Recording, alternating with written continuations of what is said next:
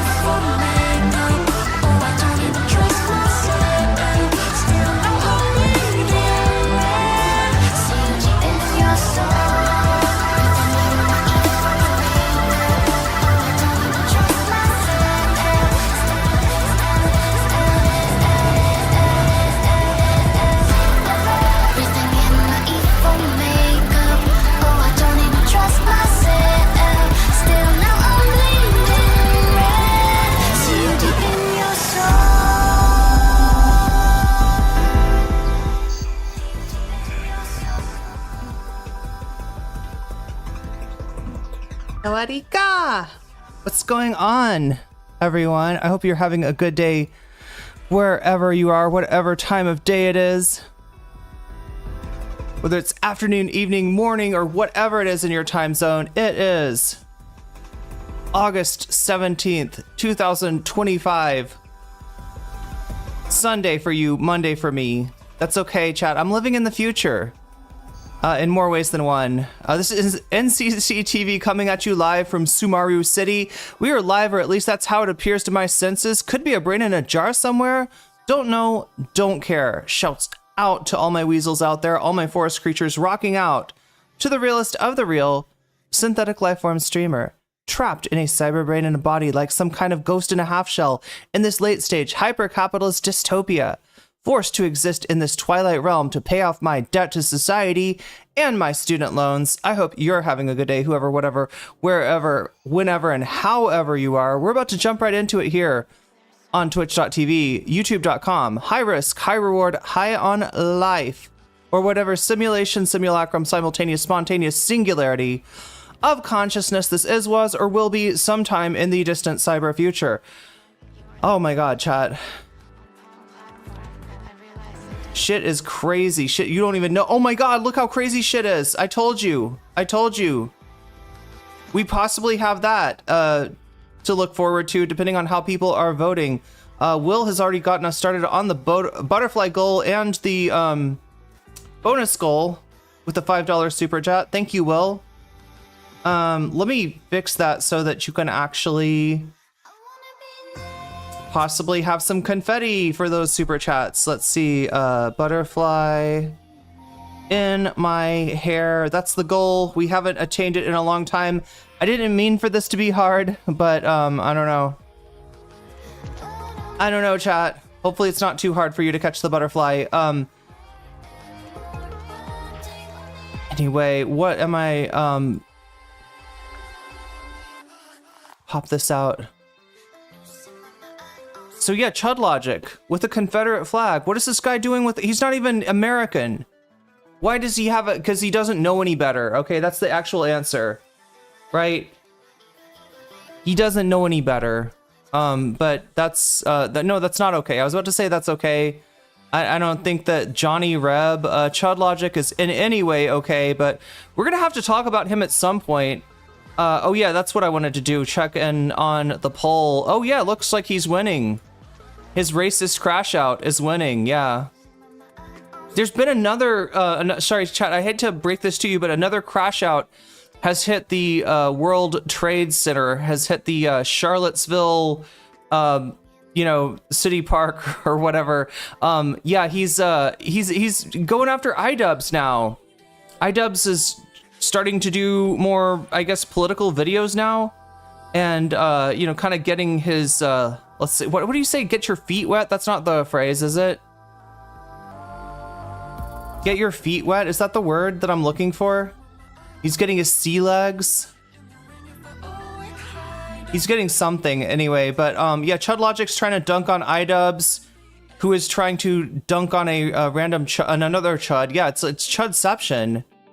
That's what we're dealing with. And yeah, he just like kind of, he shows entirely too much. Like it's like, you know, when you have a conversation with somebody and it starts off like, I'm not racist, but you know there's something really cursed coming after the butt.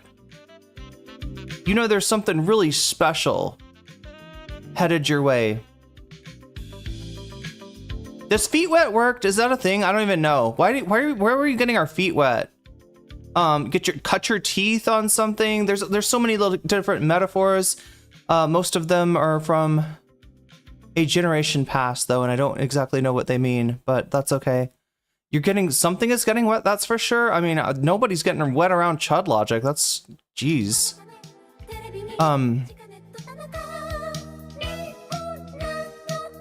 But we've got so much to get through today. Before we even get to chud logic, who is currently ahead on, oh yeah, I gotta do my part here too. Chat, what am I supposed to do? I'm supposed to hit this overlay.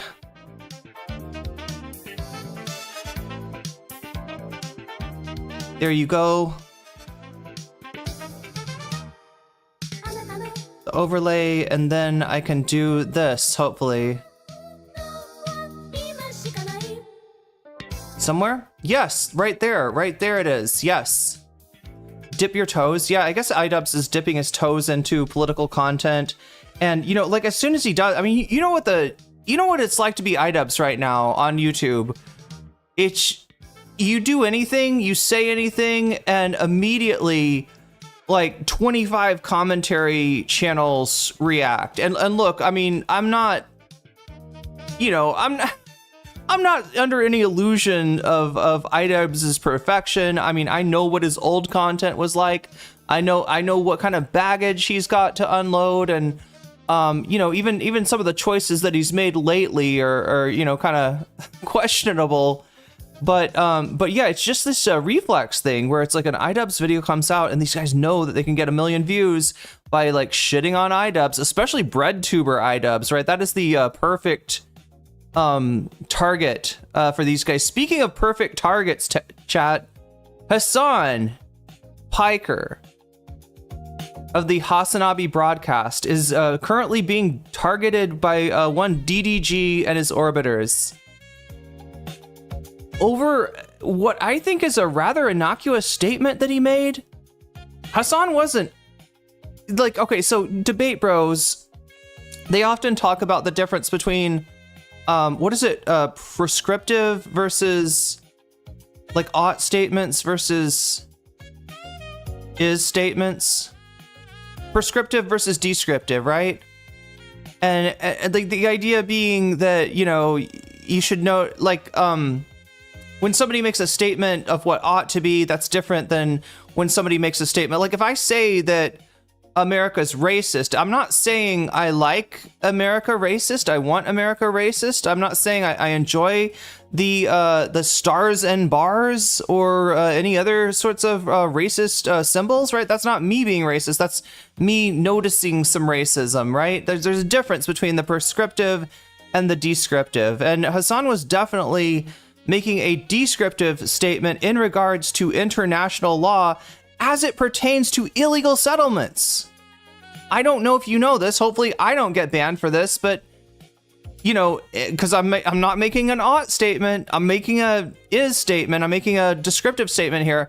But yeah, according to international law, the, you know, participation in an illegal settlement, you know, especially in a military capacity, like being part of a night raid in Ramallah, would make someone a, you know, like there's a difference between targeting somebody who does that and just like in terms of resistance, right? That's just international law. They caught Hasan stating international law, and they turned his is statement into an ought statement. They implying that he's saying that someone like that, who, yes, indeed, certain creator's wife, certain creator's wife. You know, I hate how we do this, right? How we act like Gila is a, you know, is some kind of is Ethan's wife. Hila's also a content creator. She's part of H3. Like, she's on the team. She's part of the channel. She was instrumental in the channel. So yeah, content creator Hila Klein, you know, at one time in her life matched that description. She was very cruelly forced to military service at a very young age, and put in a situation where literally, you know, she was considered by international law a valid target while she was raiding people's houses. Not now, not in her home in Beverly Hills, obviously. And yeah, I mean, like this is what Israel does to all of its kids, right? It's not only the law in Israel that mandates that one fulfill this service, but it's also the society itself. Like, right, if you do not complete your, you know, IDF tour of duty in some capacity, it can be different things, but you will be looked down on by other Israelis.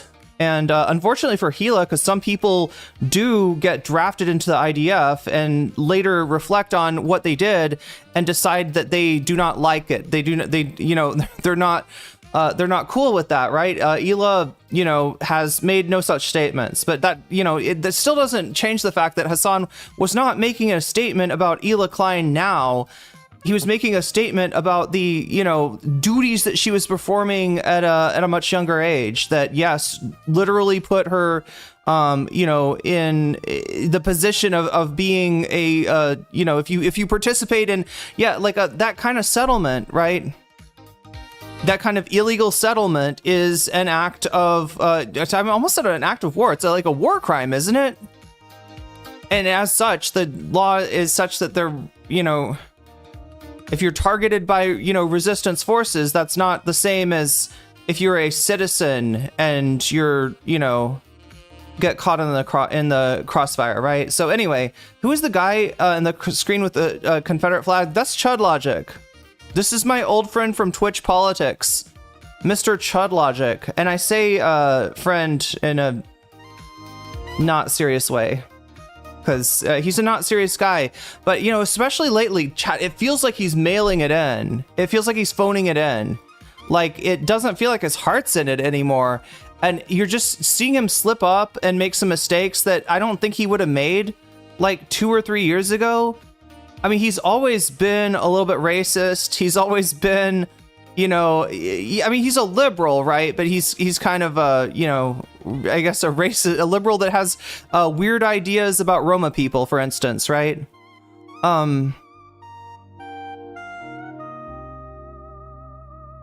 It's not Hasan's fault. Ela did war crimes. Yeah, and he wasn't trying to, like, you know, target her. Anyway, so as a response to this, we've got Destiny coming out with his statement that is, you know, actually, you know, let's look at it. I mean, we'll look at the statement itself. Like, wait, do I have? Let's see if I can change the. No, wait, I can't show you the statement, can I? I don't know if I'll be okay with this, right? It's not exactly an ought statement on Destiny's side either. But what they're saying is that Hasan is targeting Ela. And so, you know, by their own logic, I guess they are targeting Hasan, because what Destiny said was a lot more unambiguous, right? Destiny, in fact, is not talking about international law. He is talking about what can be morally justified, right?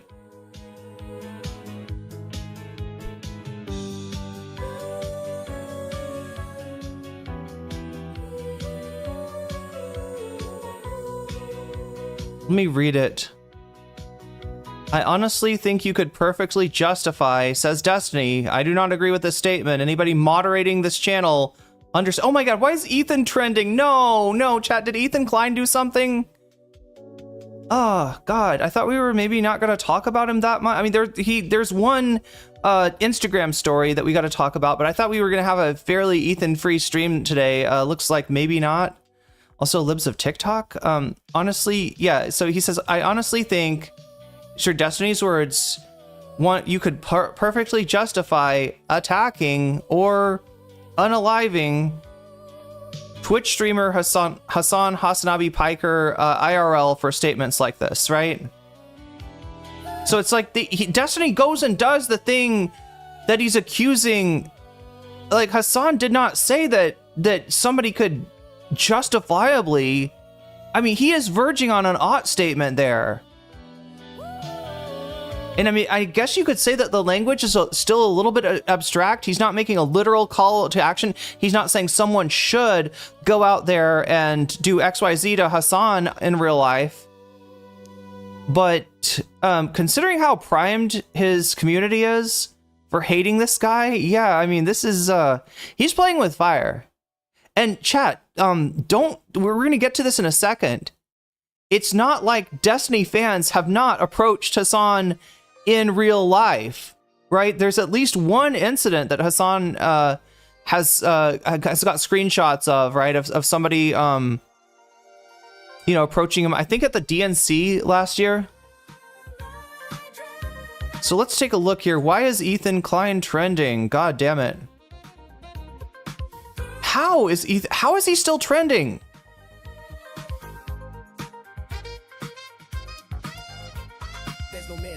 man ever survived. Invisible hands are behind you just now. If you ever win that race against rage, then you'll be king, cause it's no man's land. The mask is... Yeah, I mean, he's basically doing a similar thing to what Destiny's doing.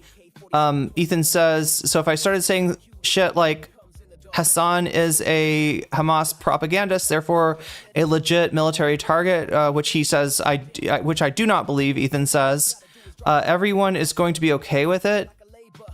Got blood all over, ash all over, spit it out. Look, the point of what Hasan was saying was not to say that people can do something to Hila without, you know, guilt or consequences or anything like that. I think it's more to the effect that, like, this is what Israel's doing to its kids. And, you know, often because of conditioning, you know, people willingly and proudly join the IDF and participate in these war crimes. But yeah, if you know, because of the mandatory service and because of where she chose to do that service, because remember, at first she was a receptionist or something like that. She was doing some kind of administrative work for the IDF, but she decided it was too boring, and she transferred over to this unit in Ramallah and went on a night raid, which is literally something that the IDF does to terrorize people in the West Bank.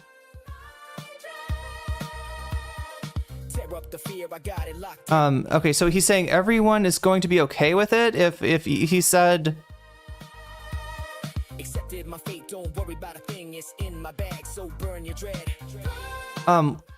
Anyway, yeah, so yeah, he's connecting this to I think what Mike from PA said, which, did Mike actually make a threat? Maybe he did.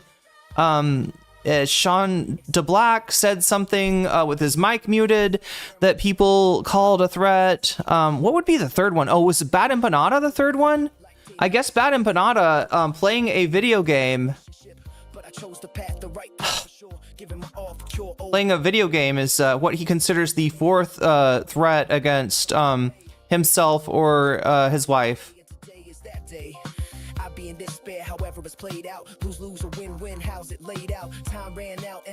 Hila also seems to have posted.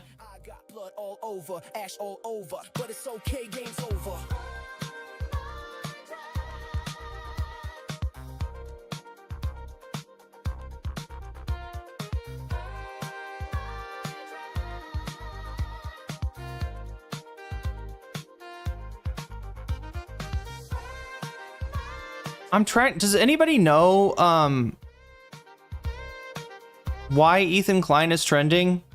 Like, it feels like there must be something else that I'm missing. It's so funny how the machine turns Hasan for platforming. Oh, so he's commenting on Matt Duss. So we covered this yesterday, by the way, and I did not, you know, agree with. I mean, like, I you know, found some fault in Hasan's actions. I mean, it doesn't. You know, the canceled thing is kind of a joke. Obviously, he's not going to be canceled. But yeah, he could have done more research on Matt Duss before talking to him. That's what I determined at the end of it, right? So Ethan's commenting about this. It's so funny how the machine... Are we the machine chat? Are you the machine? Machines? I'm sorry. Are we... Like, that's another channel, isn't it? That calls the community machines. We are not machines. We are weasels. We are jellyfish. We are definitely... Yeah, what is this, like, Dr. Robotnik here trying to turn you into machines? God damn it, chat. Ethan is just... He's channeling every supervillain in every video game ever, I guess, now. So funny how the machine turns on Hasan for platforming. An actual decent person like Matt Duss. We need to be elevating voices like Matt. Again, Hasan likes what Matt's saying right now. That's why he had him on. The thing that he's missing is what Matt said in the past and has never really, you know, has never really disavowed, has never really talked about, right? That's the whole thing, is that he came on, he brings Matt Duss on, doesn't know a lot about the guy's history, and other people do. So they're like, wait a minute, this guy, you're not going to ask him any harder questions than that? So it's a research issue, which I guess you could kind of understand from a guy that streams for 10 to 12 hours a day. If he's not doing, but it's still, you know, obviously he needs to do better. He's a, you know, quasi journalist, and you can't, you know, you just like you can't have Netanyahu on your stream like the Nelk Boys without knowing who the fuck he is and being able to offer some pushback when he tries to use your platform to lie.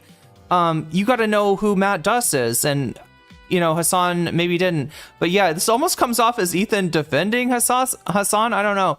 We need to be elevating voices like Matt and shutting out people like Bad Empanada and the psychotic squirrel. The squirrel was a little angry. I will give Ethan that. The squirrel was a little, like, I've never seen the squirrel repeating the term scumfuck as much as she was in the post about Hasan. So yeah, fair enough, right?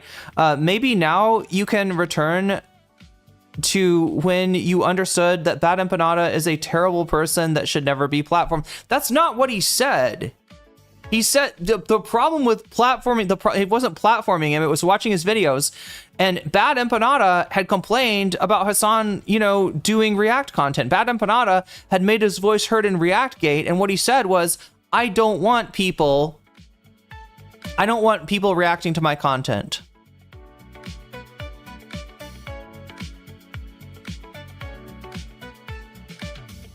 I am not sure I understand why Ethan is trending, though. That's kind of weird. Yeah, I don't see anything new that's happened. I'm sorry, I'm not reading chat. I should be reading chat. Chat, do you know?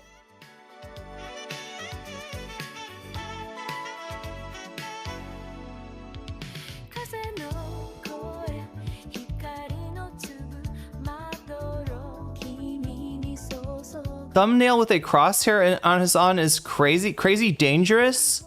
Is it as dangerous as platforming Chud Logic and his neo-Confederate? Like, was he like Stonewall Jackson in a past life or something? Like, what's he got going on?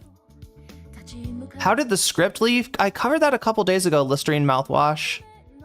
He was on stream, and it's just a, you know, it's something that's supposed to be for Ethan's eyes, and it ended up being shown, just like I show you, wait.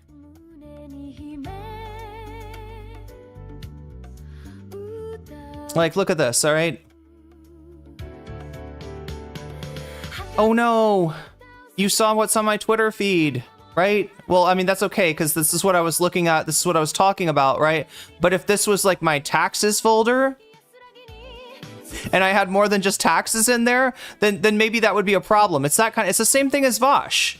The same kind of reason, right? The same kind of reason that Vosh, the same kind of way that Vosh exposed his spank bank, his folder of you know, spanking material. You know, Ethan accidentally showed his script, right? So that's how we got the script. But yeah, if you want to see full coverage of that, that is not yesterday's video, but the video from the day before. Ethan is in full Hamas calendars hysteria mode. Oh god, I remember the calendars now.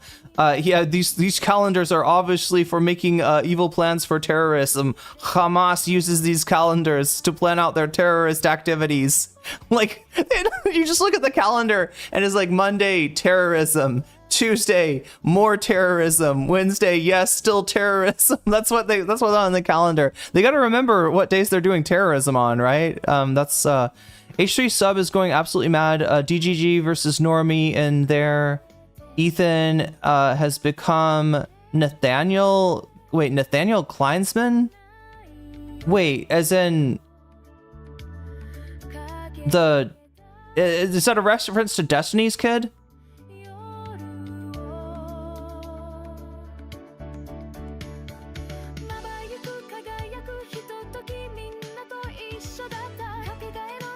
He said the same thing about Bad Empanada.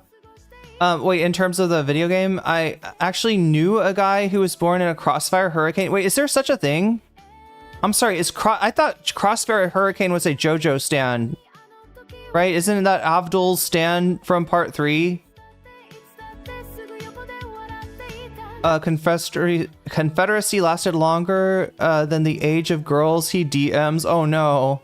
Oh, wait, Destiny? Oh god, he's on talking about 15-year-olds now, chat. Destiny's talking about 15-year-olds. He's talking like, oh my god. Let me see. The Destiny shit is like actually a little bit more interesting than the Ethan shit. The other thing that I need to do is put update the bonus goal. So we're at 5 out of 100. If we get to 100 out of 100 by the end of the stream, we'll do some bonus content. That's where Chud lives. That's where this guy wait. That's where this guy lives. So if you want to get to this guy, if you want me to cover this guy, his racist freak out, his racist crash out, then we got to get this number right here to 100. And we're off to a start with 5 out of 100 there. I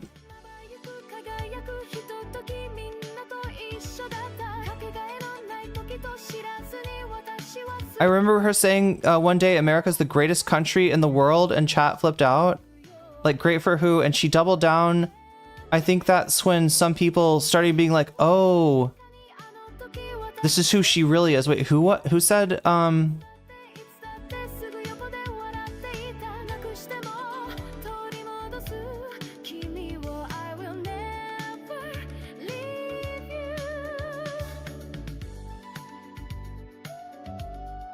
Hila is a successful CEO. Are we talking about Hila?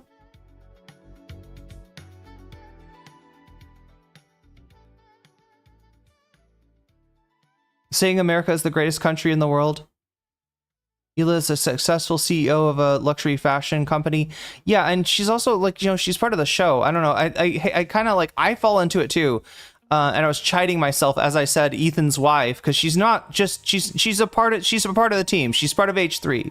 She's not somebody's wife. She's a person, right? And the whole thing, it's two things. I mean, like, obviously, you know, there's maybe misogynistic reasons that, you know, people tend to say stuff like that, but also, you know, this idea that she is somehow, because like, chat, if I had a significant other and that was like a public figure, like if my significant other owned a clothing brand and people were like, you know, attacking them as a way to go after me, right? That would be kind of fucked up.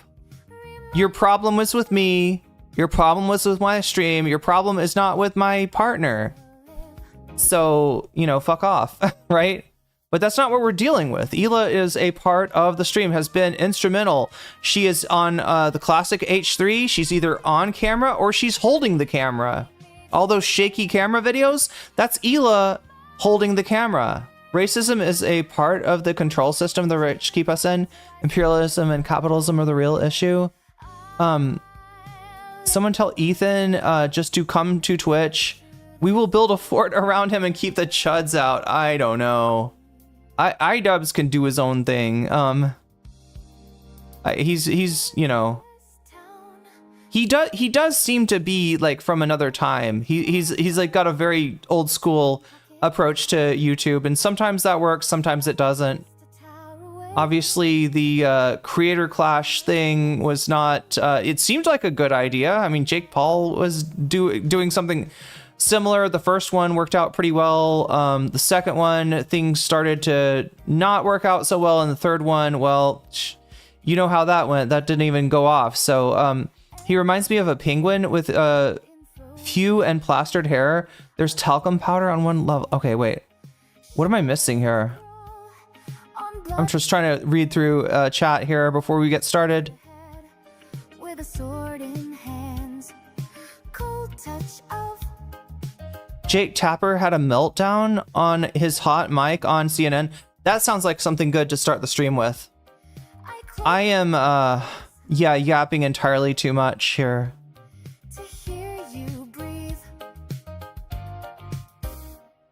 Ethan himself has said, yeah, settlers were justifiable military. Yeah, in the conversation with Hasan, he said as much. And then when Hasan pointed out that that includes, you know, his wife at one time, He's like, yep, that's right. You know, it just basically was like, yeah. It's legally, not legally true, but he's so sloppy with his language. Yeah. So, that he'll say anything to signal, virtue signal as he backs a genocide. It's so dumb. The way that Hasan meant it was regardless of who it is, even if it's your favorite person. Yeah, he did say something like, the thing that included Hila in that, I think, was, even, you know, anyone who engages in these kind of illegal settlements, right?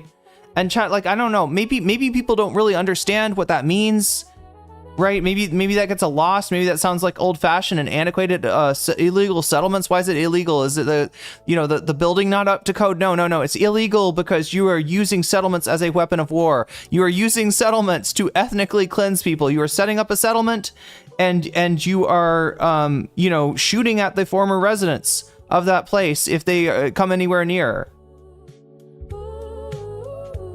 And you know, if it's, you know, the settlers have weapons, and also the IDF are there, and any kind of trouble that the settlers run into that's above their pay grade, the IDF handles, and you know, obviously is there to do things like night raids to terrorize the populace. So yeah, settlement is it's not like it was, it's not like it's not like Civ. Well, I mean, it kind of is. I guess settlers are units there.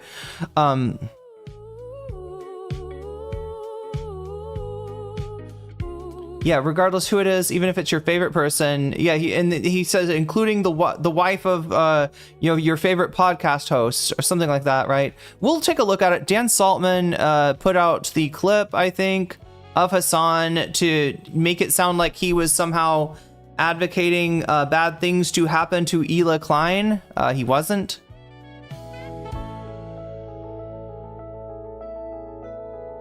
Yeah, and Hasan also brings up the relevant parts of the law, so that's in the video. Thank you, chatters, for offering documents and stuff. I think we got that one covered, though.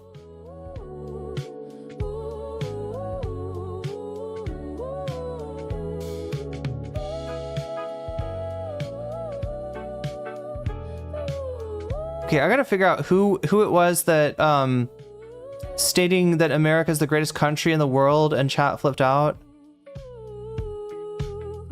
She doubled down. I think that's when some people started being like, oh, this is who she really is. That can't be about Hila, right? Actually knew a guy who was born in a crossfire hurricane. Apparently he howled at his ma in the driving rain. Okay, god damn it, it's Jumpin' Jack Flash and it's a gas. I got it. I was like, wait a minute, is that even a real thing?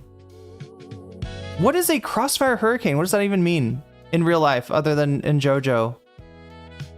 Ethan is not trending in Mexico. You know, he may just be trending for me, Shaxpia.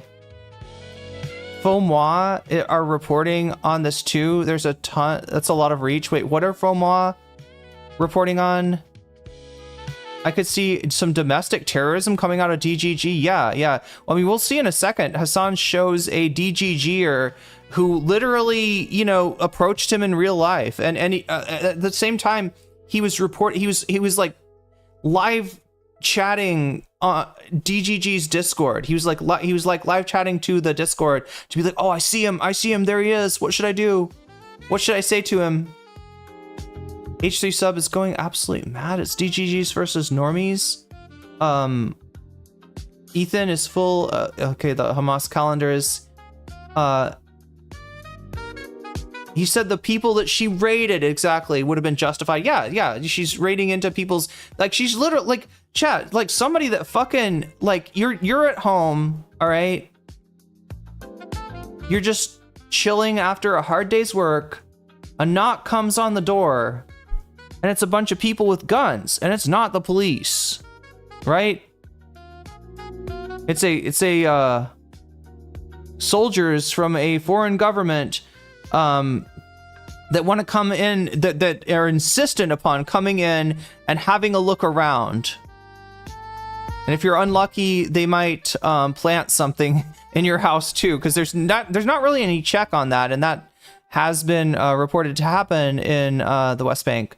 Also, the Hasan nuke video is due to drop this week. Yeah, he says he's working on it tomorrow, I guess. The one that the script got leaked for, yeah, so it's going to be about Hasan showing nudes to people. In reality, it's Hasan opening his phone, and when other people see, I think it's his Snapchat DMs, maybe his Twitter DMs too. So if he's got his DMs open, like, you know, some of the DMs that are coming are people being like, hey, Hasan Piker, look at my nudes. And people are like, whoa, he's got nudes on. Oh, man, because it makes for good content, right?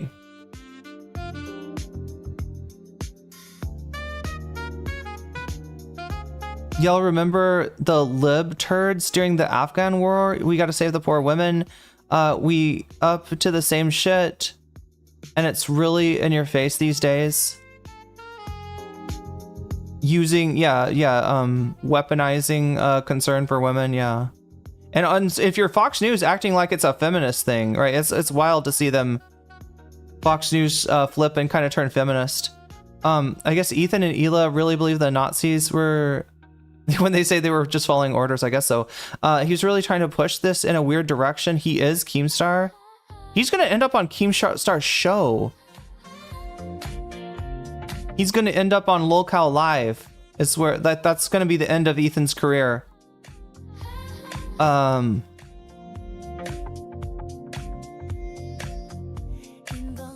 Ethan is not trending, says Patty. I don't know. He's trending for me. Maybe I've clicked on Ethan posts too much. Maybe it's my fault.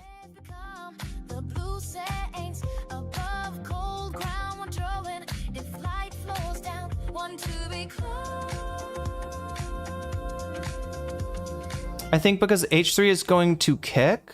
Wait, is that as H3 versus Sneeko? I'm sorry, I'm out of the loop with what chat's saying too. Transfem Princess. Sneeko is allowed on social media again. Well, yeah, I mean, like that's what the whole thing is with you know, putting him back on X.com. Ethan's redneck character, Nathaniel Kleinsman, is Ethan's Republican persona. Wait, so is this something he did with Hasan when Hasan does Hank Pecker? Is it kind of like Ethan's version of Hank, or is it something that existed before?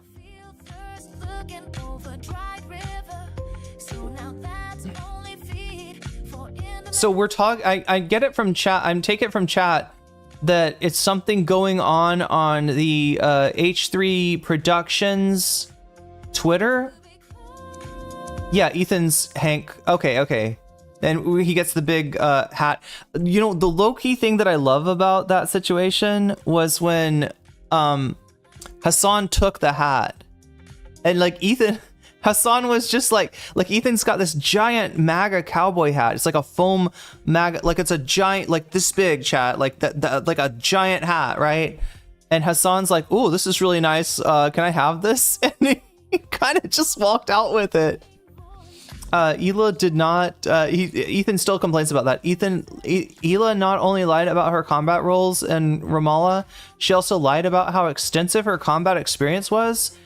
She wore corporate regalia of the Duch. I'm gonna mispronounce it. Duchafat Battalion. Is that right?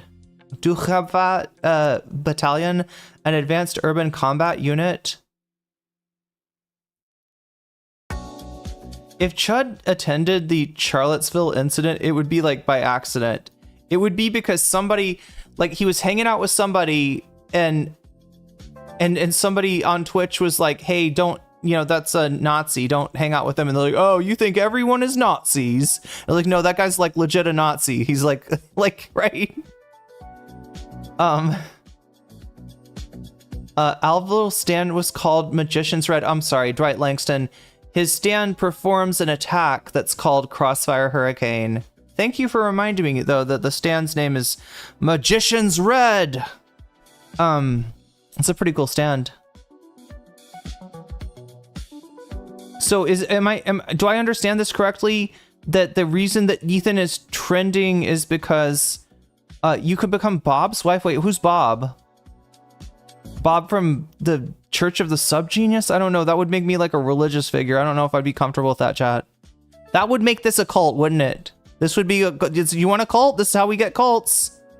Just marry a, you know, religious figure and, you know, next thing you know, you're in a cult. My puppy locked me out of the house? That's a precocious puppy, Rave. And in the backyard this morning, my uncle had to come and use the spare key to unlock the back door. I am so down for slinging shit today. Let's get to it, okay? QT's thing seems to work fine. Just voting is argued about, but that's not her. Are we talking about QT Cinderella somehow? Was that who people were saying really loves America? The Jake Tapper meltdown, yes. Okay, whoa, I'm way behind in chat, aren't I? I'm way behind, I can tell. Ela, okay, you were talking about Ela. Ela's the one that said she loves America.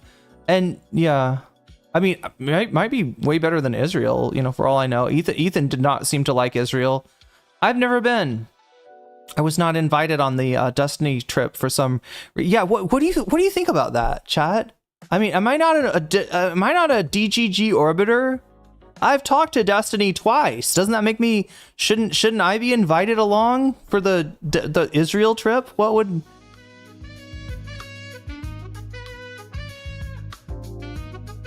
If you roll around the mud with a pig, are you going to get dirty? You need to remember the pig likes it. Oh yeah, the pig also likes it. That's true.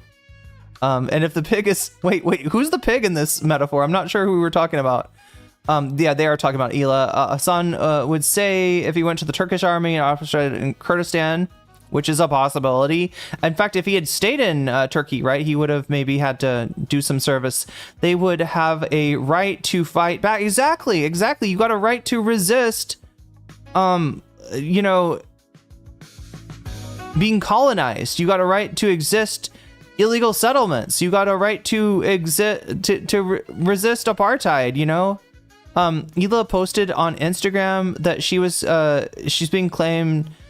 being targeted by Hasan and described a pattern. She claims, I did see that Instagram post. Yeah. She talked about how you can have nothing and become someone wealthy in this country. Oh God, that whole, everyone is a millionaire and waiting. A lot of people think this about the United States, right?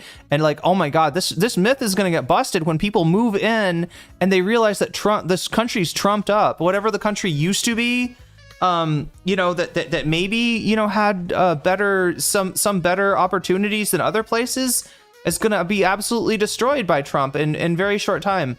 There are still normies in the H3 subreddit. Yeah, good question.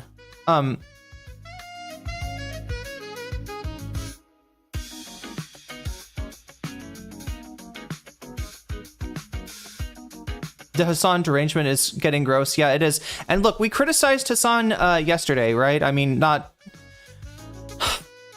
in a terminal kind of way, but just in that, you know, maybe the Matt Duss video, maybe the Matt Duss interview could have been better research. That's all. That's it. You know, it's a research issue. Ela, war crime committer, getting upset. Hasan brings up that she somehow committed war crimes. This is Demon's defamation post. Something Ethan said that wasn't true about a fan.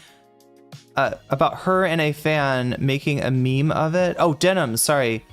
Denims defamation post. That's what's got Ethan trending? No more YouTube slop lore. I know, we gotta get into this.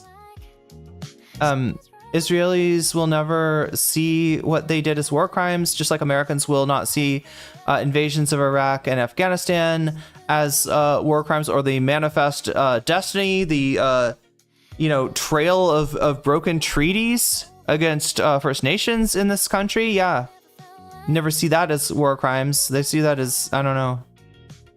It doesn't seem like we've been far apart, so jealous. Which platform? Oh, I don't know, Yashoki. I would guess Twitch.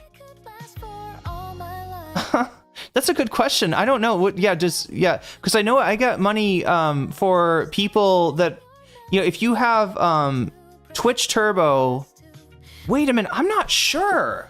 No, there is something, right? That's the little yellow line is people watching on Twitch Turbo. or YouTube Premium. Yeah, I do get paid for both of those. Yeah, I really don't know, actually. Maybe just watch on where you're most comfortable with. Wix, not Winks. Did I say Winks? And when I say, oh my God, I'm so confused. Let me try to get through chat here.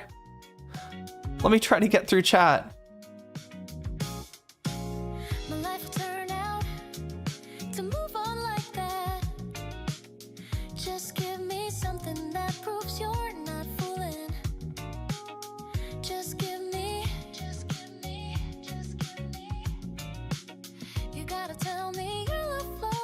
Oh God, Manifest Destiny. Of all the words to use when we're covering Destiny, yeah, that's wild. Okay, so finally got through,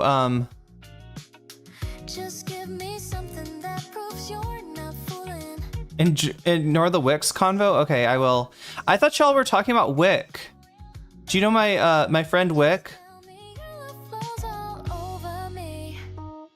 When stars smile at moon, wonder how looks in your eyes. If I could ever tell you that, wouldn't I feel so weak? Pray in my heart when moon reaches stars, you won't leave me again. If I could ever tell you that, you wouldn't leave me. Okay, let me show you what I'm talking about here. So what are we gonna, Jake Tapper crash out? We need to cover that. Oh my God, chat, it's light mode. I'm sorry, I think I have, why do I have this? I guess I just haven't set this up to be. But yeah, I was looking at Chud Logic when I was checking out the content, his video about Xander Hall calling somebody a racist because he was a member of a neo-Confederate group, right? Which Chud doesn't understand to be anything more than a history appreciator. Oh, neo-Confederacy? Is that like guys that gents that go out for do a little lop in the park, do a little historical reenactment? Yeah, no, that's nothing. They're not Nazis, right? It's just like, dude. But yeah, as I was looking at him, I started to notice something, chat. He's changed. Chud looks different than he did before, right? He's slowly changing as he gets more and more burnt out with doing content that you know he never intended to do. Remember, this guy wanted to be a bread tuber when he started out. He wanted to be like I don't know, like Sean or H-Bomber guy or something like that, right? And just the, you know, simple twist of fate in his Discord has caused him to instead take the other side of politics and become this unironic chud here. But yeah, you see his face? You see what I'm talking about? It just kind of reminds me of someone, doesn't it? Do you think, chat? He's starting to look more and more like Wick. Right? I can't tell the difference now. No, I can tell the difference, but he's getting closer and closer to Wick. While I put you in a trance, let's party. Put the boogie in your body. Work that body, make sure you don't hurt nobody. He was pretty lefty. Yeah, no, he was full on lefty. Right. In fact, he called himself a leftist. He called himself a and I believe he was, I'm trying to remember if he was an anarcho-syndicalist or what his specific tendency was. Yo, Omega Star, thank you for resubscribing. And reminding me that I need to get this shit going here. What is H-Bomber guy up to? Yeah, I don't know. Who is Wick? Wick is the, in Twitch politics, right? When I started, Dylan Burns and Prime Kai, right, two streamers were they were the debate panels, right? They figured out that if you stream by yourself, just talking about Ukraine or something, you're not going to get that much attention. But if you have like a weekly show where you bring on like as many guests as you can fit into the screen, and get them to debate each other, that you'll get more attention, right? So they started these panel shows, these panel debate shows, the Hippy Dippy and the Prime Kai Reverie, I believe was what was called. And so yeah, so that shit kind of ran its course. Dylan moved on to bigger and not better things. Some would say to war tourism, but I'm not going to have that discussion right now. Dylan moved on to different stuff. And Prime Kai, well, he was kind of befouled by a scandal, by the fact that he was hitting on one of his employees that did not want to be hit on, right? So they kind of fell by the wayside, and like people were like, well, yeah, but this meta, it's obviously still works, right? You know, if you get people on a debate panel, you know, you'll get more attention, right? You'll be able to start a career. And so Wick is this guy that tried to use the formula, the same formula that got Dylan big on Twitch, the same formula that got Prime big on Twitch back when he was big. Super chatted $5. Thank you, Crystal, for the $5 super chat. And thank you, Thomas Jerome. Fat Westony? Wait, what does that mean? What is Fat Westony? I don't know what it means, but thank you for the super chat. And also thank you for the super chat, Crystal Saphira. So yeah, our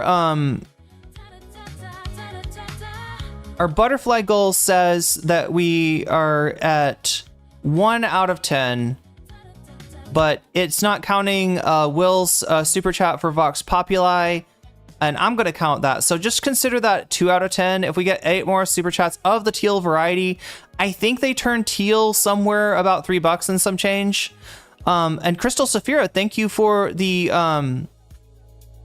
super sticker. And also, wait, I always like to do this, right? When somebody does this particular super sticker, it's like you gotta cheers, right? You gotta toast that. Fat Westony. Okay, I get it. It's like a fatwa. He is doing a fatwa. That's what I was gonna say. It is kind of like it's a little bit like a fatwa, isn't it?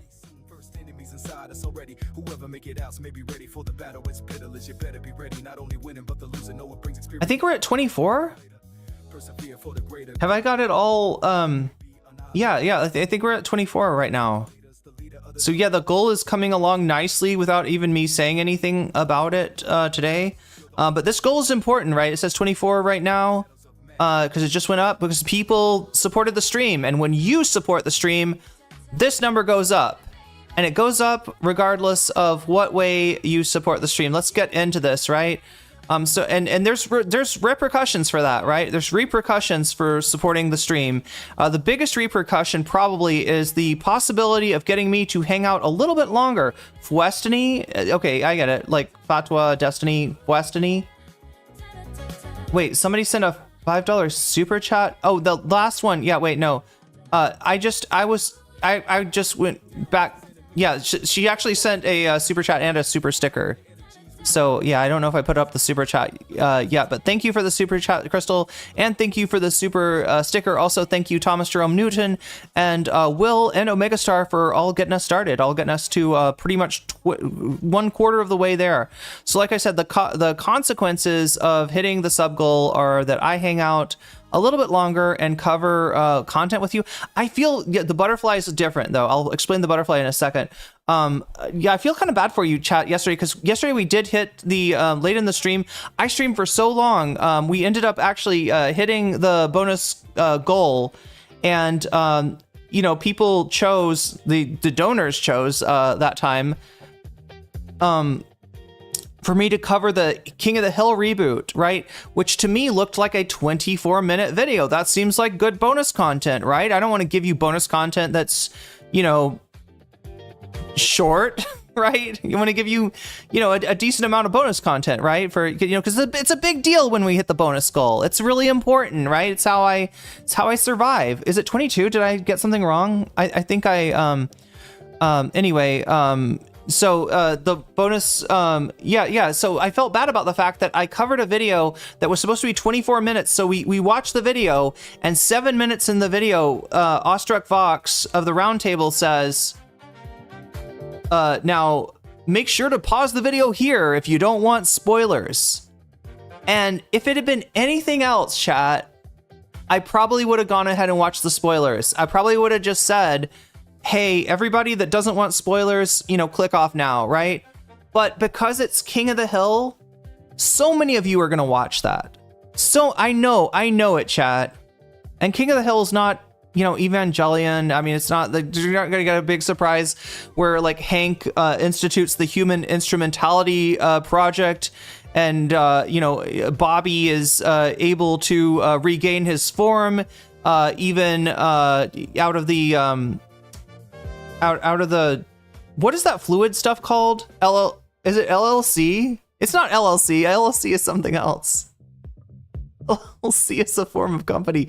What is it called? LCL? What is it called, chat? What is the fluid? What is the goo from Evangelion called? I can't remember. But yeah, you know what I mean? We're not going to have a super surprise ending, you know, where we find out that Hank is actually Xehanort and Bobby is Roxas or Ventus. You know, it's not going to be like a Kingdom Hearts style plot twist or anything going on there. But still, it's your favorite slice of life anime. LCL, I'm sorry. I was like the LLC. I'm in the LSD. I'm in the LSD tank so I can communicate with my Ava, which is actually my mom. But that's okay because the LCL is basically amniotic fluid. That's so wild, chat, that the whole idea of Evangelion is like if you could pilot your mom while she is pregnant with you, right? That would be Evangelion. Evangelion, right? It would be, you know. Can you imagine that being a little baby, like piloting the battle? Like you fight, you know, your mom fights somebody else's mom.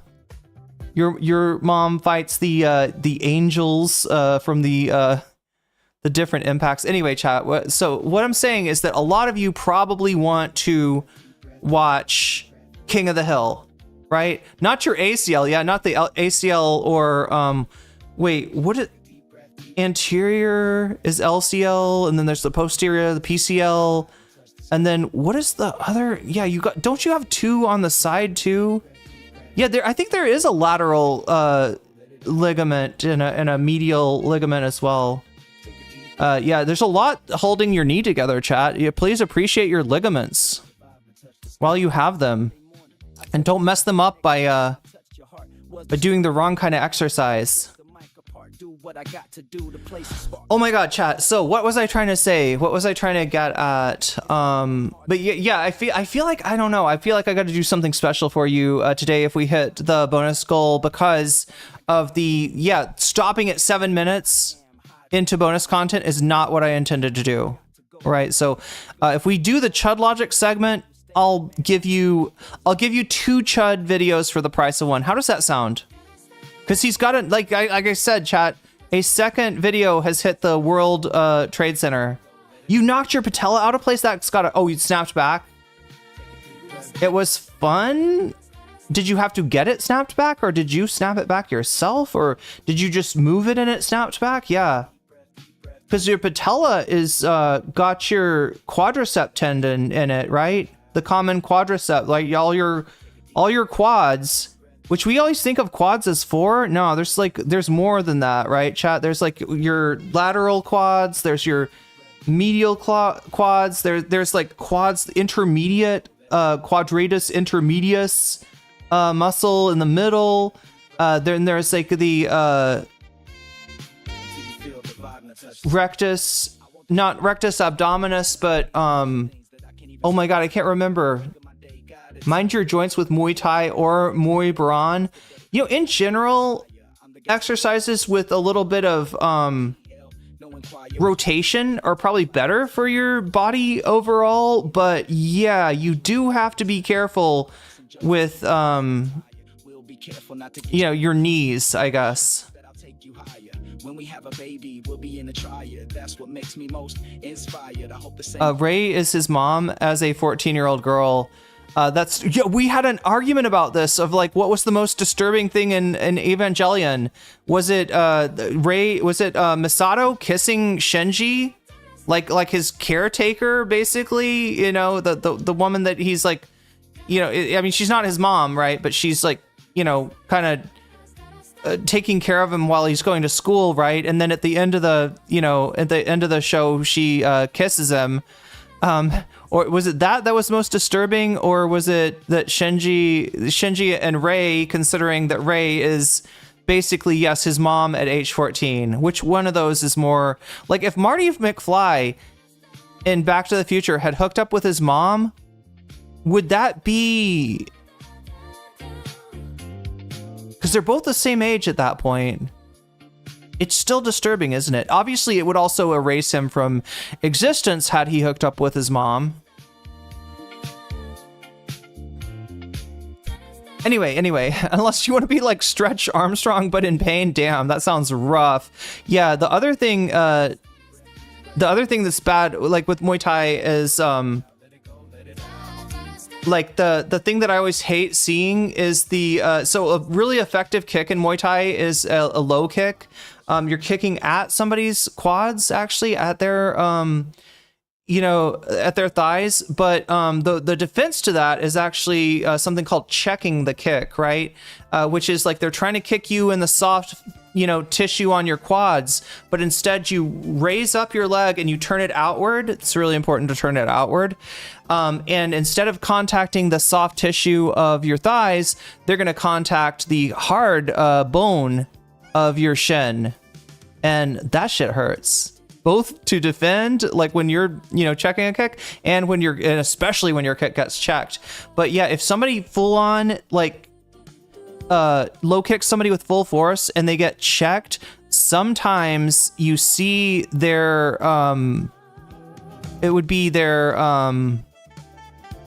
sometimes you see their lower leg bones like just break. Marty did kiss his mom in the film. Okay, that is kind of... Honestly, the implied PDF is the least surprising thing about anime. Yeah, true. That's the unfortunate thing about anime too. Anime and manga is that there's an audience. There's an audience out there that is wanting to see that shit. And sometimes when something a little sus ends up in an anime, right, it is a perverse incentive that's getting it there. Not just a perverse incentive like hentai, like pervert, right? Perverse as in, like, they know that they're going to make money if they play to that crowd, right? So they just kind of leave it in there with like a little bit of plausible deniability. And it's like, wow. I guess, PDF money spends just like any other money, in capitalism. Binged some Napoleon blown apart fake MMA guys videos. Just use the throat rip technique. Damn. Anyway, we got to get going. We got to get on to this, right? Like I said, we've got several goals to keep our minds on. That's one of them. We're a quarter way on that goal right now. If this gets to 100... I'll stick around. I'll do some extra content. The things that make this number go up are when you use when you do a super chat, if you do a super sticker, and if you do a super sticker, please to at me in chat or something, or flag a mod or something like that. Like not flag, not like report, but like get a mod's attention or something like that. Because like it doesn't make a noise for some reason when you do a super sticker. I don't know why they haven't added that. But it's not there. But yeah, super chat, super sticker. If you get yourself a membership, which is how you become a weasel, or if you gift a membership, which is how we get weasels, right? You make the number go up. You also make the number go up when you support me on throne.com/nocommentchick. That is where I'm trying to crowdfund my Vietnam trip, which is coming up really quickly. I'm going to be going to Vietnam in the first week of September in order to procure my educational visa for Thailand. Isn't that weird? You go to Vietnam to get a Thai visa? Well, yeah, I mean, if you want to save, what would it be? If you want to save $450, which I do, then yeah, you leave Thailand to apply for your visa, not at the Thai embassy in another country, which I'm going to be doing, and staying there for 10 days, hopefully doing some content, show you a little bit of Hanoi, what Hanoi has to offer, and then yeah, so I'm trying to crowdfund that. We're 60% there. We're 60% crowdfunding, so closing in on being able to pay for that trip outright, which would be awesome. Especially since it's coming up. So yeah, that also makes this number go up, as it does if you sign up for my Patreon, patreon.com/nocommentchick. Let me know also if you do that, and I'll shout you out for that as well. And this number will go up, as well as if you support me on Twitch, which you can do for free. Did you know this? You can support me on Twitch for free. If you have Prime, you can hook that baby up to your Twitch account, and you'll get what's called a Twitch Prime sub. Now, you can give this Twitch Prime sub to your favorite streamer, any streamer of your choice, right? But if you give it to me, then you'll get all of the emotes in my chat, which are on Twitch. They're animated, right? So there are some pretty cool emotes. People seem to like them. That's why Twitch has got almost as many subs as YouTube has members, even though the subs cost twice as much. Yeah, they are a little bit expensive, right? You can get yourself a sub for $6. You can also gift subs to other people, which is very generous, or you can use bits to support me. Any of those things will cause this number to go up. If this number goes up to 100, I stick around and cover one extra topic. If it goes up to 200, 2 topics. If it goes up to 300, then holy shit, I better buckle in. I better like order some food or something, because I'm going to be covering 3 topics for your that's how it works. Find an uncle in Vietnam and you'll get some good ass food. I gotta find, do you think there's like is there any kind of vegetarian culture in Vietnam? That's gonna be my biggest challenge in Vietnam, actually, is because I know that you can get like something like pho. You can get it without meat in it, but that doesn't mean that there's not like meat or bones in the broth. And I know about the vegetarian culture in Thailand. It's kind of attached to Chinese Buddhist, Mahayana Buddhist immigrants, right? Is kind of where the vegan culture, which is called J, in Thailand comes from. I don't know in Vietnam how it works, so I'll have to learn about that. Luna Oi just finished volume 2 of her textbook. That's really cool. That's a really interesting textbook. Yeah, you can actually learn about, I think the first volume, dialectical materialism. But yeah, you know, she apparently like learned about it in school. And so what she's done is she's gotten her textbook and she's translating it for people who want to learn, you know, how concepts like dialectical materialism and historical analysis are taught in a socialist country. Vegetarian food is very common in Vietnam. I'll have to figure out if there's like a word, right? Because in Thai, the secret for me was learning the word J, right? Not Jai, which is another word that gets used a lot. Jai, you know, like refers to your heart or your emotions. But J, and that was the key for me to be able to find vegetarian stuff. Second is about historical materialism. Nice. You can get pho without fish sauce. What about you can't get pho without fish sauce? That's true in Thailand too. Yeah, a lot of times, you know, just like the sauce that's made for whatever food is going to be, it's going to contain what, fish sauce, shrimp paste, or you know, or something else. Chai for Vietnam. Nice. Okay. It's the same concept though. What about delectable? I'm starting to get hungry too. Although, yeah, I almost wanted to say Che, right? Because like, anyway, that the J is usually transliterated as Jay. J is in vegetarian or similar to vegan. Whereas Jai, the word that describes your emotional self, is Jai, is transliterated like that. Anyway, Kan An as thank you. Oh no, I need to learn some Vietnamese, don't I? I know Dao Mao to curse out Vosh. Okay, I gotta not say that. That's the worst thing you can do, chat, is learn curse words in other countries, because there'll be some time when you're frustrated and you're tempted to say that naughty word, and you really shouldn't. You really shouldn't say that naughty word. But what you should do is know that in addition to supporting the stream, making it possible for me to continue, and you know, getting me to stick around for some extra content, when you donate, you can also affect the poll, right? The poll on YouTube right now, right, is what determines what bonus content we actually get. Right now, Chud Logic's blank crash out, we don't know what that is behind that block test. RA something IST. I don't know. I can think of 2 words, chat, that are RA something IST, and I'm not sure which one applies to Chud Logic, but I suppose if we end up getting bonus content and choosing that, we will find out what's behind that block.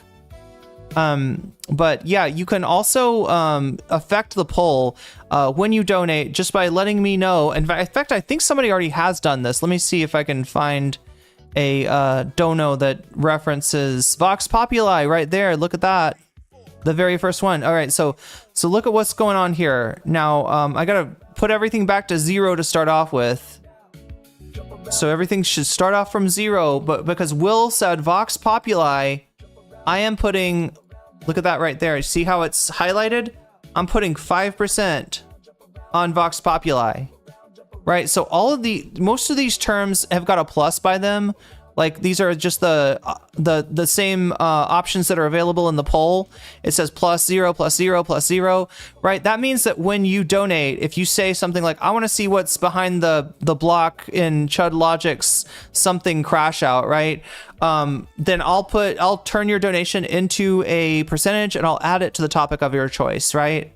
So you'll actually get, yeah, that'll add to the poll at the end of the stream and possibly affect the outcome. It often does, right? So when you donate, you can also affect the, you know, what we end up getting for bonus content, right? So, you know, any of these topics you can say, or you can say Vox Populi if you are just like really strongly believe in the will of chat. You're like, I want the chat to get what it's voting for. I don't want anybody messing with that. Then your move is Vox Populi, because Vox Populi is actually a little bit more powerful than it looks, right? It's a minus.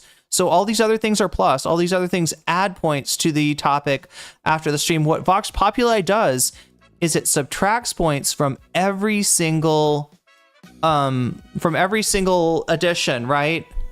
So it basically it cuts down the effect of other people's donos, you know, pulling the stream in one direction or another, and just kind of returns it to the voice of the people. Right, so you can do that as well. You can also say video game stream. I know people have been talking about my music. Yeah, the music at the beginning of the stream is from SMT Devil Summoner. Almost said Devil Survivor. That's another game. Devil Summoner Soul Hackers, right? Soul Hackers 1. The original one. And, you know, if you want to see me play something like Soul Hackers on stream, then you can say video game stream, and I'll add it to that. When we get to 100, then I will owe you a video game stream, and we'll make it happen. We will make it. We'll actually do some video games. So anyway, that's how that works. We're at 24% right now. If we get to 100% by the end of the stream, I'll stick around and cover one of these topics. The topic you're voting for, the topic you can also affect it by donating. And let's see, the other thing that you can do, and again, the thing that allows you to change to add points to one of these topics is when you do a super chat, super sticker, if you get yourself a membership, if you gift a membership, if you support me on throne.com/nocommentchick, or if you sign up for patreon.com/nocommentchick, or if you support me on Twitch, any of that allows you to manipulate or demanipulate the results of the poll. Right, so with that straight, the other goal that we have is a butterfly goal. That is a goal to elusive butterfly goal, right? We have 1 hour and 47 minutes left to try to put a butterfly, such as this one, in my hair, right? I think much better with a butterfly in my hair. The stream will be better with a butterfly in my hair. And the only thing standing between this butterfly and my hair is 8 teal super chats. They turn teal, I think, around $3 and some change. They turn from blue to teal.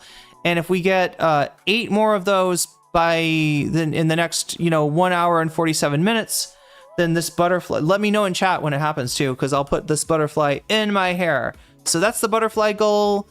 And the bonus goal, I think I have adequately covered those. The other thing I need to do is thank my Patreons, right?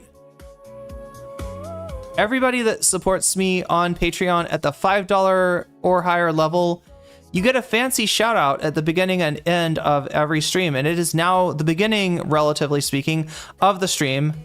And so I think I'll go ahead and give you those shouts out now to everybody that supports me on Patreon at the $5 level and above. Shouts out to Oral's Ellipsis. Shouts out to Temporal Insanity. Shouts out to Steven Sayers. Shouts out to Funky Monkey. Shouts out to Sarah. Shouts out to Nadia Yvette. Shouts out to Moe Noip. Shouts out to Jules K. Shouts out to JMB. Shouts out to Izzy Mandius. Shouts out to Infallible Fowl. Shouts out to Good for Gabby. Shouts out to Emily French. Shouts out to Direful. Shouts out to Buffy Geek. Shouts out to Big Owl. And shouts out to Animus. And a fancy shout out to Zara Xerix, to Rachel K, to Crystal Saphira, and to Omega Star. With that being said, chat, I believe we are now ready to make this dream a reality here. Let me, wait, I'm talking like I'm Dream or something. Like, that's something Dream would say. We're gonna make this dream. Teamwork makes the dream work, y'all. Anyway, this is not a Minecraft stream.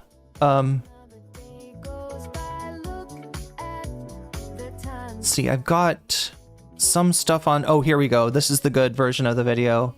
He's always going to take you out of context. Got to start ignoring. He's always going to take you out of context. That's right, Hasan. That's your life now. Can you imagine, like, chat, I've had some ops myself, right? By ops, I mean, people that hate you so much that they dedicate every waking moment of their life to trying to crash your streaming career.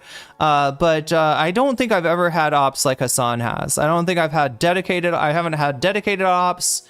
I've had some rather large streamers, hate my guts. Shouts back, says Crystal Saphira.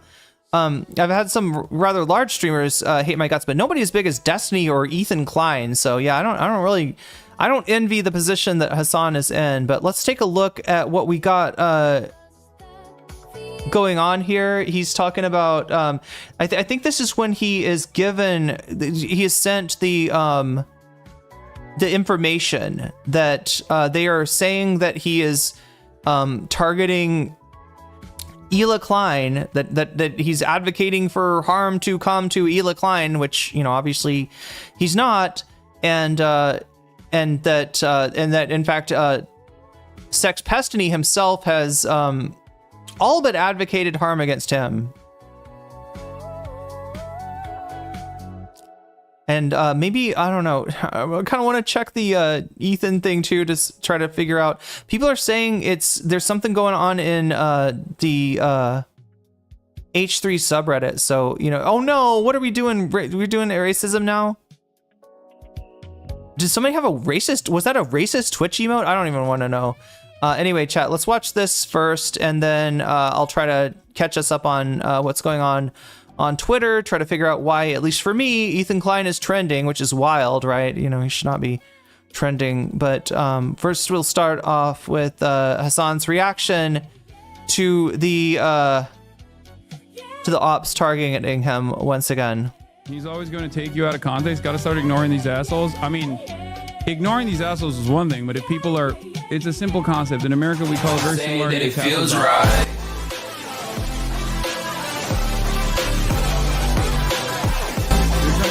For violent threats again? What violent threat did I make this time? What happened now? Okay, don't say what about God sorry damn, man. Okay, calm down. I want to know what it is.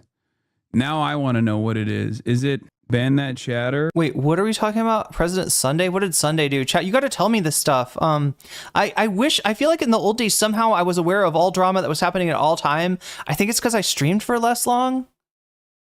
But literally my life is I wake up, I eat a spicy salad, I go and work out, I take a shower, and then I stream for I don't know, like 5 to 8 hours, and then I eat dinner and I fall asleep. It's pathetic.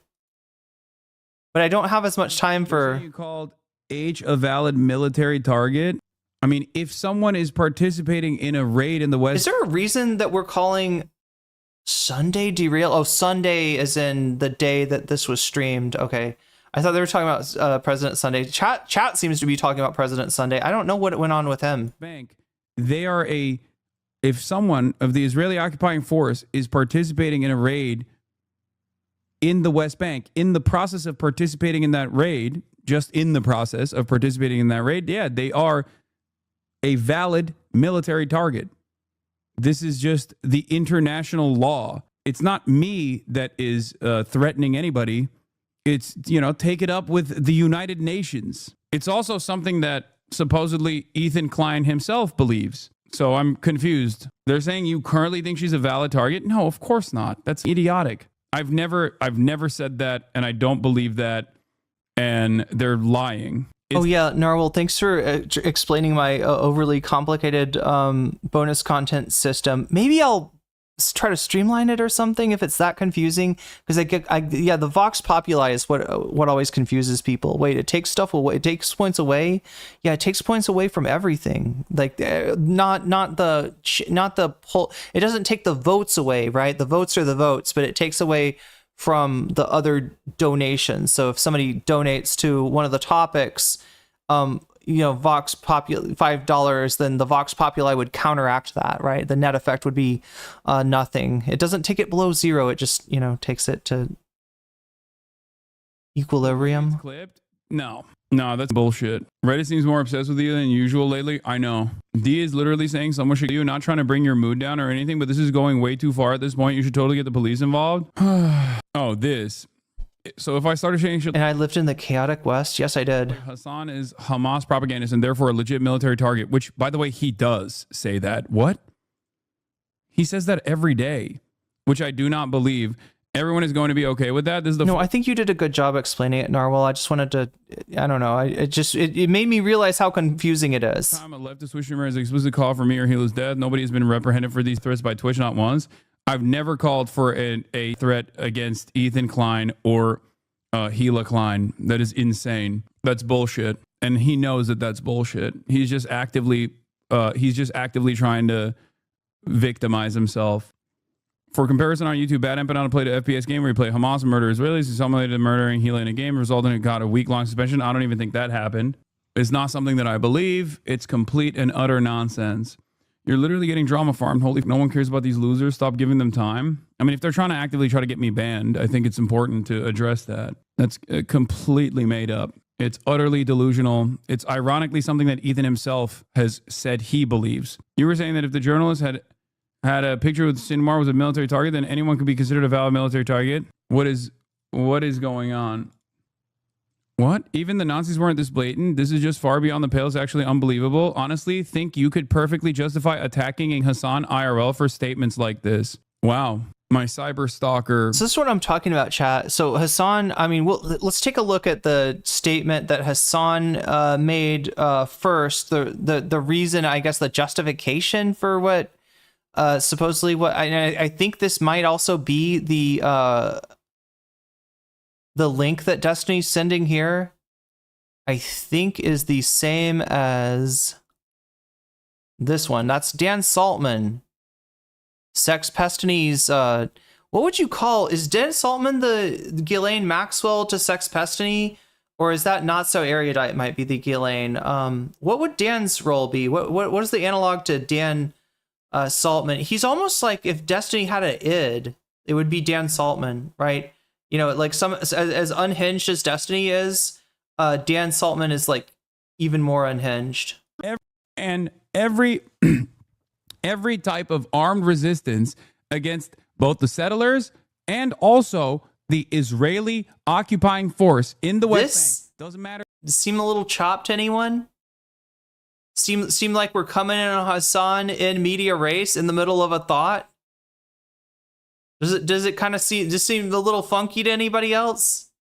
And the fact that Dan says, here's the high quality edit of Hasan wishing for Ela's unaliving, by the way. Stop using the scuffed version. I wonder what other version is circulating that might give more context.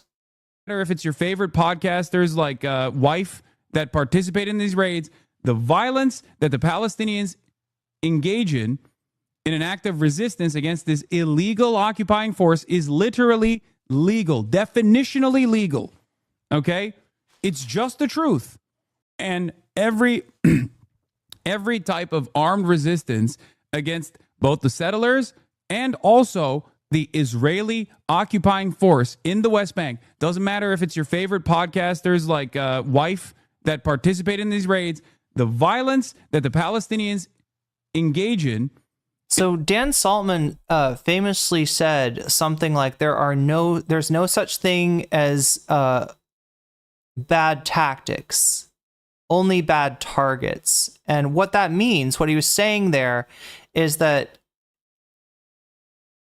he feels that it's justified to lie about Hasan or whoever he thinks is a bad person. If somebody's a bad person, then, you know, whatever tactics you want to use, like lying, smearing, doxing, you know what I mean? This is what Dan Saltman was saying. It's all justified. It's all justified, right? That for some people like Hasan Piker, you know, there is no line that's too far.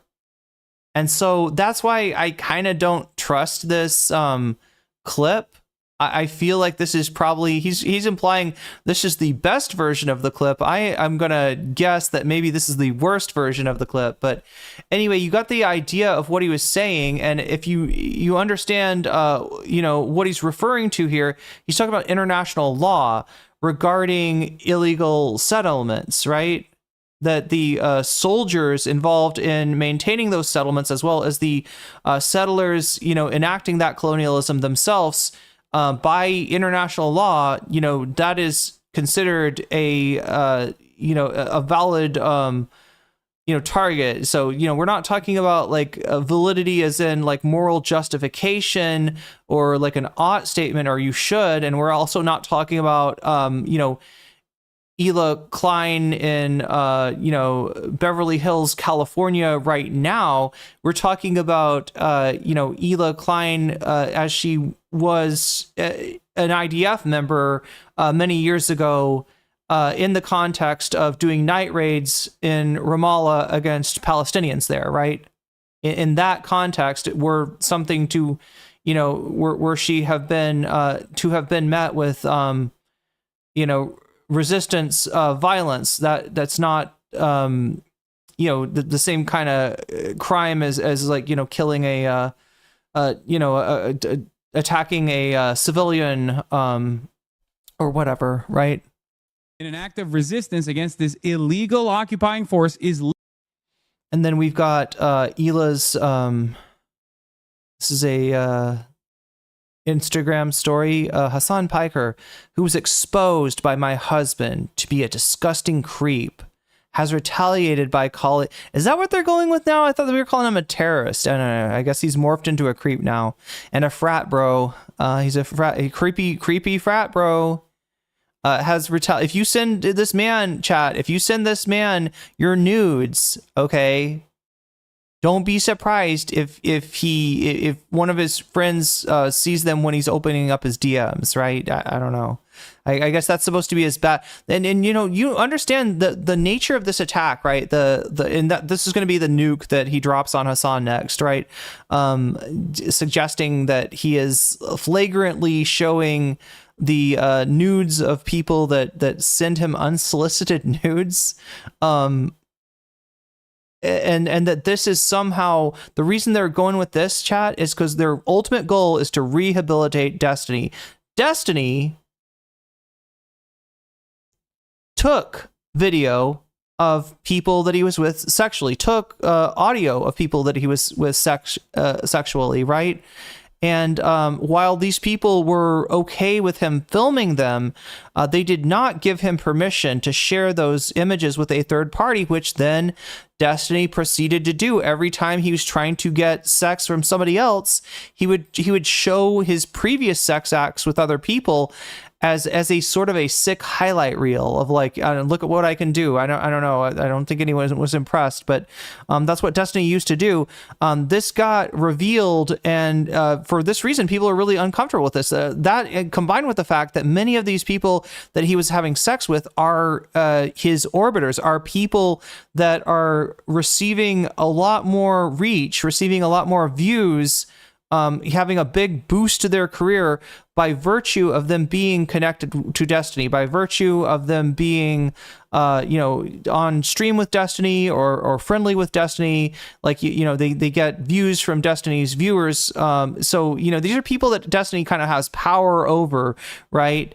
And then, takes videos of, these acts that they engage in together, ostensibly consensually engaging in the acts, but then he unconsensually is sharing these images with other people. One of these people either leaked the images to the internet, or in their claim was that they were hacked, right? But regardless, the original sin here is him sharing people, sharing NSFW images of his orbiters in sexual congress with him, and without their permission, right? They did agree to be taped. They did not agree for those images and videos to be shared, right? So, but Hila and Ethan would love it, nothing more than to say that, look at this, Hasan's doing just as bad.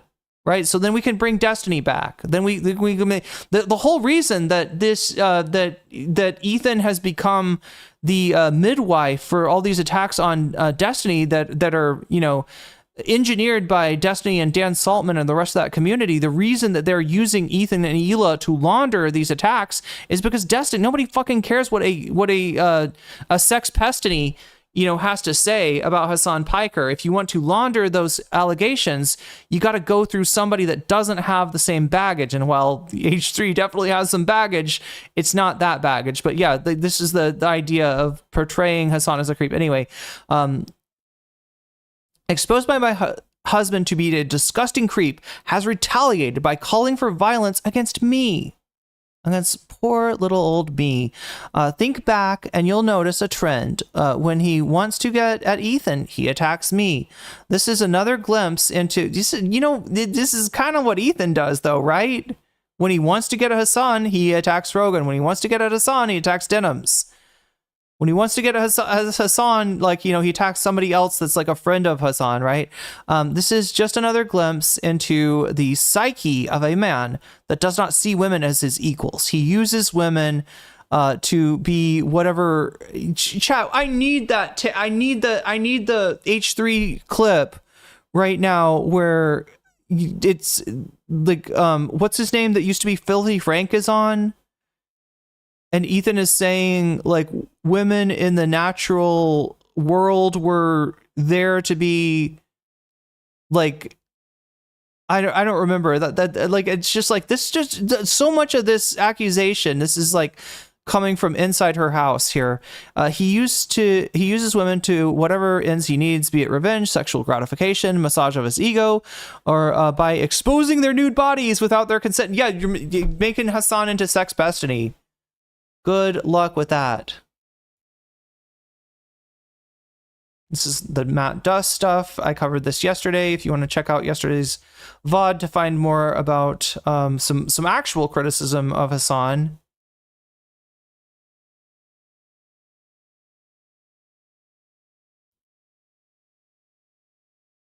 Oh wait, I'm on bookmarks now. Okay,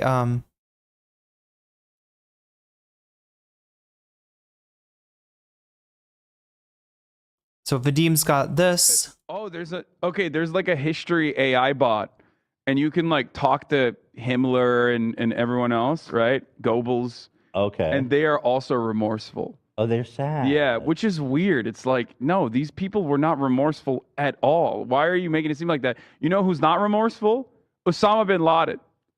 He died. No, literally, when you talk to Osama bin Laden, he's like, no, America deserved 9/11. Which I found that to be funny as fuck. No, literally, when you talk to Osama bin Laden. Okay, I mean, I don't know. That, you know, it's hard to tell in what spirit Ethan meant the based, but I mean, look, I think a better clip is the one, you know, of Hasan describing his own statement about 9/11 and Ethan agreeing with him on that when obviously now he considers Hasan a terrorist. It was your wife that brought up her gender in the post. Wait, what is this? Another prime example of Ethan Klein's brain falling out to function while he's raging about one of the targets of his obsessive hatred. Girl bossing genocide defense. Wait, what is this? It's Hasan reacting to the Ela. I mean, I guess we're about to see this in this video, right? It's gonna be that's gonna come up next. Girl bossing genocide defense. I'm sorry, what? Is it possible to respond without evoking her gender? Did he, maybe this was originally a video where he says something about girl bossing genocide? Ironically, Hasan exhibits his chauvinism while trying to deny it. So it's because he said girl boss. That's misogyny. Okay. Again, for somebody so fucking yikes, you know, he sure does have a lot to say, he does a lot of call outs for somebody that's got a lot of just stinking Giardia infected doo-doo miasma emanating from his disgusting house. Okay, I don't know what this racist shit is up here, but you know you fucked up when Ethan Klein is on your side. Yo, damn. I mean, not exactly on his side, but point taken, North Star Radio. Point taken.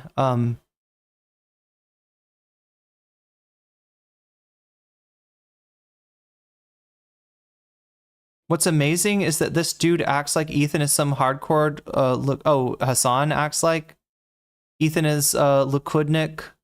You know, like Kahan, as far as Kahanism, like, look, if you don't want to be called a Kahanist, get the fucking Kahanist brainworms out of your head, Ethan.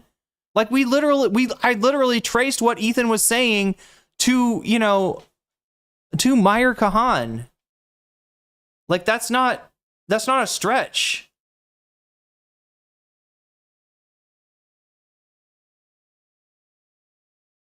And what good is it to call Netanyahu a genocidal war criminal, which he is, when you're laundering like terrorist talking points? Like Meyer Kahan, the guy that started the JDL terrorist organization. There's the Kick streaming announcement. Yeah, I don't know. I'm a little confused. So usually, yeah, if he's trending and people are saying there's something big going down, I still haven't gotten that from you, chat. What is going down on Ethan's subreddit? If anybody could enlighten me on that. Why would Fantano have Taylor on? Oh God, he's obsessed. To discuss Roblox. Right now, there's a controversy with Roblox, right? Where there's there've been some incidents of predators using Roblox to try to get in touch with kids, and the people that I guess are exposing them have gotten banned from Roblox or something. So yeah, Roblox is like Taylor covers internet stories. Former friend of the show and internet's biggest music nerd, Anthony Fantano, does a whole ass interview with, oh my God, I can't believe you platformed Taylor Lorenz, Anthony.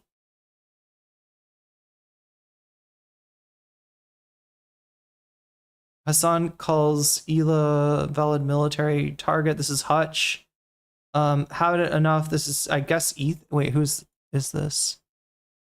Oh, this is Ela Klein saying, I've had enough with Hasan and his fucking goon squad. No matter where you stand on Israel-Palestine, how could you target someone? Wait a minute. Wait, I don't understand. Is she reposting Ethan's story? This must be her reposting. Yeah, because this is Ela's account. And Tom Ward's got Tom is one of the crew members. Tom is somebody that it seems like they brought in when like AB and Dan and Lena and Olivia, depending on the day, right? Anybody but Zach can be like, you know, they can be a little iffy. Sometimes they disagree with what Ethan is saying. Sometimes they play devil's advocate, you know, not like hardcore. They don't, you know, confront Ethan or anything like that, but sometimes they're not going along with what he's saying. So he brought in Tom Ward so he'd have a rubber stamp. Like that's what Tom does. It's just like a rubber stamp fucking everything Ethan says, especially about Hasan.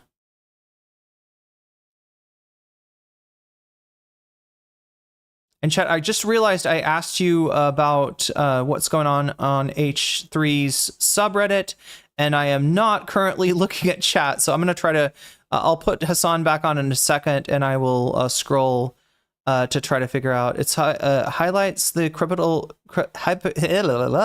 hypocritical double standard of labeling Rashid a terrorist, but not Ela, which even Ethan Klein admitted she was by his own definition. Rashid isn't a Houthi, never met hostages, translation error, but Ela voluntarily kidnapped a Palestinian. Yeah, she participated in a night raid in Ramallah. So what is this? Yeah, Rashid talking about suing Ethan for calling him a terrorist, which has had consequences on him. And Ethan doubles down. Oh, people are saying, okay. Is this what's got him trending? Israeli KFIR sniper shares footage of himself gunning down a Palestinian.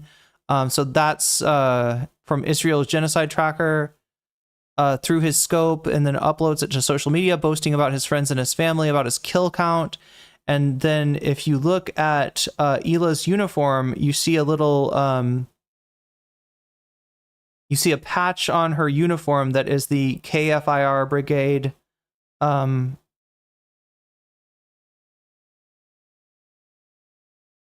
I see. People were talking about this, right? So she's like maybe lied about the nature of her,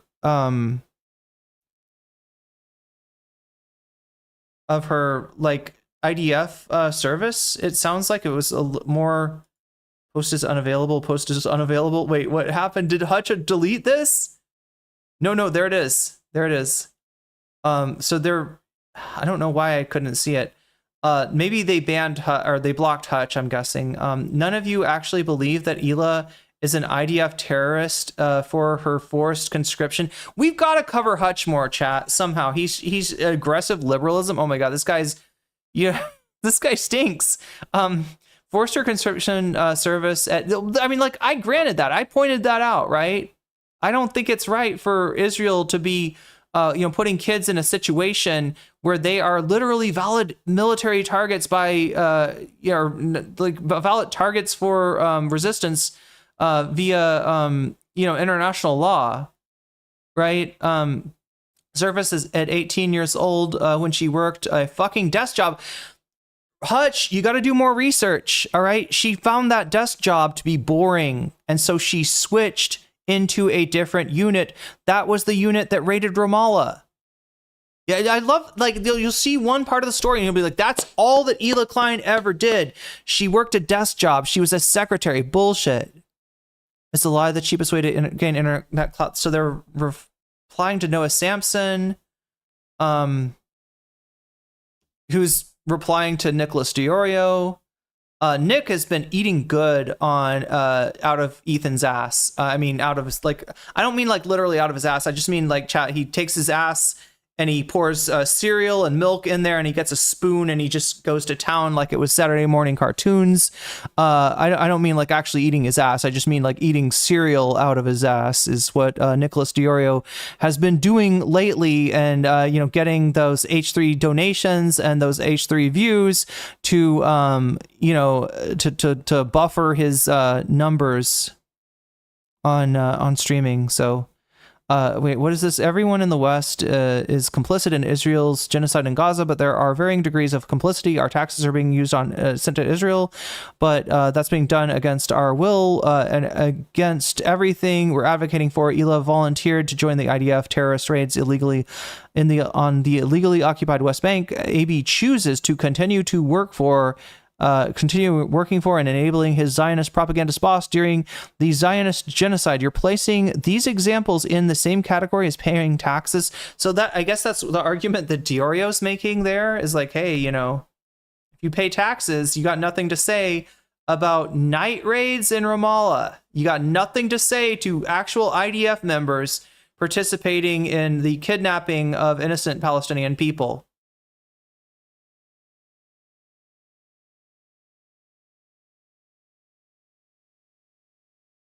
Yeah, it looks like, okay, so it looks like Noah and Diorio have been going at it. I don't think people fully understand that these creators are fully aware of how extreme their audience has become. Noah reminds his audience that they are in the proximity of propagandists. They have proximity to propagandists, then prods them to escalate. Blatant stochastic terrorism. Yeah, again, I would point you towards what Destiny just posted in his offline chat. Anyway, I don't want to waste too much time on this because I said I was going to try to read chat, and I just wanted to see if I could get a sense of what exactly is going on here. Anyway, let's go back to the video. Oh, this thing. Yeah, that's what I was talking about. Yeah, there we go. Like, Hutch. Wait, where was I?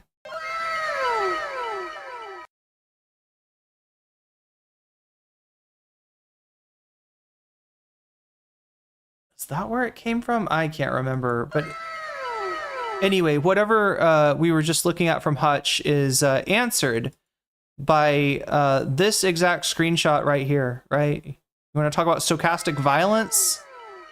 I kind of think that this might be more of what you're looking for. Anyway, let me put this back on and also thank Narwhal by Nature for the 5 gifted memberships. This is how we got weasels. Do you want weasels? Because this is how that happens. I guess people didn't listen to the warning. This is how weasels happen. Thank you for the gifted memberships, Narwhal by Nature. Alan Fox, you just got weaseled. Davy Cliff, you just got weaseled. Sharon Middleton, you just got weaseled. Robbie H, you just got weaseled. Mar I Am, you just got weaseled, and that's a good thing. And that does bring us up indeed to, as Narwhal so aptly has abacused the math to 39 out of 100, closer and closer to the vaunted bonus content. Can we yeet this idiot who literally, wait, is there something going on in chat? Do we not have sufficient coverage? I thought I'd cult community leader is saying that it's justifiable to attack me in real life. That's definitely actionable, I'm pretty sure. It's also weird that this guy gets to have a YouTube account. He said that today. Wait. That's today. If we're going to talk about this, the full context and the clip itself, you literally say if it were a part of an active raid in the West Bank or Gaza, that'd be a valid military target. Is so dumb. Yeah, it was linked in the mod chat. Okay, now you're calling for his deplatforming? I'm memeing. He committed a crime, by the way. Yeah, what the? One of his active cyber stalking sex cult members literally approached me in public, if you recall, when I was at the DNC, and he actually celebrated that in his community. So in the past, he has legitimately celebrated people coming up to me. Is there anybody else having trouble using Twitch right now? Is Twitch acting weird for other people? And harassing me in the real world. So now he's amplifying that to his own audience, to his own community. And not only is he's just increasing the intensity and saying that it's justifiable to attack me in real life. I think this goes maybe a step beyond drama at that point. Like, you get to stay on Twitch, Hasan, you got laughed out of the DNC. That's crazy that you're watching your favorite content creator issue a threat to me. I'm sorry, chat. Like, and you're in here at his behest and you're talking computer about, issues. I got laughed out of the DNC. This doesn't seem like a clip chimp. This seems like something that is actionable. What will it take? Yeah, this was the average Destiny fan interaction. So this weirdo really went there just for Hasan. I'm shaking. And this was what we found out. And we found out that he was a racist too. I found him. Shouted on his stream. I'm going to tell Hasan, Destiny made you. Y'all need someone to find Hasan here. What's this about? Y'all, I'm at the DNC. I'm going to find Hasan. What should I say? Did it. I want to troll, lol. It's Hasan. He's right there. I'm shaking. This was in that same community, Destiny's community, where he's calling for my. At what point do we stop? At what point do people in his orbit say, hey man, I think you've gone too far? There were certain things that I think people would do back in the day that like all content creators would just like stay away from. One of those things was, it's a long time ago now, but like, if you went after someone's sponsors, no matter how gross someone was, no matter how gross a content creator was or how evil they were, many other content creators in the periphery would immediately pounce on that person. Okay? Then the next line that was crossed was doxing. Okay? Doxing content creators. Now, the next line that is crossed is, I guess, issuing direct threats to content creators. You don't mess with sponsors, Lamont? No, I'm not saying I give a shit about that. I'm saying that was like the attitude amongst like YouTube content creators, where there was like almost like a golden rule that they would not let you violate. People would yell at you. You would have repercussions. So where is the original clip? These were norms that we as content creators, specifically as YouTubers, upheld, right? It was like third rails. You don't go after somebody's sponsors. You don't dox people. You right, there were like lines. There were rules. That's why I said about the lawsuit against Denims and Frogan and Caseytron, that this is the kind of shit that would have gotten Ethan dogpiled back in the day, right? When you go after or even the thing that he did against Twitch, him and Destiny and Saltman, like trying to pull ads from Twitch, right? We know, those of us who have been on YouTube long enough to remember the adpocalypse, which I guess I wasn't really creating content, but I was aware of it. We know how, fickle these platforms can be. So somebody that's fucking around with like, hey, advertiser, are you sure you want to advertise on Twitch? Because this Hasan guy, he's saying some terrorist shit, right? That fucks with everyone. And that threatens everyone. And so as a result, when that would happen in the past, everyone would fucking dogpile this person and pound them into the fucking pavement in, content, not in real life. But there was norms that were adhered to. It's not just etiquette. It's like self-preservation. It's solidarity. We're all living a very tenuous lifestyle, trying to support ourselves on these careers where we're not employees, but rather contractors, and it's just it's so dependent on these platforms, right? People had some solidarity for each other and would act in accordance with that and would fight together against a threat like the one that Ethan Klein is posing, right? Ethan Klein's lawsuit is so fucking reckless that it could shut down free speech to a greater degree than his previous defense of a lawsuit against him by Matt Haas, sort of opened up the space as far as what can be considered fair use, right? His latest foray into suing these three women that reacted to his stream is putting us all in danger, right? And in the past, people Ethan would just get absolutely cumstered for that shit. And unfortunately, people are too sides cucked now. I hate to use the commentary word because I guess if I'm doing commentary, I might as well. Sides cuck meaning that you are anti-Hasan. So it's that Dan Saltman shit, right? There's no bad tactics, only bad targets, right? So Hasan, you know, according to Dan Saltman, you can do anything you want to him. Nothing is too bad for him to deserve. But if you target, you know, Destiny or somebody that's a friend of his, that's a bad target, right? So you know, we'll go after you then. But yeah, I mean, that's you know, sides cocking. That's rules for me, not for thee. Like, right? And that's what people used to. Dan Saltman would have been fucking lolcowed out of existence back in the day, chat. And it would have been so fun to watch Gokunaru or whoever, you know, just absolutely bury this man's channel. Like, I know this is the original clip, but where is the clip? That also, thank you for thank you Twitch for letting me know there was something going on in chat. I'm sorry I did not catch that earlier. It happened right at the moment that I am not paying attention to you know, chat as much, and you know, because I'm reading, and normally there would be mods in here too. I don't know. I may. Oh, Narwhal has made it over. Yeah, sorry that you're doing. Sorry, you're pulling double duty, Narwhal. Super chatted $5.70.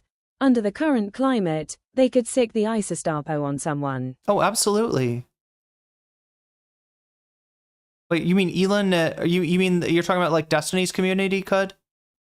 Also, thank you for the super chat, Thomas, and I think that gets us up to. We're at. Wait a minute. I should have put this up already. Okay, we should be at we should have been at 39 already. 39 plus 45. We're at 45. Okay, there we go. That's the right number. But yeah, thanks for letting me know. And sorry that happened. I might have to. You know what? Burple, do you want a sword by chance? Make sure I don't hit the wrong one, the wrong thing, and accidentally wait, which one? Timeout? No, we don't want to warn, we don't want to timeout, we don't want to ban. There we go, mod. All right, Burple, you are here often enough that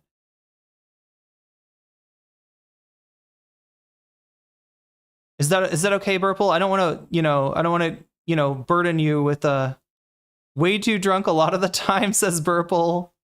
What about you, OnlyFacts?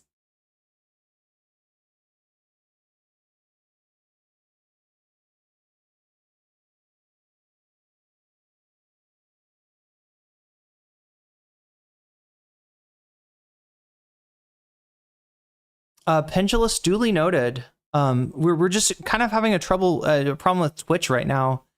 Of context to demand my banning, because this is the I know this was like a couple days ago in the West Bank. Doesn't matter if it's your favorite podcasters like wife that participate in these raids. The violence that the Palestinians engage in an act of resistance against this illegal occupying force is literally legal, definitionally legal.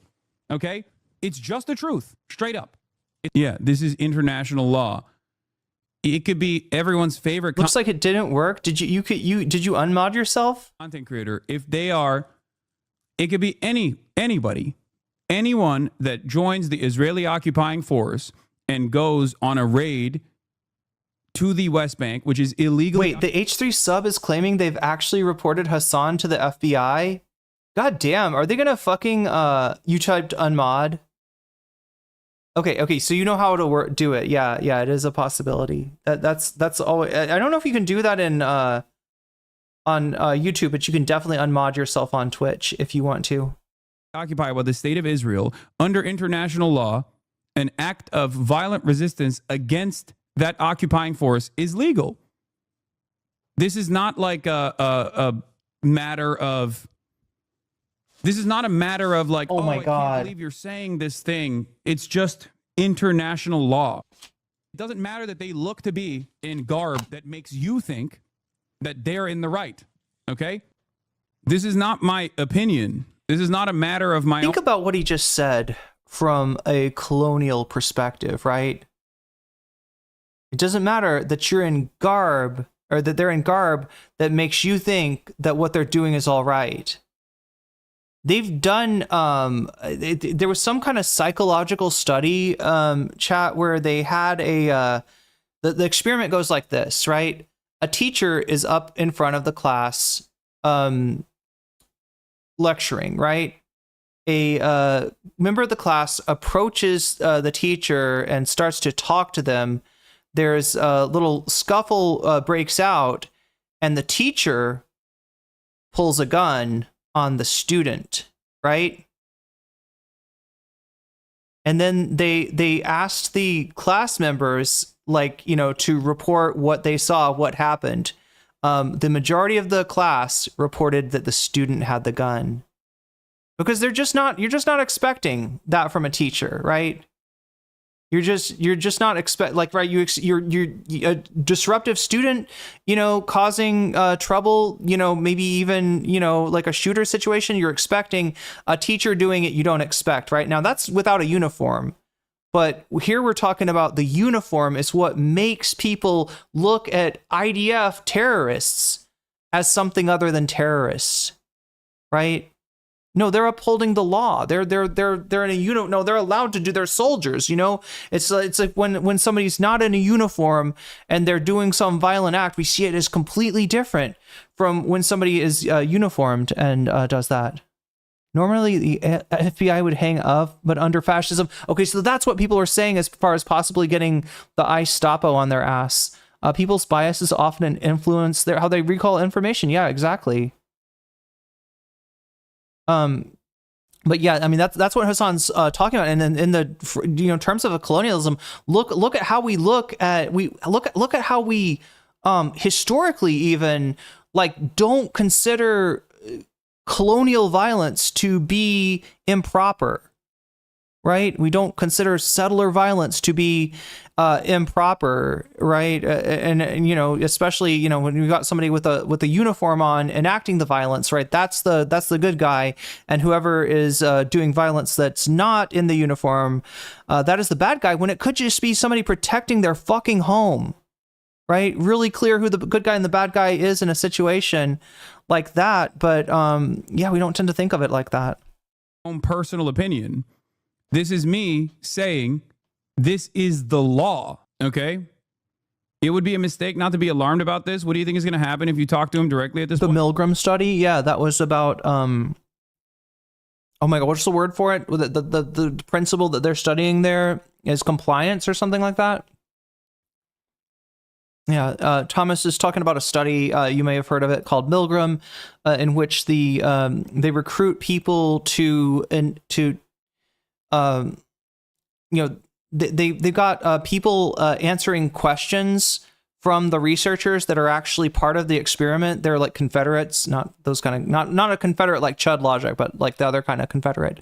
And then they've got people that are tasked with a button, and they're supposed to press the button whenever the participant answering question gets the question wrong, and when they press the button, the person, ooh, I just got shocked. What was that, right? So that they're electroshocking people, right? And the researchers keep on telling them, okay, they got the question wrong again. Turn it up. We're gonna turn it up, and you shock them. And at the end of it, the person's like, oh, I'm dying, like I'm having a heart attack, right? And they see who is going to comply with the experiment just because they're being told by researchers. Just because the person in a lab coat is telling them to keep hitting the button. In any other situation, they would not be the kind of people that would electrocute a person.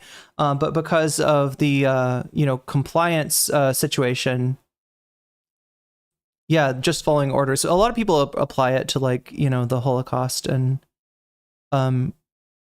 in terms of I'm not saying it's a good idea, but he's crossing a line. I think he has lost his mind a long time ago. See, it's content. All they want is content. I know. There's no engaging with a person that has spent the last 6 years actively coming after me. Devil's Advocate, you didn't clarify that it was during that time. They interpreted it as now a target for what she did then. No, there is no Devil's Advocate. This is the clip. This is the context. In the West Bank, doesn't matter if it's your favorite podcasters like Wife that participate in these raids, the violence that the Palestinians engage in an act of resistance against this illegal occupying force is literally legal, definitionally legal. I'm saying it, in the West Bank. Like this is the clip they're sharing. Al-Aqsa Brigade, doesn't matter if they're a part of the Palestinian Islamic Jihad, doesn't matter if they're DFLP, PFLP, or even former Fatah militants, okay? It is perfectly legal, perfectly valid, and perfectly moral, okay? 100%. This is not like this is not a gray area.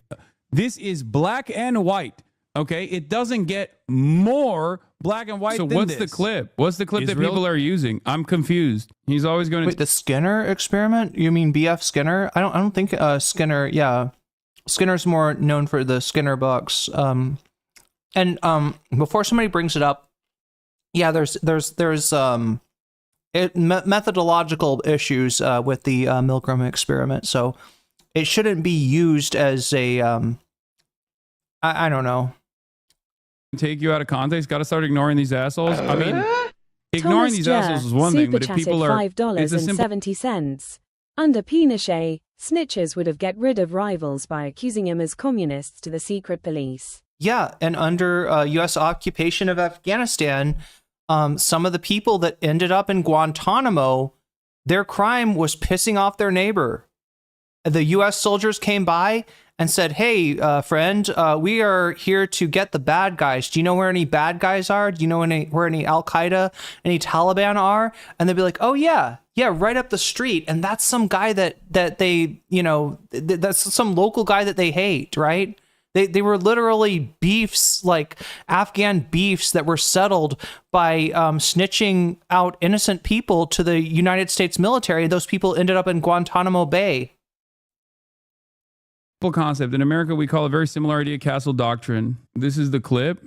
This is 49 seconds. This is from 12 hours ago. No repercussions. PFLP or even former Fatah militants. Okay? It is perfectly legal, perfectly valid, and perfectly moral. Okay? 100%. This is not like this is not a gray area. This is black and white. Okay, it doesn't get more black and white than this. Israel is in the wrong. Israel is actually engaging in an apartheid, which is a crime in and of itself. Israel's doing a genocide in Gaza and an apartheid in the West Bank. 2 crimes in and of itself.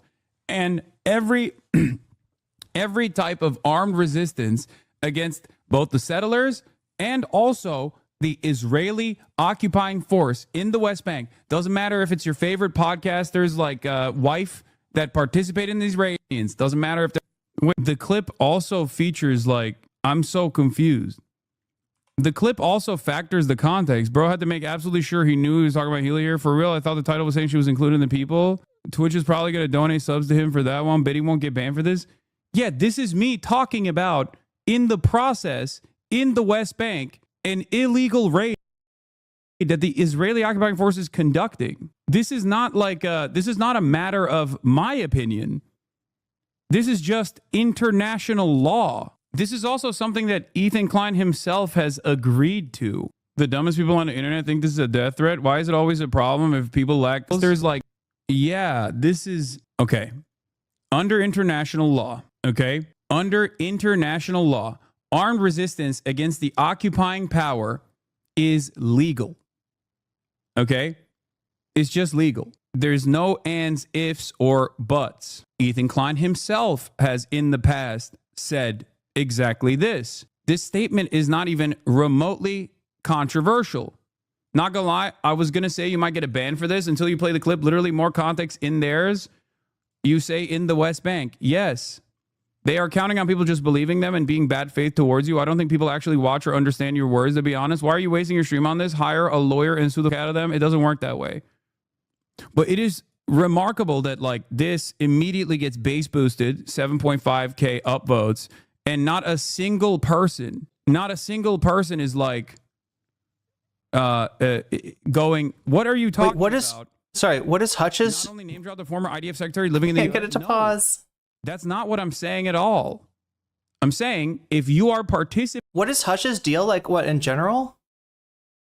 In an illegal raid in the West Bank, in the process of said raid, the Palestinians have a legal right to resist. They believe you said violence against HK right now, not when she's doing illegal raids is acceptable. You didn't say this. The context is in the clip, but everyone is just going along with it. There is no point where I have said violence against someone who is not actively in combat is permissible.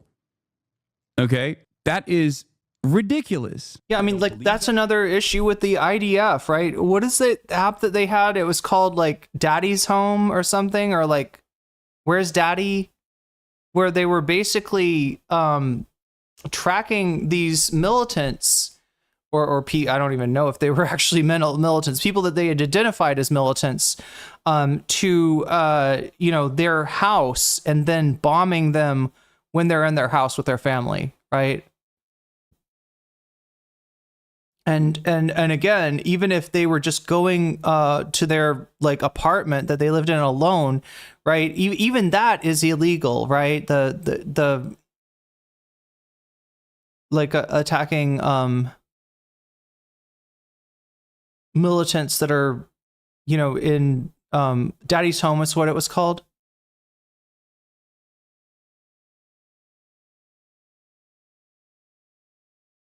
Identify literal infants as militants. Goddamn. I think he has a lawyer on a tab, possibly. That is illegal. This is not, you know, and also immoral. It's a big part of the reason why I also advocate against what Israel is doing. I have also specified that IDF veterans are not valid military targets. Okay? Just because someone is an IDF vet or a veteran in general. Wait, Depth says it's Where's Daddy? If they're in a hospital bed or if they're living out their days, that doesn't make them a valid military target. This is an intentional miscarriage. Is this Hasan's second camera, or is it... Does he switch cameras now? I'm confused because it looks like he just mirrored... No, wait. Wait, yeah, it's backwards. I think, unless... No, yeah, this is a flipped image. And then they somehow overlaid chat on that. What? I'm sorry, I'm trying to learn what the he's got some good editors. Wait, who's what channel is this? Which industrial, even some of the industrial, yeah, Hasaniverse. Go follow Hasaniverse, right? If I could do one good deed today, it is to get a industrial complex channel that is just starting out some more subs. So there you go. Go follow this channel. And good job with your video. I don't know how you got Hasan. How did they flip Hasan, but the chat's not backwards? That's so confusing. Sent you the sub link to the FBI post. Thank you. It's full of DDG. Send you screenshots with details redacted. Yeah, he has two cameras. Yeah, but look at this. That's flipped, right? I'm pretty sure this image is flipped because look, the queen's on the right. And the I'm sorry, chat. I know for some of you this is boring. Yeah, the one piece thing with the Hasan on a motorcycle is on the left and the queen's on the right. That's reversed, right? So I mean, it looks like a second camera, but this is a very common technique when you just mirror the image, and it gives you the effect of like, right, if I were to be talking to you like this and I mirrored this image, then you'd see me like that, or you know, kind of like that, right? It would look like we'd switch to another camera, but without actually look at his armband. It's flipped. Yeah, you're right. It is. But what's amazing to me about this channel is that they've got the chat right there as a overlay, and the chat is not flipped. So good job. Good editing. I don't even know how you did that. Hasanabi Industrial Complex channel.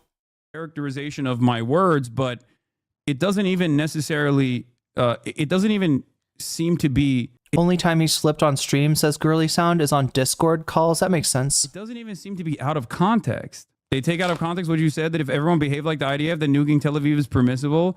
Yeah, if Israel's targeting standards were international law, where you could literally kill people and their families. Yeah, you can definitely flip an image in DaVinci. You can flip an image in any editing software. Family members, as Israel has been doing in Gaza, then yes, I don't believe this, but that would be the case.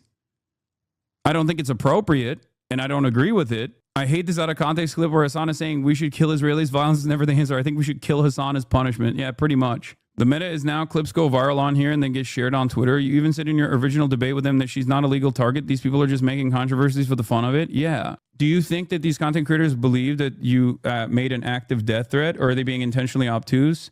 I think some are being intentionally obtuse, and others are just damn, chat. You gotta try some Thai green tea. Stupid, I guess. I mean, it is, that subreddit is this shit is literally next level.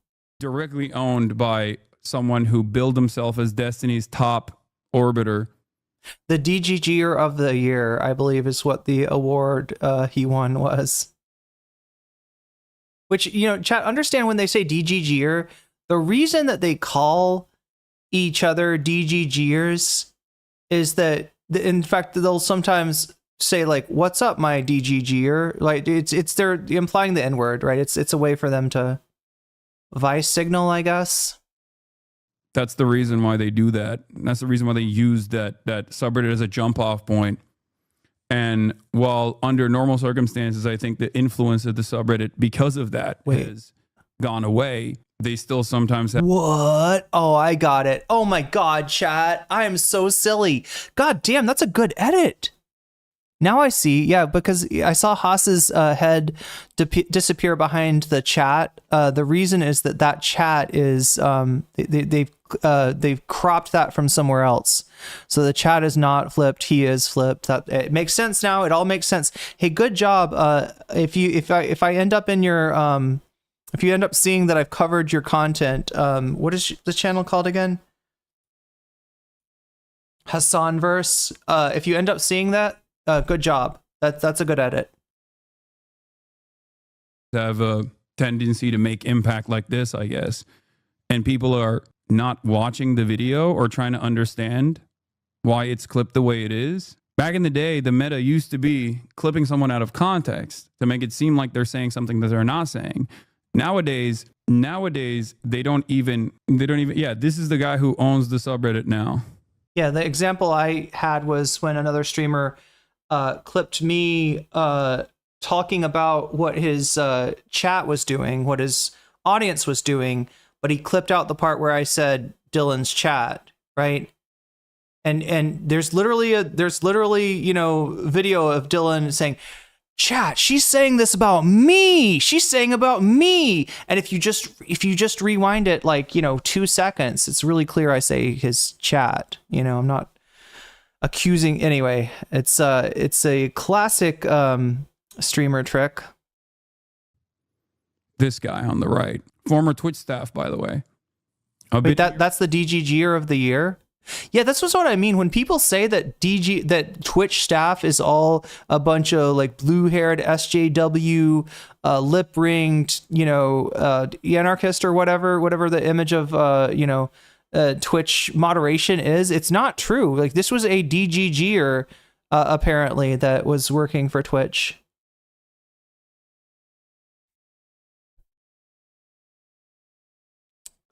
Button.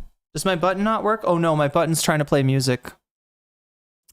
Okay, I see you, button.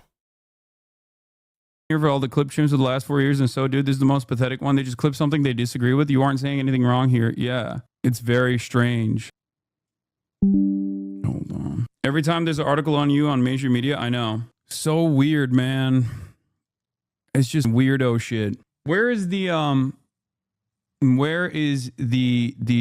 asserting the internationally recognized right of occupied people to resist their occupation, including with armed force, isn't even an implicit call? Yeah, I saw this. This is okay. I'm liking this. Asserting the internationally recognized right of occupied people to resist their occupation, including with armed force, isn't even an implicit call for your death, let alone an explicit one. You hysterical crybaby. This is desperate desire to be the victim is genuinely pathological.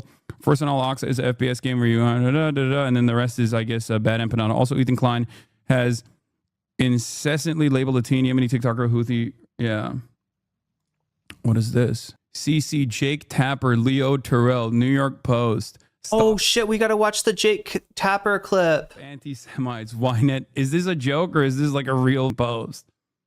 Hasan Piker was exposed by my husband to be discussing creepers and retaliated by calling for violence against me. Think back and you'll notice a trend. When he wants to get at Ethan, he attacks me. This is just another glimpse into the psyche of a man who does not see women as equal. Okay, dude. This is literally girl bossing genocide defense. Oh, okay. That's where the girl bossing genocide thing came from. Where they're calling him. They said that's sexist of him to say girl bossing. The reply to a Visegrad post of that clip, no joke. Visegrad posted it. Wait, send me the Visegrad link. Here, I'll repost the full context, and I'll add Hasan Piker. Armed resistance against settlers in the IDF is justified. Doesn't matter if your favorite podcaster's wife participated in these raids. Grok more info.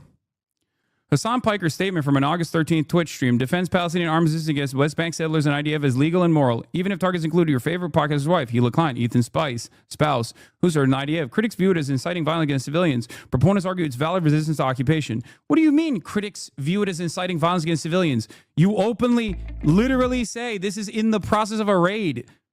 I'm beefing with a clanker now. Hey, dude, you really need to learn about the attention economy. I don't know what the you're saying. Don't forget, these are the same kind of people who pay to run bot farms to argue with people online and cause a dead internet theory. Yeah. Okay.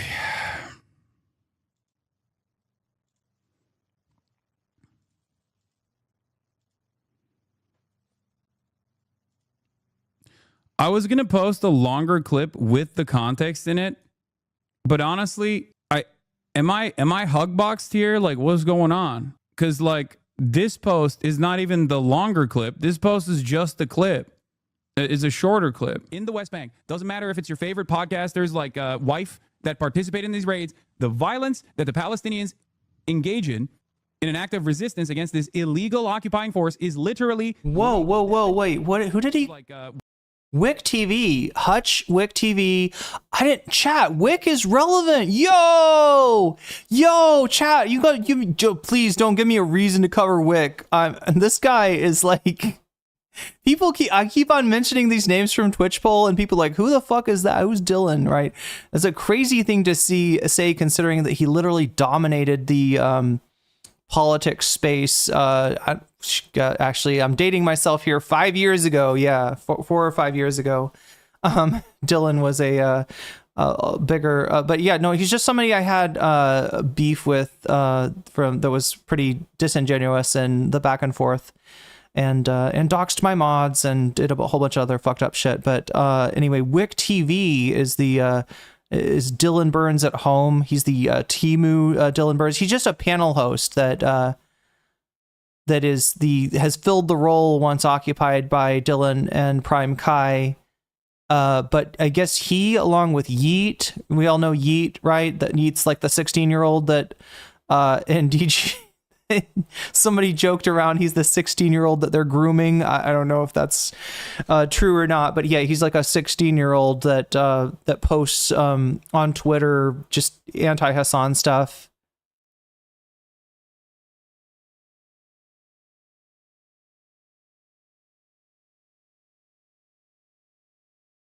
Basically, Hutch, Wick TV, and Yeet, and all these other freaks are doing their umpteenth attempt at clipping him out of context and pearl clutching about it to get Twitch to ban Hasan.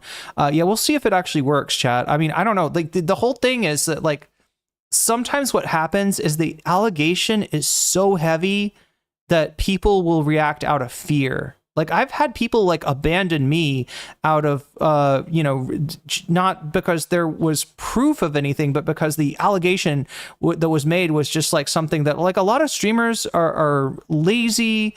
They don't have time to, figure out the truth from what's true from what's false. And if there's something that seems like it's trouble, they'll just kind of,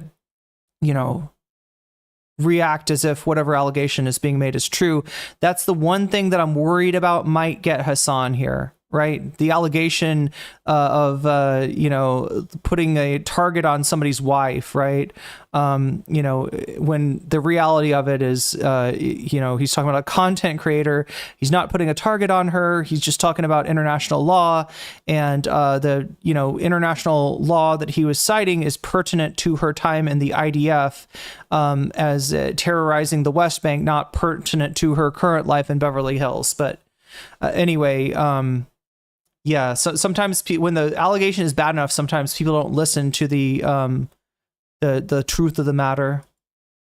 Wife that participate in these raids, the violence that the Palestinians engage in an act of resistance against this illegal occupying force is literally legal, definitionally legal. No, he's not an ex-Dylan fan. He's just a live streamer. Okay? It's just the truth, straight up. It doesn't matter that they look to be in garb that makes you think that they're in the right. Okay? Like, the context is in there. And also, Ethan himself has agreed with me. Yeah. Show me Asmongold pearl clutching. We do have some Asmongold here. I think Hasan's actually going to bring him up in a second. We also have some Tectone. I did find a Tectone. Hasan needs a strategic defense. Yeah, we need to build a golden dome around this man.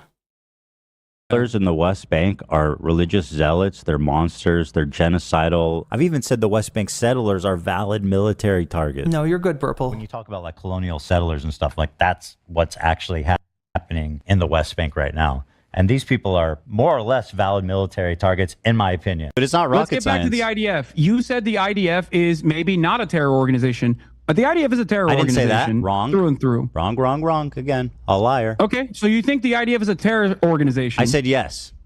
You believe the IDF I think is it would be. okay. I think it's fair to characterize them that way. You're confused because it doesn't make sense. Like trying to understand the lady who's obsessed with her psychiatrist doesn't add up. I know, but there's so much motion behind it. You know what I mean? It's just like that's what is crazy about it. The biggest political streamer on Twitch thinks the FBI should be involved. What is the FBI gonna do? Come to my house and be like, oh God, there is a Hutch video, chat. There is a Hutch has already put out a video. Why am I surprised? Oh my God. Oh no. Chat, I'm gonna go through this pretty quickly. If we can hit the bonus, if we can hit 100 on the bonus goal, I'll just go straight through and give you the chud logic. There's actually 2 different videos of him being a lazy streamer, getting owned by Xander Hall, and being a weird racist, right? But yeah, God, there's always more content, isn't there? God damn, let me just put this on the playlist. Oh no, I'm clipping. I accidentally clicked it. I actually gave. There you go, Hutch. Don't say I didn't do anything good for you. Accidentally gave you a view there. Anyway, I've got that video open now. Denims and crew got banned for the hummus bullshit for a month for just talking about shitty hummus because people are gaslighting people. Yeah, that's exactly Skylar. That's precisely what I'm talking about. And unfortunately, this tends to happen. This happens way too much. Wait, do we have some birthdays in chat?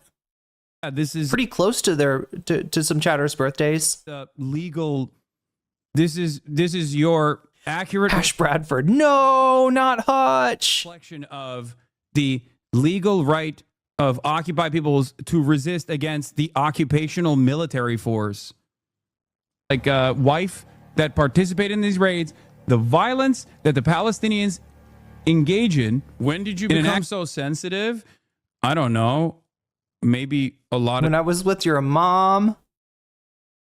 It feels like that would be a normal Hasan reaction. Like did somebody saying, when did you become so sensitive, usually provokes a your mom type comment, but maybe not here. A lot of these people are running around and demanding that I get shot in the street for saying that this is the international law. Like my #1 cyber stalker over the course of the past 7 years now is openly telling his community that clips like this, me saying what international law is about an occupied people. He doesn't do your mom stuff anymore. I mean, that's probably for the best. I used to Wait, what do I don't think I did your mom's stuff. I think I did your dad's stuff. I think I would always reverse it and be like, oh yeah, that's not what your dad told me last night. Legal right to resist against the occupational military force. But yeah, it got old. I wore it out. Yeah, it was mostly like part of the reason I'm no comment check chat is that I started this account way before I did content. I was very much younger when I started this account. This account was to comment on YouTube videos because like up until then I had resisted the urge to comment. Like I would read chud comments and I'd be like, I disagree with that.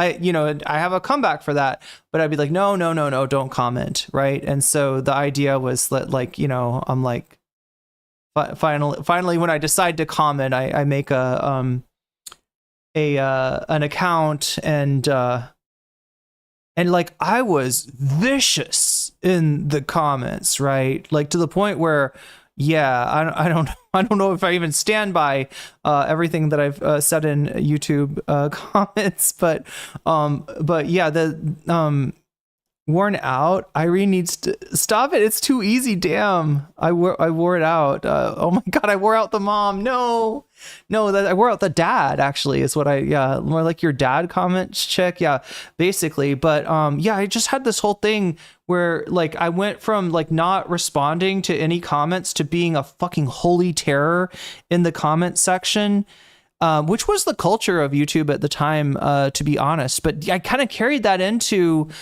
streaming. And so then when people would show up in the comments with something nasty to say, I would fucking, I would go in there and I would make them wish that they hadn't commented, basically. And I'm not proud of this. This isn't a flex.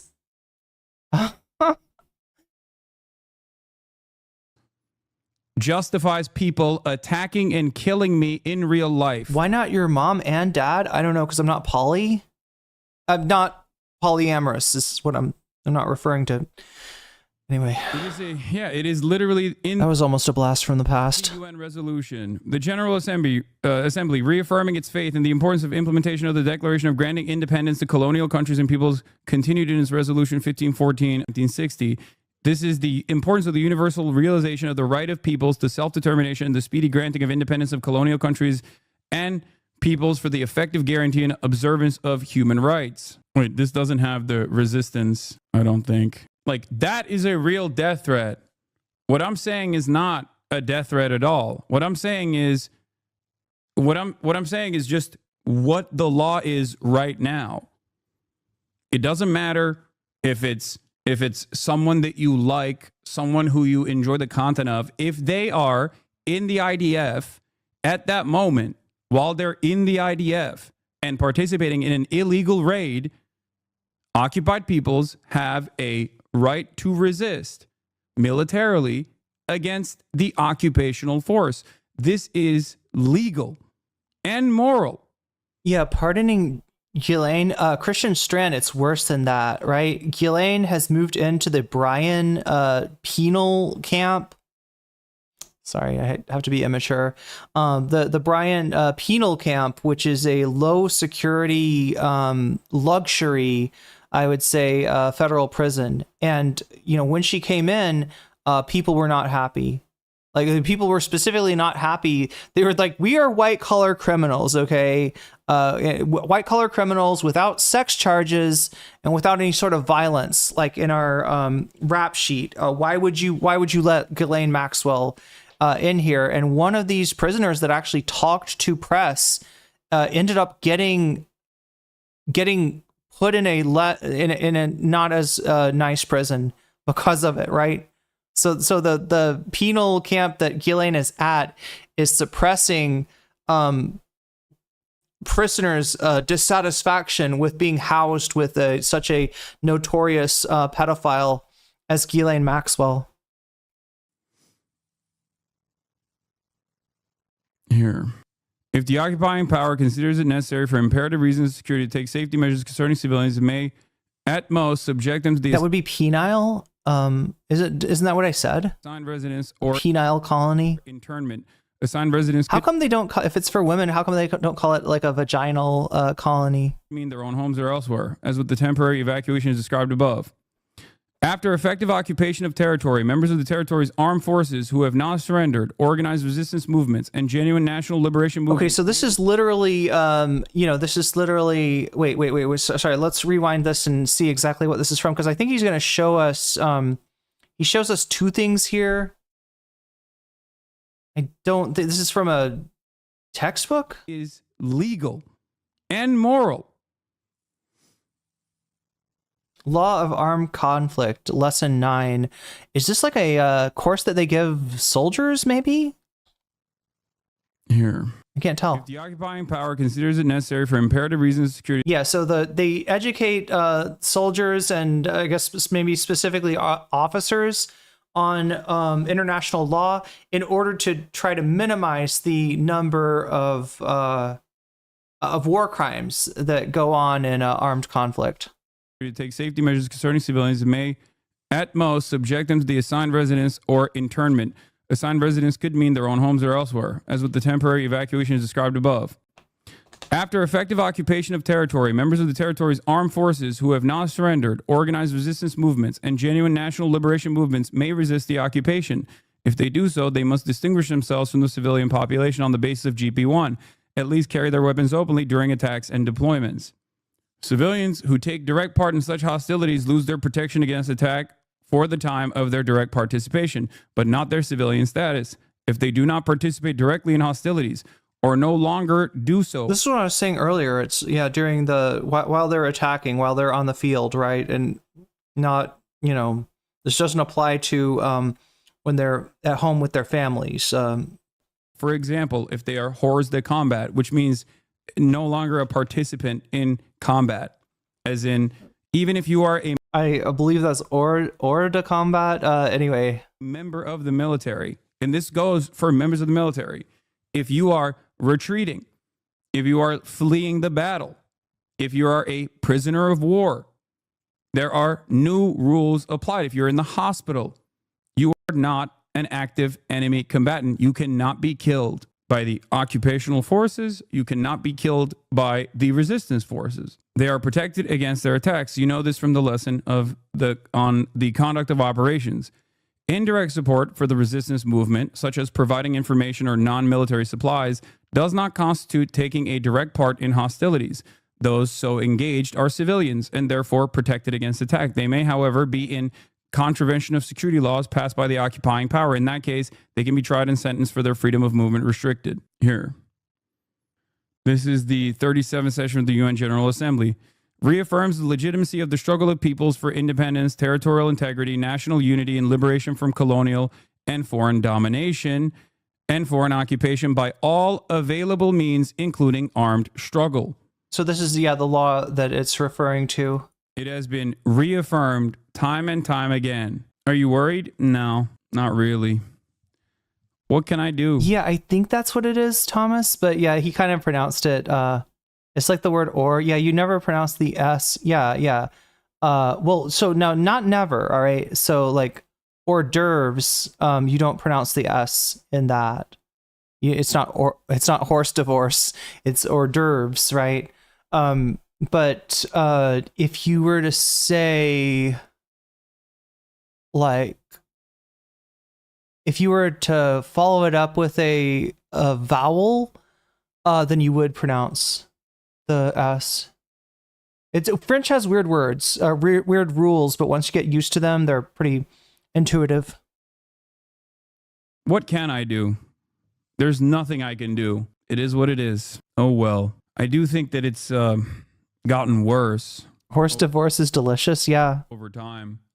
And will only continue to be elevated by Asmongold and many other people like this who are just like awful. Speaking of Asmongold, is this when we got Asmongold? Monstrous sociopaths. But that's crazy. It is what it is, I guess. The resistance against this illegal occupying force. Oh, yeah. No, yeah, that in general, yeah, that's yeah, if it's or anything, then that S is gonna be silent. But yeah, I was just sort of anyway. Literally legal, definitionally legal. Okay? It's just the truth. And No, it's not. Oh no, it's Asmongold, chat. I'm covering him up. What should I do? Where should I move, chat? I can't be in the same neighborhood as Asmongold. He's lowering my property values, chat. I can't have that. Something like that, maybe? Wow, my on Hasan's chat, is that okay? Nobody's gonna be pissed off that I'm covering up the chat? He attacks Hila Klein, they're gonna go to jail. Yeah, no shit, you moron. I'm talking about in her particular. Damn, like, what did you expect? Hasan's gonna be like, damn, I didn't realize we'd go to jail for that. Oh yeah, call off the attack, guys. Call off the attack. I thought we found a loophole where you could attack like your ops, like fucking in real life. Like, what the fuck? Asmongold's like, no, actually, if you attack somebody, you're gonna go to jail, as a matter of fact, and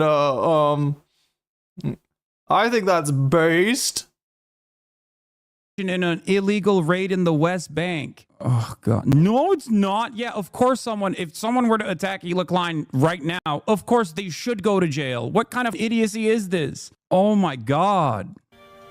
Why is he telling people this? Oh. Why would he be what is wrong with you? Do you think he'll get banned for this? At this point, I don't think so. I think that Twitch just doesn't care. I feel like Twitch should just stop with the bans. They're too crazy. They cause too much trouble. They're banning too many innocent people while guilty people go free. And just administer corporal punishment from DJ Dan Clancy. And by corporal punishment, chat, I mean that Dan Clancy shows up on your stream and he goes bop, bop, bop, bop, bop, bop, bop, bop. See you now, see you later. He does a white boy rap.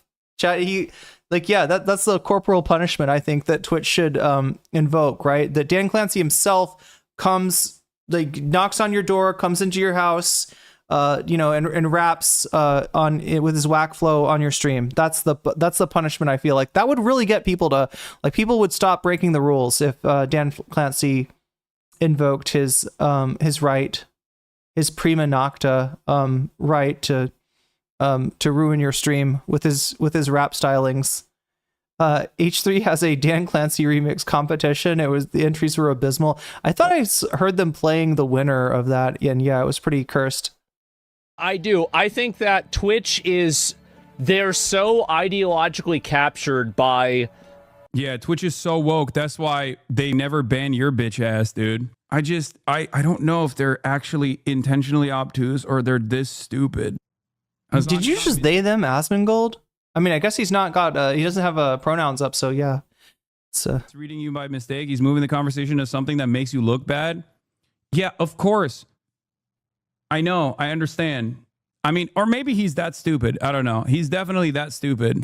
It's a bit of both, I think. Okay. Hopefully, are we done with the Lich King for now? But again, it's no holds barred for these people, okay? Did anybody else ever used to think that it was no holes barred?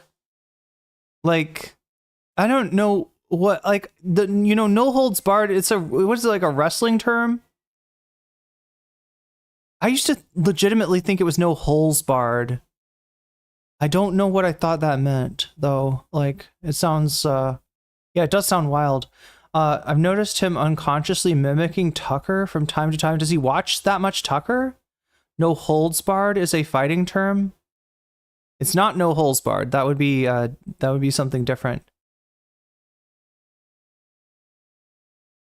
Wait, they as in the hive mind? Oh, I see. The Asmongold community is what the they refers to. No holes barred sounds like the lead up to no loads refused. Damn, no holes barred is probably a porn term. It sounds like it. This.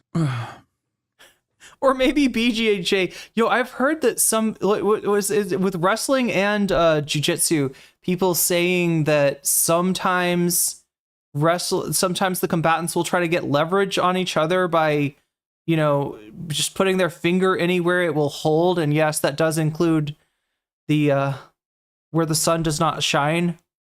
I think there's like a TikTok or something where somebody keeps on trying to pull a guy by his hole. They're simultaneously too stupid and they're hate farming this. I know.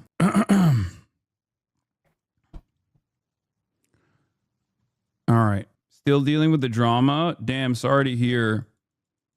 Both sides egg each other on. It's not a both sides situation. It's not a both sides situation at all. This is just... Wait, Turkish wrestling? Is that the one with the oil, or am I thinking of Greek wrestling?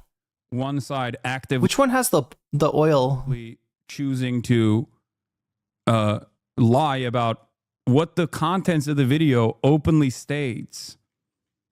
Like, at this point, it is turned into... Like, back in the day, at least there was an attempt to clip something out of context, okay? Now it's turned into clipping things in context, but just seemingly lying about what the video... It's Turkish wrestling that's with the oil? Is. I would have thought it would have been Greek, you know, because like olive oil, right? And people's attention spans have shortened to such a degree that they don't even watch the video and try to understand it. It's so strange. I want to be the oil girl for the Turkish wrestling. Do they hire oil girls to oil the combatants up? But what's strange is that it works to a certain degree. To the dumbest guy out there, they hear that and they go, "Oh, I guess that like this Hasan guy is really violent and scary. He wants like death threats against random content creators and their wives and shit." It's like, no, that's not what I'm saying at all.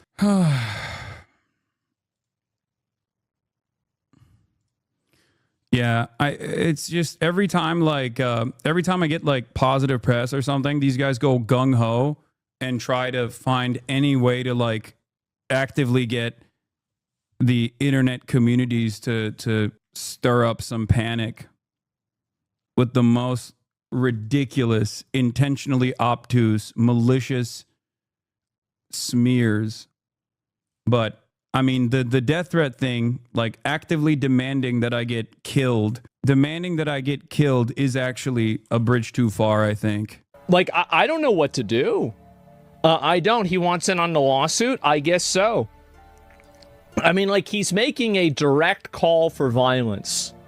A direct and immediate call for violence against people that are American citizens. That's insane. Oh my God. Yeah, now you come to that conclusion. Well, wait, I'm sorry. Would it be okay if Hila was not an American citizen? Would that make it better? And it's okay to do that against non-citizens? God damn, Asmongold has been watching too much of the ICE content, hasn't he? Right? He's just got it in his mind that non-citizens, you know, basically have negative rights. Like, you know, they...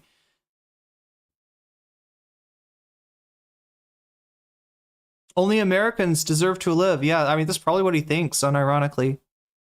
That before. I mean, I have. And so, yeah, make a post like with Alpha Mike. Let's share it. Yeah, I think that's something Ethan should report to the FBI. Honestly, yeah. And chat is telling me that maybe H3 fans did report it to the FBI. Bro, this is the most whiny way of speaking. Is so blatantly fake. Why does it matter being against American citizens? Am I missing something? Yeah, I don't know. I don't know what he's... I can't stand Asmongold's voice. Don't worry, we're almost done with him. We're going to cover the rest of this. There's like 5 minutes left of this. And then we're going to take a look at what Tectone had to say. Words of wisdom from Tectone, and then Hutch. And then I'll either get the fuck out of here and start editing videos, or possibly stick around and cover Chud Logic's racist crash out. I'm sorry, I'm not supposed to tell you what's behind the block there, chat. Calling for more of an attack than anyone. That's what I was saying. The Destiny thing, you know, and in terms of, like, I think Perp Sage, what you're talking about is the phenomenon of stochastic terrorism, right? So, you know, if I am, you know, somebody like Asmongold, so even somebody like, you know, somebody with a big audience, right? And I show you somebody and say that they are deserving of, you know, something, right? By math, right? The math being that I've got a large number of people watching, right? Statistically, it's more likely for there to be someone out there that will hear those words and, you know, try to enact something in real life, right? That's and look, you don't even have to do, you know, like normally stochastic action comes with a call to, or stochastic violence comes with a call to action. It's like somebody needs to do something about this guy or something like that, right? It doesn't necessarily have to have that. Even if I show, that's why I'm really careful when I show somebody in a bad light, that I'm like, listen, I know you're showing this person in a really bad light, but I want you to all know, most of you know this already, that you should never harass anyone. You should never, you know, tap on the glass. Like, you know, don't, like I usually, you know, make a little caveat to make sure to emphasize that, to do anything that I can to prevent, and I don't have a large audience, right? It's not as big of a deal for me because it's less likely, statistically speaking, that there's somebody out there watching me that's like that unhinged, right? But with Asmongold is absolutely, and with Destiny, it absolutely is a factor there. And so, yeah, by presenting, you know, Hasan as being this like uncontrolled element of violence and chaos, you're almost like begging for somebody to do something. He's even trying to imply there. It is pretty crazy though. It's gonna get you even more lost souls to convince the more jingoistic they go. Don't give them the satisfaction or even being seemingly worked up. They get even more feral. You've done nothing wrong. No, I know. I think he's just trying to throw shit at a wall to see what sticks. Like, I'm gonna be real. Like, I think that, like, I mean, at this point, like, you have, like, it's domestic terrorism. Yeah, I mean, report what? Report that you have a person that's... Oh, see, guys, there's this terrorist out there named Hasan, and he's doing all this bad stuff, and nobody can stop him. Twitch won't do anything. Oh, geez, what are we gonna do? Yeah, I guess it doesn't work to, you know, to report it to Twitch, and the authorities aren't doing anything. Huh? I wonder what should happen. Right? It's that shit. That's what Asmongold's doing, and he's playing with fire. I mean, this is the whole thing. It's like one thing for Asmongold to farm Hasan. But this is dangerous shit. This is actually dangerous. A platform that's making an open call for violence and insinuating that one specific person should be a victim to that. I mean, we just watched like the Roblox shit, right? Of online communities that are like radicalized to do random acts of violence. And here you have Destiny's community actively pushing, like Destiny using his community to act in a violent way. Streamer Destiny, Stephen Kenneth Bonnell II, is attempting to incite his audience to attack, kill Hasan Piker in real life for arguing that Palestinians should be allowed to defend themselves against war criminals breaking into their homes to kidnap them in the middle of the night. Honestly, I think you could perfectly justify attacking and killing Hasan for IRL statements like this. People are saying, Destiny, this is just so far beyond the pale, it's actually unbelievable. Pepe, say less. Put me in. Cinema. Destiny, say no more. Salute. Say less is very telling. All right, if you understand what that means. Okay, never mind. I'm re-googling all this shit because I was under the impression that heritability literally just refers to general pattern observed between parent. Yeah, his chat are children. They are talking like children. Okay. Destiny, holy shit, does this grant me moral authority to do it? Will Asmongold talk about how unacceptable this is? Probably not. Considering that he himself is talking about how this should be like my accurate assessment of international law in the process of an illegal raid that an occupational force is conducting on an occupied peoples that is illegally occupied is what he perceives as a death threat. Crap, chat. I did it again. I forgot to mention the butterfly goal. So we have this goal. The goal is to put a butterfly in my hair. All it takes is 10 teal super chats. So far we have 4 teal super chats, which means that we've got 9 minutes left. If we can somehow Zerg rush 6 super chats of the teal variety in the next 8 minutes and 50 seconds, then I can put the butterfly in my hair for the first time in what feels like weeks. I hate this industry, man. It really sucks. You said fun? It would also get us a long way towards procuring the bonus content, today's bonus content. And again, we are sort of, you know, I mean, we're getting closer to the end of the stream. We got a few more videos to show you after this, but we're starting to get there. Okay, well, I didn't realize that I was going to be getting death threats from... I didn't realize that we were going to pass this red line as well, you know? Oh, well. International law gives occupied. Stop being so passive. An illegal content creator or not. Do you even think you need to use some of your resources on this one? It's going to make moves. Good to make moves when they're overextending. Yeah. To be honest, the fact that you even discuss his manner is immature. You have interviewed opposition leaders to heads of state and ranking politicians, yet you keep talking about this terminally online gossip, slop entertainment. Well, I don't know if you noticed this, but the terminally online gossip, slop entertainment is being used as a vehicle to try to deplatform me for doing exactly that. And not only that, but also it has led to people issuing active death threats to their communities against me. So I think it's a little bit different than just like immature online gossip slop. At what point does it turn into like a real crime? I think this is the point where it has turned into a real crime. But will you consider it to be something beyond online gossip slop when I either get deplatformed or when I get killed, potentially, by a psychotic cult fan? I mean, that's a death threat. If I can't be upset about an active death threat, what can I be upset about? If an active death threat is considered gossip slop online, I don't know. Sociopathic. It's called literally that. This might surprise some people, but ignoring problems doesn't make them go away. Yeah, I mean, I wish it was the case. I wish it did. I have ignored it quite a bit. I've ignored it for the longest time. JB super chatted $5.32. Butterfly, butterfly, butterfly. Butterfly, butterfly, butterfly. Again, chat, I'm really sorry. I'm supposed to let you know, I'm supposed to give you like a progress update of like, it's like 2 hours left. 1 hour left, 30 minutes left, 45. You know what? I'm supposed to do that. I also should be starting earlier because I know that the later I stream, the more people that are watching, but are, they're in bed or, you really can't do anything. It's not the time to like engage with anything. But thank you, JB, for getting us. Yeah, we have 5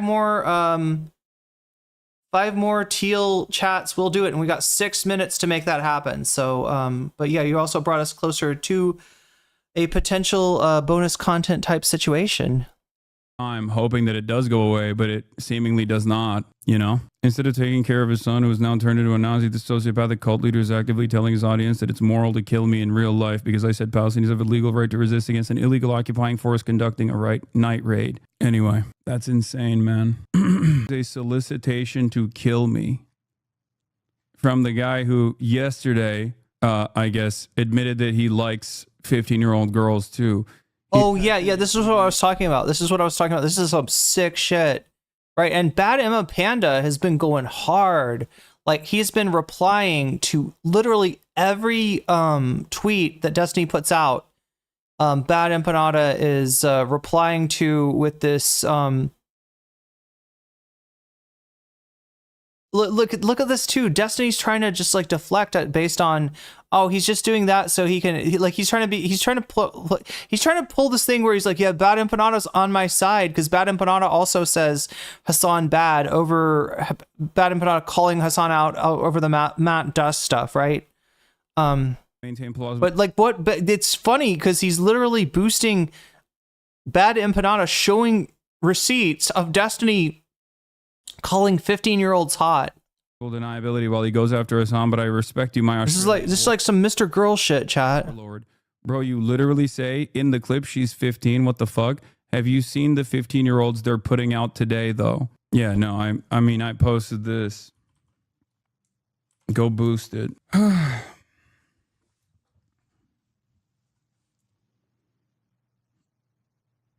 No, this isn't fucking edgy. Wait, let me see that again. Boosted. She's 15. What the fuck? Have you seen the 15-year-olds they're putting out today, though? Yeah, no.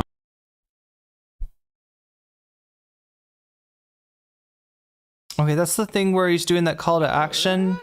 Kator Gato, super chatted $5. Deal for butterfly.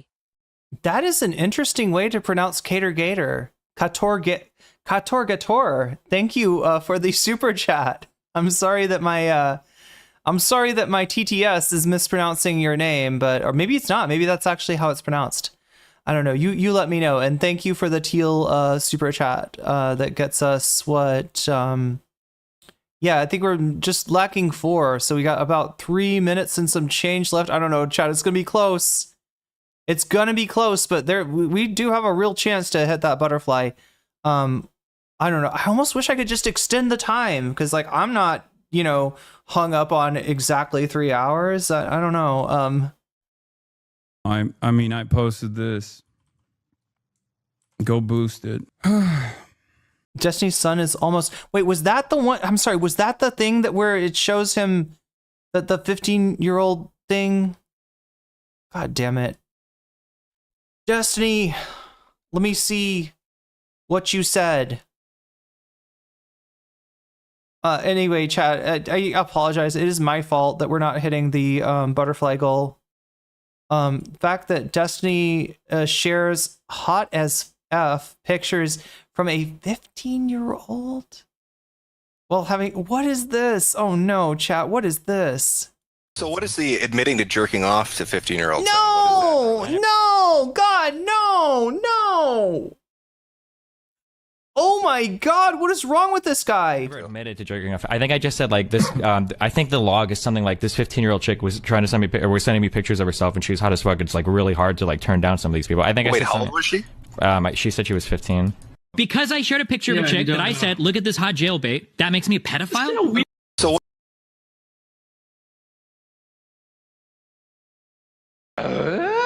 Narwhal _ super chatted $5. If it's up, then it's up, then it's up, then it's stuck. Wait, what?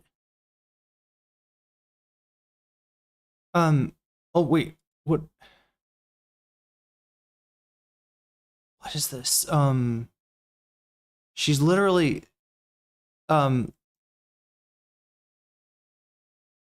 we're 3 more super chats. 1 minute. Oh my God, 1 minute for chat to somehow do 3 teal super chats. I don't know if we'll see. Oh my God, wait, what? I'm looking at this is an image. Okay, that's what's got me confused. There it is. That's what I was. Destiny is attracted to 14-year-old children with 9. Oh God, I can't read this. This is terrible. This is so bad, chat. Why is this my life? Why do I have to cover this shit? This is but I said someone who's 30 and sees a 14-year-old's nice T and A, assuming they've developed. Narwhal _ super chatted $5. Not a Cardi B fan. Not a Cardi B fan. I don't listen to music actually. I don't ever listen. I don't know what music is. I'm a streamer. No, I don't have nearly enough time to listen to as much music as I should be. I actually do like music, unlike Vosh and Hasan, ostensibly. Yo, Ash Bradford Burple with the gift sub to Ash Bradford. Butterfly Timon extension gifty. Yo, wait, does that count? I think that counts. Narwhal I think that counts. Super chatted $5. That one you didn't even have time to write anything, but I appreciate it. It gets us to not. What? Okay, that's it. That's butterfly. That's butterfly territory, right? Oh, it didn't count it. Oh no, Sarah, I can't put the butterfly in my hair because you super chatted 1 millisecond too late. Just kidding. Just kidding. I am not gonna get hung up on the exact timing of it. I think that's. I wish that YouTube, if you're gonna put this if you're gonna put this super chat goal up there, you got to give us a little bit more flexibility. YouTube. That's all I'm saying. Cardi is legit progressive, leftist, social democrat. So I love her. Yeah, I should check out. I will listen to me. That was what I was saying. I was saying that I should do like a specific. Discord channel that's like music for Irene to like. I'm sitting here in front of this disgusting screenshot, chat. Oh my God, 90. It's 90. It's actually 90. And yeah, you did do it. You did do it. And I don't care what the official the official super chat goal says, right? You did it, chat. And it was a team effort. That was Twitch working to get that extension of the time, and then YouTube, like it's almost like Twitch, like yeah, like YouTube shoots the ball, it bounces off, Twitch grabs the rebound, passes it over to YouTube, YouTube hits the layup, and just at the buzzer, right? Except that you actually extended the buzzer is what you did. I'm trying to make a basketball metaphor. I'm not sure how it's working, but yeah, the Narwhal's reminding me we were actually at 90 at this point. So yeah, like I said, that would we were very close to that. I can feel the tingle of bonus content right now. It's kind of looking like Chud Logic's crash out, but make sure to let me know if you have contributed which of these topics you want to see, and I will put your money where your mouth is and add your donation to the topic of your choice, and we'll see what. Yeah, alley oop, exactly. I don't even know what that means. Is alley oop when you do a layup? Like a layup's like this one, right? Like right, a layup's like the one-handed thing, where like I'm like right next to the, I'm like 45 degrees from the basket, and I'm like really close to it, and I run up to it and hit it like with one hand. That's a layup, right? I can't do that in real life. I hope everybody knows I can't. I am not a layup type. That is for Chud Tent. Hell yeah. Hell yeah. All right, so let's look at what the fuck this is. Oh my god, chat. As I'm sitting here in front of this most cursed... Okay, as I was reading Destiny, but to say that someone who's 30 and sees a 14... This is the original sin right here, chat. This is what got tomfoolery banned from Twitch. This is, you know, this is why Vosh is like this too. This is why there's a million weird clips of Vosh, like, saying sus stuff about minors and right? It's because this was normalized in Destiny's community. Vosh came from Destiny's community, right? He was just following Vosh was just following the example of his dad, right? This is Vosh was actually Destiny's first son. I don't know how that works, considering that Vosh is older than Nathan, but you know, it's wait, no, that would work, right? That would still make sense. 14-year-old. Oh no. Assuming they're developed. This is literally it's not a pedophile. It's a nephibophile thing. Means you have no fucking idea. That's right, Destiny. We have no idea what we're talking about if we think you're a creepy ass PDF for commenting on a 14-year-old's T&A. Terrible. Disgusting. Yeah, we don't correctly identify that as being an ephemophile or a whatever else a file, right? There's different degrade. It's like Pokemon, chat. It's Pokemon over there, and you got to catch them all, right? There's the PDF file, there's the phebophile, there's the hemophile, there's the.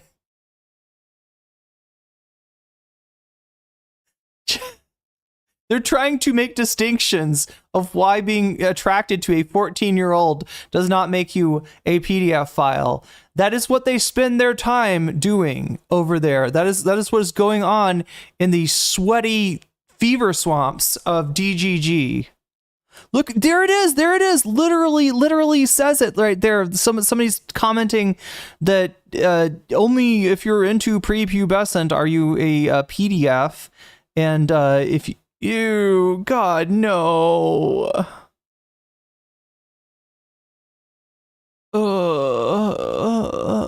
This is terrible. Oh my God. And the scary thing is, chat, how many people in here in this how many people in this chat? I'm assuming this is like, oh wait, is this offline chat? I'm assuming this is offline chat. How many people in this offline chat are underage? Like, how many fucking actual 14-year-olds are there in here, like, hearing Destiny's fucking litany on the difference between a PDF file and a Phebo file or whatever? It's anyway. I am a little bit sick at my stomach right now. Let us finish the Hasan video before I throw up and pull a Xander Hall and get banned for vomiting on stream.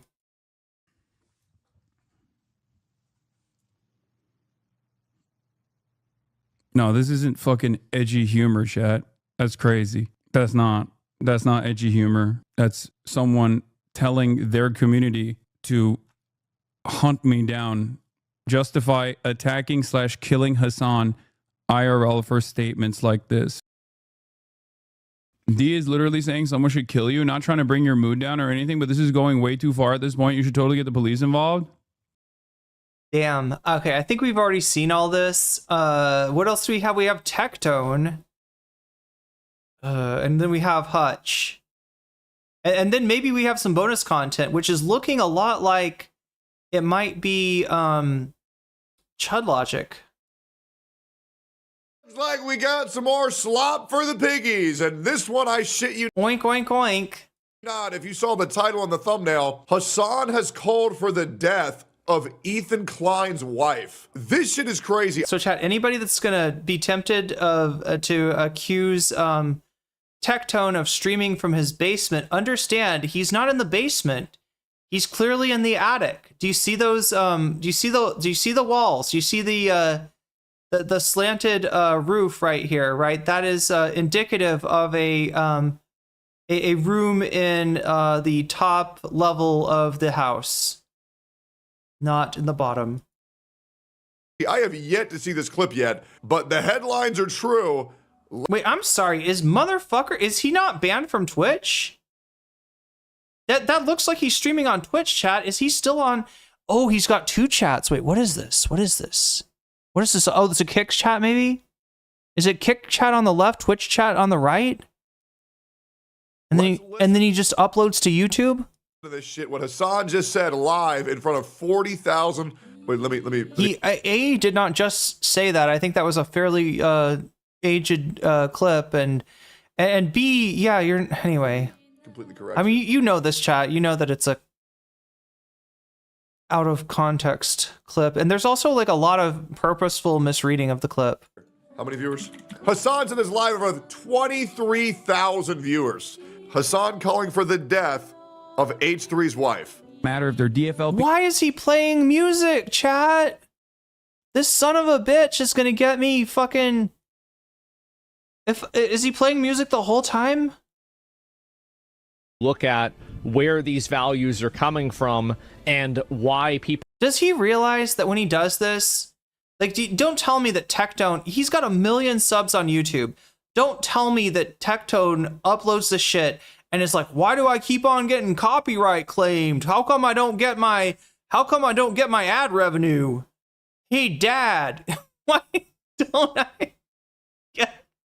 He has his dad. Hey, Dad, no, get your hands off me, Dad. Get your hands. No, I don't understand why I'm not getting this revenue. I don't understand why is everything getting copyright claimed here? Yeah, it's because you got music, bro. I don't think we can even watch this. This is like an infrared Haas situation, right? Okay, well, that's, you know. But you know who doesn't? You know who doesn't put music on his clips because he's a little bit smarter than Tectone? That would be our thumb-like friend, Hutch.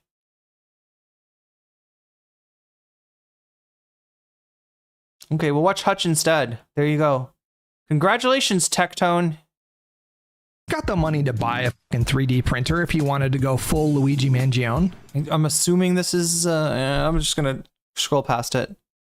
He's got music in his intro, but hopefully that's all. Not a gray area. This is black and white, okay? It doesn't get more black and white than this. Israel's in the wrong. Israel is actually engaging in an apartheid, which is a crime in and of itself. Israel's doing that was why I was, I mean, I probably shouldn't joke about his dad because his dad actually is a like there's is there like a special law in the military thanks to his dad like groping people? An apartheid in the West Bank, 2 crimes in and of itself, and every type of armed resistance against both the settlers and also the Israeli occupying force in the West Bank. Doesn't matter if it's your favorite podcasters like wife that participate in the Israelis. Doesn't matter if they matter. So there's like a Hutch obviously doesn't know how to pronounce Italian words. Mangione. What did he say? Mangione? Couple different possibilities here. if he said that participate in these raids versus participated in these raids. That's certainly a different context. It's not really clear to me what he says. We'll put it to a vote. I'm going to get into why it's still really bad. No matter, like, in either of those two contexts, it's still really bad. The reason why it's bad no matter what is Ethan has had CPS called on his home. He's had skulls. Yeah, I think that's what Narwhal was getting at. Menchione sent to his home. And Hasan knows full well that those skulls were sent by Bad Empanada. Yeah, we all know that. What? Are people both in his audience, and I also want to look mostly at Bad Empanada, but chat when we pull up the full clip here, and we can take a look at his chat and see what they're saying. Bad Emma Panda. Oh my God, chat. You know what I didn't do though? We just got a whole bunch of super chats in rapid succession, and only a few people got to, have them on screen. So I'm going to cycle through here just so that all of your super chats get shown. He knows that the temperature is super dialed up right now. And so for him to say it, even if it was, even if he was saying like, if she participated. Yeah, me neither. Joe's Garage. I can't believe the CBS sent skulls to Ethan Klein's house. Yeah. What the fuck, CPS? What the fuck were you thinking? Or if she wasn't talking about, maybe he was just making a tongue-in-cheek joke to justify violence against people that are currently participating in these kinds of things. It's still totally unacceptable rhetoric because he knows that the temperature has been way dialed up. Like, this is him just pouring kerosene on an already insanely toxic situation. Wildly irresponsible. Like, wildly irresponsible. Completely unacceptable too. Like, you used to be friends with this person, you've been over to their home, like you've hung out with them and their children, like Gila, like her as a person. I'm sure he knows that Gila is probably a very nice person. I'm sure he knows. We know too much about Gila Klein to conclude that she is a nice person. I would say that most people, I do assume that most people that I don't know, unless I've seen them do something awful, I kind of assume that I always think that most people are nice people and stuff, but no, not with Gila Klein. Right? So somebody that worked for the IDF. Okay, that's one thing, in a administrative role, and then switched to a combat role. Because she was not getting enough action. It was not her duties, her IDF duties were not stimulating enough for her. She liked going on night raids to terrorize innocent people in the West Bank instead. Yeah, we just kind of know too much about her. And then she married Ethan. And then if all that wasn't enough, she married Ethan, right? So yeah, no, I cannot conclude that. I get what you're saying. We extend, the benefit of the doubt to most people that we know. If you know somebody, you're like, oh yeah, no, she's okay, right? But no, we know too much about Gila Klein. We can't go back. I'm sorry, Hutch. I'm sorry. What was that? If she was an asshole behind the scenes, if she was a really unpleasant or rude person. She's an asshole in front of the scenes. Quit acting like she's not behind the scenes. She's a member of the Why are we erasing Hila? This is Hila erasure, chat. She is every bit as the member of the H3 team as the rest of them, right? I know there was a while that she didn't show up, that she wasn't on screen, but no, she's integral in that channel being what it is. She's give her fucking flowers. Give Hila the credit. Do not fucking infantilize her as a behind the scenes, behind every great man kind of person, right? She is. She's part of H3. He would have already said it. He would have said that by now. He would have said, you know what? Not a part of the podcast anymore. So now I can just tell you she was a bitch. He would have said something like that. I just think the rhetoric that is dialed up in that space, in the particular space that he occupies right now, is completely unacceptable. And at some point, someone is going to get hurt. I just want to say right now, for the record, guys, I see a lot of people making jokes and stuff We're not gonna do that in my chats, okay? We're not gonna do that in my chats. I don't want to see people cracking jokes about like retaliatory strikes or anything like that. Let's not get into any kind of like violent rhetoric. Like the Tim Pool incident, he wasn't really even held accountable, was he? Like these mass shooters that listen to right-wing rhetoric? I mean, no. He kept that money. That's crazy to me. The Tim Pool situation is crazy to me. Tim Pool kept the what was it called, chat? The company that gave him money. I can't remember what it was called now. It gets exposed that, you know, I'm not going to say he wittingly knew what he was doing. I probably need to eat something. Hutch, could you please not sue me? I need to go to the bathroom. We're both streamers. We can have some respect from each other. If you want to watch my content and dunk on me and then like pee while you're doing that, that's fine too. I won't sue you. Just respect the weasel, right? The weasel is occupying the chair. This is not a chair stream, chat. This is a weasel stream. Tenant Media, thank you. God, I couldn't remember.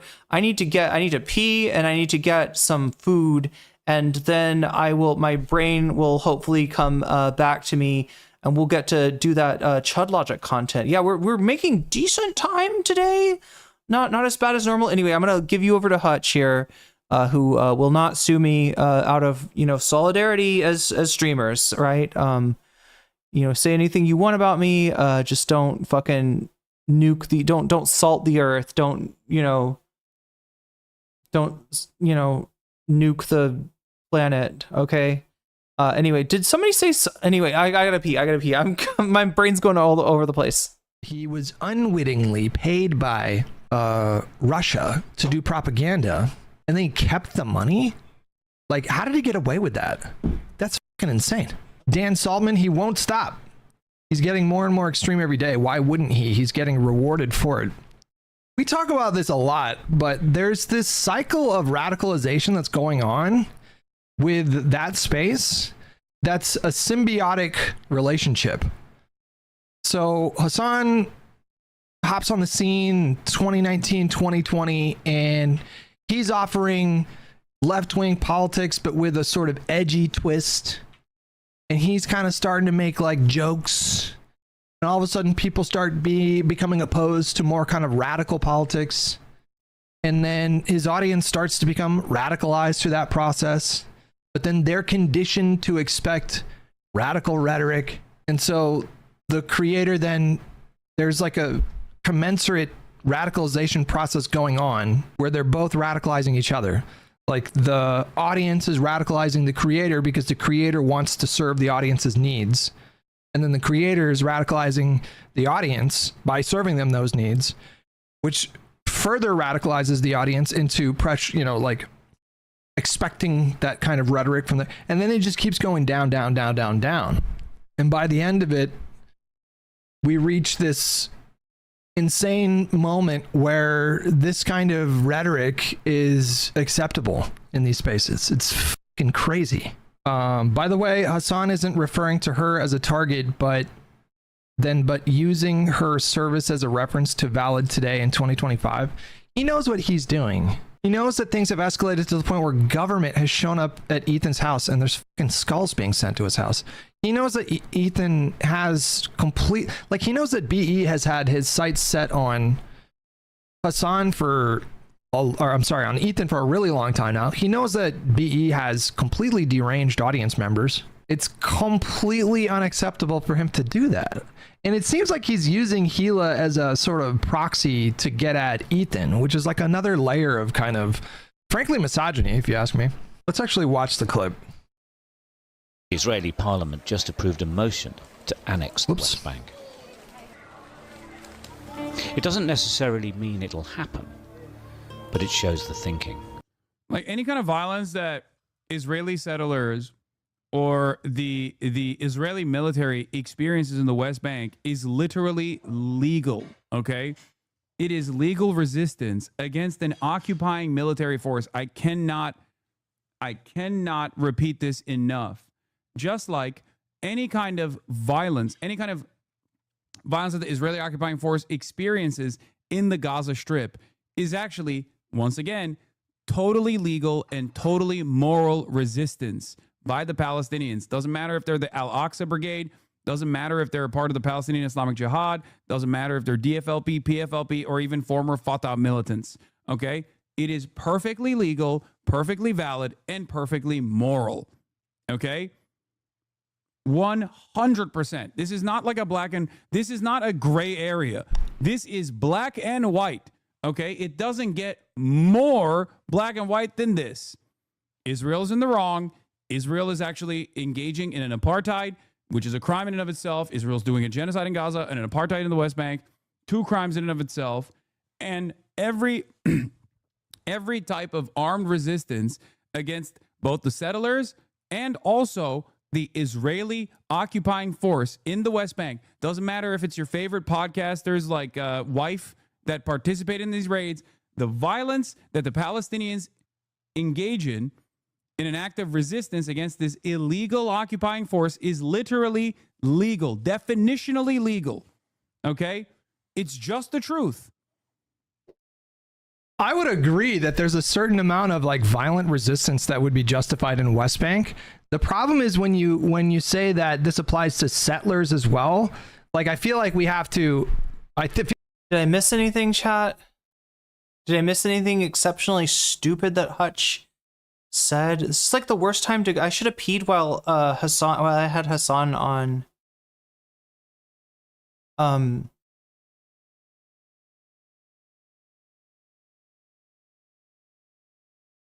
Not much except him rolling a lot of boogers. He does that, doesn't he? Hutch is in the process of hand waving the context of what Hasan said. Is he understanding the point about international law though?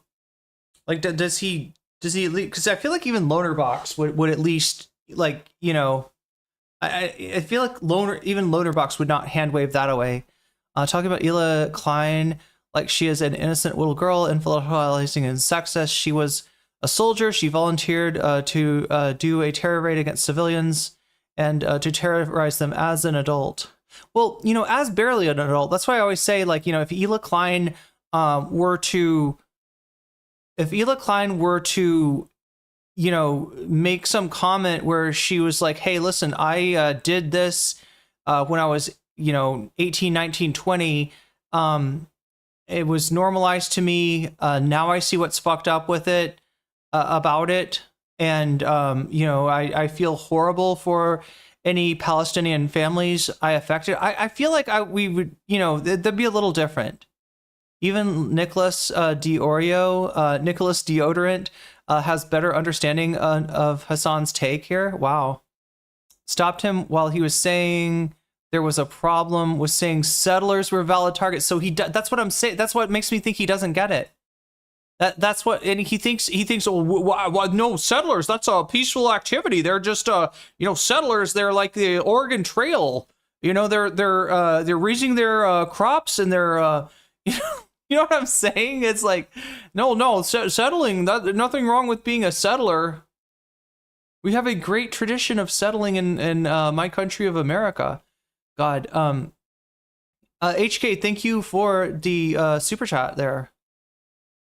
And also, there we go, Sarah. Okay, I've got Nicholas the Odorant, future of entertainment. Will be a thing. There will be a thing called autotainment. It'll just entertain you. It'll make you feel like you're entertained, even though it won't be entertaining. It'll just throw up patapine and patapine, tralalero tralala, patapine, tralalero tralala. I feel like we have to compartmentalize different kinds of settlers. Like, for the settlers that are there, that are like waving guns around, there was a settler that just murdered a Palestinian in West. Okay, so he's at least somewhat aware of settler violence. Good. Like, that's fair. At least she's got that. Obviously, that's fair game. No, it's the act of settlement, the act of dispossessing people from their fucking land and terrorizing them to prevent them from coming back. Like, that is the fucking. Have you seen Matt Bernstein interviewing an Israeli trans woman? I did see that. I did see the thumbnail come across my timeline. Yeah, who went to jail because she refused to join the IDF draft.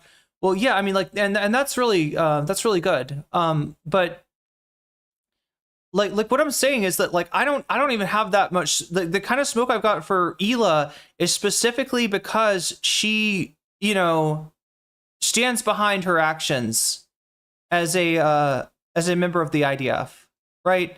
I find that fundamentally different than somebody who, like you're saying, with the guest that Matt Bernstein had, was a conscientious objector, you know, put herself in all kinds of danger to avoid, you know, being used to do violence against Palestinians, like Yona Roseman, or somebody even who did, you know, bad things in the IDF and then comes to understand and apologize for what they did when they were younger. Because remember, like, you know, these people get sucked into this for conscription at like 18. You are technically an adult, but just barely. The IDF at least have the excuse they were drafted. Settlers volunteer. Yeah, true. Exactly. Go to the front lines and in the West Bank to kill people, and often for financial incentive, often because the land is free. Literally the sex pill from Barbarella, but for entertainment. Wait, but wouldn't I have to go like that then? If I don't know how that would work. That seems unethical. Is he saying as long as settlers have yeah, basically, it's like as long as settlers aren't actively like doing murder and mayhem, then they should be off limits, which is not what international law says. That is not the law.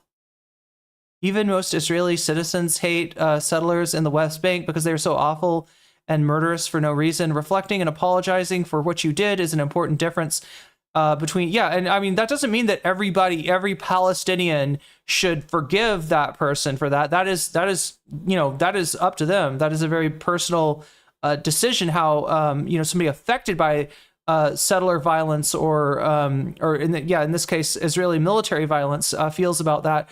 But there's a difference between that person and somebody like Hila that's just like, no, we did it to protect Israel.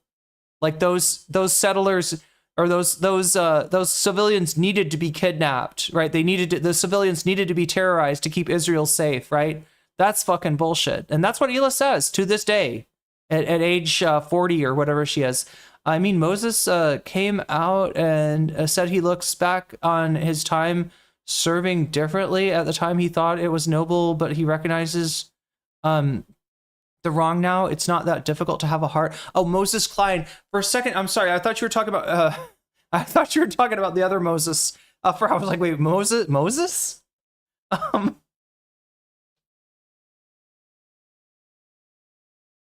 Ten Commandments guy? The author of the first 4 books of the Bible, according to my bastardized,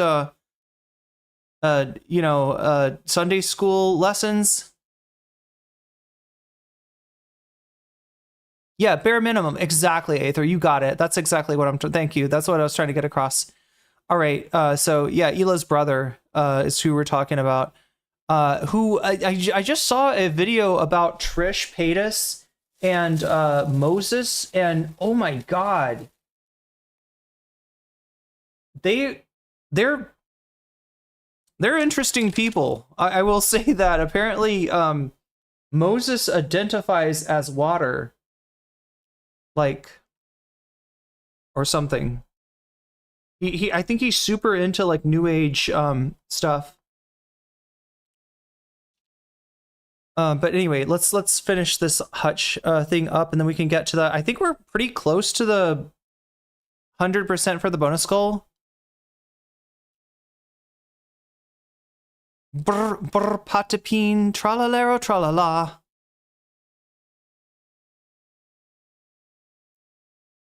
Okay, if I can make this food thing happen, I will be much happier. Yeah, I think we're at like 93 out of 100, if that's right.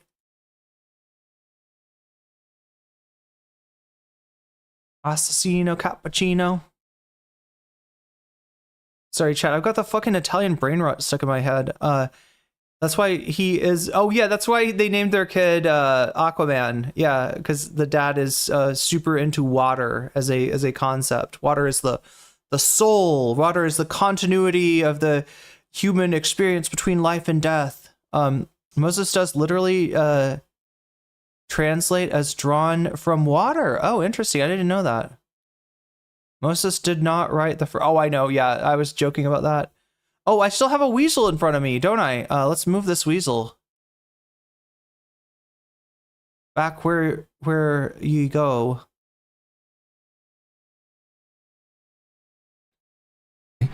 In terms of violent resistance, but like a family, the problem when you make it so broad, when you say like all settlers, there would like violence would be justified against all settlers. Well, there's like people's wives there and their children there. So like, what does that mean?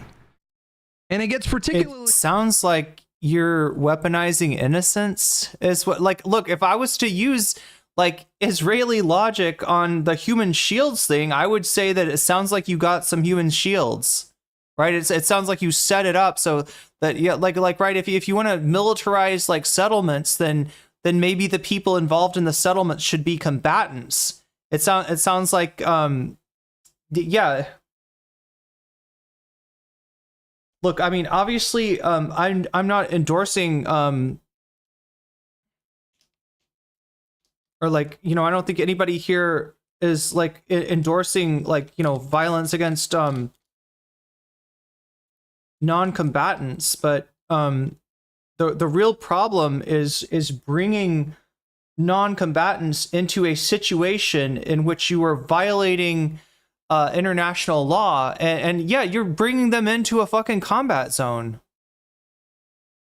If I fucking used like IDF logic on you know, on this situation, right, you know, Hutch, it would justify a whole hell of a lot. Now I'm not, you know, I don't agree with that, but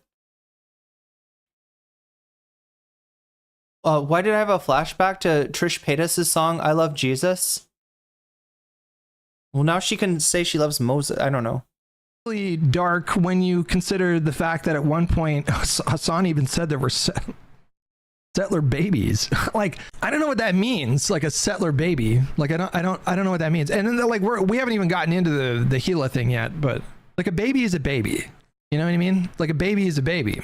A baby is not like a settler. A baby is not someone you should take into combat, right? And like what is this, Death Stranding? Wait, what's even the story? I gotta admit, I've never played Death Stranding. What's even the story about what's his fuck from Walking Dead carrying a baby around? Or even like they're not like, you know, a Republican or a Democrat. They're not like, a baby is not like Hamas. I'm sorry, aren't you the one that orbits the guy that said that if somebody went to a Trump, if one of his fans went to a Trump rally and got you know, blown apart, that he would celebrate that and laugh at that, and he wouldn't feel bad for the family of that person? Not IDF, it's a baby. They're like a small sack of like flesh that can't really think. Yeah, that should be protected, Hutch, and not fucking used as a child soldier. I'm sorry, but that's what I see. I see a child soldier, and it, you know, is a child is innocent, yes, but you have then brought them into you have put the child, like, by settling with your family, you have put the child onto the front lines of a dirty war. That is what you've done.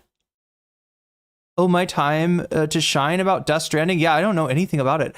What is the story to any Hideo Kojima game? That's a good point. Bring a baby into combat worked well in the Lone Wolf and Cub films. I haven't seen those. Yeah, he's had a small sack of flesh. In an abstract way yet. And completely rely on you to like eat food and provide them with like safety and shelter. The fucking baby. Where's the clip of? Oh boy, I almost just.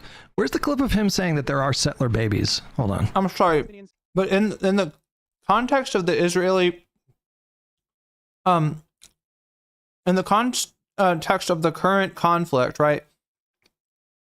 The only people who are suggesting that babies represent an existential threat are are Israelis running on great replacement logic, right?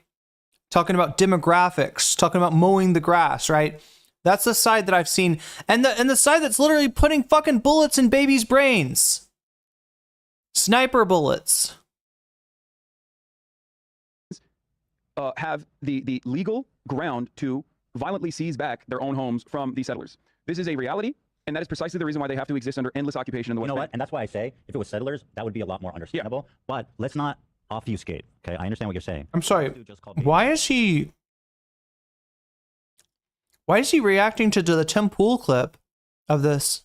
No, I understand. And there are baby settlers as well. But there are... Oh my God, man. I laugh, but it's just like, I don't know what else to do besides laugh. Because, I mean, coding Jesus with $5, not a Democrat, but you're the most sane liberal I've seen online.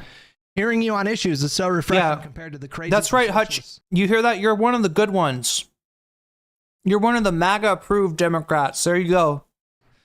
I'll turn you into a Democrat. Give me time. Stick around the stream.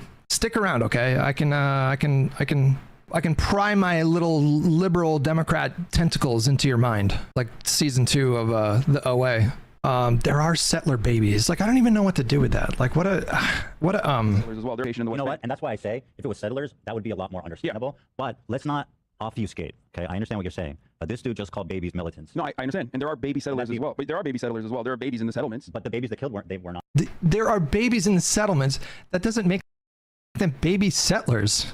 A settler is usually defined as someone who moves to a new area, often as a part of a colonizing population. Babies obviously don't choose to move, so they aren't active agents. But if a family moves into a settlement or a colonized area, the baby becomes a part of the settler population by presence, even if they aren't making the decision themselves.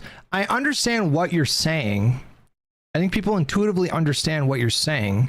But can you understand why... I'm kind of surprised he's getting pushback from his chat. It's especially problematic to couple the language of settlers are fair games, not just IDF, but settlers themselves are fair game. For the record, I wish Hasan had explained what he was saying a little bit better there, right? Because it does leave it a little bit to the imagination, and you know, it allows you know, people to pretty much take what he's saying any direction they want to. For violent resistance, and then also call like a baby a settler. Like, the marriage of these two things is obviously problematic. I mean, I don't even know if I accept your logic here. Hold on. Settler definition. A person who moves with a group of others to live in a new country or area, especially one inhabited by people of a different ethnic group or religious group. Here's the problem. Here's where I think the technicality is for why this doesn't work. A person who moves with a group of others to live in a new country or area. A baby is moved. Thank you, Rave. He did explain what he meant by that, but they cut the context, yeah. And why did Hutch have to go to the Tim Pool for the clip? You know what I mean? It should go without saying, yeah, but you know that Hasan's never offered the same charitability as like, let's say, Nick Fuentes. Just consider for a moment, chat, the charitability extended to Hasan by Destiny and his community, which is like negative, versus the charity that Nick Fuentes, well, I didn't hear him say that he's a Nazi. I didn't hear him say that he's a Holocaust denier. I didn't hear him say that he's anti-Semitic. I've heard a ton of other people say that about him, but I haven't personally experienced him saying those words. I know there's clips that you can show me of him saying those words, but I'm not gonna look at those clips. I'm just gonna ask Nick, and if Nick doesn't if he doesn't start foaming at the mouth and turn into fucking Weir Hitler, like a werewolf Hitler right in front of my eyes, I'm just going to assume that those things aren't true, right? Think about the charitability extended to Nick Fuentes versus the charitability not extended to Hasan. They're not, like, when you say a person who moves with a group of others, the implication there is that it's like someone who made a choice. Like, a baby is not choosing to move anywhere. It's just moved there. I understand that, like, definitionally you might be right, but I mean, I think it's also especially irresponsible, like, after October 7th, where we saw countless What's irresponsible is for you to pretend that Hasan is greenlighting the slaughter of babies without any such proof, right? Like Heidi said earlier, this should go without saying, right? It's like you would assume, like, right, that's unless you've heard the person, you know, say that they think that babies deserve to like suffer for the sins of their parents, that should be the assumption of what horrifying examples. I don't know how much like video footage you guys saw of October 7th. I don't know about you guys, but like, so I remember when I was like 20 getting curious about like beheading videos and then watching them online. And I remember one was so horrific that I'm not going to get into the details, but it fucked me up for like 2 weeks. And after that, I was like, I am never watching that again. I'm never watching that kind of stuff again. But when October 7th happened, it was just impossible to escape it for like a week. There were just videos that were just blasted on the timeline for like a week. And, you know, they filmed themselves doing it. They live streamed themselves doing it. And there were videos of families on the kibbutzim, young kids, you know, teen kids, young kids, babies, you know, murdered with like brutal violence. So I think it's irresponsible language on a number of different levels, which doesn't even get into the Gila angle. It doesn't even get into the tens of thousands of children slaughtered in Gaza either, right? He's like, I love that he's seen, oh, you sent a super chat. I'm so sorry. He has seen, this is like what Aiden Ross was reading the fascist. What is this? Yeah,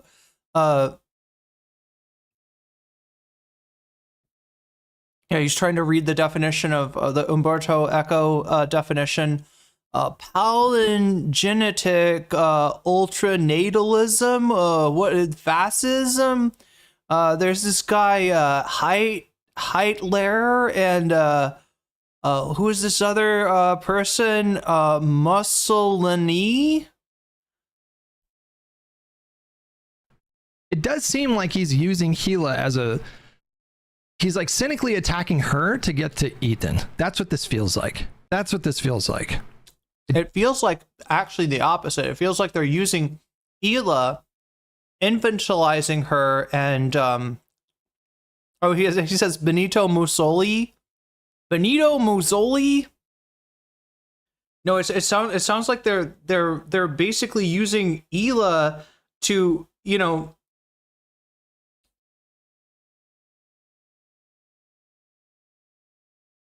like they're like hiding behind Hila's uterus here. Basically, they're hiding behind. I don't know what to say. There's something kind of misogynistic about this shit. Denying Hila agency, infantilizing Hila, pretending that she is not a part of the H3 podcast, pretending that she has not literally participated in terroristic night raids against innocent people. She's not been present at the kidnapping of innocent people. I don't think Hasan literally thinks that Hila deserved to die. I would bet my life that he doesn't actually think that she deserved to die back then. Can we acknowledge he's talking Hila as a target when she was in IDF? I don't think I should have to explain why saying something like that about somebody that, especially about someone that you used to be friends with, is completely unacceptable rhetoric. When Ethan and Hila and their family have been targeted by these fucking lunatics already online. Like, do you guys actually think that he thinks that Hila deserved to die, or do you think he's using Hila to try to get to Ethan? I think it's obvious what's going on there. I don't get it, man. Like, Hasan is a person of incredible wealth and means and resources. He's got the money to buy a fucking 3D printer if he wanted to go full Luigi Mangione. He could do that. Like, there's nothing stopping him from being this radical person that he pretends like he is. He could do the Basil tweet. He could do that. He could do the Basil tweet if he actually wanted to. But instead, they just prod their own audiences they whip their own audiences into this like fever dream, especially Noah. Like Noah's an even worse example of this. What a fucking coward that guy is. What a ridiculous, unserious person that is. I don't get how these people have credibility with their audiences. Like, if you're so radical, I don't understand why you're not putting your own safety and security on the line. Instead, you're prodding your audience to do it. It's such a fraud. That was a moment that I don't think got enough coverage in the debate between Ethan and Hasan. Hold on. Let me see if I can. Where's that full debate? Hold on. Let me do a Control F transcript. There was one part of that debate that I thought was like, it just came and went and nobody talked about it. And it was the most silly argument that Hasan made the entire debate. Hasan, you say that Hila could have gone to jail and done a conscientious objection instead of joining the army. Why do you pay taxes? Why do you pay taxes to the United States government? This is your big argument, Ethan? Answer the question. That I pay taxes and I'm morally culpable? I know. That's why I try to why don't fight you go to against jail? the goddamn government doing why this don't you shit stand every up for day. your hold on? Why don't you stand up for your principles and go to jail for it? Because it would not actually stop. Okay, it would not actually stop. The reason why I'm saying what a fucking stupid argument. What a nonsensical, stupid fucking argument. It was so stupid, I had to pause it to make sure that you didn't get to hear the whole thing, right? It is a stupid argument from Ethan. Yes. In the context of condemning Hila for forced conscription, he tries to weasel out of it. You were trying to justify participating in an armed force involved in the institution of an apartheid system in terroristic violence against innocent civilians by saying, yeah, but why do you pay your taxes? You're unwilling to. And in reality, it wouldn't be for Hasan. It wouldn't be about like it would be about financial penalties way before it was ever about jail time. It's not. You don't just like not pay taxes and they fucking take you to jail, right?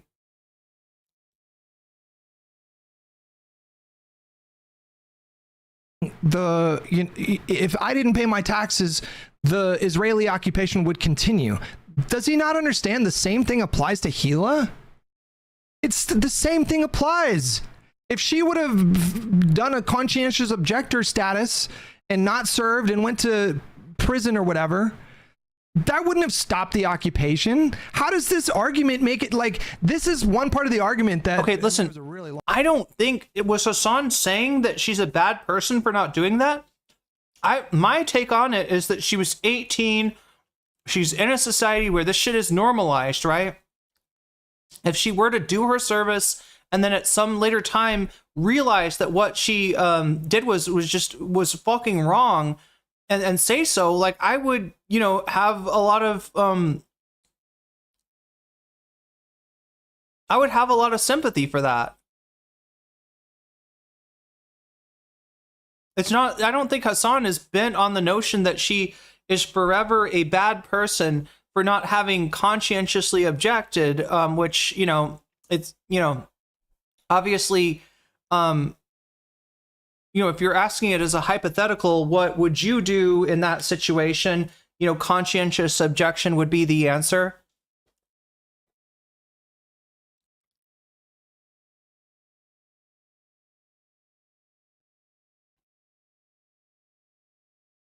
Long debate that I didn't really see a lot of people talking about it after the fact, but it's like it is obvious contradiction to call 18-year-old Hila a coward for not going to prison. Imagine you're an 18-year-old Israeli in 2005. You were born and raised in Israel. Most of your information about the world, about Gaza and the West Bank, about Israel, about the dynamic in the Middle East, that's all going to come from within Israel. How can we, in the year of our Lord 2025, or how can anyone go back to 2005 and then judge her for signing up for mandatory conscription? Would any of you have made a different decision? How can anyone in his chat or... It's easy, like I said, it's easier for me to say I'd make a different decision. I was not raised in Israel. I was not inculcated. This shit was not normalized to me. So yeah, point taken as far as that. I don't think Hasan disagrees with that. Joe Garbage. Oh, sorry. I keep on thinking your name is Joe's Garage. I keep on thinking you're a Frank Zappa album with a questionable cover, with questionable album art. He's fundamentally misunderstood. It's fundamentally misunderstanding the argument. Hasan is arguing that what she did was wrong. What she did that was wrong was go along. Yeah. Okay. Yeah. There's also the factor of that she not only was involved with the IDF, and I've said before that I think that being a secretary in the IDF is not necessarily like a lesser degree of harm than administrating a genocide is not morally above enacting a genocide, or administrating an apartheid is not morally above that, right? So, it's every role in the IDF is culpable.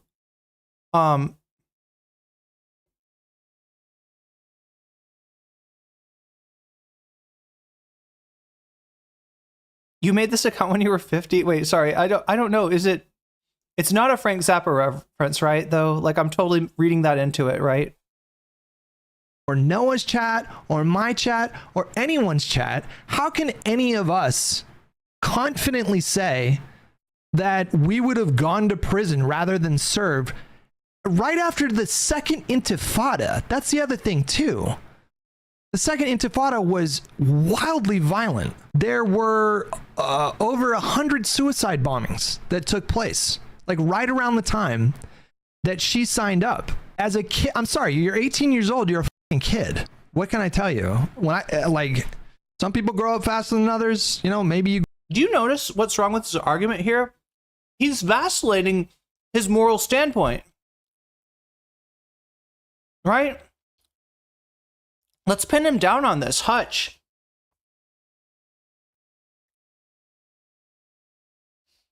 Is it wrong for... Like, yeah, so when he says it's right after the second intifada, which was violent, right? He's implying that the Israeli settler colonialist project is something worth defending. And then he switches... that she signed up. As a kid, I'm sorry, you're 18 years old, you're a fucking kid. What can I tell you? When I and then there's like, okay, so wait, if she's 18 years old, she's a kid. So he switches from she did nothing wrong. It was the intifada. She had to defend Israel. Israel was in danger, and the evil terrorists were doing violence, and so she did this to protect her homeland and her people and everything that she holds dear. And then you switch to the well, she was 18, so she didn't know which is it, Hutch? Which is it? Is being an IDF member wrong, and you just don't understand it if you're inculcated in Israeli culture? If that's normalized to you, is it wrong? And she gets a pass because she was young, or is it are you just because it sounds a lot like you're fucking justifying it? And this is how this weasel is able to make two different arguments to two different cohorts of people in his chat. The people that are 10 toes on the ground for Israel has the right to defend itself, Israel has the right to exist, and the people that are like, this is a bad thing, but maybe Hila was not, as an 18-year-old, did not have the wherewithal to really see what she was being a part of. Which is it, Hutch? That's inconsistent. That's the cardinal sin of debate bros right there. Moral, or it used to be, I don't know, it feels like they're becoming okay with moral inconsistency. They're becoming straight up nihilists over there, right? Some people grow up faster than others. Maybe you grow up faster in Israel, but 18 to me, you're still a fucking kid. How can any of these fucking judgmental freaks sit there with a straight face and be like, I would have done the right thing? How could you know that If you were raised in Israel and all the information you got about like Palestine versus Israel came from Israel right after the second intifada, where there's going to be like, anytime a country is attacked all the time, like there's going to be like a kind of like a jingoism, you know, like a patriotism, like a sense of unity. You would have made it. You would have gone to prison. How could you possibly know that? The same thing, by the way, applies to young people who joined the Houthis, young people who join Hezbollah, young people who join Hamas. I consider those. Does it?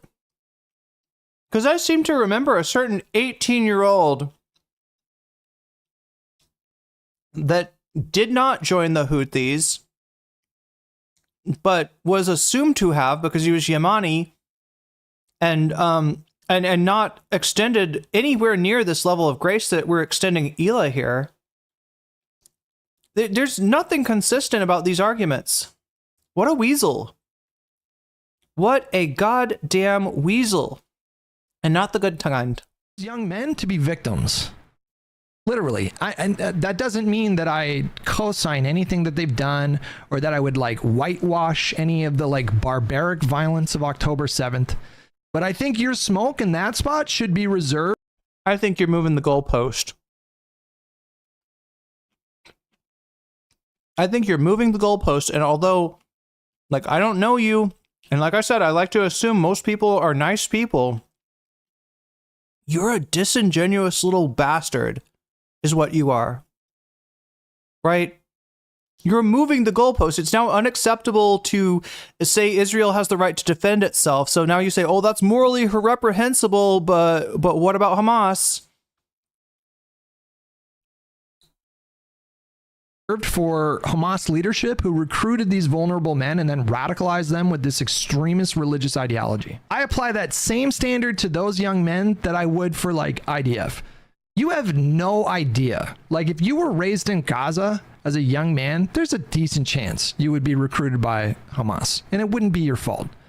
And the same goes for the Houthis. Does he understand that Palestinians as young as 14 are being considered men of fighting age and are just being fucking the assassination, the killing of these people, these 14-year-olds, is being greenlit based on that, based on the fact that they could potentially participate in some sort of military activity?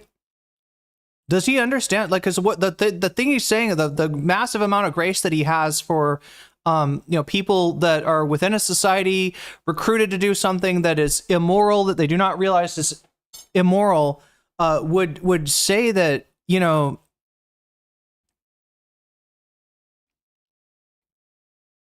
would point to a lot of Israel's actions as being highly immoral, to the point that you can no longer hide behind like, what about a Hamas?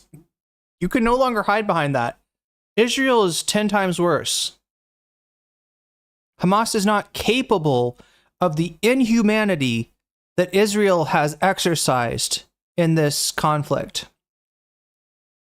Yeah, 14-year-old would be Destiny. Oh God, we got to protect them from Destiny too. These in Yemen and and Hezbollah in Iran or Syria, no, Lebanon. Jesus Christ, you have no idea what you would have done in that spot. You have no fucking idea. And it's also just like the peak Western bourgeois nonsense. You don't get to say that word until you repudiate capitalism, Hutch. Shut the fuck up. You endorse the bourgeois establishment. You endorse the whole fucking system. You got to get that capitalist cock out of your mouth, all right, before I want to hear you saying anything about bourgeois. Especially if you're raised in a country like America, where there's basically no threat of any kind of like...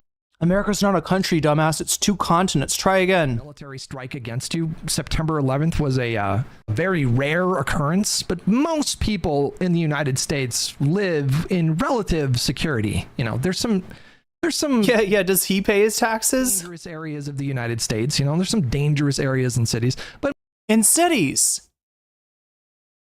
No, Hutch, most of the violence is not in the big cities, in fact. Per capita, you know, there's a lot of Midwestern towns and localities.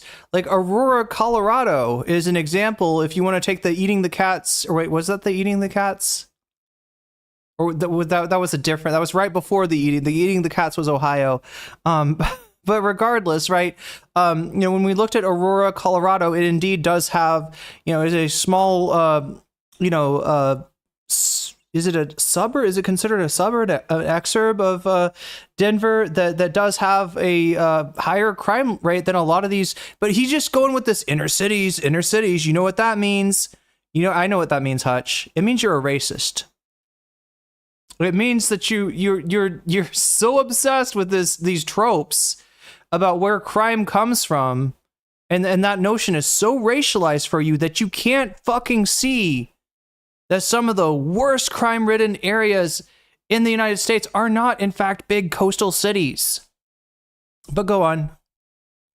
But most people, we're not worried about rocket fire coming into our neighborhood. Well, hey, speak for yourself. I am worried about rocket fire. About people coming in with paragliders and doing crazy shit.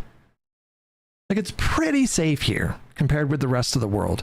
It's so fucking easy for a young lefty who was raised in America to judge 2005 Gila. It's just classic Twitch poll, using beliefs you don't even buy into against people who do, right? This is classic Twitch poll.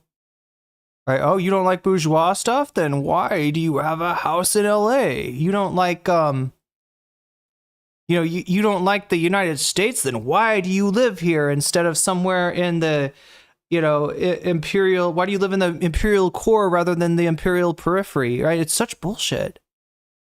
If I wanted to have these discussions, Hutch, I could. I know a Discord that I could hang out with a certain disreputable VTuber frog and have these kind of disingenuous conversations. I could engage in all the debate pervertry you know, I could goon to my heart's content to this kind of debate pervertry if I wanted to. But you know, that's why you got DGG, and that's why you got food shops. Congratulations, asshole. We fucking caught you. They need a trans person so bad at this point, chat, and they've burned all of their bridges to all of the trans people that acted as fig leaf for them in the past, right? That they are now down to somebody who has expressed, you know, attraction to minors as their go-to fig leaf now with food shops. For something that they would have done just the same if they were in her position. It's responsibility for being an extremist versus accountability for your actions. We don't know of any bad actions that Gila did. That's the other thing too. It's like, do you guys remember when you were 18? What was I doing when I was 18? I was smoking weed every fucking day and just trying to get laid. That's pretty much it. I was in college, wasn't playing a lot of video games. I was just chasing tail, getting high, riding on my skateboard. And rejected.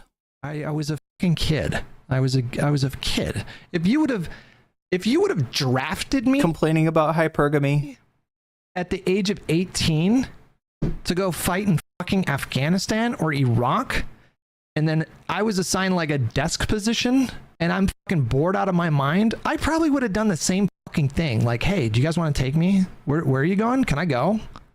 This desk job fucking sucks. I'm so bored here. And people are treating her like she was a fucking SS officer marching people into the ovens because she went on a ride. Would you ride along with the SS, Hutch? Look, again, I don't think there's any point in damning somebody for the actions that they took as an 18. People in chat are pointing out 18-year-old is, yeah, considered an adult in, you know, most of the places where chatters are chatting from. That's true. You know, I would say it's barely an adult, and that, you know, yeah, there's a lot of lack of judgment with people that are 18 years old. Like I said, if somebody wants to, like, you know, reflect on what they did as a younger person and apologize for the harm that they were a part of, right? Apologize for maybe not kidnapping people herself, but going along with terror in terror raids where people were kidnapped. Then that's there's a conversation to be had there.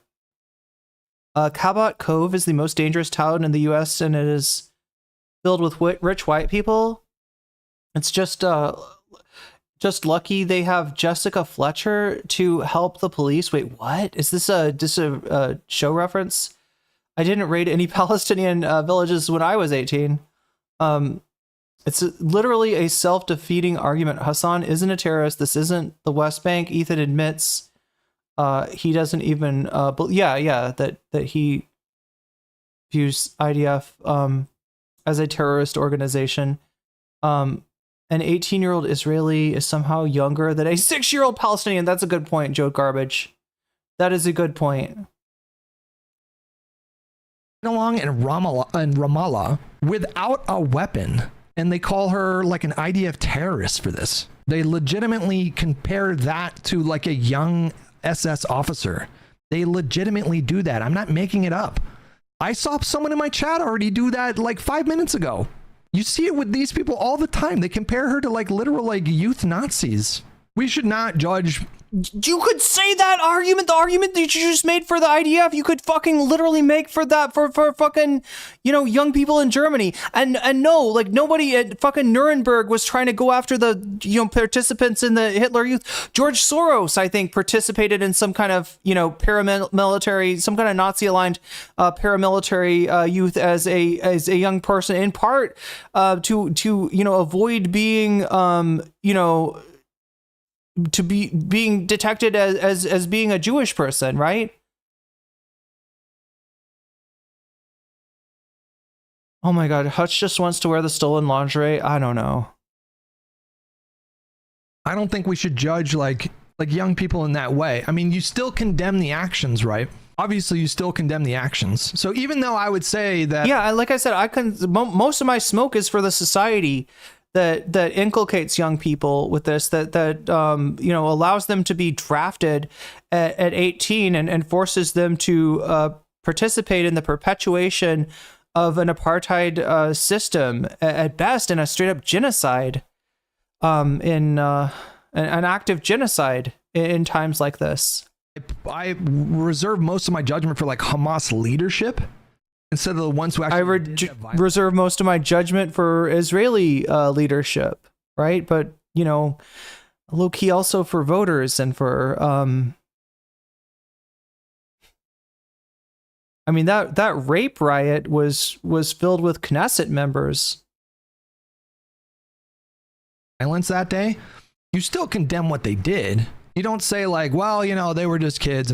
You still condemn the action. I don't think that anyone is in a position to judge. Yo, Hutch, all I gotta say is you better hope that you're not one of these fucking asshole liberals that is equivocating about Donald Trump's actions in Washington, D.C. That especially the part where he says that he wants 14-year-olds to be tried as adults, like the 14-year-old girls that beat up big balls, to be tried as an adult. So I better not hear you coming anywhere close to being like, well, maybe Trump's got a point on this one, actually. Democrats shouldn't, if we come out as being against tough on crime measures, then people will think that we like crime. And clearly that's not, I better not hear anything like that coming out of his mouth. I know I did a Mr. Mackey for Hutch, but he kind of is. Is he kind of Mr. Mackey? Would he, if he was a South Park character, would he be Mr. Mackey? He's got to get that nut. Mm-hmm. People that are raised in extremely violent and turbulent and unstable conditions. Okay. I don't think we should judge people for how they end up. Okay. Like that Timothée Chalamet situation. That kid, I don't blame him. He's not a fucking shit. He's an influencer on TikTok. God fucking damn it. Like I brought that up because they unironically see him as a fucking scary brown terrorist, but Mr. Mackey stands up for his morals eventually. Okay, I haven't seen the episode, so I'll take your word for it. for being radicalized in his position. You don't condemn it. And you certainly don't invite him on a podcast and then like celebrate the Houthis. But I celebrate resistance against genocide? Oh, hell yeah, I do. Oh, hell yeah, I do, Hutch. I celebrate the fuck out of resistance against genocide. I don't blame that kid. I mean, yeah, exactly, Biva. The Nazi youth were conscripted too. Okay. Among you can confidently say that you wouldn't similarly like align with Houthis if you were raised. I must watch South Park. I need to get a hold of. I don't have Paramount in Yemen in the 21st century. Probably most people in here would have gone down the same fucking road. I don't understand why you can't extend.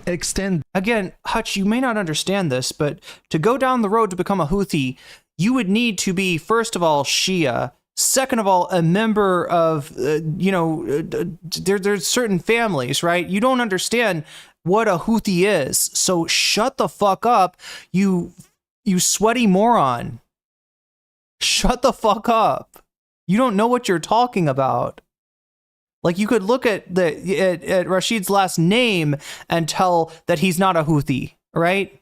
If you had any fucking brains in that shiny head of yours, okay, it sounds like I'm not trying to shame Hutch over things that obviously aren't bad. That kind of empathy to someone like Hila, and we're not talking about there's no evidence whatsoever that she ever fired a single gun. Hasan is not trying to do a tribunal against Hila Klein. I hope that's clear. That he's not going after Ethan's wife, right? Which she has a name. It's Hila, right? And he's pointing out that, what the international law is. Not so that somebody will fucking do something stupid. Which is kind of what that's the fire that Destiny's playing with right now. I feel like, yeah, if Hutch was really serious about any of this shit, he would be up in arms. Anything that Hasan has said, anything that Hasan has done is like 10 times more mild than what Destiny is doing right now. Never fired a single round. Hasan watched the whole episode on stream from Twitter. I guess you can do that on Twitch. They let you get away with it. During her time in IDF. Dwayne with $10. Did you see Noah bash the kid who made it known he would go to jail over serving? He did exactly what was asked, and it wasn't enough because that's not actually what Noah wants. He actually deleted that tweet, I think. This fucking idiot. Because he realized that, oh shit, this makes me look like a complete hypocrite.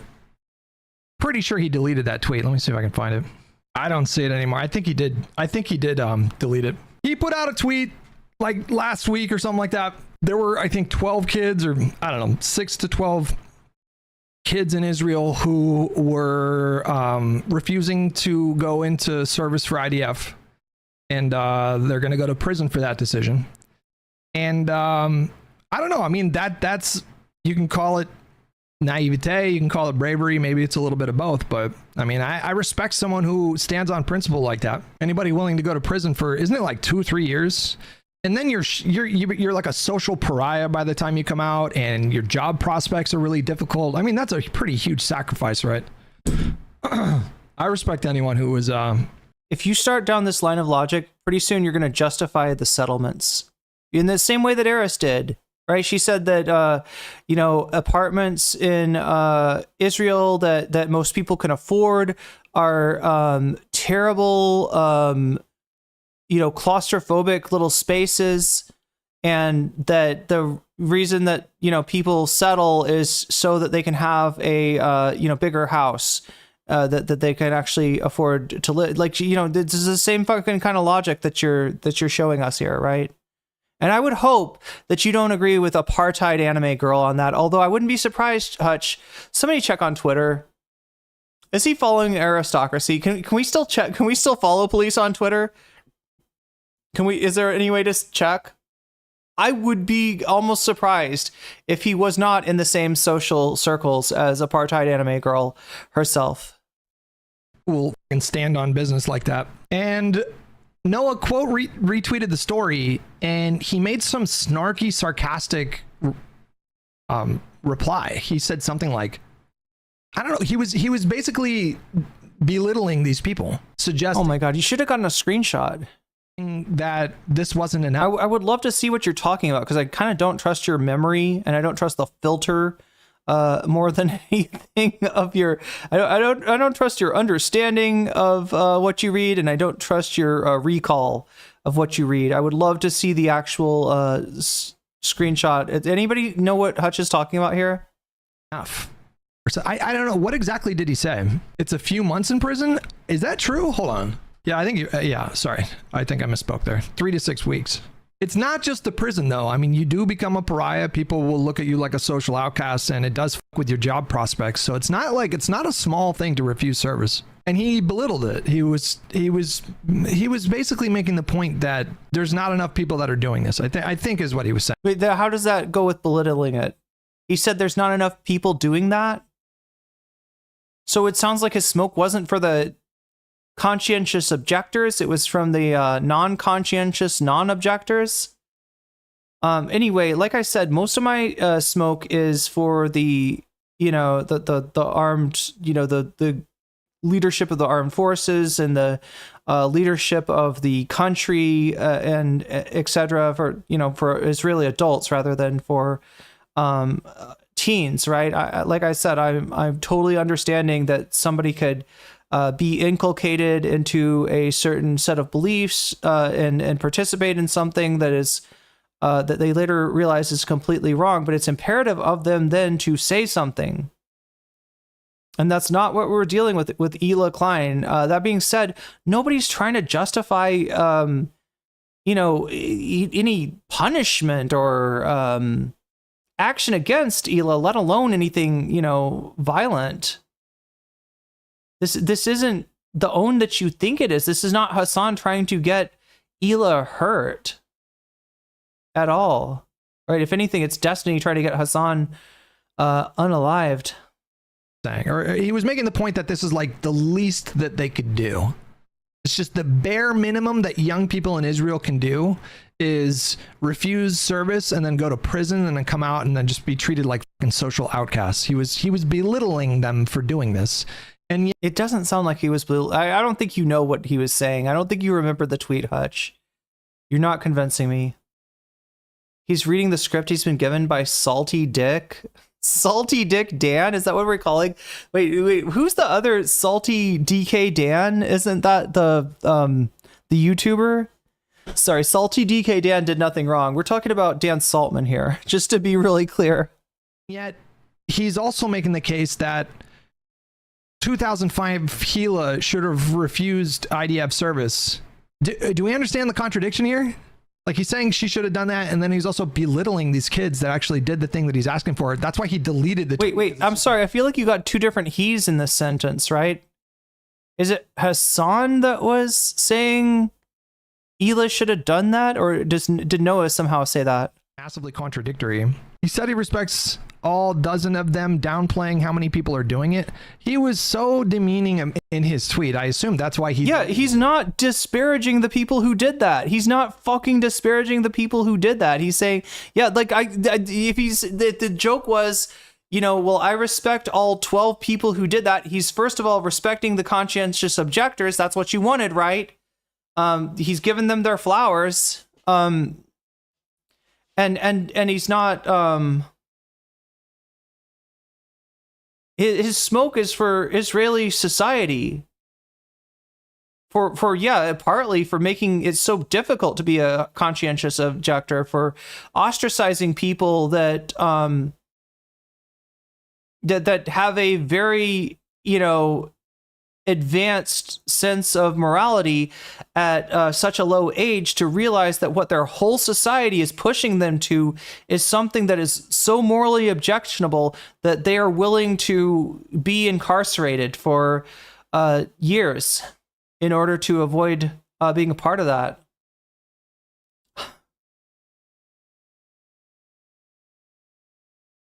Hasan literally talked to two conscientious objectors before they went to jail, and then after the talk, he flowers by Irene, flowers for Irene Jernon? I don't know. Flowers for Algon. There, let's make it a Soul Hackers reference. How about Flowers for Algon X? Anyways, this particular part was... Why do Hila could have gone to jail and done a conscientious objection instead of joining the army? Why do you pay taxes? Why do you pay taxes to the United States government? This is your big argument, Ethan? Answer the question. That I pay taxes and I'm morally culpable? I know. That's why I try to why don't fight you go to against this jail? goddamn government doing why this don't you shit stand every up for day. your why don't you stand up for your principles and go to jail for it? Because it would not actually stop, okay? It would not actually stop. I just wish that I could jump into a time machine to this exact moment and be in that studio and just run up to Ethan and be like, and start stroking him off vigorously with my, oh sorry, no, that's sorry, chat. Tell him the same applies to Hila. It wouldn't have stopped.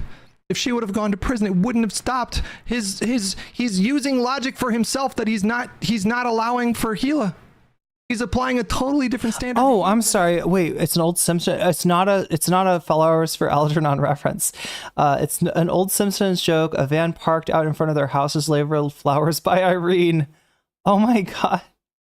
And it's like the FB. Okay. Yeah, he's like, if I could have only been there, I would have told him the jerk store called and they're running out of you, Hasan. He is himself. The reason why I'm saying what wouldn't stop? I don't take issue with Hila's fucking actions then, as long as there we go, Hutch. If you just let him fucking cook, there's your answer. It's not about Hila's actions at 18 years of age, which yes, she is an adult there, but no, our best decisions are probably not made at age 18. There you go. There's your there it is. What more do you want? Was just 19 years old. I take issue with the fact that she still defends it on principle. There we go. There we fucking go. Is he gonna respond to this? This just destroyed his whole fucking. He spent like, I don't know, the last 30 minutes setting up this fucking argument here. Is he gonna respond to the fact that it's now hit? Like Hasan just took the Jenga blocks out from under his argument. His argument is doing the Wile E. Coyote, where like Wile E. Coyote realizes that he has run, off the cliff, and like holds up a sign that says "Yikes" or something before he falls to the, like that. That's Hutch's argument right now. Terror organization. You have a disagreement with him. Well, I think I think I can see it from her perspective too, which is like, the problem with you is that everything's black and white. You can't see it from. I assume that when how is that black and white? Do you not get that he's not mad at her? The problem, the black and white would be like, you fucking did IDF service, you are forever a monster, and just like we can't, no one should talk to you, no one should have anything to do with you, right? That's not what he's saying. He's saying that now that she obviously, or Ethan seems to realize what's wrong with what she participated in. I don't think that Hila does, actually, right? I don't think Hila realizes that at all, but Ethan is, at least for the sake of argument, acknowledging that. Hasan is just like, meep. He's basically the Roadrunner.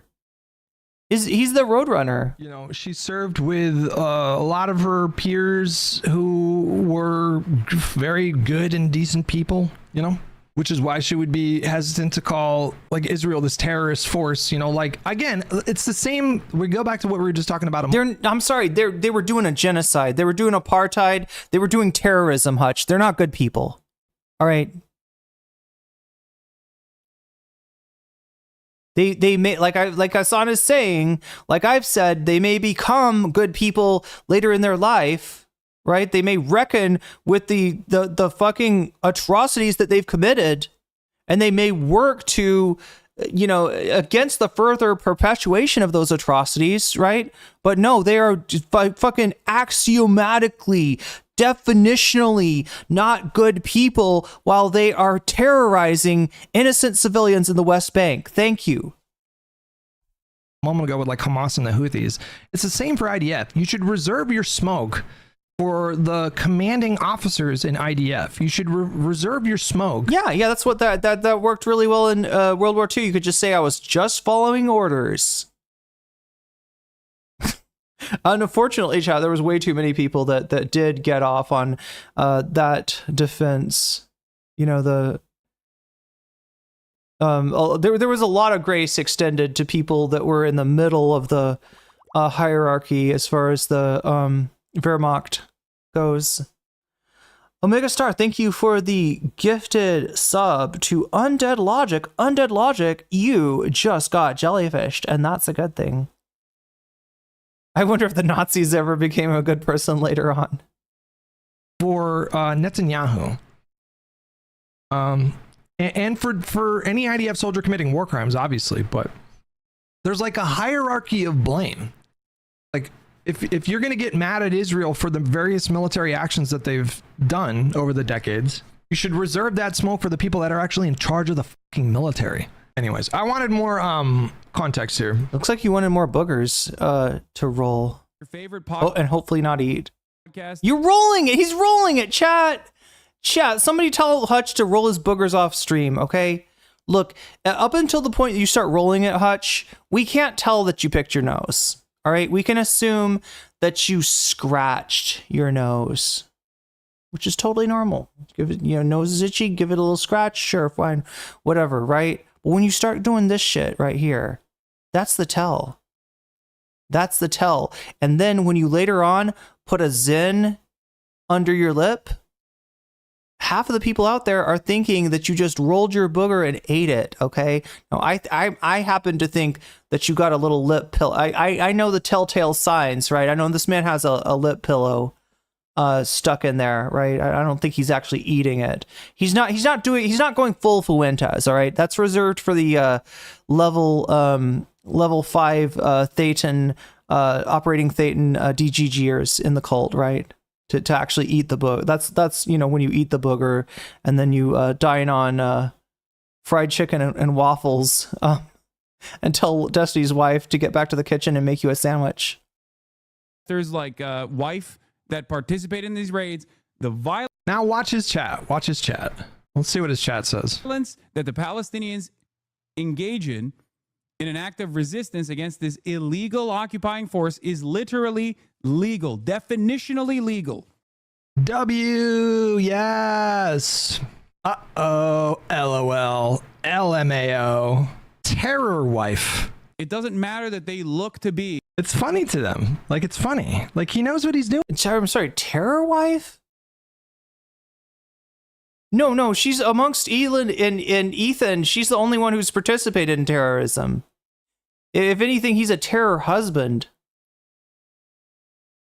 God damn, I can't stand this infantilization. I can't stand this. Just like fucking brazen ass misogyny that we're seeing here. Give Hila the credit for being a moral agent in and of herself. Give her the credit for being one half of the H3 podcast as she is, and quit talking about her in this disparaging way like she's some fucking machine for pumping out babies to infect with Giardia. Oh God, I want to try the Zen pouch. I shouldn't talk about it, chat. If I get any of you, if I give any of you ideas to try a substance that's addictive and is not studied, we know that cigarettes are bad for you. We know that chewing tobacco is bad for you.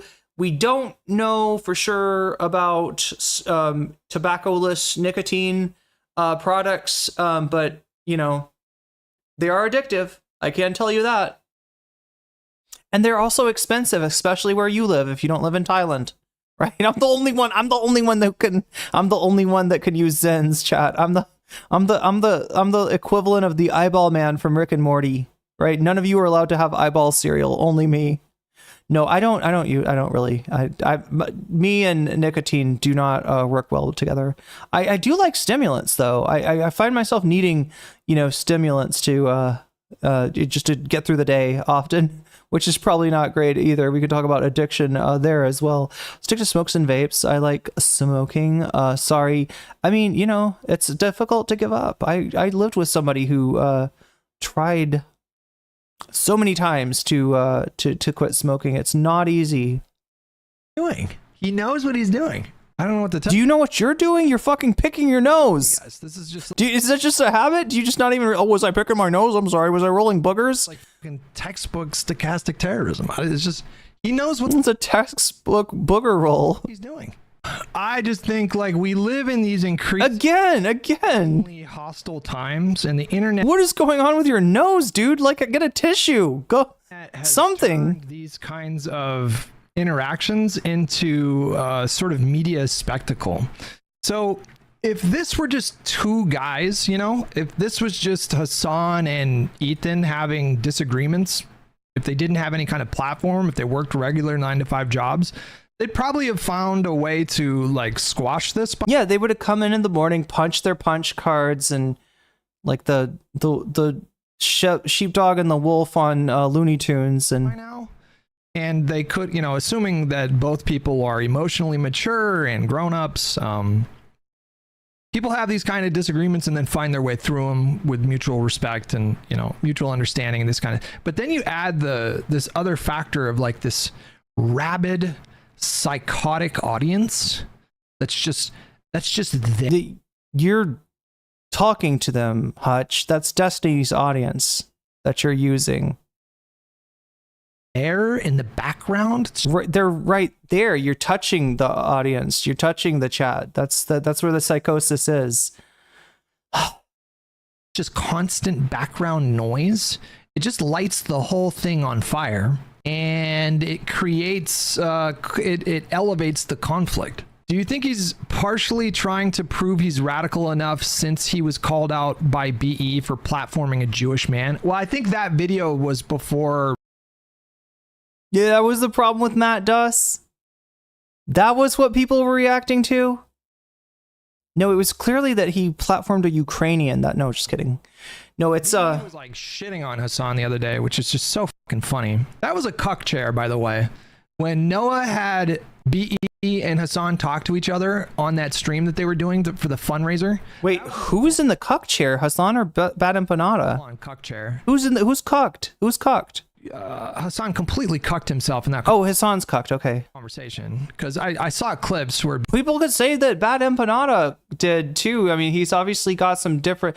Bad Empanadas, like Hasan has less of a problem with Bad Empanada's beliefs than Bad Empanada does with Hasan's. BE is like, sorry. Then Hasan has with Bad Empanadas, right? Criticizing him for not going far enough rhetorically or whatever. He just had to sit there and take it. And then not that long afterwards, a few weeks afterwards, BE's on Twitter calling Ethan a Zionist, which is basically like the fucking N-word in those circles, like with the hard R. I think Hasan is obviously compensating. Like, Hasan is not a radical. He is like a fucking fashion. I thought he was a terrorist. An influencer.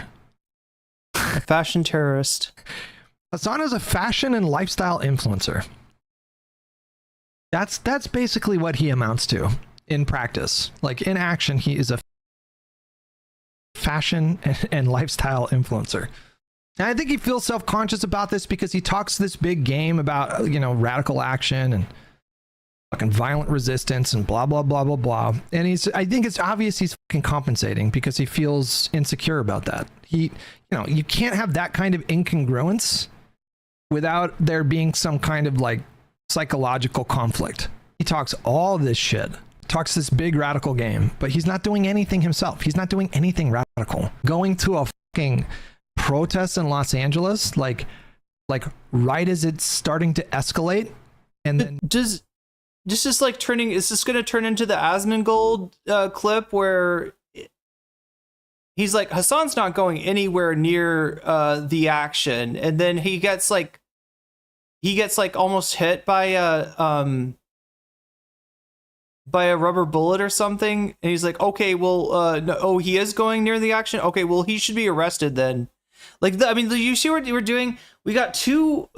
If you're Dan Saltman, then Hasan's a fucking terrorist, right? He is, you know, the IDF should, you know, do whatever to him, according to Dan Saltman, right? If you're Hutch, he is a poser. Which one is it, though? Which one is it? And does it just change when it's convenient? All right, so are we almost done with this fucking shit? Because like, oh god damn, I paused this guy way too much. We got fucking a minute left here. You know, being in a crowd where tear gas was dispersed. That are we calling that radical? We live in. I mean, Asmongold called it criminal. I don't know what you call it. Times where people are you know, political violence is becoming more normal. The situation with like the Minnesota lawmakers was horrifying. The situation with the young couple outside of that Jewish museum, that one was particularly horrific because the gunman. Wasn't that guy like was that the guy that was having a mental health episode? I mean, obviously, like, is that? I can't remember which one was which. Like, had to reload twice to fully kill the young woman there. It was pretty barbaric.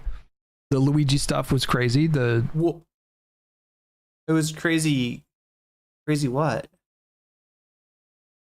Crazy good, right? Mario Brothers. Is that what we're talking about? Luigi, like the Mario Kart? No, we're talking about Smash Brothers, right? I don't know, Chad. I don't know what he was talking about there, but I know it was hella wicked.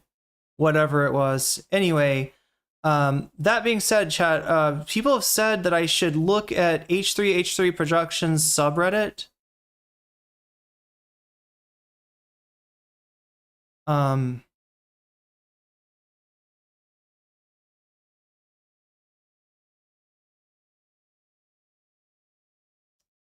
Is it maybe I don't know, maybe I looked too late. What was the deal? They were talking about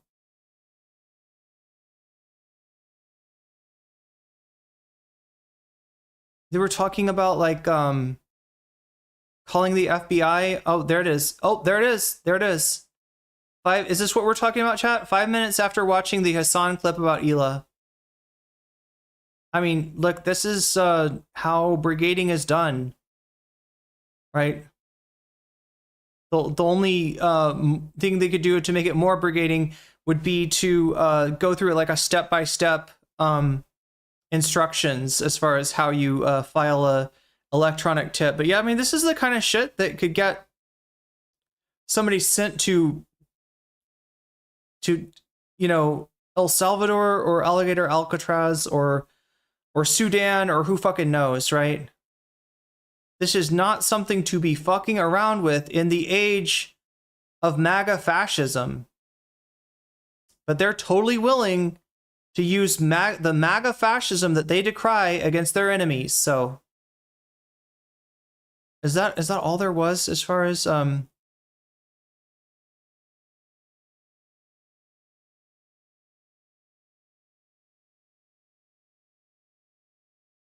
Never forget that Hila left Israel like 10 to 15 years ago.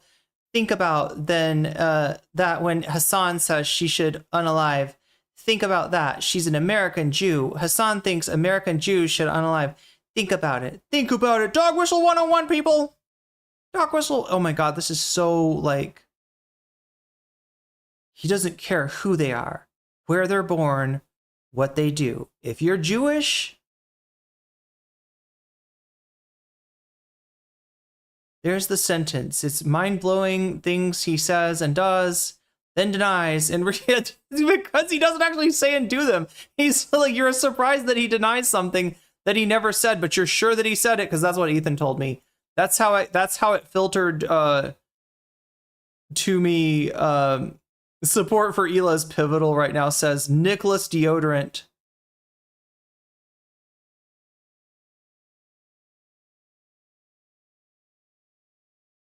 I'm sorry, this is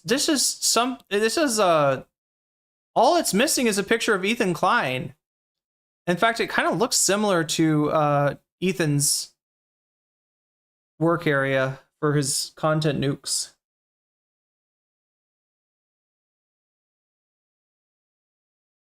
The most cringe tattoo ever seen.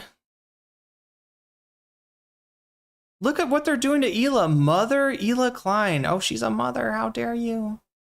How dare you say this about our axolotl tank?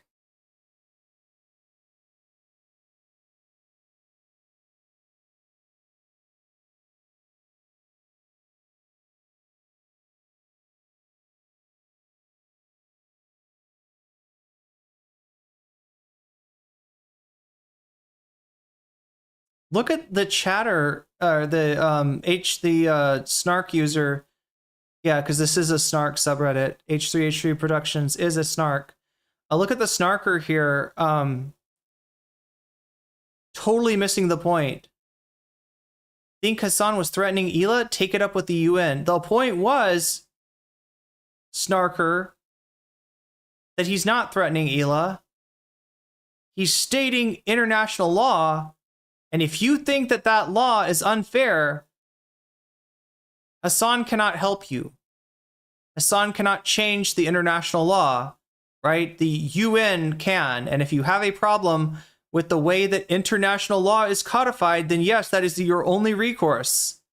Your only recourse is to literally take it up with the UN.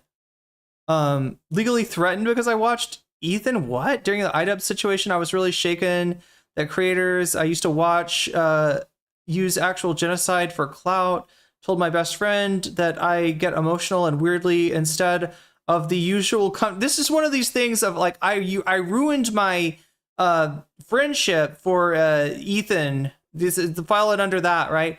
Weirdly, instead of usual comforting, she sent me an Ethan hate video. Nice, and it sent a ton of DMs how bad Ethan is. Fast forward, I shared an anti-Hasan post. And another friend from the friend group started attacking in DMs. I kindly told him I don't have the capacity. I don't have spoons to talk about it in the moment. He complained to my best friend, and both of them started attacking me for being cold. She ended our relationship.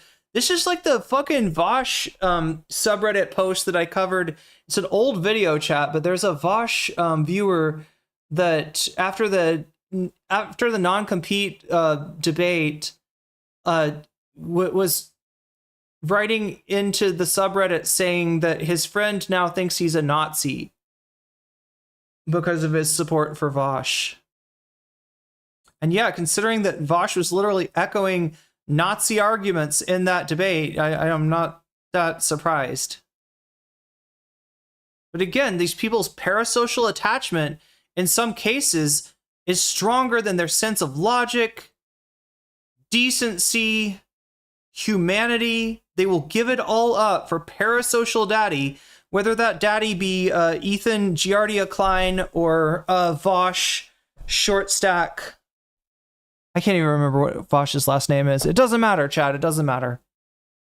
Anyway, Vape Nash, we out. I think we're good. I think we're good. I think I've covered this extensively. And yes, chat, we're at the fun half of the show, and we have enough tokens to redeem for one bonus content. And that one bonus content is kind of a doozy. It's a bit of a doozy. So I present for you, not Hutch, but Chud Logic. Wait, I should check. I should just make sure before I go into this. Oh god, this items video. Wait, no, I think we gotta watch this one too, a little bit at least. Would he really still has the same avatar? Just put your face there, Chud. I mean, I do it. As a game developer. Oh, there it is. I ruined Xander Hall's career. Ratio the fuck. So yeah, we're gonna defend Xander Hall here,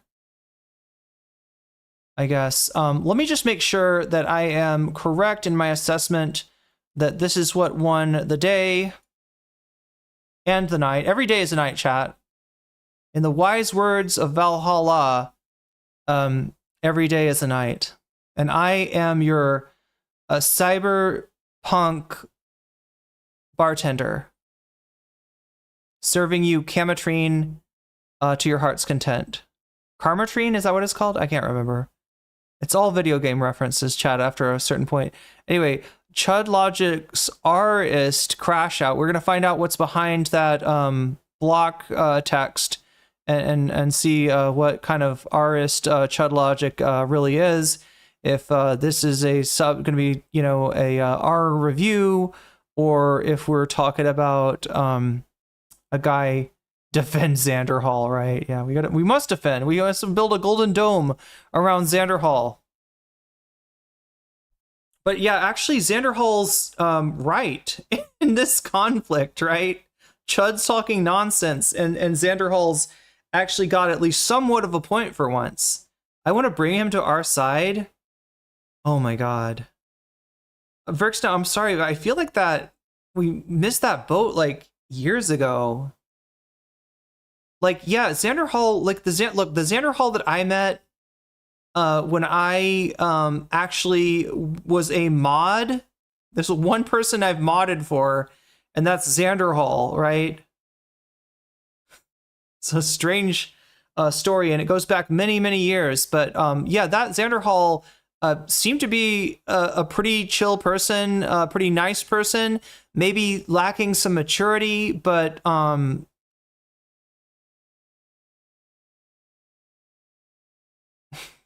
please no, lol.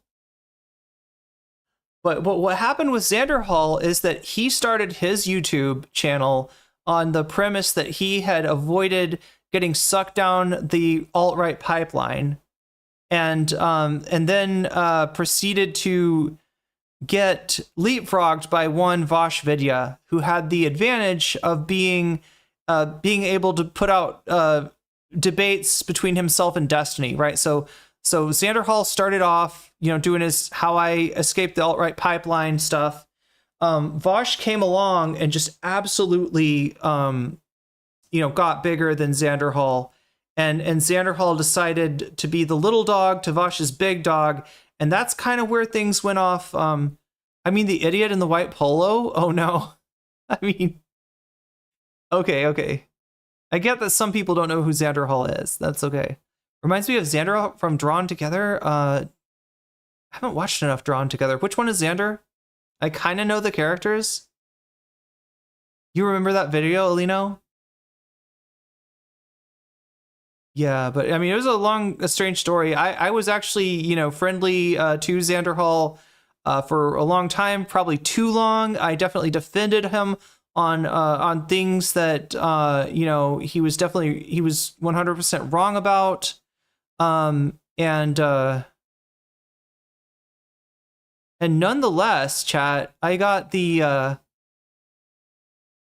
hate video about me from Xander Hall. Whatever bridge remained between us, which by that time was scant, because, like, you know, I'd seen so many bad takes from Xander Hall by that time. But whatever bridge remained between us was burnt to a crisp when he literally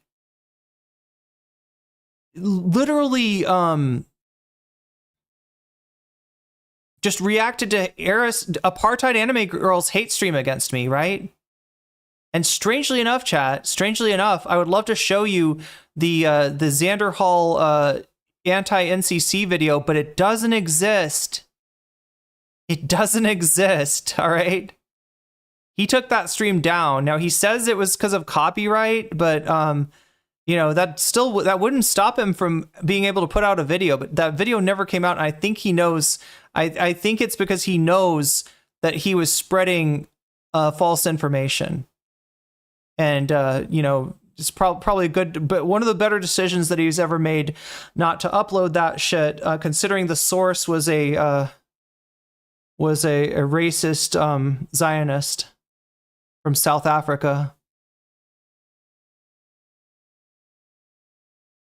Anyway, yeah, 41% of you, of the 168 of you who voted, 41% of you are choosing Chud Logic's Crash Out. 28% of you went with Hasan Reacts to Ethan going to kick. 17% of you wanted the new Thought Slime video essay, and only 14% wanted the Overzealots video essay. So yeah, we're gonna giddy up, exactly. That plus Narwhal throwing all donos towards Chud Logic, which I think adds like, I don't know, what, 30, 40 points to that? I'll say 40. Yeah, that's a clear winner right there. Unless anybody has wants to dispute this, right? 5% Vox Populi takes...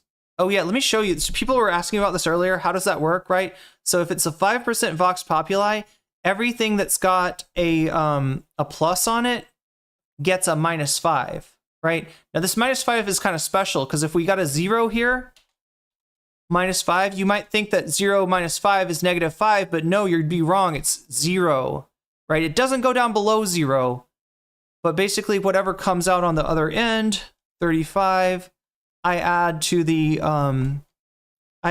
score on the poll. So what this ends up with is 35 plus 41, right? The 35 is 40 minus 5, and we add 41 to that, and that puts us at 76. And that's how we decide what bonus content we're actually watching at the end of the day. If that, oh, Jake Tapper, shit, I forgot about Jake Tapper. I actually pulled that up. Let's see what that's about, and then we'll get to Chud. We'll do the Chudalingus. Oh my god, chat, no. Why did I say that? Ugh.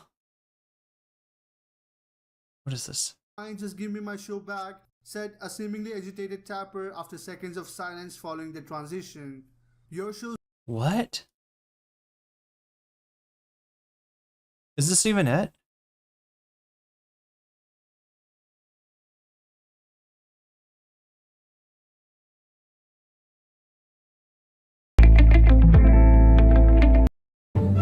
Show's back. All right, here. CNN. I'm fine. Just give me my show back. Show's back. Is that all there is to it? I'm fine. Just give me my show back.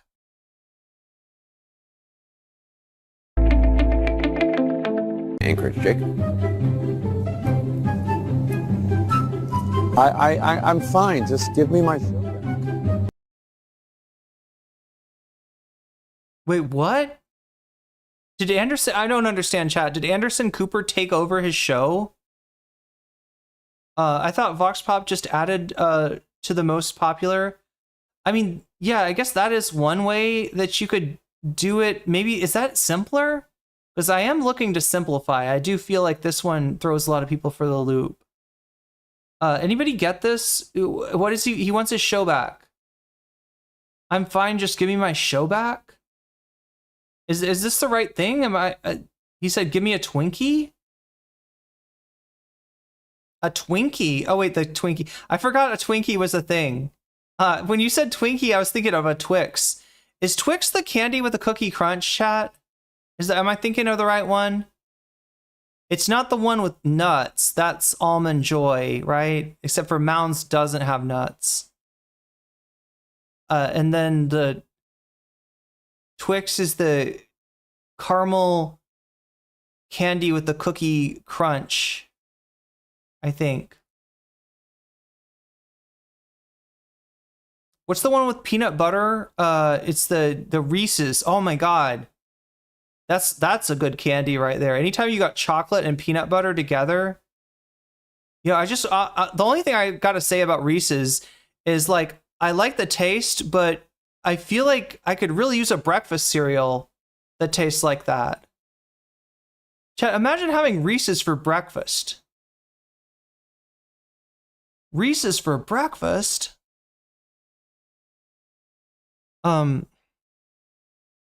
He was calling Anderson Cooper a twink? Wait, I didn't hear that. Like in a good way or in a bad way? Anchorage, Jake. Anchorage, Jake?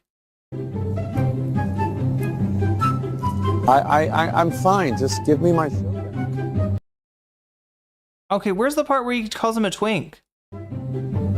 Show's back. All right, here. CNN host Jake Tapper on Friday appeared annoyed while caught on a hot mic during the network's special live coverage of President Donald Trump's meeting with Russian dictator Vladimir Putin in Alaska.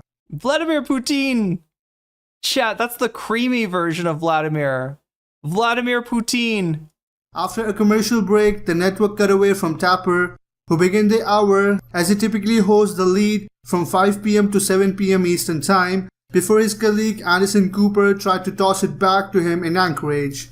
"I'm fine, just give me my show back," said a seemingly agitated Tapper after seconds of silence following the transition. "Your show's back," replied Cooper, who briefly cracked a smile. "Alright, here we go," started Tapper, who brought in Senator Adam Schiff for a live interview. Minutes later, Schiff informed Tapper that he lost him as a host began to ask about how Ukraine factors into the talks. "We are having real comms problems today, I'm sorry about that. If anybody can hear me, let's go throw it back to New York," said Tapper, who began to speak seconds later only to be cut off by Cooper, who acknowledged the apparent technical issues. Cooper would later toss it back to Tapper following the earlier hiccups. Did they just not have it? I might need hearing aids. Wait. I'm not sure. I find just give me my show back. Is that... Wait, is this what we're looking for?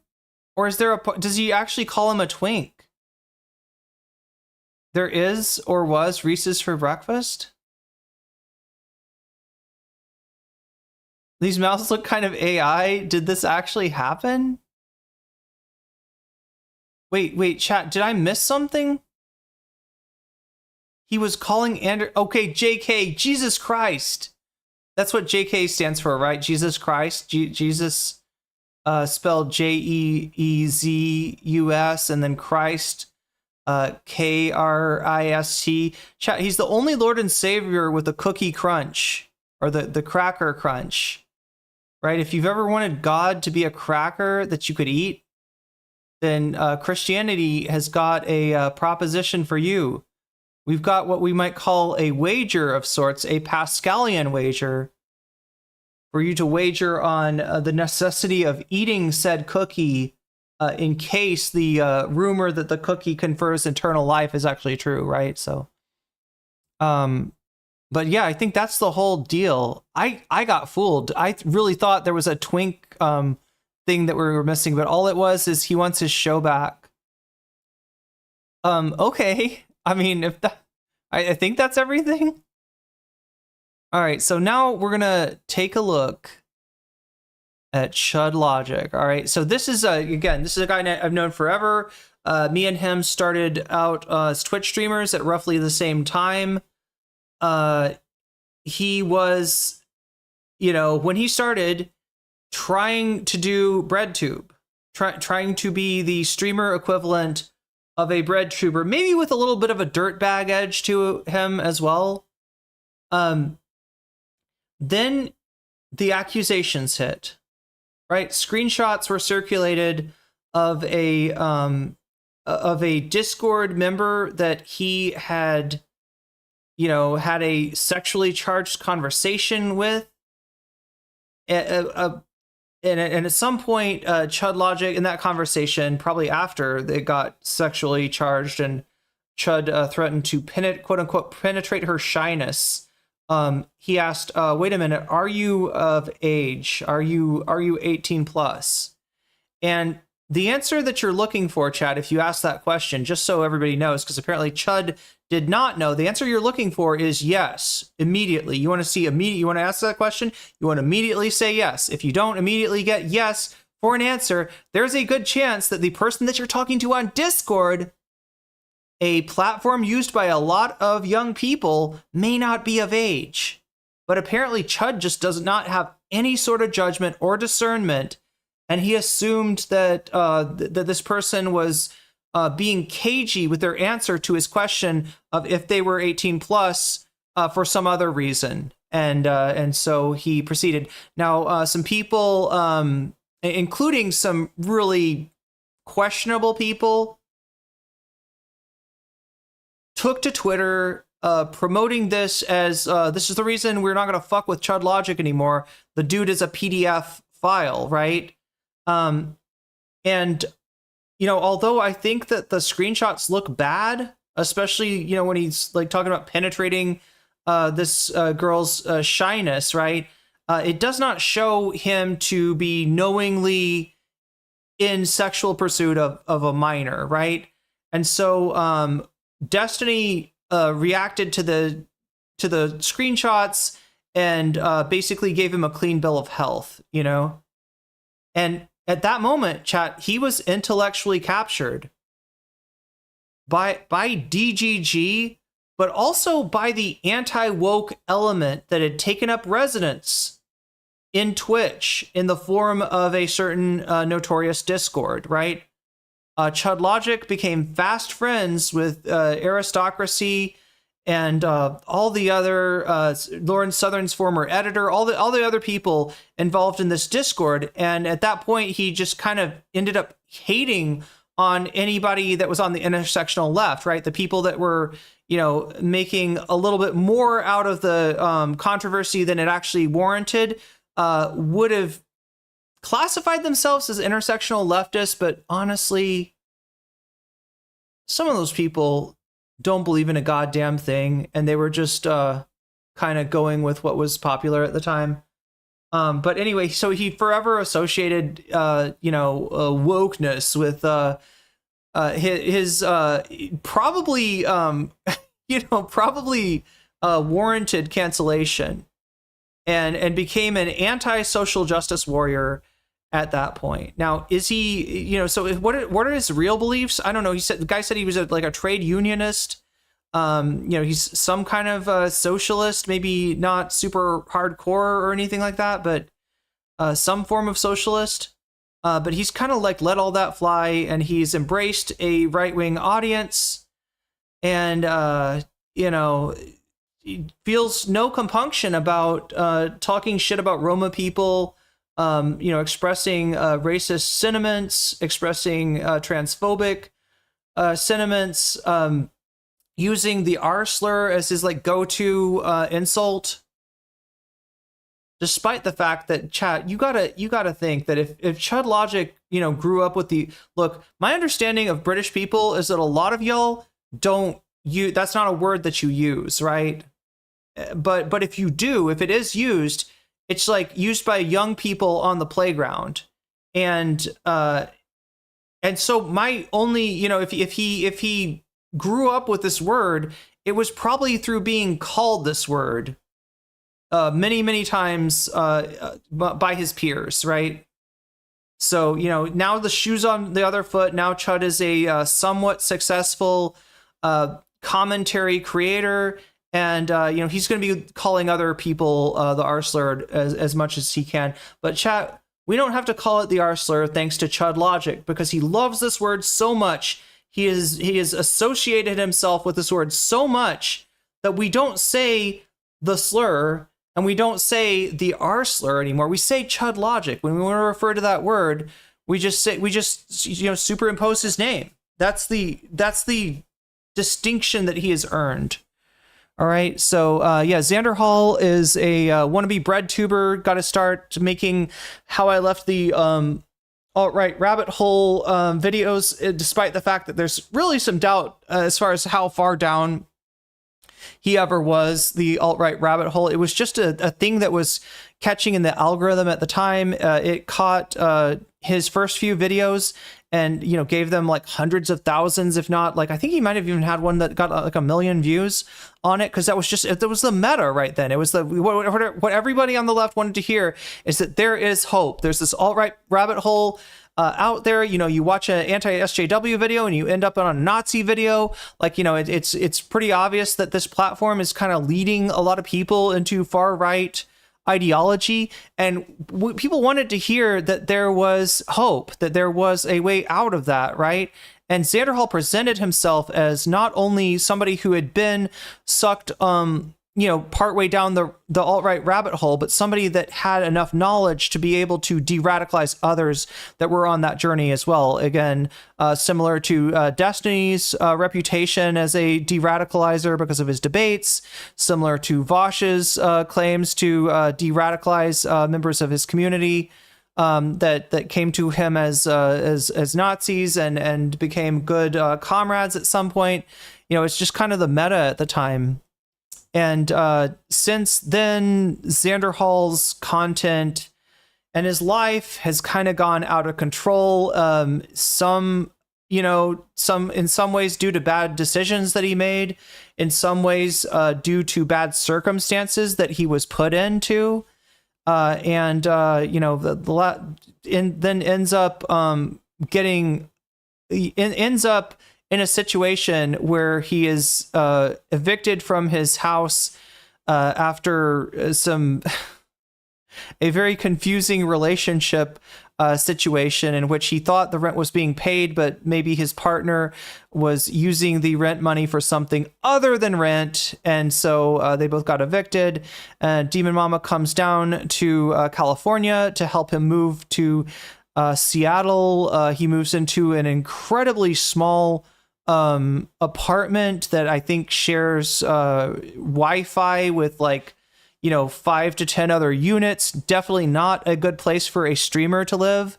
He gets out of that lease somehow, and then his mom finds him a house that's a little bit out of the city, a little bit out of the way, and that is the moldy basement that he is currently occupying, right? It's not just a moldy basement, it's a moldy house that he lives in. So again, you know, he's been a Vosh orbiter for a really long time. At some point, I think it was when Vosh was questioning Biden's ability to continue the campaign, that Xander Hall then attacked Vosh for being, I don't know, right wing or something. You know, for saying the very obvious thing that Biden in no way can function as the candidate. Vosh was actually right in this situation. Xander Hall, you know, just bit himself off more than he could chew. He also got kind of cumstered by Keffels and a million other people. And now you have a Xander Hall that I don't know who the fuck he hangs out with. I don't know who is friends with him anymore, but he's kind of bereft.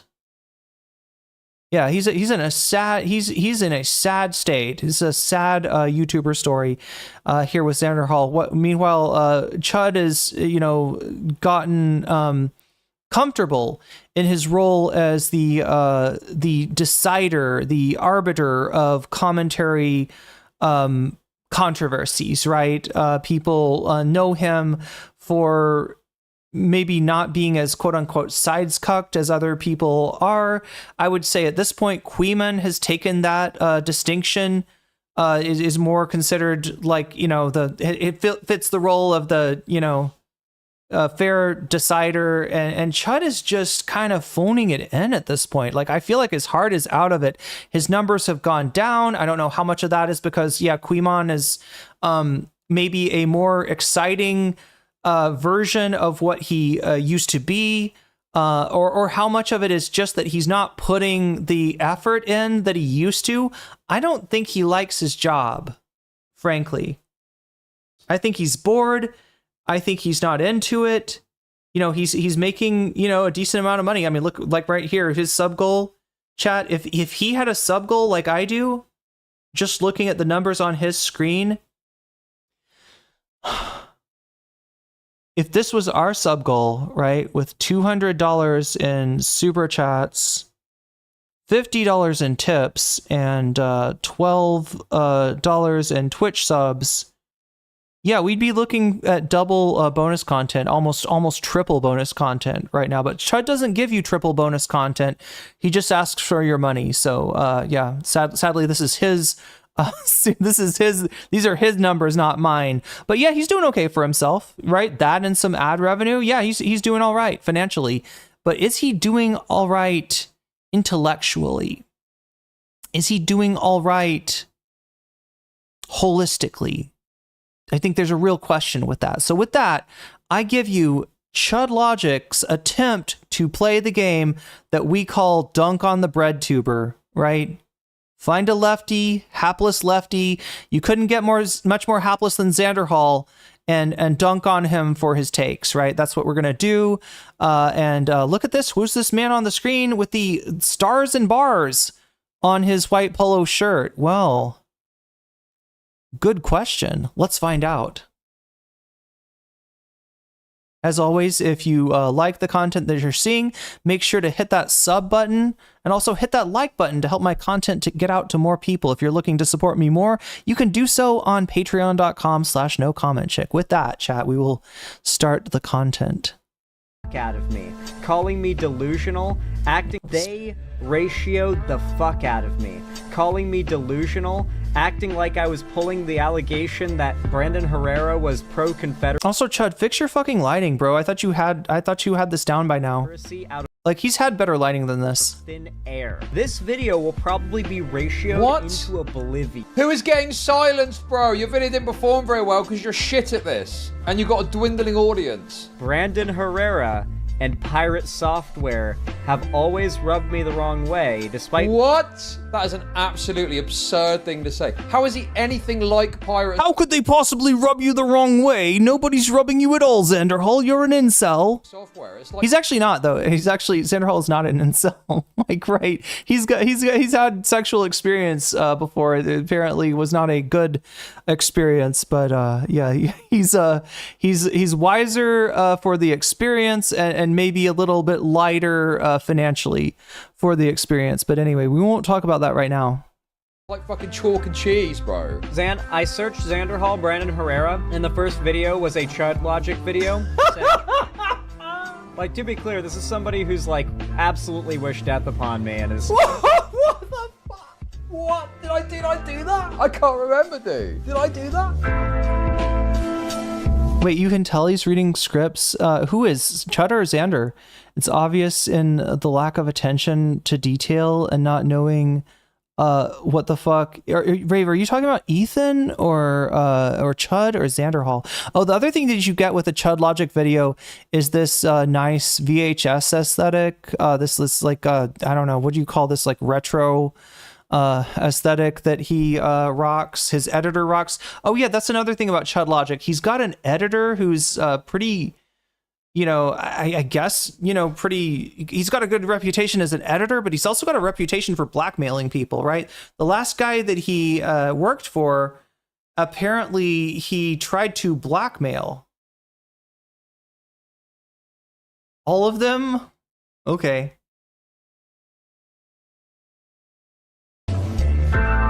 But yeah, he adds this, you know, this boomer VHS aesthetic to Chud's. Did Chud grow up with VHS? I feel like he's not old enough for that. Maybe DK is, I don't know. Is the Twitch sphere dominated by incel cis white males? I mean, it was for a while. For the record though, chat, Xanderhall was never a Twitch streamer. I think he might have dual streamed for a while, but he never had a Twitch following. Chud started on Twitch, much like myself, and then started dual streaming. At this point, he's mostly YouTube. He's also, I think, streaming on Kick. Yeah.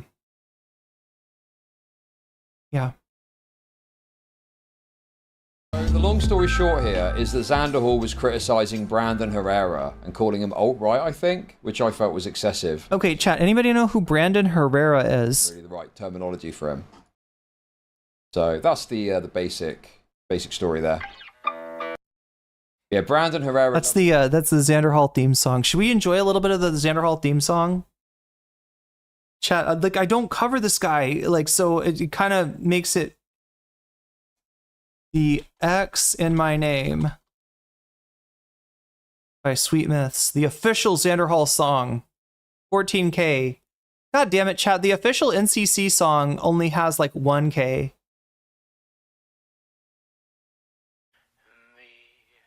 X in my name is not just a symbol or a target sign. Oh, it makes the hair on my back stand up. A spell that attracts. Not that I have a hairy back. Facts online all the time. Sorry, the hair on the back of my neck. Can you see it? All the ones who drag my name every single day. Can you see it? Can you see it? Can you see it? They keep saying you don't have what it takes to carve out your own name underneath. shadows of gods, and I keep waiting. Shadows of Gods, that's Vosh and Destiny. Those are the gods, in case you didn't get that. You know, this is a song about Xander Hall being like, I don't know, people on the internet lie about our boy Xander Hall, and you know, we gotta feel bad for him or something, right? That's the music, right? This is like letting your drama define you, I guess. For the day disbelievers say I flew way too close to the sun. He's Icarus. But it never really come. Oh, it never came. That's true. That's true. It never did come for Xander. His big success, you know, matching the standing up there with the statuesque deities that were Destiny and Vosh. He never quite made it. But that's okay. The Confederacy. There we go. That's what we were talking about. About just over April 2024 is when this the basic story there. Yeah, Brandon Herrera loves the Confederacy.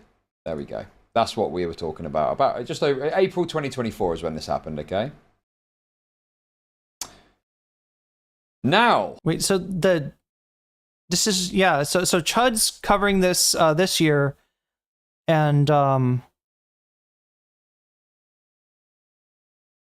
it's about it's more than a year old at this point. It's like a year and some change old. This is so he's digging into Xander Hall's crate, chat, pulling out some vinyl.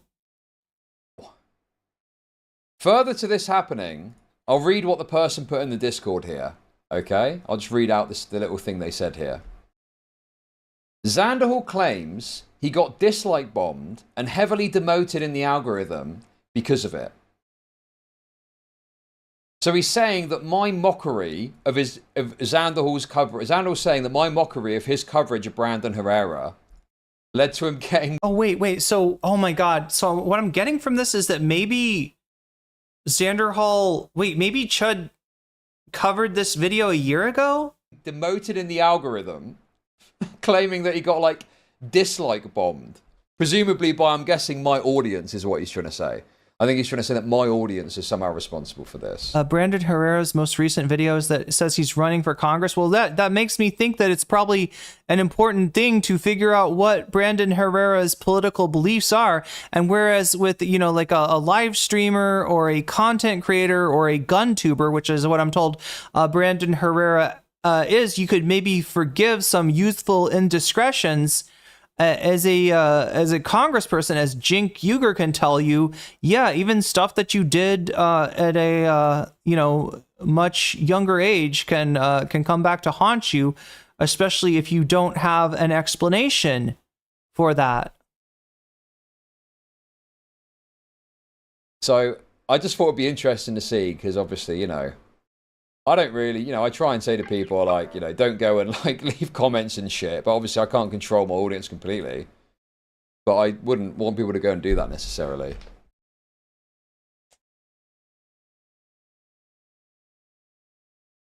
I'm not one to blame content creators for every action of every unhinged audience member. However, I do feel the need to point out that Chud Logic has a channel in his Discord called Spicy Chat that in earlier days basically functioned similar to Kiwi Farms, right? Tons of slurs, no fucking rules, definitely multiple, you know, brigades or campaigns launched from Spicy Chat. Now, I'm told now that Spicy Chat has had to clean up his act a little bit due to Discord TOS changes, like that kind of the Wild West days in Discord are over. So it's not quite like that. It does still exist. They do talk, you know, about, well, everyone. A lot of people get discussed in Spicy Chat in various ways. And I have been told that I myself have come up as a subject of discussion there before, but I'm not entirely sure maybe sometimes in a negative way and sometimes in a positive way. There's a certain and you'll get this from a lot of Twitch poll people. If anybody's in chat, in Twitch chat right now that can speak to this, right? I'd love to hear from you. But there has been a very changing perspective from a lot of Twitch poll people about myself. So yeah, maybe more negative in the old days and more neutral or even positive in more modern times. But yeah, what I'm saying, chat, is like, he's like, well, we don't do any harassment. There's no gambling in this casino. Yeah. Yeah, I don't think he has to. Like, it's not like there's a need for him to do a call to action, right? He's got like some of the, some of the most prolific glass touchers on all of Twitch and YouTube and the commentary space in that Discord channel.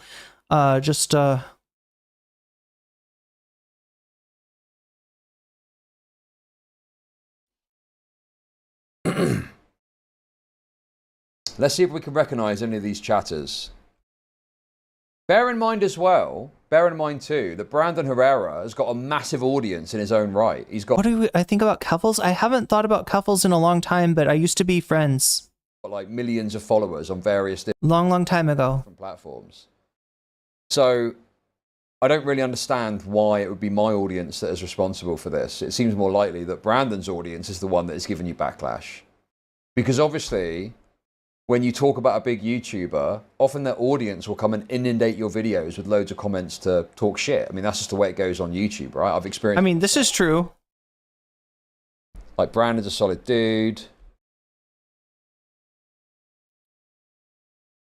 Doesn't even the word dude kind of sound forced coming out of his mouth? Yeah, I don't recognize any of these chatters.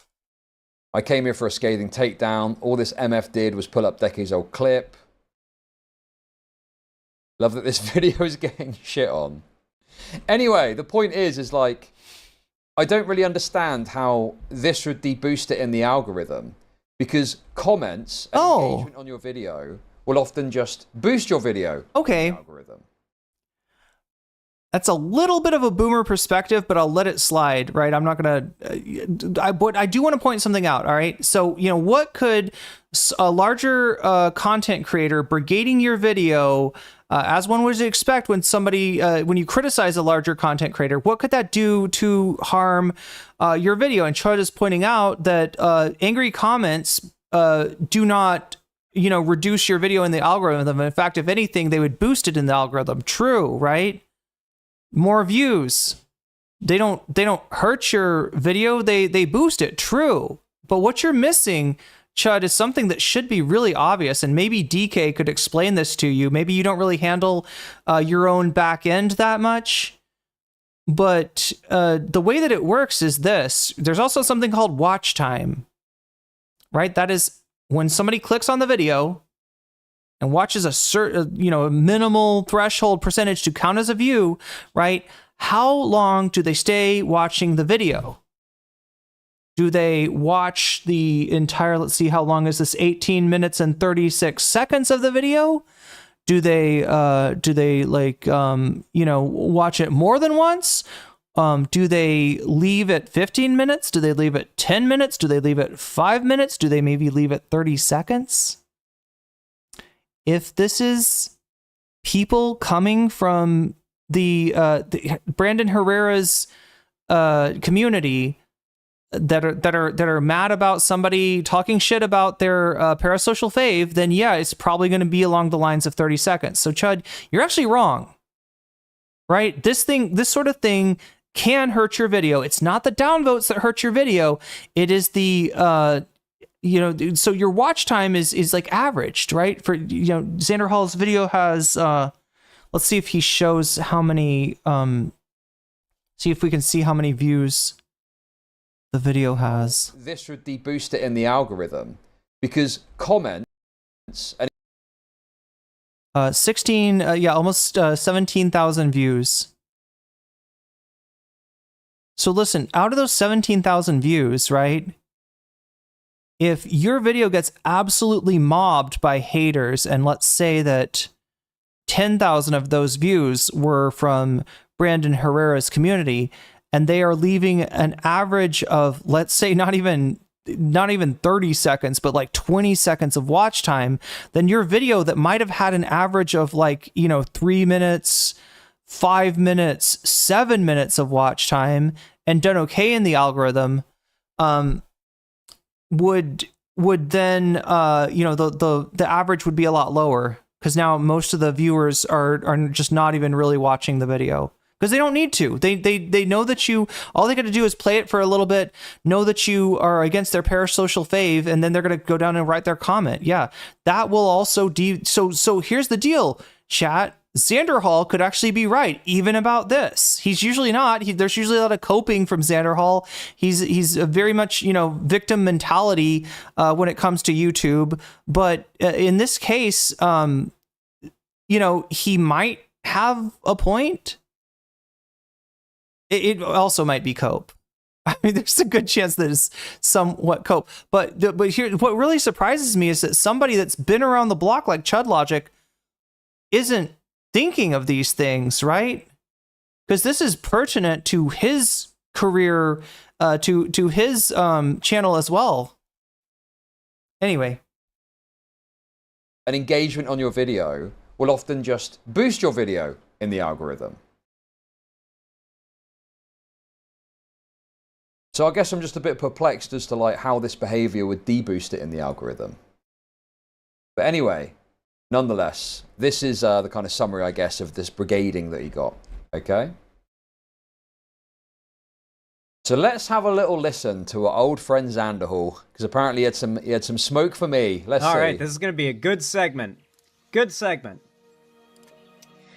Before anybody asks what's going on with the lighting in Xander Hall's room, he's got some kind of like projector thing that's supposed to make your room look like a, outer space, as like a scene from like Nebula and stuff. I think it works better if it's at night and you turn all your lights off. So, it's not really doing much, but that's the weirdness that you're seeing back there. As far as what that flag is, I kind of don't remember. It's been a while since we've watched Xander Hall, so. Y'all know what to do when I say action, right? God, dude. Can anybody tell me what that is? Is that Star Citizen or something? 3, 2, 1, action. Oh my God, dude. I mean, he's got this, dude, it's so pathetic. Oh, dude, it makes me cringe, dude. You just don't need to do this. There's no need to do this shit. Just do your segment, and then the editor can pick it up from there and figure out where the segment starts and where it ends. I don't completely understand what he's doing here. I do know that Xander Hall will always script his introductions, which is probably a smart thing, right? He's making segments with his eye on putting out videos. And videos do better when there's a little bit of an introduction, a little bit of an orientation rather than like right into it. And so that's what he's trying to provide right there is that like, introduction and he's trying to make his watch time better. I think, but as far as the like lights, cameras, action or whatever he's doing there, it sounds like he's prompting his chat to do something. I'm just not sure what it is. Maybe they're supposed to get active. Maybe it's that. Maybe it's that it feels like you're a bigger streamer if your chat is more active. And since he wants this to be a segment, he's like letting the chat know to, all right, here's your time to shine, everybody. Say something in chat. And everybody types out something in chat. I don't know.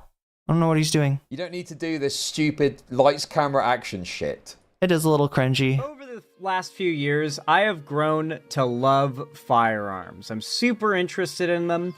I know far from everything there is to know. I'm far from an expert, but I've grown to have a real passion for them, which means, as you can imagine, I spend a lot of time on GunTube. And there are some big household names in the world of GunTube. Will Xanderhall's chat get you banned on Twitch?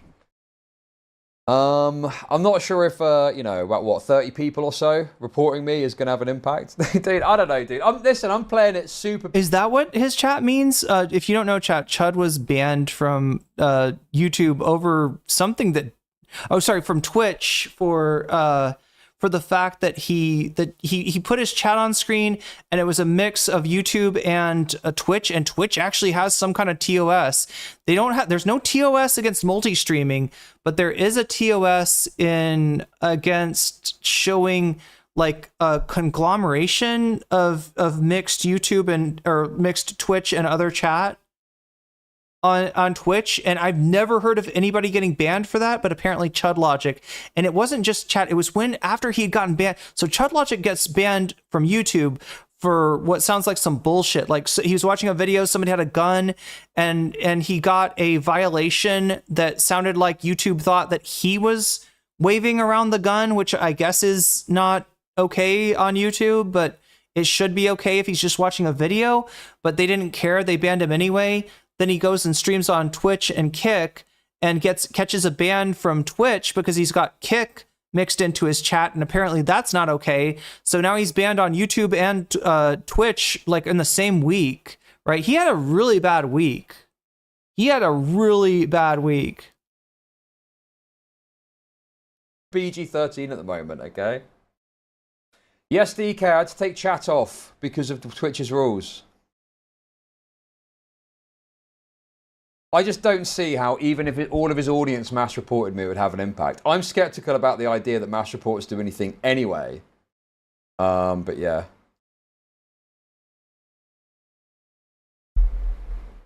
I don't buy it. I don't buy it. I think we'll be fine. We'll be fine. Don't worry, guys. Relax. It'll be fine. Gun side of YouTube. And without a doubt, the largest, most householdiest of household names would be Brandon Herrera. And...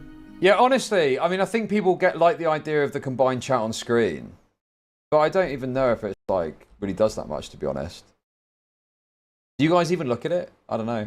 Anyway, at the end of the day, it's not there anymore, unfortunately. It is what it is. He makes some great content, let me tell you. His Darwin Awards series is hilarious. I love seeing idiots hurt themselves using guns and then learning from their mistakes as I laugh at their misfortune. It's such a perfect combination. Education and laughing at bad things happening to people. And you hope, you just have to hope they're bad people who deserved it. Otherwise it gets kind of sad and it's hard to laugh at it. But that all aside, Brandon Herrera makes some pretty fun content, let me tell you. Like, the guy's a visionary in a lot of ways. He's got, like, a real deserved control, you could call it, over GunTube. And when I say control, I don't mean like he owns it, he controls it, he's pulling the strings. I just mean like, this guy is a trendsetter. You know, no one wants to be on Brandon Herrera's bad side in the gun community. This is the guy who invented the AK-50, a weapon that has been so hyped up in its existence, or its potential existence, that the creator... Is this real? Is there an AK-50? ...of John Wick reached out to him wanting to have John... He created a gun? Is that... he made a gun? He designed a gun? I don't know anything about guns. I don't know anything about gun tubers. If anybody knows about Brandon Herrera, who we're talking about here, or the AK-50, please enlighten me. ...one in the newest John Wick movie, but it wasn't complete in time. So... Oh, God. Why is this so crazy? Yeah, something else I should mention about Xander Hall. He streams with music in the background a lot. Some describing it's probably sounds like he's got movie mute. Oh no, Chad, is he gonna get me fucking demonetized? Am I still gonna? I fought so hard to avoid demonetization. That's why we didn't watch Tectone's video today. I'm assuming this probably happened, but do I need to watch all of this, man? I don't know if I'm interested in watching all of his takes about fucking Brandon Herrera. See what I mean? His heart's not in it anymore. I predict a leave of absence for our friend Chud. I'll give it 5 minutes and then I might skip to the part that's about me. So they weren't able to do that. But at some point in the future, there's going to be a John Wick project where Brandon Herrera's AK-50 platform is used, probably by John Wick, played by Keanu Reeves himself. This guy's gotten to be a big deal, and for good reason. He's earned it, make no mistake. Here's an example of one of his newest videos, which is showcasing the legendary AK-50. I mean, even it's real about this thing. That's a real thing. That is an absurdly big gun. Like, what is the utility? What is that gun, chat? What is that used for? I'm surprised that shit is legal. That shit looks like it could take out a tank. I've never heard. I did not know there was an AK-50. It seems more like an AK-470. Like, that thing is huge. Stopping engines? This guy makes some good content, and he is huge. It's important to know that he was calling in bait. Whoa! I don't have a gun. I don't have a gun. I'm not holding a gun. I'm not holding a gun. I also am not holding a gun. Hence, oh no, he's gonna say it, isn't he? He's gonna say it. Now I remember what he says here. Hands up, don't shoot. Hands up, don't shoot. Yeah. Okay, but don't worry about it. We're muting that. Okay, there's just a gun. You don't need to worry about that. We're skipping. But yeah, that's literally what got him banned. Like, that's not terms of service. They somehow thought he was holding a gun on. Why doesn't GunTube get? Like, if I don't understand that rule. It really does seem like he somehow got hit with some bullshit, right? Either that or there's something he's not telling us.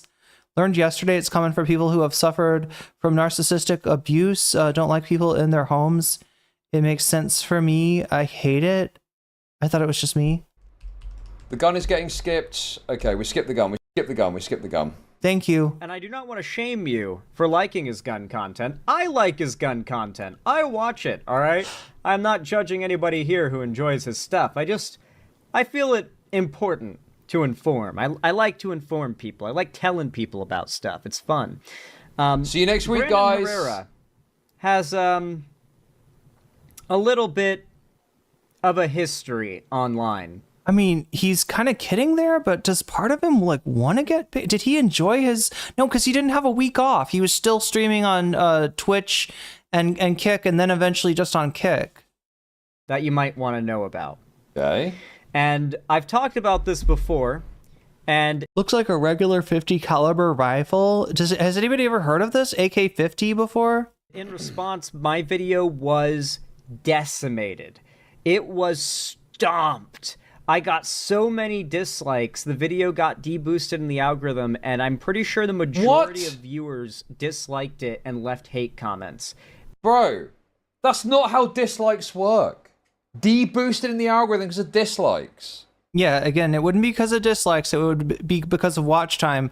But if you got dislike bombed, there's a good chance that you also got a lot of low watch time. I'm going to be honest with you. I don't know how it works exactly in terms of what engagement does what in the algorithm. But I find it very hard to believe that if you get enough dislikes, your video just gets boosted in the algorithm. Because there's multiple forms of engagement that a video has that would suggest what YouTube view it as a video to put in front of people. Like comments, watch time, things like that. Clicks, click-through rate of how many people are clicking through based on... Yeah, think about the correlation though, Chud. Come on. The thumbnail. DK is probably laughing at you in chat. It's so obvious. It's so obvious, like, what would do this. I would have thought, just on instinct, that even a dislike video would be tagged as more favorable in the algorithm because it's getting a lot of engagement, even though it's negative engagement. Zandhol's videos aren't doing well enough to be boosted in the algorithm in the first place. He's just getting sent to subs and people who watch him frequently. Yeah, exactly. Because I talked about what we're going to be talking about momentarily. You see, Brandon Herrera is a bit of an older guy. And he's been around doing things in the world of business for quite some time, well before he became super viral as a YouTuber. In fact, Herrera owns a Fayetteville, North Carolina-based gun manufacturing company and has been a member over the course of numerous years of the Fayetteville chapter of the Sons of Confederate Veterans Society.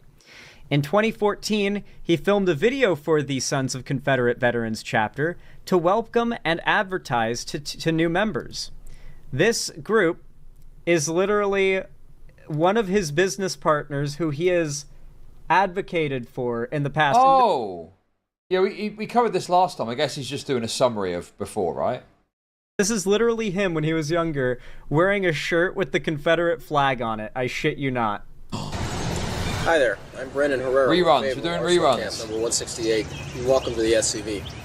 The SCV, or the Sons of Confederate Veterans, is a historical honor society dedicated to preserving Confederate heritage and learning more about our ancestors who fought and died in the War of Northern Aggression. The SCV is open to any mail over the... I can't remember what my take on this was exactly.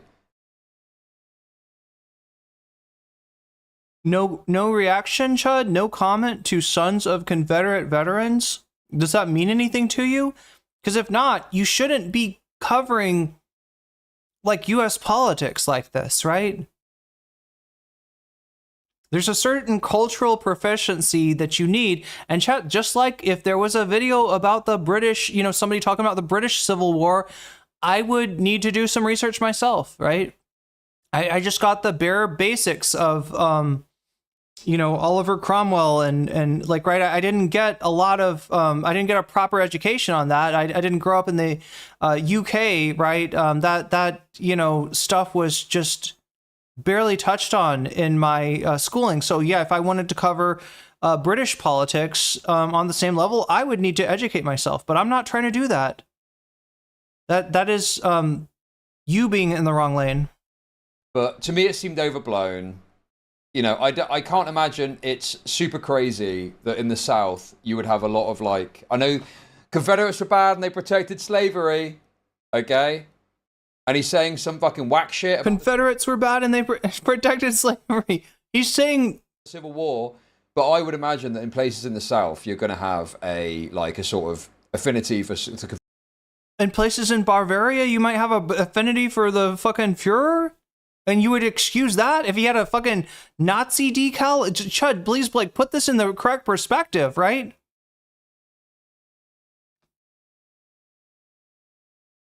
Well, to be fair, no comment, Chick, he said it was about heritage and not hate.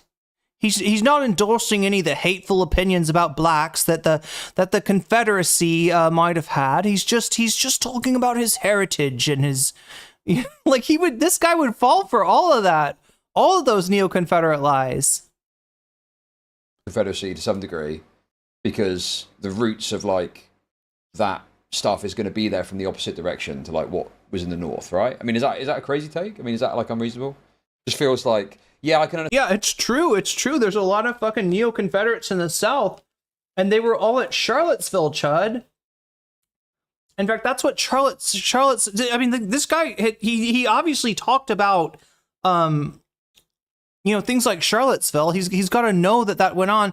The whole purpose for Charlottesville, chat, was that they were taking down a Confederate statue that was put up not right after the Civil War, but that was put up years and years after the Civil War in order to, quote unquote, put black people in their place, to let them know that this is an area that still holds dear the memory of Robert E. Lee and Stonewall Jackson and all the rest, right?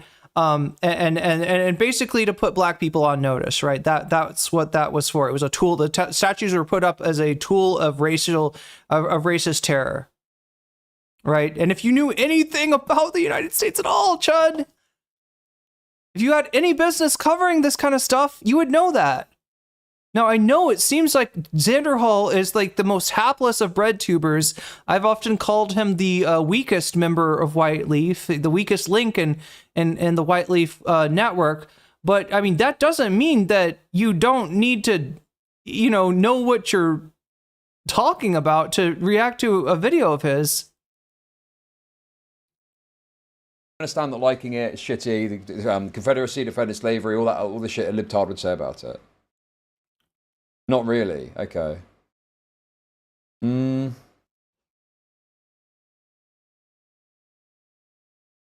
Fuck out of here from the South. That shit is dumb. This would be cringing the shit in the South. Okay, fair enough. Fair enough. Maybe I'm being a bit too kind to Brandon Herrera. My pathway to even his chat is calling him out. The right wing is obviously, I've gone too far, okay? Okay. Well, let's listen on, and I'll think again. I can't remember what I said last time. I just don't want to totally contradict what I said about this a year ago and be like, oh, this is really bad, or oh, this is really good, when I said the opposite last year. The War of Northern Aggression, he calls it. Amazing. Of 12 years old, who has an ancestor who fought in the Confederate Army. The Fayetteville Arsenal Camp meets the first Tuesday of every month at 7 o'clock. Do you see that? Xander Hall knew what that meant. Xander Hall's from Florida. Chud, it just goes, he's like, was he saying some cringe things about the Civil War there? Yeah, that's the equivalent of fucking blaming. That's, Chud, that's the equivalent of saying when Churchill started the conflict between the UK and Germany. That's the equivalent of some, isn't that what Destiny's Kid did? That's the equivalent of what Destiny's Kid just said, right? That's the equivalent of blaming the Allies, or blaming, you know, the UK for the fucking bombing campaign that they got hit with by Nazi Germany, right? Calling it the War of Northern Aggression when who fired first on Fort Sumter? Not the Yankees. Not the Yankees, right?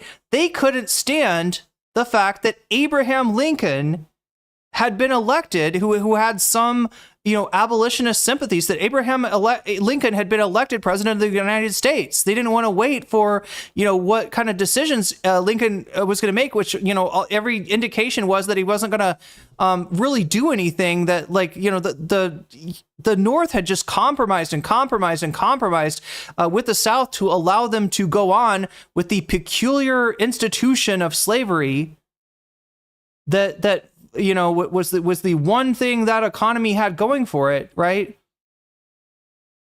And the South freaked out and they attacked Fort Sumter. War of Northern Aggression, my ass. O'clock at the Cumberland County Wildlife Club. Harmless but kind of gay. Yeah, I think that's the point. It's like, you can think this is cringe, you can mock this, you can call him a Confederate apologist or whatever, something like that. I guess it's more... I'm sorry. But if it was a British guy with a swastika on his shirt and talking about Oswald Mosley, would you just find that cringe? Would you just be like, yeah, you know, you can say it's cringe, you can say it's whatever. More so like, how harmful do we think this is? How much of an issue do we think this is?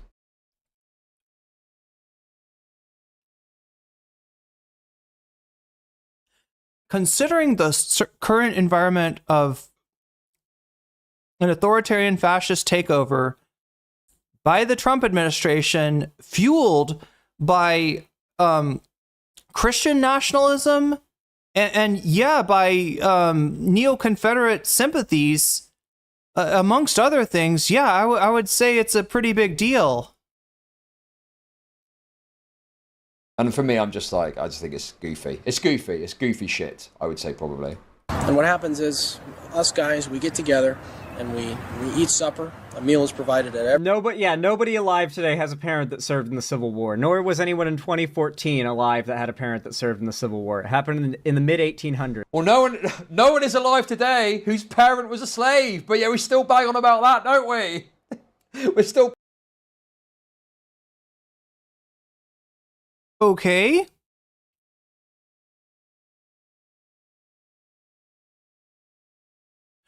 The fuck is this, Chud? Banging on about that shit today. Exactly. Or grandparent. Happened in the mid-1800s. Reminder. Very, very long time ago. Every meeting. And it's usually... I just think it's some 18-year-old-ish dude who probably thinks this way because it's what he was taught or grew up on. Look at him, dude. Do you think this guy... Wait, I'm sorry. Isn't this Brandon Herrera?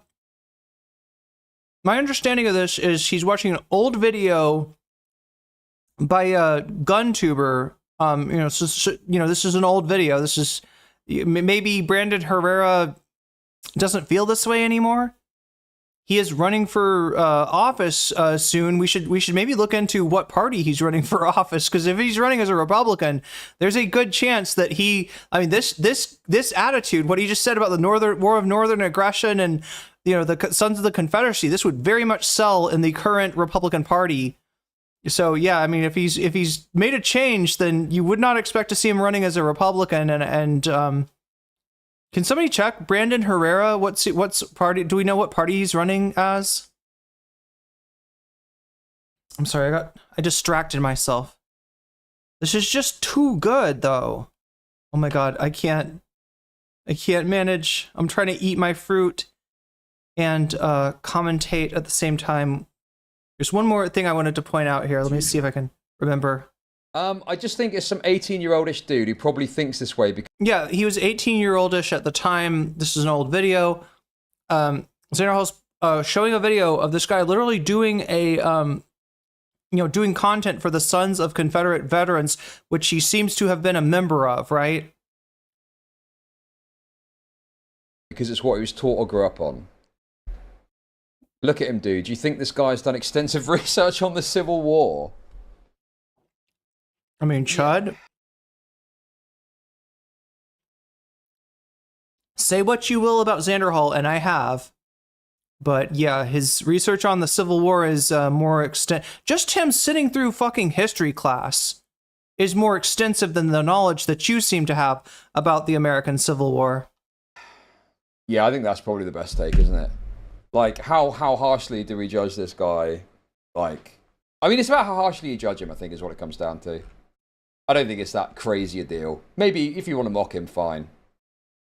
But I feel like Xander was probably going pretty ham at him because he politically disagrees with him. Good, Southern cooked food. And because he politically disagrees that it was the War of Northern Aggression. Look, if anybody has an excuse to be, to have absorbed some ahistorical brainworms, it would be Xander Hall growing up in Florida, right? Now, obviously, as an adult, you have to educate yourself on the actual truth of the Civil War, or else you end up like this asshole here doing videos for the Sons of Confederate Veterans, right? But yeah, this is like, I mean, Xander Hall is from the area of the country that you might expect to buy into some of these lies a little bit more. And even he knows more than Chud Logic does about these historical matters. Danny is one of the guys who works behind the kitchen for us. And Danny, if you're out there listening to this, more fried chicken, please. I swear, our membership's going to go up 200%. Fried chicken. That's a racial comment, isn't it? Thank you for the $5. LARPing about how you're cringe traitor losers. Not necessarily. I mean, he does have a Confederate talking about fried chicken is always suspect, but I mean, it is also a very popular food for everyone, and not just in the South, right? All over the world, KFC is like one of the most popular fast food. What is he trying to say? South couldn't win during the Revolutionary War, and so didn't the Brits either. Indeed. Thank you for the super chat. All right. It's true. It's true. Racists can say whatever they want, but even the racists admit everybody loves fried chicken. It's the best there is. It's the best there is. Do we think he's racist? Now that that's out of the way, what usually happens at our meetings... Fuck, I might join now. ...is we listen to a guest speaker, or maybe one of our members gives a presentation. So for the record, Xander Hall was not calling him racist for mentioning fried chicken. I mean, I guess it could, there's always the potential that it could be some kind of racist dog whistle with a dude with a Confederate shirt, but that's not the conclusion that Xander Hall jumped to. He just pointed out that maybe that's the one good thing. He was like joking that he would join the SCV just based on the fact that they're serving fried chicken. About a little known fact about the war or a battle or something like that. And once a year, we actually have what we call our annual Yankee shoot, where we go out back with black powder rifles and some that were actually in the war, some survivor Enfield. They do a Yankee shoot. They do a Lost Cause or recreation of a mass shooting. Like a firing squad execution of... Is that what that means, chat? Do you know? Yankee shoot? Is that like, does that indicate like a... Let's see if anybody else has used this phrase before, Yankee shoot. I don't know much about historical reenactment shoot. Other than the fact that a lot of the people that show up and want to be LARP as the South are in fact neo-Confederates.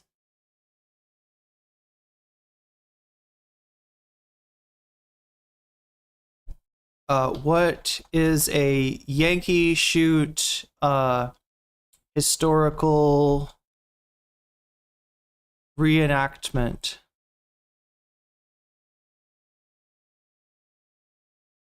Can't spell reenactment. There it is. Reenactor is indicated in shooting of a Yankee. Mysterious shooting of a would-be Yankee cavalryman. What? Is indicted. Would-be Yankee cavalryman from the Bronx nearing a filming of a Civil War reenactment. What is this?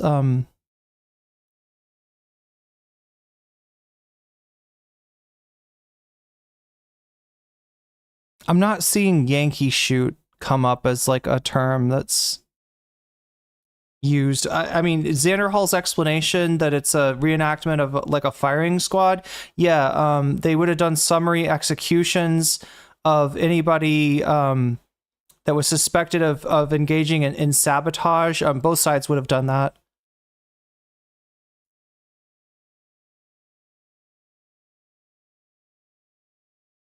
God damn it! It's New York Times. I can't get. I got paywalled. Yeah, I don't know. What if I take Yankee shoot and make it put quotations around it? Yankee shoot. Okay. Yeah, it doesn't seem like there's.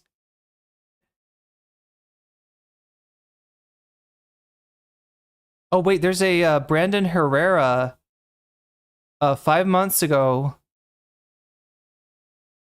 on r/Brandon Herrera. I'm wondering if is Brandon still a Confederate sympathizer? I'm wondering if his views have changed.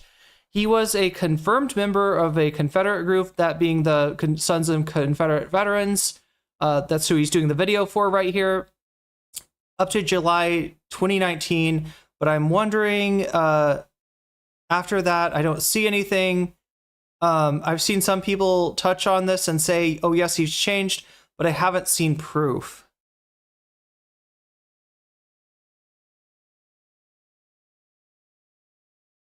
The top comment is this: not trying to be mean, but who cares? If he wants to LARP with a new model army and pretend he's fighting for his honor, let him.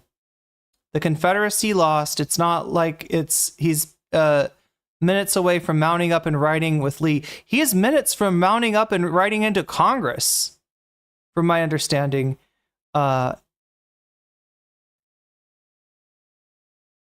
Yeah, I'm not seeing anything indicating that he either...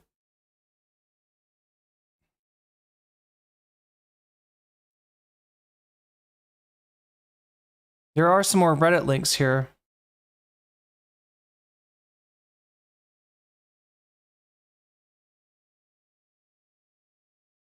The members of Brandon Herrera's Discord are not really happy with this. I bet this is the same guy that calls Demo and Donut Nazis for Tiny Guns 3. They're talking about, oh my god, what the fuck is that guy's name?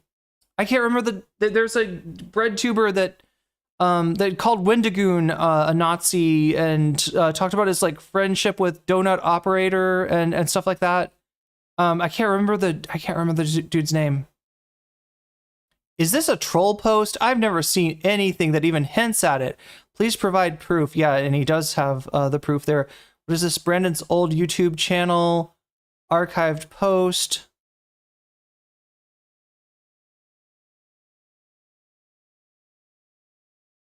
Having a video of verified Brandon Herrera calling the Civil War the War of Northern Aggression while wearing a shirt that has the Confederate flag on it is a smear. Is smear campaign gold? I sincerely hope that Brandon's understanding and opinions on this subject have changed. He definitely deserves the benefit of the doubt at the very least. However, given some of his other political positions, it would not surprise me if he still bought into many. So people are, these are, you know, this is a year ago, somebody saying that his other political views jibe with possibly being a neo-Confederate. Everyone was dumb when they were young, didn't understand context on things, weren't capable. Okay, that person's basically giving him the benefit of the doubt. Calling it a cancellation campaign.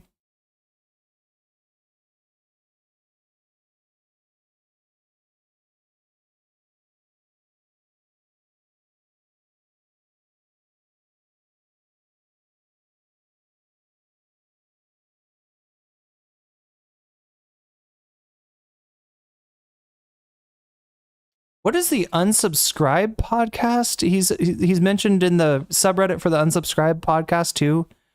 Anyway, the last thing I want to figure out is Brandon Herrera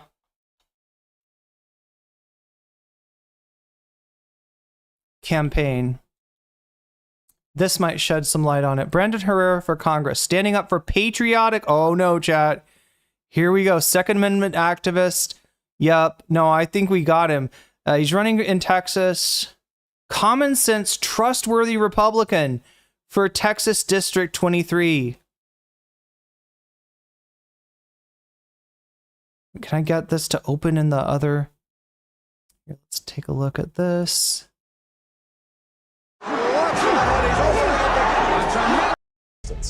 Beating everyone's expectations and almost wins. Going up against He's talking about Rocky. Sylvester Stallone's character, Rocky Balboa, doesn't actually win in the climax of the film. Instead, everyone is just impressed that despite him going up against the current champion, he, being a rough around the edges everyman, goes the distance, beating everyone's expectations and almost wins. Okay, so the reason that they're doing that he's doing this Rocky thing is because I think he ran for Congress before and lost by a small amount of votes. Welcome to Rocky 2, Tony. My name is Brandon Herrera. I'm a serial entrepreneur, Second Amendment activist. A serial entrepreneur, like a serial murderer or serial rapist, like serial entrepreneur, serial capitalist, content creator, firearm manufacturer.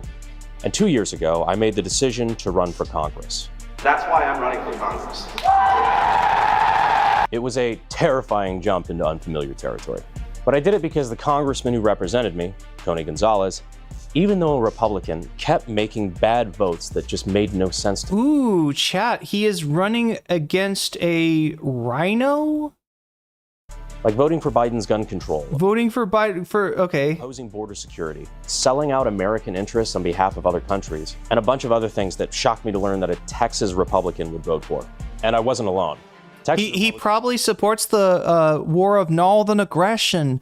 Chat, this man here, Tony Gonzalez, also, what kind of name is Gonzalez for a representative of the great state of Texas?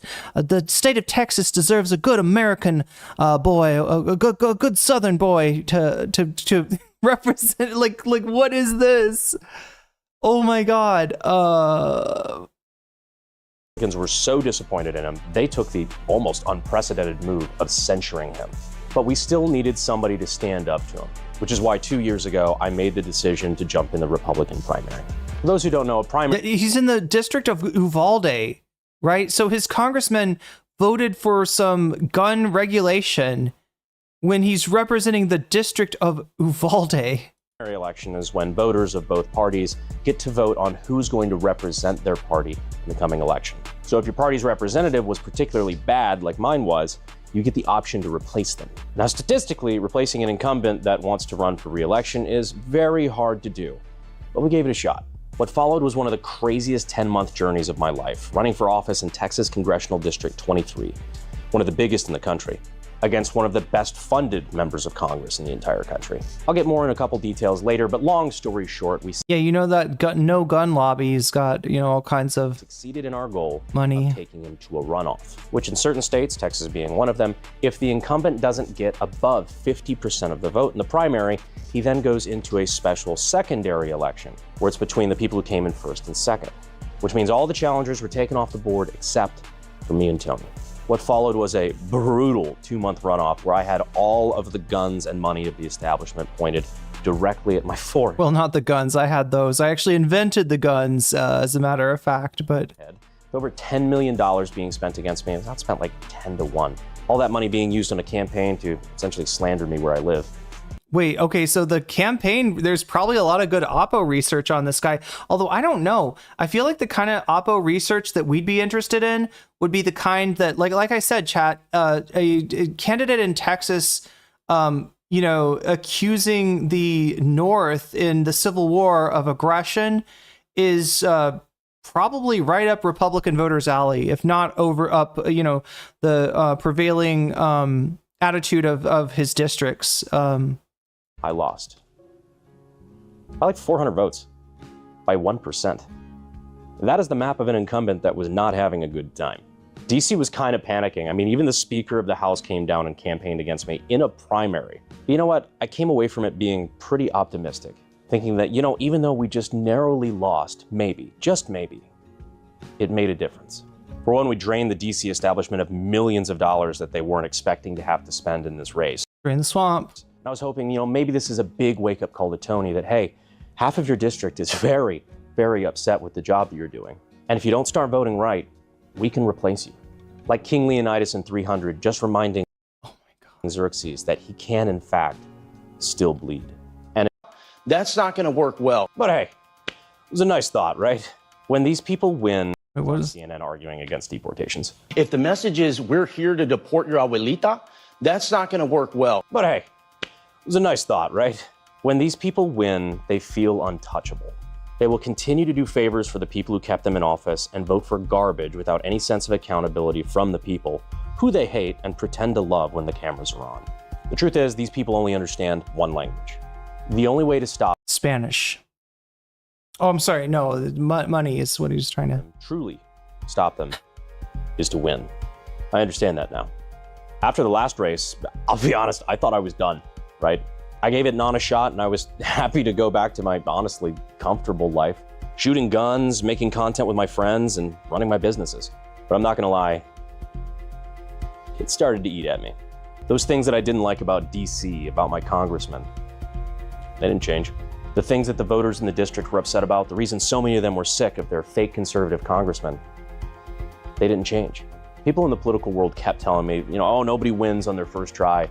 Even during my first try, which, to be honest, kind of ticked me off because I was, you know, gunning to prove them wrong. Gunning.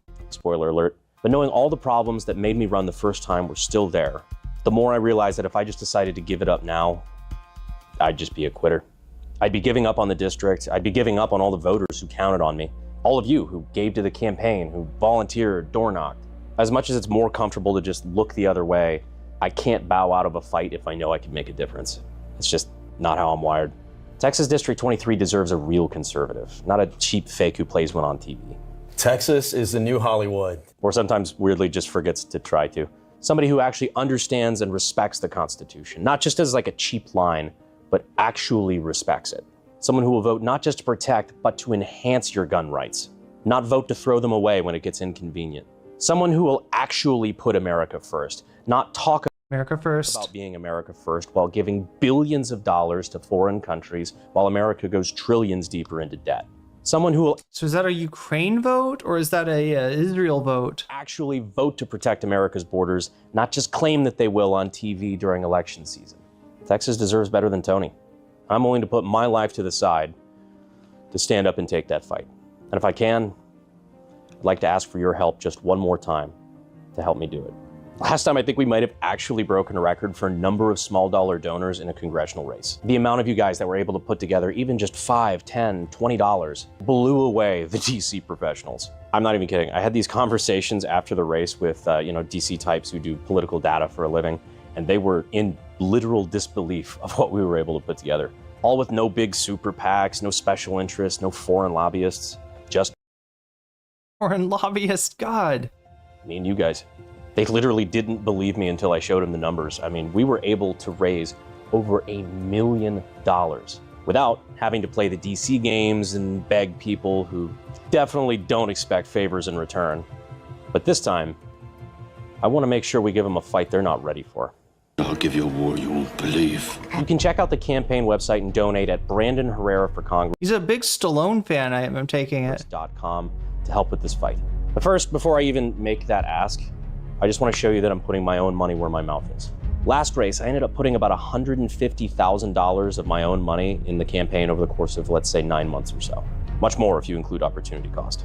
I'm planning on doing a lot. Opportunity cost, meaning what he could have done, you know, what he could have earned in the time that he was dedicating toward running for Congress.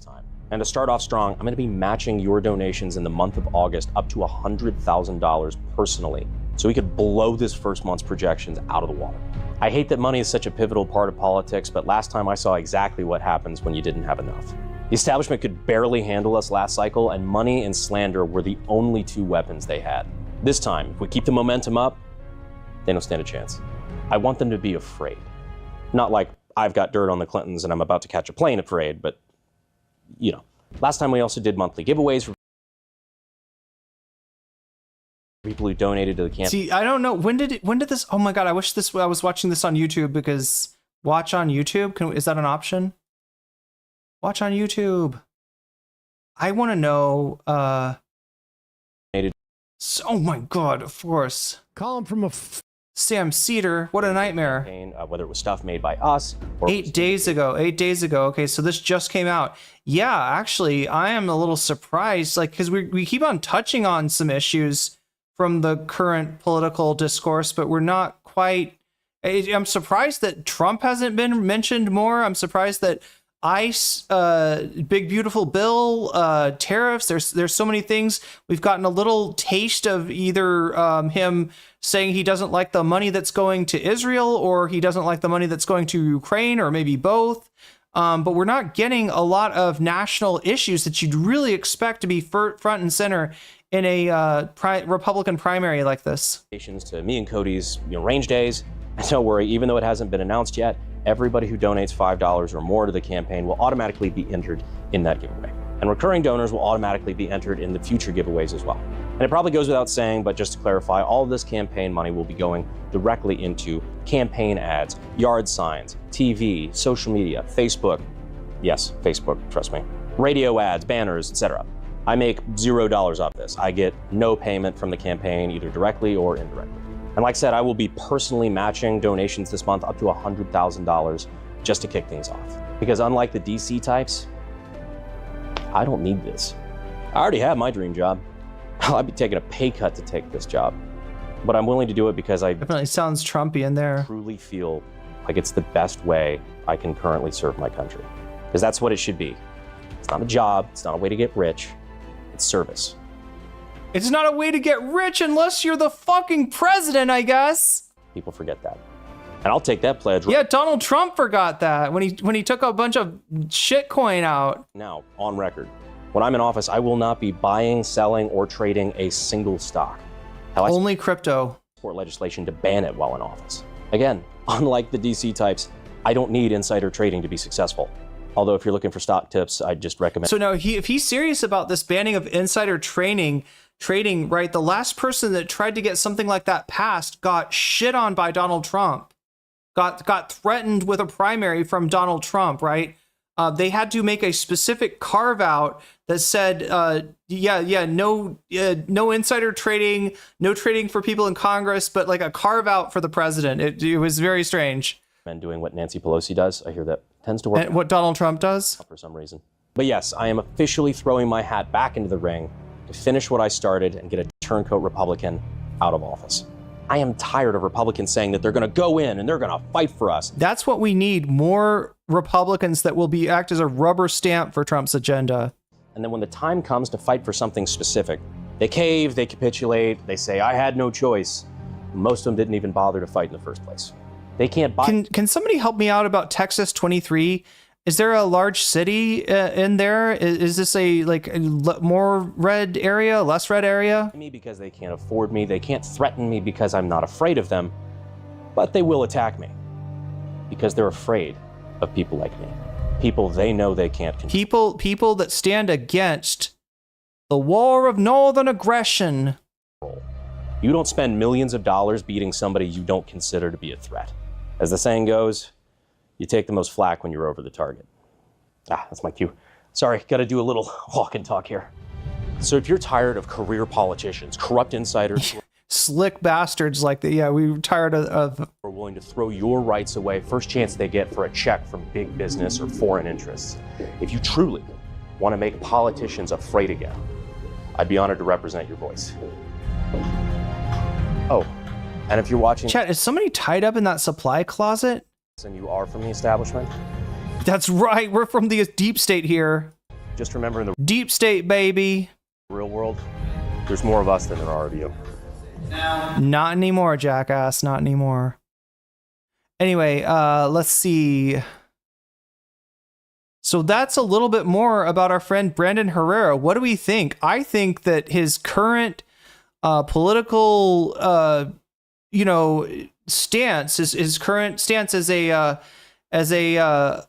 hardcore Republican that won't betray MAGA, that an American first Republican. I feel like that comports completely with this young man here talking about the war of northern aggression and telling us that we must celebrate the great southern heritage of the Confederacy. I think this completely matches.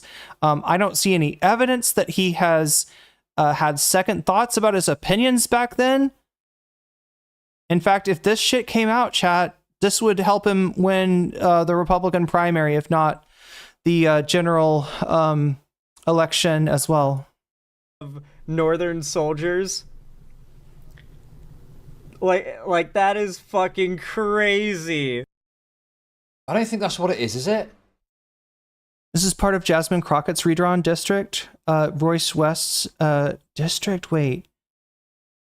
The 23rd and me. Oh, 23 and me. Wait. Just looked. He was pro-Israel, but AIPAC backed his opponent and called him a goose stepping. They might actually be right for once about the goose stepping. I don't know. Normally, I don't trust what AIPAC has to say, but if there's anybody doing goose stepping out here, it's the this neo-Confederate. It's Dallas. Okay. So, but you said it was part of Jasmine Crockett's redrawn district? Oh my gosh, I'm so confused now that this is part of the like you when you say redrawn district, do you mean soon to be redrawn if the redistricting goes through? Also, how weird has it got to be to run for office in Texas knowing that your district is going to be different by the time you actually run?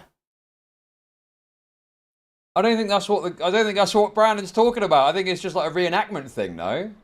Okay, that's... You think so, Chud? I'm not convinced. Like a LARP, yeah. How do I make money? It's just a LARP. They were just going out to reenact the shooting of Yankees and the war of northern aggression. There's nothing wrong, nothing suspicious about that. Off depressed people. Chud, wasn't this guy at the time getting cucked by a meth dealer and being incredibly gay? Gay cuck on a moral high horse? I think not. Well, thank you, Austrian Painter. I don't know about the timeline of what? That exactly. But yeah, I mean, that did happen. Sure. Mind you guys, I need to remind you, when I covered this, when I dare to talk about this guy, his fan base is so defensive and of him and of their fandom of him, or they agree with him. So okay. So I'll take a note on this. My understanding, based on what this person sent me, was that I was getting blamed for the mass, the downvoting and stuff. That doesn't seem to be the case. Oh, you're saying if he's got opposition to Israel, it's probably out of spite? So I misunderstood. That checks. The comments that were made, okay? But, okay. Okay, I misread it. I'll take the L. It wasn't to do with me. I will take the L on that. I think the person was just broadly saying that Xanderhall claims he got, downvoted and stuff. But the thing is, how long has Xanderhall been a YouTuber? Whenever you talk about a bigger YouTuber, their audience will just come and bombard your comment sections, downvote you, and talk loads of shit. It happened when I did it with Dark Viper. It's happened in the past with Mutahar. You know, it is just the way that chatter's name was Austrian Painter. I didn't even see that. it works. If you decide to criticize or talk about a bigger YouTuber, their audience will find it and they will come and they will. I mean, this is somewhat true. Yeah. Call you a shitter, all that stuff. That's true. It's just the nature of talking about a bigger creator. It's like just not really a big deal or a problem. It's just one of those things you've got to deal with being a YouTuber.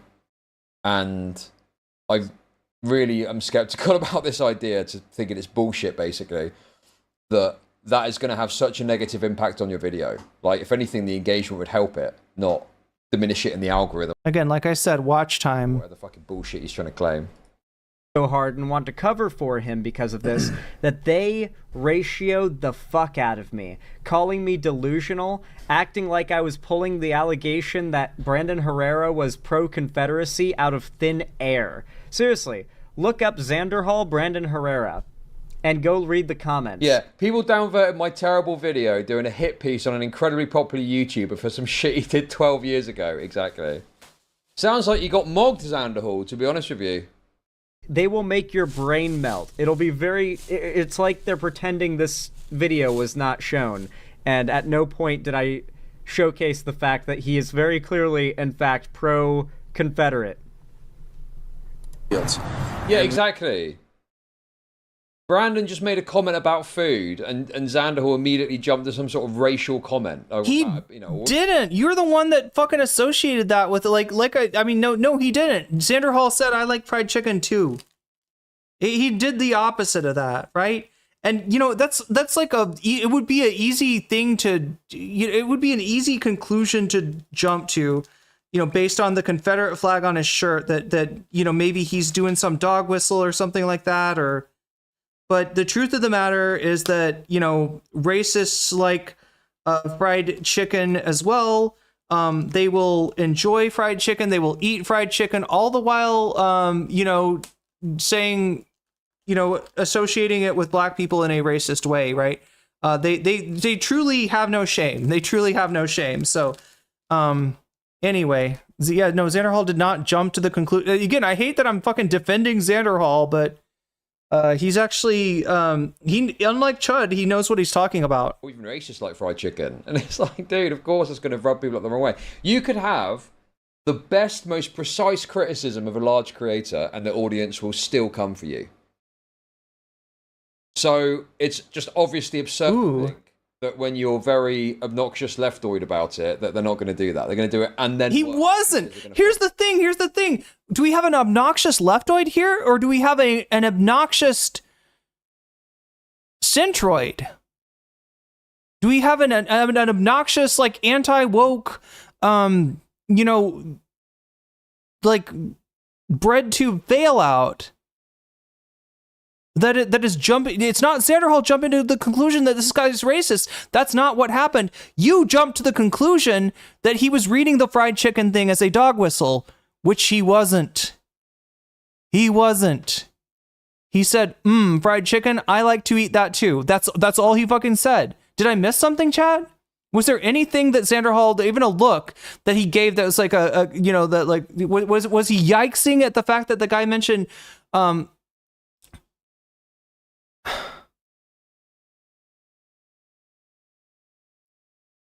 find you very objectionable to listen to, especially when Xander Hall looks like he's got fucking AIDS.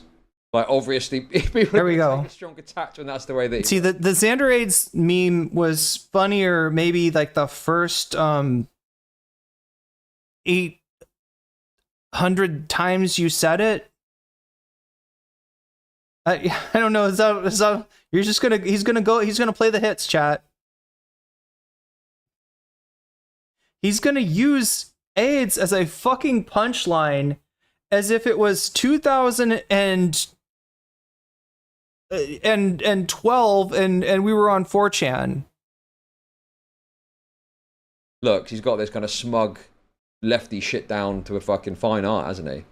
We go out and we shoot up. Wait, I believe he's running for Congress. Yeah, wait, he's running for Texas. Are we sure about that? He's running for Texas State Senate? Because they're talking about voting again. He talked about voting. He didn't like the opponent that he had voted for a Biden gun control bill. posters of our favorite Yankees, and it really is pretty cool.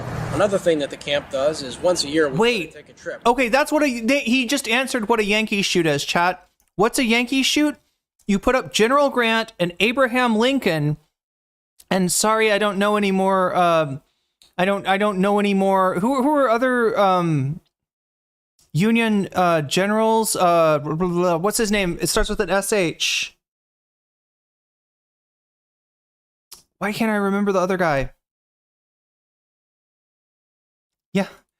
The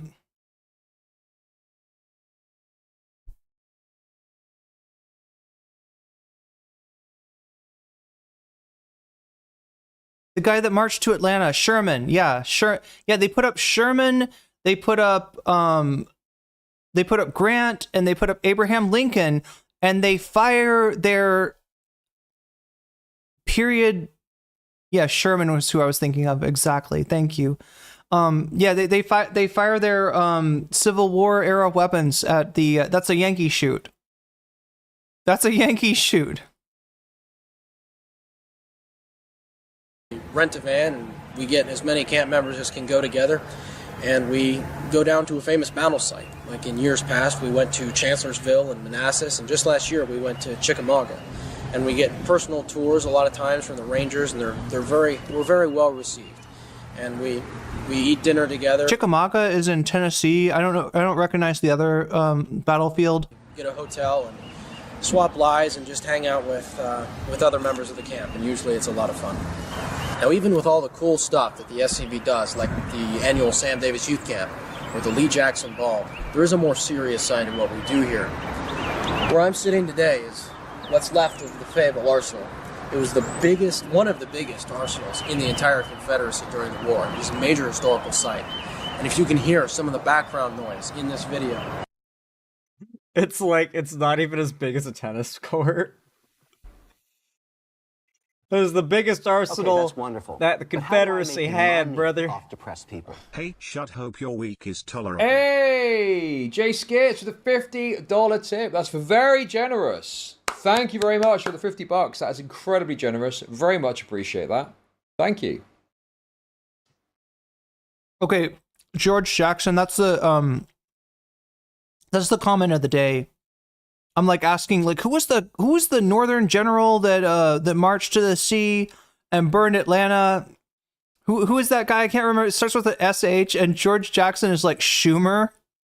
He did it because the Baileys told him to. Well, the Baileys said that Atlanta would look much better after we've burned it down. So, I mean, it just feels, there's this behavior that lefties often engage in. And it got categorized a long time ago to me as the chud dunking industrial complex, okay? And so instead of like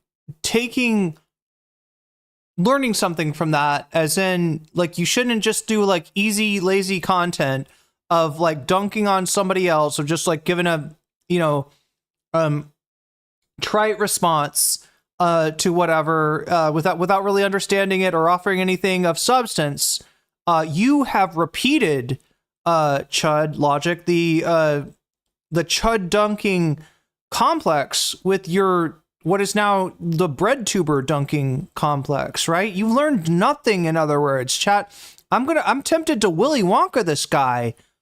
I'm tempted to take out a half contract, analyze it with a half magnifying glass, read him, that contract and say, and you get nothing, sir, nothing, good day. I'm tempted to Willy Wonka him for this.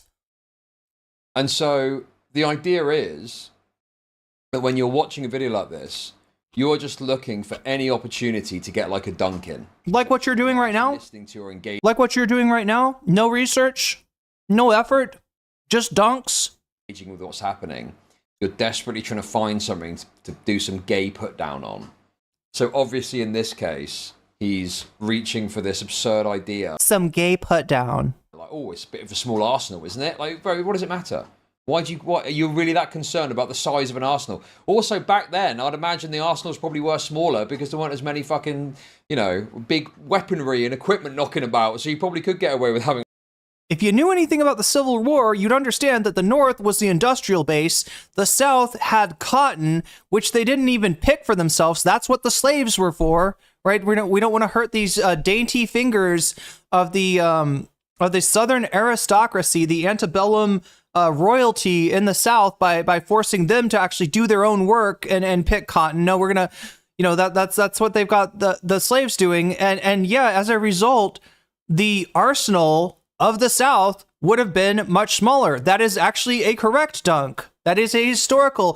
Xanderhall is doing historical analysis. Chud is sitting here with his thumb up his ass. But chat, just before you, not in a gay way. Not in a gay way, right? Certainly not. Like a smaller arsenal. It's just like such a nothing point, Oh, bit small, But how bit do on the I small make side. money off depressed people? Every young person has some fake political movement they use to give their lives meaning. Xanderhall is also guilty of this. Totally unfair criticism. Okay, that's thank you for the $5. But how do I make money? And Caleb, off thank you for the depressed people? $5. Brandon is running for Congress this time, I think. So he's probably doing okay despite Xander's best efforts. Indeed, thank you for the $5. He's shot by the small size of the arsenal as if they had fucking Lockheed Martin 500-acre weapons manufacturing plants, when in reality that's the point of showing the size. It's very pathetic, yeah. It's such like a nothing criticism, where he's desperately trying to find something to dunk on, when it's like... Well, he's making fun of the losers in the Confederate South. Yeah. What is there to say? It's like, yeah, it's just, it looks small now, but back then it was probably reasonably sized, right? You don't know. The point that you don't know. You don't know. Look it up. Do some research. Like, what the fuck, Chud? Like I'm saying, Chud, his heart is no longer in it. He should quit. He should hang up and he should, I don't know, merge his Discord into Quimons or something, right? He's fucking, this guy's washed. This guy is fucking washed. It's actually legitimately smaller than a tennis court. Like, if you filled in this rocky area with sand, I don't think it's big enough regulation-wise for a game of okay, that's wonderful. But how do I make money off depressed people? Not softball. What am I thinking? Oh my God. This sniveling aids he can't even say it, dude. That he isn't treated to fancy. Wait, is Xanderhall trying to say pickleball? Is that what he's going for? Badminton? I don't know what Xanderhall's trying to say. If anyone in chat knows what a possum sounds like, I thought someone was dying. Wait, what? But a heckin' right-winger is. Maybe he would have gained more traction if he accused him of plagiarism. Indeed, yes, very true. Thank you for the $10. Very generous, thank you. Speaking of, why is my brain the one with the net and you thwap the ball back and forth? How am I blanking on the name of this sport? Volleyball? Volleyball, thank you. Yeah, I absolutely cannot remember. Totally fluffed the delivery of that, didn't he? Totally fucked that up. Oh my God, chat. This is so good. I'm eating more morning glory. I found out a little bit about this this plant. I was always wondering why of all the greens that I'm big on leafy greens, right? Of all the leafy greens that I've eaten, I've never gotten this in the US. And I was kind of like wondering why. I found out that it's actually illegal in the US. It's illegal to grow this stuff because it's invasive, right? But in China and so much of Southeast Asia, this is like a mainstay, right? You can grow it in water or you can grow it on land. And, it's just it's kind of a, like most of what I'm eating here, chat, are these like, almost like hollow reeds, kind of. It almost looks like a pasta noodle, like a really long pasta noodle or something. And then it, has leaves on the end. And see if I can find any other parts of the plant here. Yeah, what's mainly eaten is the stems and the leaves, and it is absolutely delicious. When you cook this, there's like a sweet spot for how to cook this. I would say that this is slightly underdone, but still very delicious, and it's being cooked in. I think this is a curry of coconut milk and I can't tell if there's like vinegar or just a lot of lime in it. But regardless, whatever it is fucking immaculate. What an L. Fluffing up such a simple put down. Remember, yeah, it's certainly not. How does he have an audience? Well, that's the neat thing about this guy. He doesn't. He doesn't have an audience. True enough. His audience has slowly diminished over time as people have realised he's like a Timu Vosh, but somehow worse than that even. Are Morning Glory seeds psychedelic? I'm not sure. Well, okay. So Morning Glory, the flower, right? The flower that like kind of wraps around stuff and like it's famous for like what it blooms in the or the flower opens in the morning or something. That's the one that's got psychedelic seeds. And sometimes when you buy them, they'll even put something on them that if you were to eat the seeds with this on it, it would make you slightly nauseous to disincentivize people from. They contain something called LSA, which, if you know your chemistry, is a precursor to the LSD, and you know, the same stuff that exists on mold on rye exists in the seeds of the Morning Glory. But I'm not sure if this is the same plant or if it's just called the same. It's also called water spinach. I'm trying to remember the actual name of the Latin name. Tennis court size. You couldn't play volleyball here either. Brandon Herrera lost by only 650 votes during his last Congress run. I think he unfortunately has a decent chance to win in 2026. Well, don't go spoiling the topic of this segment. I'm getting to it, Nova Star. Chill out. But I just want to hammer home that this very popular gun tuber has a few skeletons in his closet that both his own fan base. Okay, that's wonderful. What is it? Ipomoe aquatica, or water spinach, also known as water morning glory. Yeah, I think it's a different. I think it's a different plant. I don't know if this. You know, wait, no. Actually, I'm looking at the flower here, and the flower looks really similar. It looks really similar to what I've seen in terms of morning glory. What is the meaning of water morning glory? Widely used as a green vegetable in East and Southeast Asian cuisines, though it is regulated as a noxious wheat. It is noxious? I better hope it's not noxious. I've been eating a shitload of this. While the genus Ipomoea also includes sweet potatoes, sometimes called tuberous morning glories. But I just wonder, wait, that's in the Morning Glory wiki. Okay, so it looks like it's a it is Morning Glory is a common name for the 1,000 species of flowering plants. Yeah, so it is that's the largest genus, Ipomoea. But my understanding is the reason it's banned in the United States is because of its invasive nature. And it can clog up waterways. And I think that's the big concern there. The seeds of various Morning Glory species contain ergoline alkaloids like ergine, aka LSA, and isoergine, which are structurally related to LSD and can produce psychedelic effects lasting for 4 to 10 hours, although at a much lower level than than LSD. Oh god, the chemistry's so interesting. Yeah, lysergic acid amide is what we're talking about here, as opposed to lysergic acid diethyl amide. Diethyl just means there's 2 ethyl groups, which is 2 carbon chain. A lot of racists out there, and like Xander Hall could actually play tennis or volleyball with his AIDS-riddled body. Very true. Thank you for the $5. That's wonderful. And Ramble How do I Briar. make money off depressed people? The Fayetteville arsenal made 10k guns and 900k rounds of ammo. Real small. What a moron.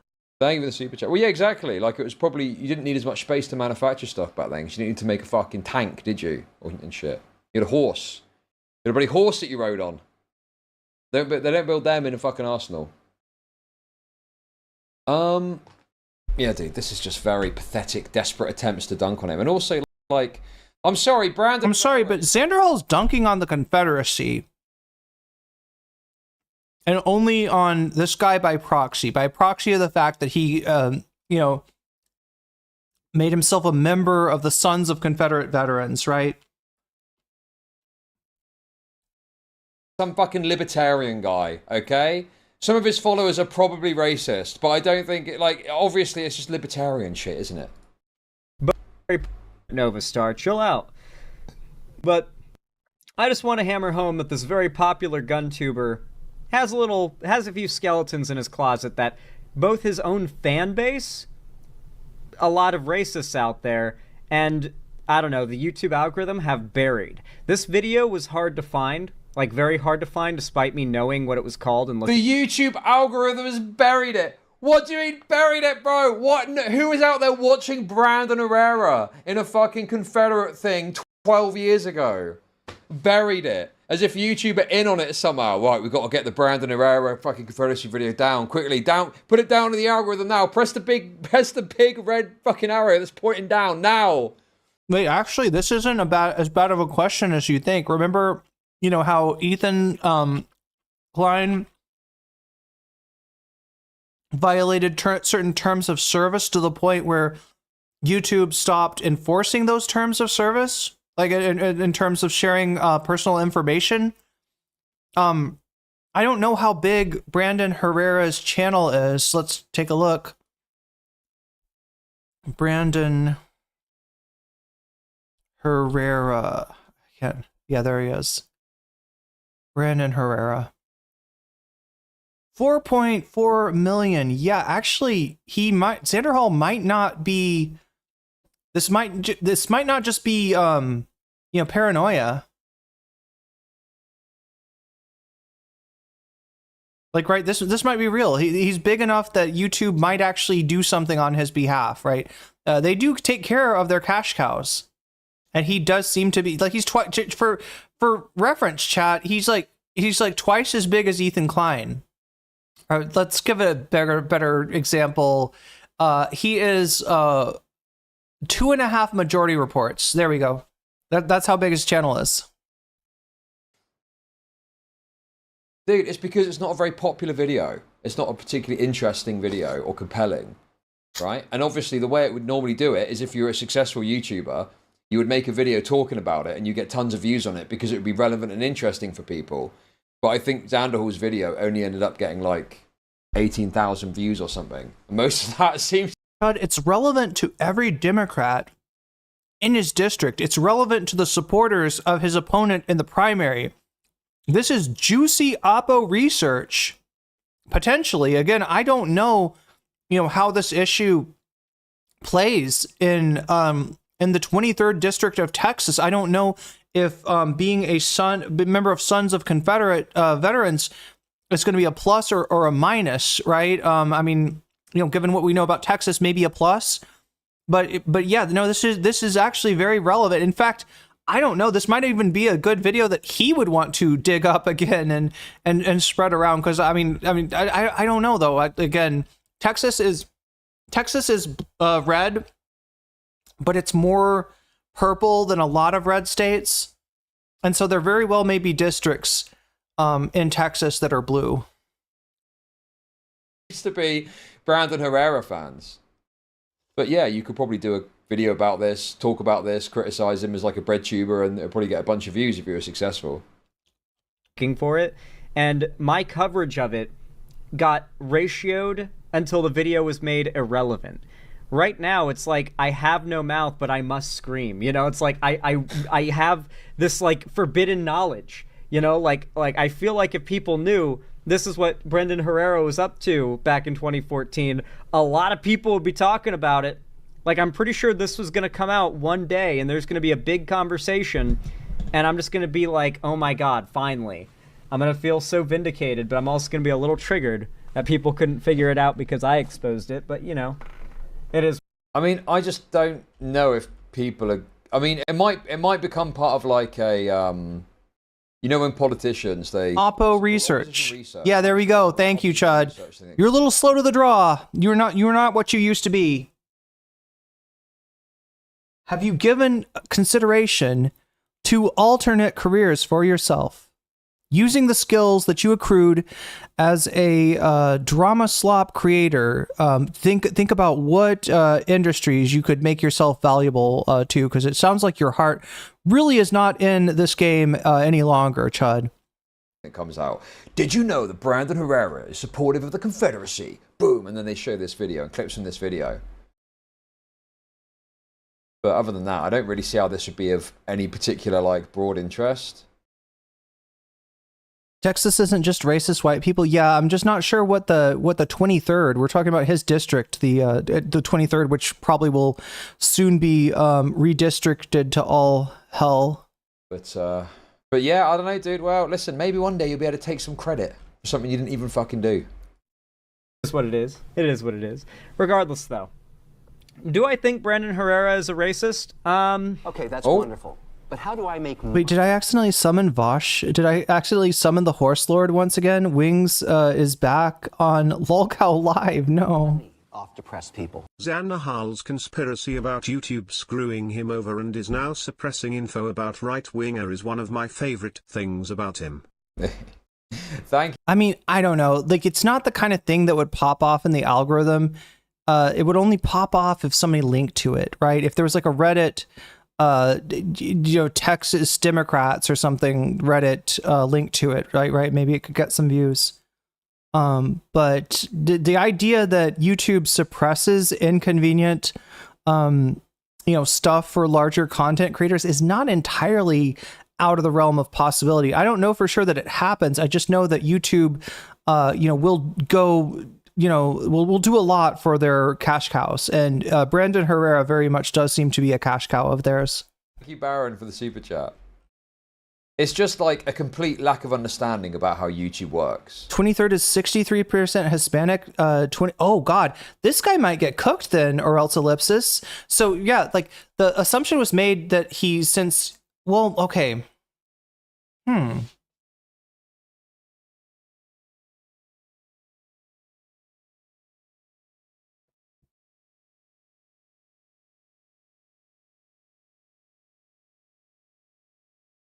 Trump got a larger percentage of the Hispanic vote in 2024 than like almost any Republican, you know, going back as far as you can imagine. That being said, his numbers amongst that demographic are not nearly as good now, right?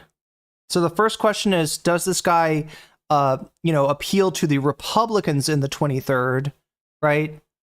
So can he take out the rhino that he's running against? And the second question is, does the 23rd still want a Republican Congress member? Which it may or it may not. Like I said, I mean, and this is just going off of what you're giving me, or else ellipsis, about the demographics of the area.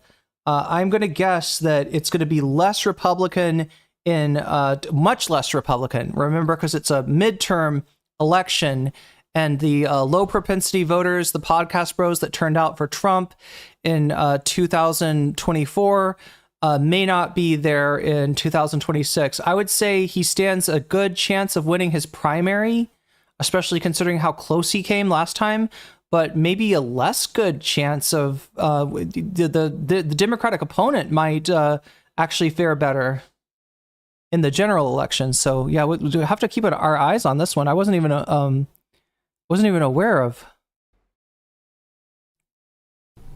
Probably. I'm gonna be honest. You know, he makes good content, but he's probably a racist. He's probably pro-Confederacy.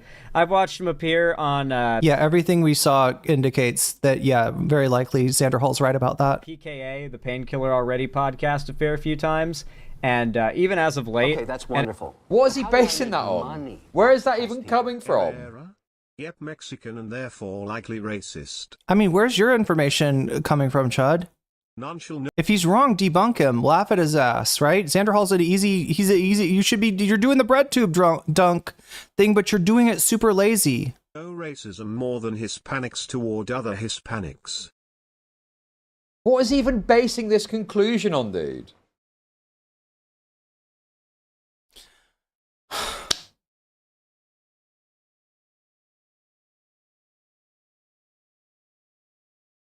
The fact that he was a member of a neo-Confederate group that held Yankee shoots where they shoot the generals of the Union Army in effigy, all right? And granted, this is a long time ago. The fact that he's a gun tutor, the fact that he is an America First Trumpy Republican, right? Everything points to neo-Confederate sympathies from this guy. Literally nothing points in the other direction. I took a look, right? And yeah, you'd think that if this was in his past, that he'd want to get out in front of it. It wouldn't necessarily be the kind of thing that would kill his campaign either, right? If he doesn't want the credit for being a neo-Confederate, if he thinks that this revelation will somehow hurt his election chances, then you would expect him. And if he doesn't believe it, you would expect him to come out and say something. He hasn't said shit. He hasn't said shit.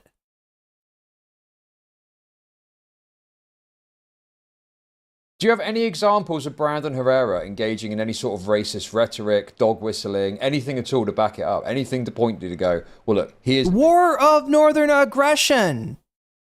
Not the war to keep slavery, which it actually was. Right? In reality, the South attacked the North at Fort Sumter because they were so worried about allowing Abraham Lincoln to be president. They were so worried that somebody with just abolitionist sympathies, Lincoln didn't have an abolitionist platform. He was not advertising himself as wanting to abolish slavery. He ended up doing that in many ways as a Civil War tactic, right? As a Civil War tactic to help with recruitment, was the reason that Lincoln actually issued the Emancipation Proclamation. But yeah, somebody that talks about look, Chud, this is like seeing somebody that talks about Churchill as the bad guy in World War II. Not Churchill as the bad guy in terms of what he did in India, which he actually was a bad guy and a racist, right? But no, Churchill's a bad guy in World War II. Germany's the victim, right? England is the aggressor. If somebody says that kind of shit, what do you think? Do you think that they might be a little bit racist? Do you think they might be a little bit anti-Semitic? Do you think they might be a little bit of a Nazi? Or would you just be like, no, he just has some eccentric historical beliefs. That's all. Like there's no proof that this guy is racist. Come on, dude. Welcome to the chat, Bloomers. Good to have you. Making a comment that clearly is of a racist intent. We're talking about American history, the Civil War, and this Chud Logic fellow over here. Well, let's just say, as sparse as my knowledge of UK history is.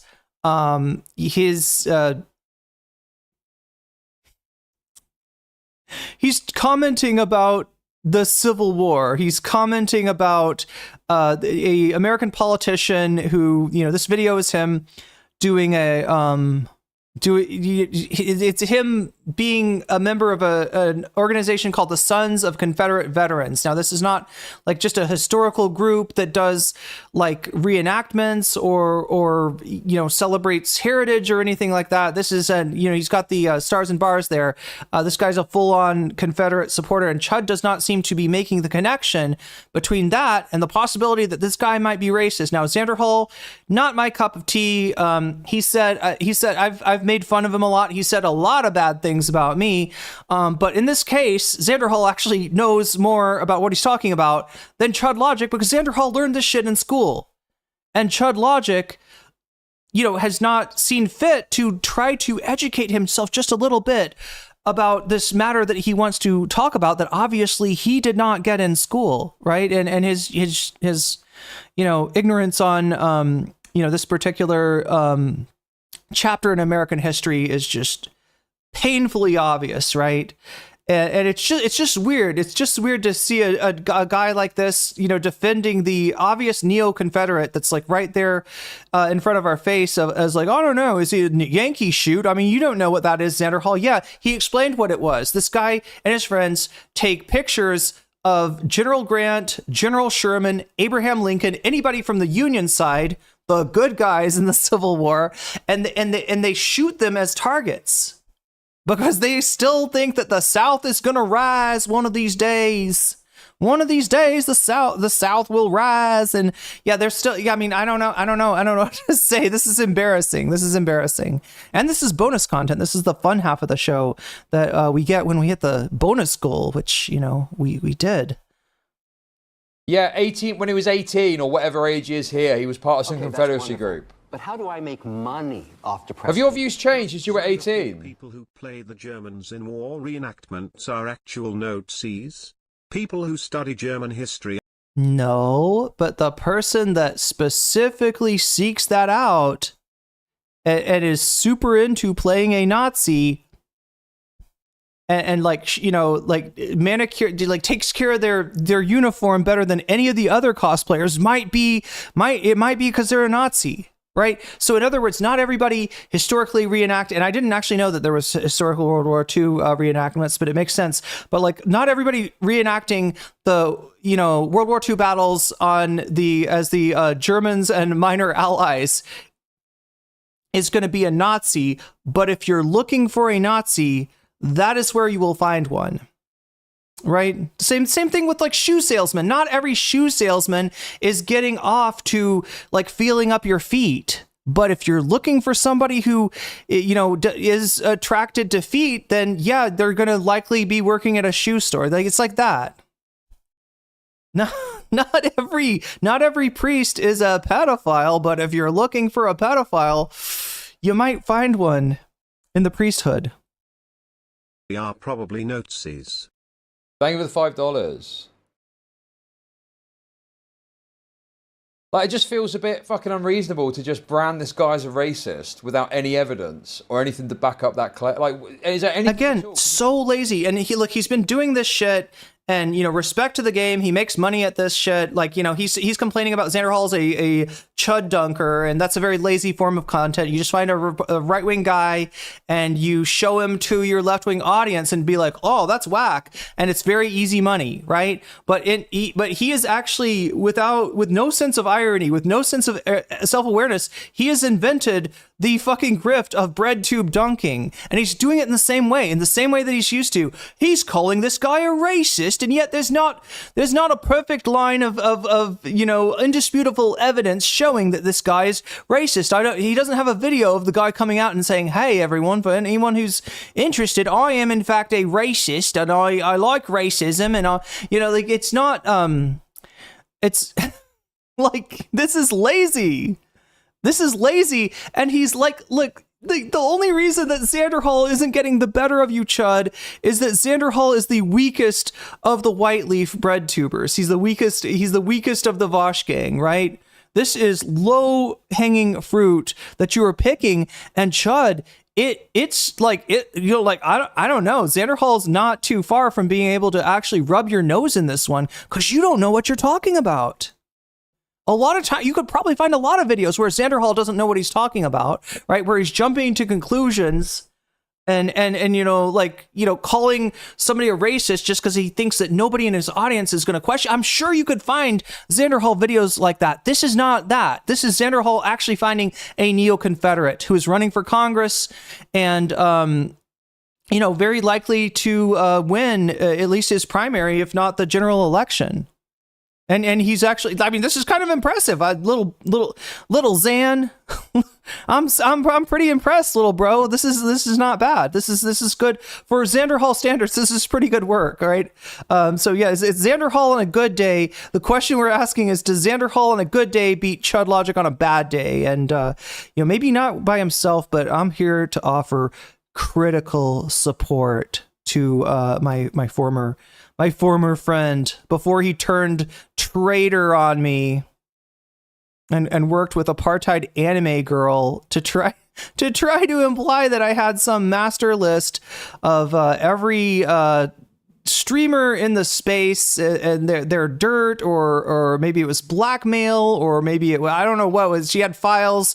There was something in the files. I don't know how are the files linked to her. Well, we don't really have those, but somebody gave me the files and said they were from her. Yeah, he just like, this is wow. But look, just because somebody's lied about me doesn't mean that when they're getting attacked unfairly, that I won't come through and set things right, especially when it's about historical accuracy, especially when it's, you know, about the rise of the, and chat, you got to understand the neo-Confederate movement, right? It's not flashy. It's been subsumed and overshadowed by the alt-right and, you know, the Groypers and all kinds of other different movements, but it's still an important part of the Trump coalition. It's an important part of the animated force that is Make America Great Again. When Trump says MAGA, Make America Great Again, these kind of guys are thinking Make America Confederate again, make the South rise again, right? That's why that appeals to them. It's got something for everyone. For the Christian nationalists, they're a historical, you know, palingenetic state that they want to reach is a state of Christian nationalism that they imagine the founding fathers intended, but somehow just forgot to write down. But hey, they were all Christians, so they must have wanted a Christian nation, right? I guess. But yeah, this is who is Brandon Herrera? This guy. Point to a single thing of, oh, here's Brandon Herrera. I'd even take, maybe make it a joke, a racist joke maybe, or something. It's something to point to at least. Instead, it's fucking something he did when he was 18 or something. And every chance he gets to, like... Yeah, that was me when I was 18. I was just a little crazy. I mean, these guys from the Sons of Confederate Veterans came around. They said, hey, do you want to shoot this video for us advertising our club? You know, we serve fried chicken on Sundays, and we like to have a Yankee shoot where we plaster up posters of famous Union Army and state officials and do target practice on them. And, you know, silly me, I was just like, yeah, I guess so. And I just got dragged along. But yeah, like, again, it's incumbent upon you. Chud, if you join like the fucking, some kind of like Hitler Youth, like, you know, World War II reenactment group or something like that, when you're young, is it possible that your views could have changed? Yeah, but if you make a fucking video for them, then you better say something about it, especially if you intend to run for parliament. Would you not say that if had you like, you know, I don't know what the British equivalent is, like the EDL or something like that? Would you not want to say something to distance yourself from the beliefs that you no longer have? Like, this guy is espousing not just racism, chud, but neo-Confederate sentiments. He would like it if the South had won the Civil War. He would like it ostensibly if slavery was still a thing. Chud, I don't know how you get more racist than that. Like, a racist joke, you could say that he didn't really mean it. Nick Mullen makes racist jokes. Do I think that Nick Mullen is a fucking, you know, goose-stepping Nazi? No. I think he's an edgy comedian. Okay? An edgy comedian with an attraction to trans women, but anyway, that's neither here nor there. That's something that Chud could probably relate to. I don't know, Chad. The edgy comedian part. I mean, of course, not the other thing, Chad. I would never assert that Chud has an attraction to trans women. He just talks about us all the fucking time. All the fucking time. So many videos on trans people, but don't worry, chat. He's not a chaser, okay? Don't believe the rumors. Subtly hint that his politics are very right-wing. He takes it. You know, any opportunity to, like, refer to trans women as, like, men pretending to be women, that kind of thing. I have very little doubt that I have very little Okay, what is this? Wait. So I'm sorry. I'm not sure. I can't tell if Xander Hall is remembering stuff that he's seen about this guy, or if he's just like imagining what a guy like this thinks, right?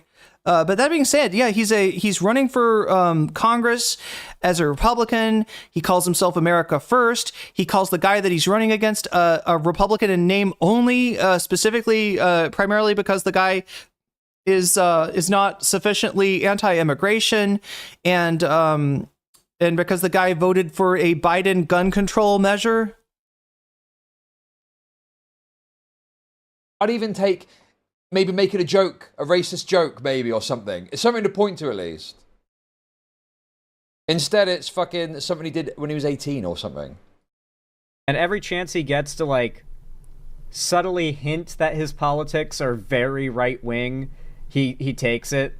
You know, any opportunity to like refer to trans women as like men pretending to be women, that kind of thing. Look, chat, I mean, I would love if Zan would back this up with screenshots or clips or something.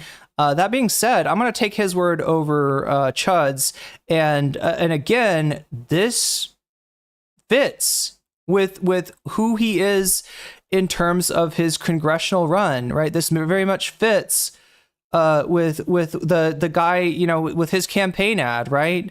In fact, if a candidate like this that was running as not only a Republican but a hardcore Republican that wants to displace a Republican and a rhino Republican, I would be surprised if a guy like this did not have anti-trans politics. He would be the exception. That would be the rare bird Republican that's like America first, but also trans rights. Trans people deserve human rights as well. Like, right, that would be a little out of place, right? Occam's razor says that, yes, this guy's probably transphobic. Xander Hall seems to be referring to something that he's seen. I'm sorry, but I'm going to take his word over Chud's here. I have very little doubt that he's, or I have very little... Okay, what does his take on trans people have to do about whether or not he's racist? What the fuck, dude? Well, he's not interested in trans people, so he must be racist. Hope that he's changed his politics since 2014. It seems like, if anything, he might have gotten more radical, but better at hiding it, considering he has a massive brand to uphold now. But he's got a whole army of people out there defending his brand for him, which is why it should alarm you that this very guy has just announced that for the second time after his failed run previously, where he only lost by 650 votes, he is running for Congress again. He just put out this video yesterday. It's already got 1 million views, and there are several verified massive YouTubers in the replies saying, "You've got my vote." Okay. I'm curious who's endorsing him on YouTube.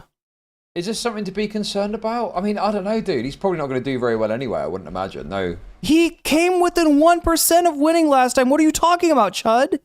Is his chat going to call him? Chat, one in chat if you think Chud's chat is going to point out the obvious here, right? Because like I said, I feel like his heart's not in it anymore. I don't think Chud's heart is in it. I think he's phoning it in. I think he's not enjoying his job as a drama slop content creator, and he's just doing the fucking bare minimum and collecting, more money than I'm making. So, you know, hey, game, recognized game, I guess. I don't mean to be mean about it, but I mean, I don't know if he's going to be successful. YouTube political campaigns tend to be quite far-fetched. So I think he did okay last time. YouTube no, come on, Chud. Oh my God. You know, like I get what he's saying. There have been some incidents of, content creators trying to pivot towards running for office and just failing spectacularly, being in no way prepared for the campaign, let alone for governing. But I think that's changing, and especially with a guy like this. Look, if there's a fucking YouTuber that's going to win Congress, it is this guy.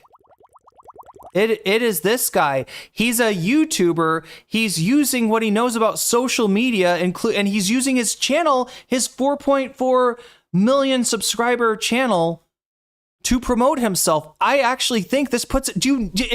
Have you learned nothing from the last election. Oh, that's right. I'm sorry. You're British, but at the same time, you choose to comment on American politics, right?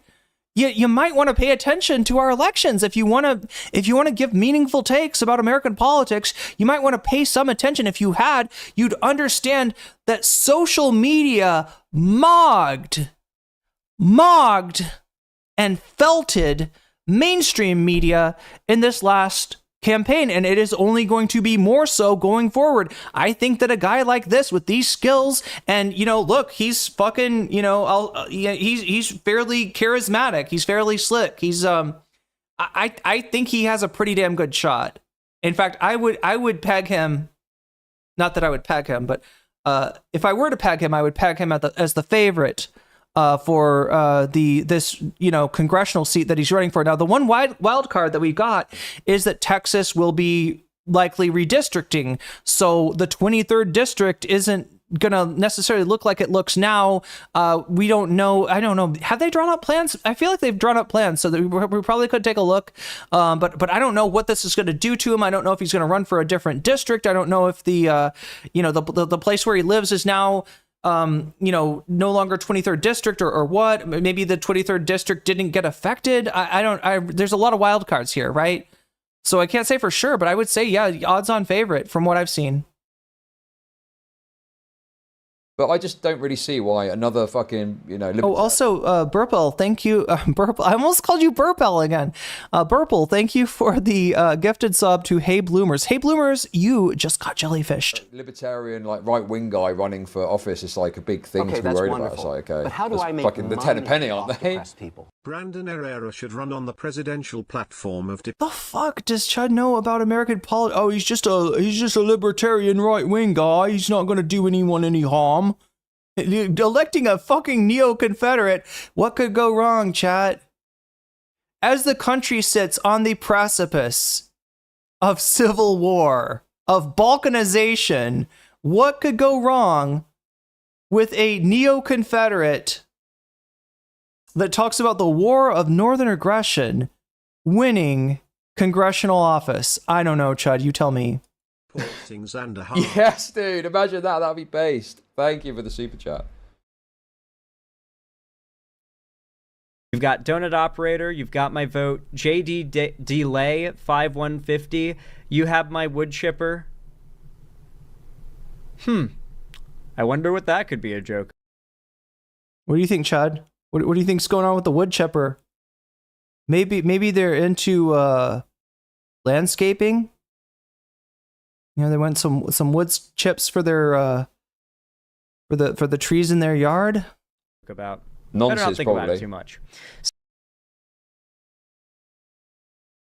I mean, that's probably what they'd say, but these are the same kind of people that call gays groomers, right? So their definition of nonsense might be a little bit more inclusive than people. They're just people who are attracted to children. Sir, a second congressional run is at the timeline. Show them the kind of leadership that America needs, Brand. He only lost by a couple of hundred votes. His chat is calling him on it. Yeah. Doing a Texas State Congress, yeah. It's not a state Congress. Wait, am I wrong about this, chat? Let me check again. I think he's running for Congress. He's not running for state anything. Brandon Herrera, let me look him up one more time. Make sure I know what I'm talking about. Congress, yeah, Congress. Brandon Herrera for Congress. Let me just check this out with Wikipedia one more time. Also known as the AK guy, also the inventor of the AK-50. Yeah, what could go wrong? What could go wrong with this guy? 2024 ran for the United States House of Representatives, District 23, and then got himself into the runoff against the incumbent. Lost to the incumbent in the runoff. Oh my God, chat. The final tally looks more like this guy only lost, let's see, by 354 votes. 354 votes. from being the Republican nominee and most likely winning the, like winning the see, wait, oh my God, he's got a criticism section. Here, let's check this out. This is interesting. Okay, this is Wikipedia's tally on criticisms against our friend Brandon Herrera here. Herrera's content often contains self-described dark and politically incorrect humor. He co-hosts a podcast which he was described by the Houston Chronicle as displaying offensive commentary or repeated racist stereotypes. I think Xander Hall knows what he's talking about here. Such as the episode where he joked he was essentially a military veteran because he often thought about putting a gun in his mouth. Okay, that's just, yeah. Tony Gonzalez, his opponent, criticized Herrera, saying that there was a special place in hell for scum and villainy who mock veteran suicide. Herrera responded to the attacks, explaining both in the... So I don't know if that does sound like maybe it was just a dark joke, right? But I'd love to know what the repeated racist stereotypes he's using are. Saying that there's a special place in hell for scum and villainy who mock veteran suicide. Herrera, yeah, I mean, that does seem... I don't think he was necessarily mocking veteran suicide. It doesn't sound like he was having a go at veterans. Herrera responded to the attacks, explaining both in the episode, including the joke, and later he brought the joke up when describing how he didn't say it while speaking at a veteran suicide awareness. Wait, is that another joke? He made a joke about not bringing it up while speaking at veteran suicide awareness panel. A handful of his YouTube videos have parody Nazi imagery, including jokes about Nazis and the Holocaust. He clarified in his video that he makes really fucked up jokes, saying that he did so to encourage his audience to learn from and not to repeat history. Yeah, he doesn't want to repeat history. He wants the South to win this time. He adds that he's not really a big fan of fascism, sure, unless it's Southern fried fascism, chat, unless it's neo-Confederate fascism. In one 2022 video, he sarcastically refers to the MP-40, a submachine gun developed by Nazi Germany, as the original ghetto blaster, as in the Warsaw ghettos. Yeah, that's a very funny joke. If you're, unless you actually think about what you're saying, right? If you could keep that detachment, I guess it's funny. The video, which takes a sarcastic tone, and yeah, God, I mean, I don't know. There's so much in this, right? Even if you take the ghetto to mean, the other use of the word, then it becomes a whole new kind of racism, right? It's versatile. It's almost like a reversible, like one of those reversible coats, right? Where you could, you got anti-Semitism on this side, and you turn it inside out, and it's anti-black racism, right? It's wonderful, or just really like anti, anyone that's not white, kind of. And the video, which takes a sarcastic tone, includes a montage of Herrera and an associate firing a weapon, goose-stepping. Oh, funny joke. Just did a little goose-stepping, It's a very funny bit, very funny gig there. To Erica. Wait, what is Erica? Also known as Auf der Heide, is a German marching... So he knows a little too much about Nazis, goddamn. And a lot about the Confederacy, right? Look... Wow, this is getting worse and worse for Chud here. This is getting darker and darker, to the point where Chud, I'm gonna have to strip you of your Confederate uniform in a second here and put you in a Nazi uniform. That is what it's looking like, Chud. Published in 1938 during the Nazi regime, the song was also used as a soldier song by the Wehrmacht, according to. Okay, anyway. That's Erica. Herrera suggests in the video that he's aware of the connotations of Erica. Herrera says in the video, if you're one of the few people out there that realize there's absolutely nothing wrong with the song we just used, it's just a bunch of soldiers singing about a pretty girl they miss at home, a pretty blue-eyed, blonde-haired Aryan girl they miss at home. Another video featured the flag of Rhodesia. Jesus Christ! No, it's all memes, Chad. I swear to God, it's all jokes. It's all jokes. You know, his heart goes out to you. Symbolize a symbol co-opted by white nationalists. Co-opted by white nationalists? Do you really have to co-opt the flag of Rhodesia? I don't think it needs co-opting. I think it's already, it's pretty plain what that flag is about in the first place. Herrera responded to the criticism saying, "This should be obvious, but I am not, nor have I ever been a neo." If you have to say, "I am not, nor have I ever been a neo-Nazi," you might be a neo-Nazi.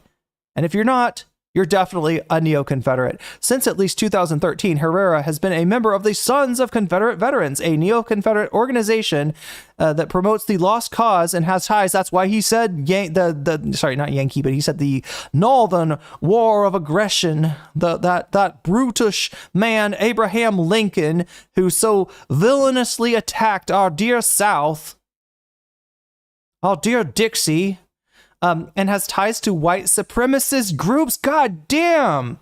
This keeps on getting worse, right? Xander Hall was right.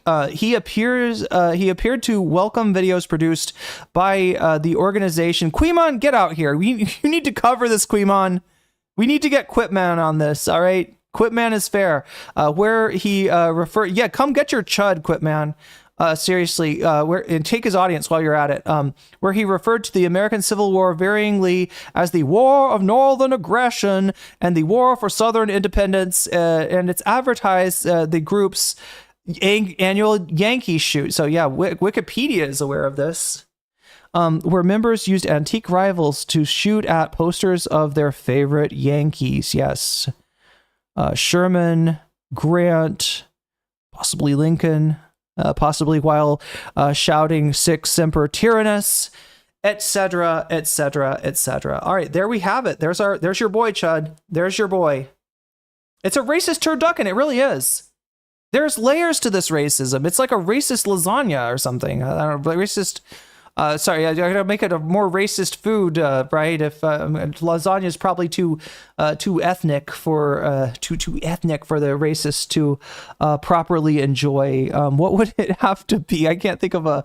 Is there a German food that comes in layers? Is there a Southern food that? Is there an antebellum food that comes in layers? I can't think of one if there is. From the old MasterChef days when we used to have fun. Oh, the meme is the chicken gets tastier the more racist it is. Wait, is that a Dylan Burns meme? No. He said something about that he felt like the best, what was it, like the something about the best food that he had being cooked by a racist, and I don't know if he's talking about barbecue back where he's from in the Maryland, Virginia area, or if he was talking about the Banderista, Ukrainian Nazi restaurant that he visited while he was in Ukraine. But either way, okay, well, that's about, look, I mean, I know you think you're just getting one chud video from me today, but you'd be wrong. You'd be wrong, because like I said, another racist chud video has hit the World Trade Center. As a game developer, it's this one, the iDubbbz thing. Here we go. And look, we're going to try to run through this quick, because I've already streamed a long time today. This looks like it. So yeah, iDubbbz. If I can never remember his name. Ian. Yeah, Ian iDubbbz. Has been, was once a favorite of edgy bros like Chud Logic up until he did some introspection and decided that some of his shit that he did back in the day, back when he used to call his audience inward F-words, like how you're weasels, his audience was inward F-words, right? And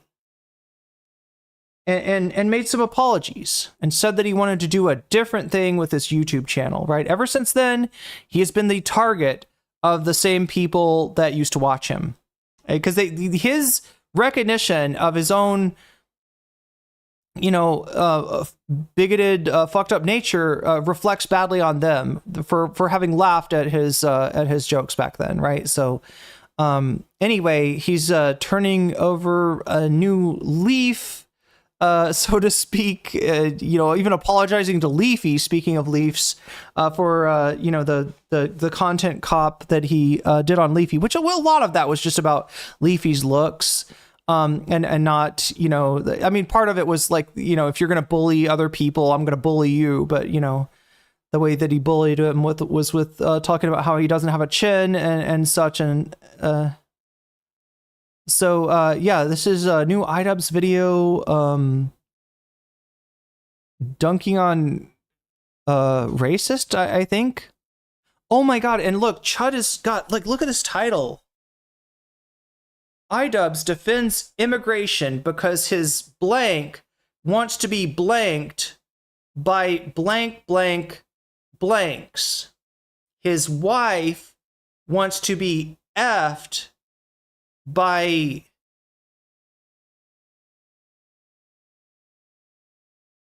your guess is as good as mine, chat, but I'm guessing that last word that's blanked out is a slur.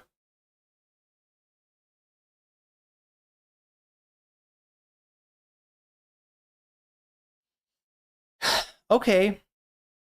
Well, at least it's not a dildo joke. At least it's not a pegging joke like Ethan would make. Let's give this one a try. Let's give this one a limited viewing here, because like I said, I feel bad about the fact that we hit bonus content yesterday, and I only gave you 7 minutes of the Awestruck Vox video. I mean, obviously my reaction made it longer.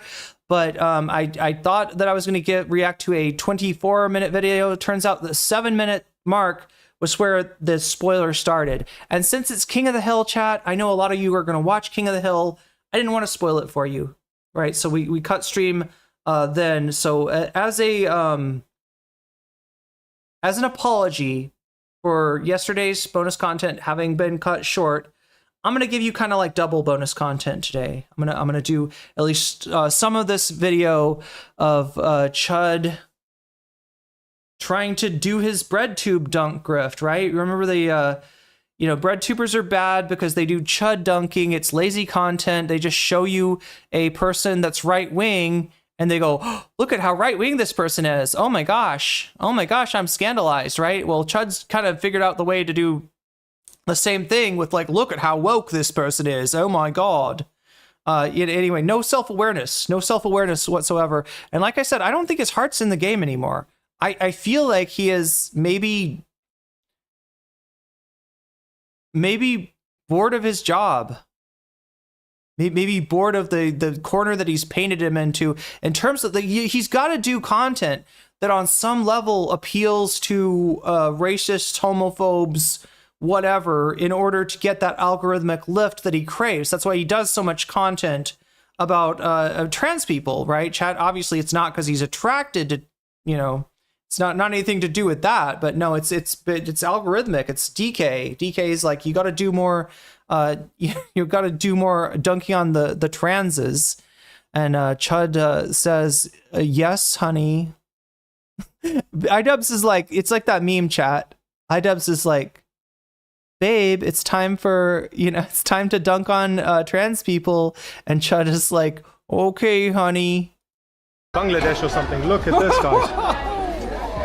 What do you mean, or something? They don't exactly look Italian, do they? I mean, bro, what? Like, they don't look Italian. Oh God, we're starting off with a really good one. So, like I said, Chud is kind of, in a lot of ways, your standard liberal. He started out his career trying to be a bread tuber. He fashioned himself as some kind of trade unionist or something. You know, he was kind of a Peter Coffin leftist, if that makes any sense, kind of like a leftist but sort of anti-woke. This was until he had a scandal where he was rizzing up Discord kittens in his Discord. One of the kittens turned out to be 17. You know, Chud claimed he didn't know she was 17. He did ask her if she was indeed of age, and her response was eventually yes, that she was of age, but she did not answer immediately. She deflected and dodged the question a bunch, which to most of us would indicate, right? If you ask somebody, if you are getting flirty in DMs with somebody and you ask them if they are indeed of age and they don't give you an immediate affirmative answer, that's a good clue that you are talking to a minor. Chud did not take said clue and continued to talk to said minor. But, you know, still has this plausible deniability of, you know, well, she said she was of age. So anyway, this turned him from being a wannabe bread tuber to being a edgelord commentary anti-woke type streamer. He then you know, procured a video editor named DK, who is you know, even more overtly bigoted than he is. People left his community because of, like, you know, DK's anti-trans statements, at which case DK started threatening to dox people in the Discord. President Sunday, of all people, tried to intervene, but ultimately found himself insufficient to the task, and years later recanted, having had an issue with Chud empowering a you know, an obvious transphobe in his Discord, right? So Sunday absolutely tucked his tail between his legs and ran. But you know, we know the guy. We know Sunday is useless. Chud, on the other hand, is useful. You know, useful to right wingers by following the perverse incentives of the platform to get clicks out of doing content about trans people or black people, or like, it's just the minority of the weak is almost what you see. This guy's gone after Limey Olerin. He's gone after Council of Geeks. Just like,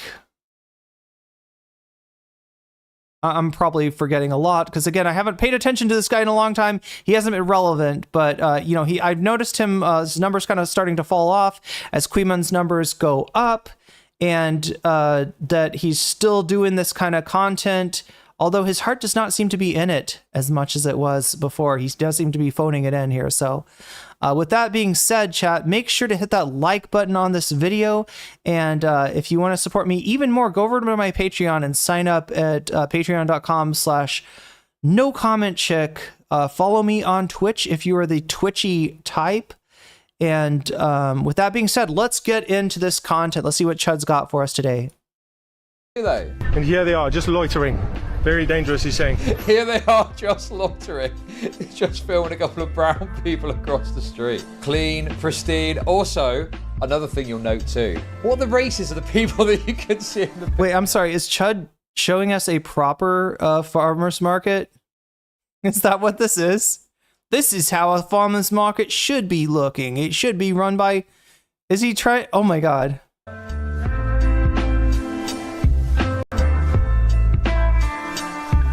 Check out iDubbbz's continuing move to bread. One in chat if you're still awake. Let's have a look. Hello, everybody. Welcome back to another episode of iDubbbz Complains. I am coming to you live from Barcelona, Spain. Yeah, you pronounced it right. You got the Catalan lisp. If you guys aren't familiar with Barcelona, I recommend you... Also, guys, by the way, I know you think of me as some sort of... That's how they pronounce it there. Virulent anti-immigrant activist, right-wing activist that is very racist, but I'm genuinely not. Right? I am like a bleeding heart lefty. Except when it comes to Roma people.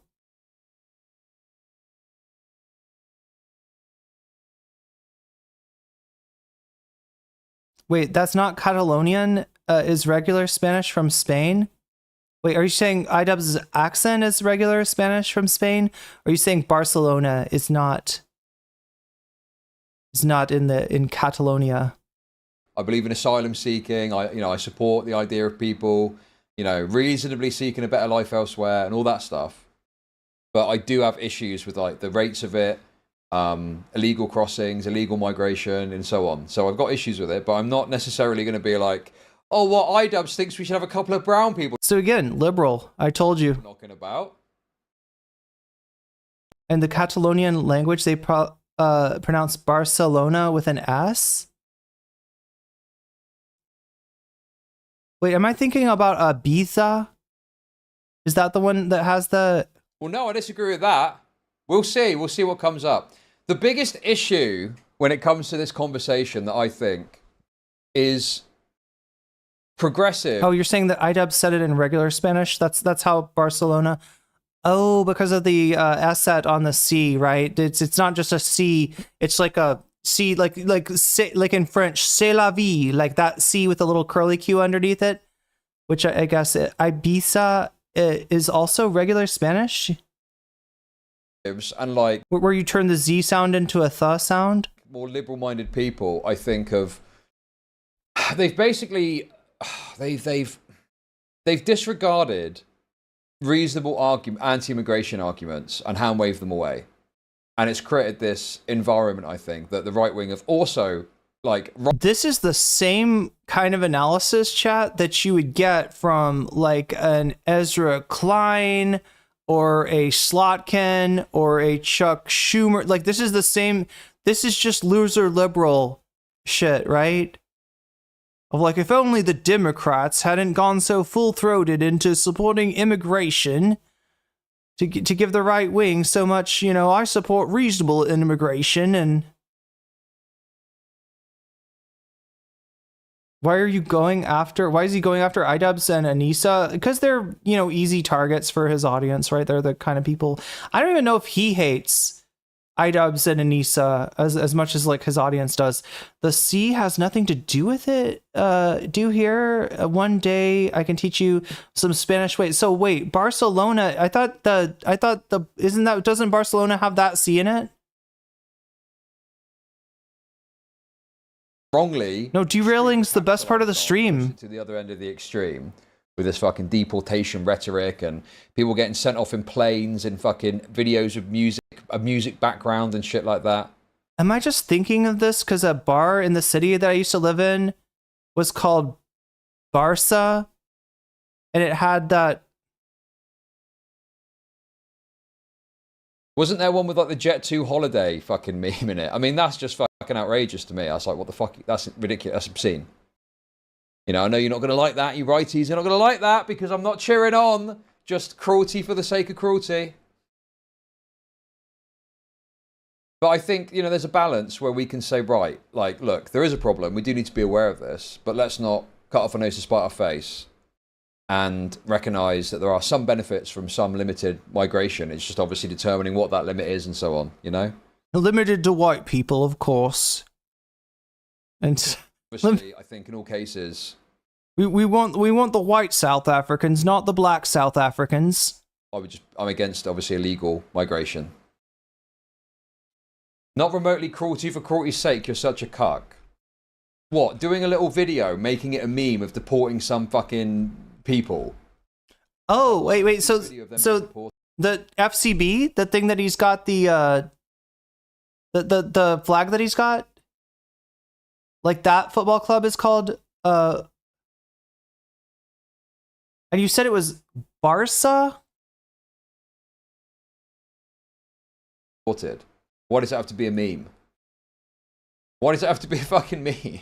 Like, can't just be like, right, we're getting rid of these people. There we go. Job done. Your eyes on them, because they're looking like a pretty hot team this year. Well, I know the season's coming to a close, but let's just say that some of my boys on the... Is that DaVinci Resolve? Kind of looks like... I don't know, chat. Oh my god, I'm sorry, I'm derailing. Side have told me that they have been taking steroids, which is going to improve their soccer performance. Today's episode of IDubbbz Complains is all about immigration and depressed people. Deport IDubbbz to North Sentinel Island. Thank you for the super chats. And xenophobia and racism. Wait, when Catalonians want to refer to the city in a shortened form, they say Barna? And TikTok, and the TikTokification of xenophobia. The interest in this topic was spurred on from a guy named Kurt Kaz. Now, this guy, Kurt Kaz, he is a travel vlogger. So you would think with all of the traveling around the world, that would really open your mind to different cultures, different ways of life, and how we're all just people trying to live. But unfortunately, he's a great example of how you can travel the world, and as long as your mind is fucking closed, everything you see is just gonna confirm your biases. Look at this. Look at the fucking state of the city.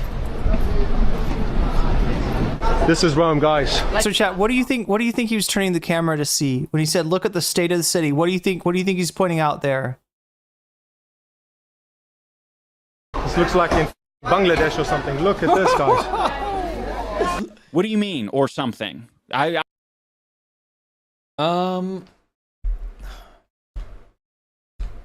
mean, they don't exactly look Italian, do they? I mean, bro, what? Like, they don't look Italian, do they?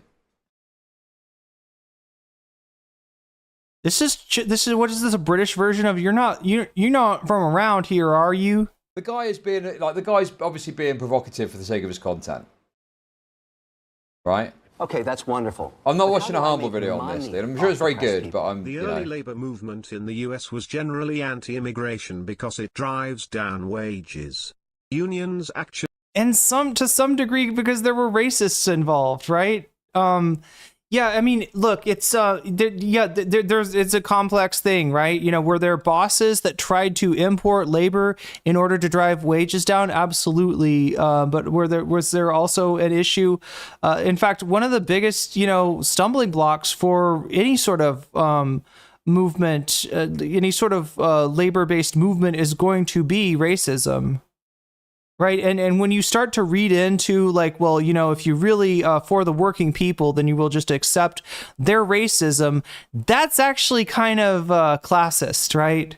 That's actually kind of classist to like be like, well, working people, of course they're going to be racist. But actually backed the Chinese Exclusion Act. Thank you for the super chat. Like, I mean, I think what the guy's commenting on is the fact that obviously when you know what an Italian person looks like, very roughly, right? And these people don't look Italian. It looks like they're immigrants from other countries. And he's commenting on the fact that he's looking around and he's seeing a lot of immigrants. Now, I'm sure, to me, he's overblowing it and being provocative for his content. Sure, I can see that. But it's very clear what he's trying to say. Oh my God, how did I do 8 hours? What do you mean? Well, it's very obvious what the guy's saying. There's a lot of brown people knocking about that don't look fucking Italian. That's his point. Look at the fucking state of the city. And it looks kind of in disrepair. This is Rome, guys. Like a Casbah. This looks like in Bangladesh or something. Look at this, guys.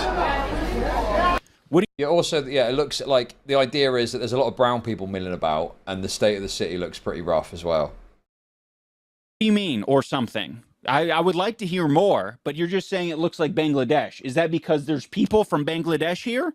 Or are you just assuming where people are from? There's a lot of people with brown... Bro, it's like, I hate this obtuse progressive shit. Where it's like... Where you deny the racism, the natural racism that we all feel. And if you're not saying the racist thing that I'm thinking, then it can't be possibly because you don't think in the racist terms that I think in. It must be that you're suppressing your racism, and I think that's soy.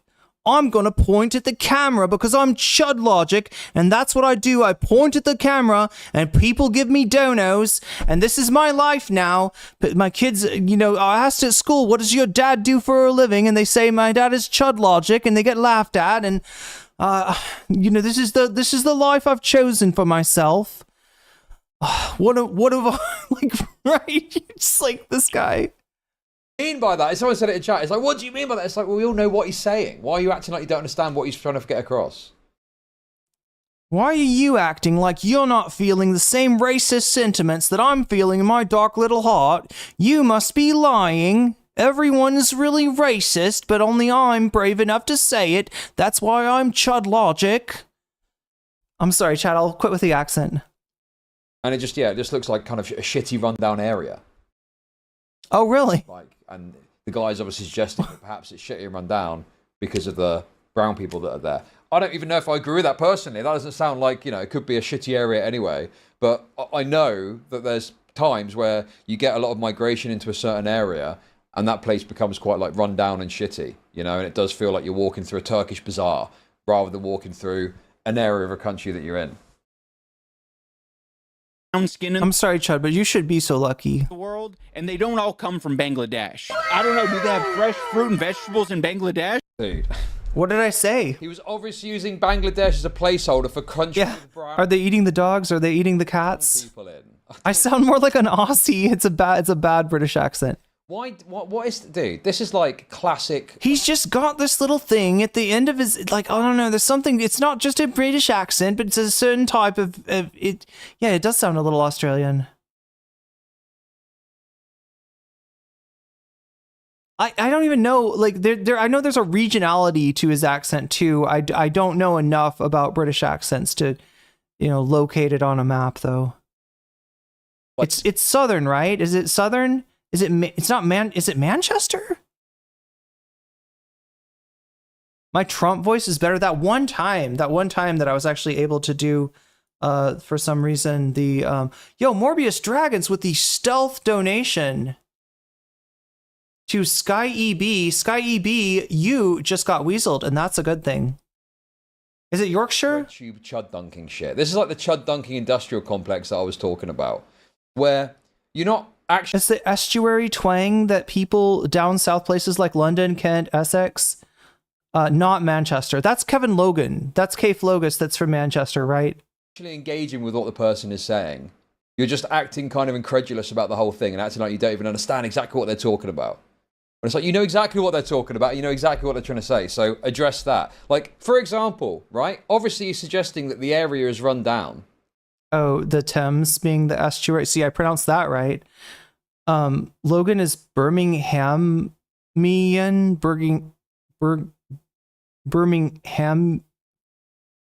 do you say it? Bergenhamian? As a result a Bergenhammer of immigration. Now, if you had some evidence or some facts to back up the idea that the area is run down separate to immigration, yeah, maybe you could present that and talk about that. You know, maybe you could even pause the video and you could go, oh, look, yeah, there's a fucking brown fella there, but look, there's Italian people there or something. You know, do some analysis or takes on what he's talking about and what he's recording. Wonderful. You know, but how do I talk about immigration rates into fucking Italy. People? I don't care about the whataboutisms. The moment Europe opened up. Burple, thank you for the gifted sub to Shower Chat. Shower Chat, you just got jellyfished. And that's a good thing. To Islam, Europe as a whole has been in decline and the fuck? Change my mind, Chud.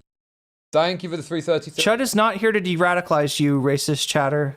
So, it's like... He doesn't care. He doesn't care. It's like, oh, what do you mean, man? Oh my god. Sorry, Birmingham. Birmingham. Is that right? The ham is it. Is it really not pronounced, or is it just pronounced like...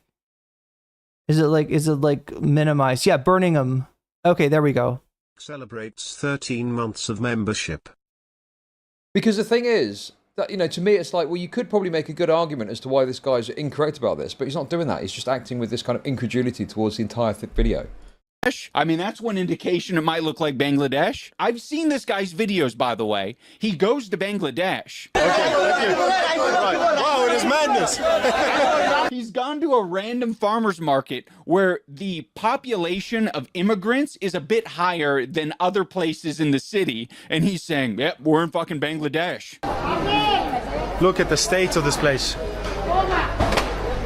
You mind telling us what the state is? Look at the fucking state of the city. I mean, the market, I can't see it quite as clearly, but I think he's quite clearly referring to the graffiti.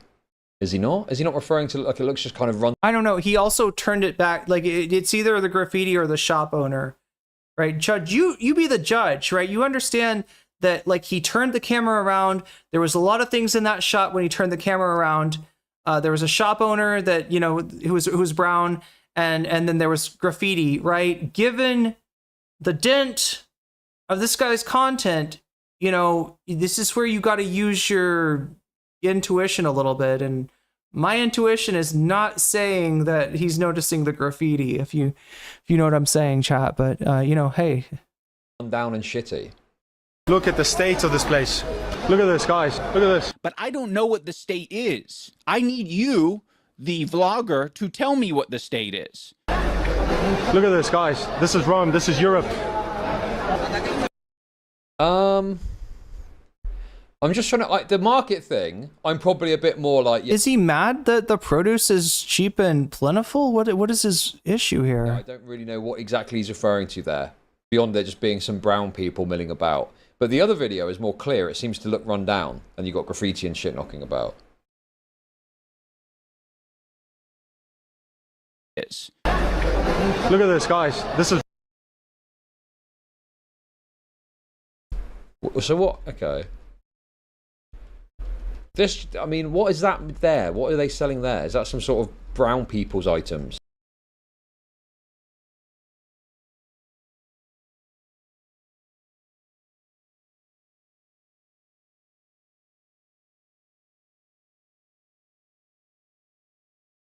Is that some sort of... Oh my god, I don't even want to repeat it. Or something. It doesn't look Italian. Yeah, I mean... I find it funny that his noise gate fucks up when he hits the period to advance by 1 frame at a time. Well, he said brown people item. Is that what he said? Seems to be some kind of brown people items for sale. Bang. So what? Okay. This, I mean, what is that there? What are they selling there? Is that some sort of brown people's items or something? It doesn't look Italian. Yeah, I mean...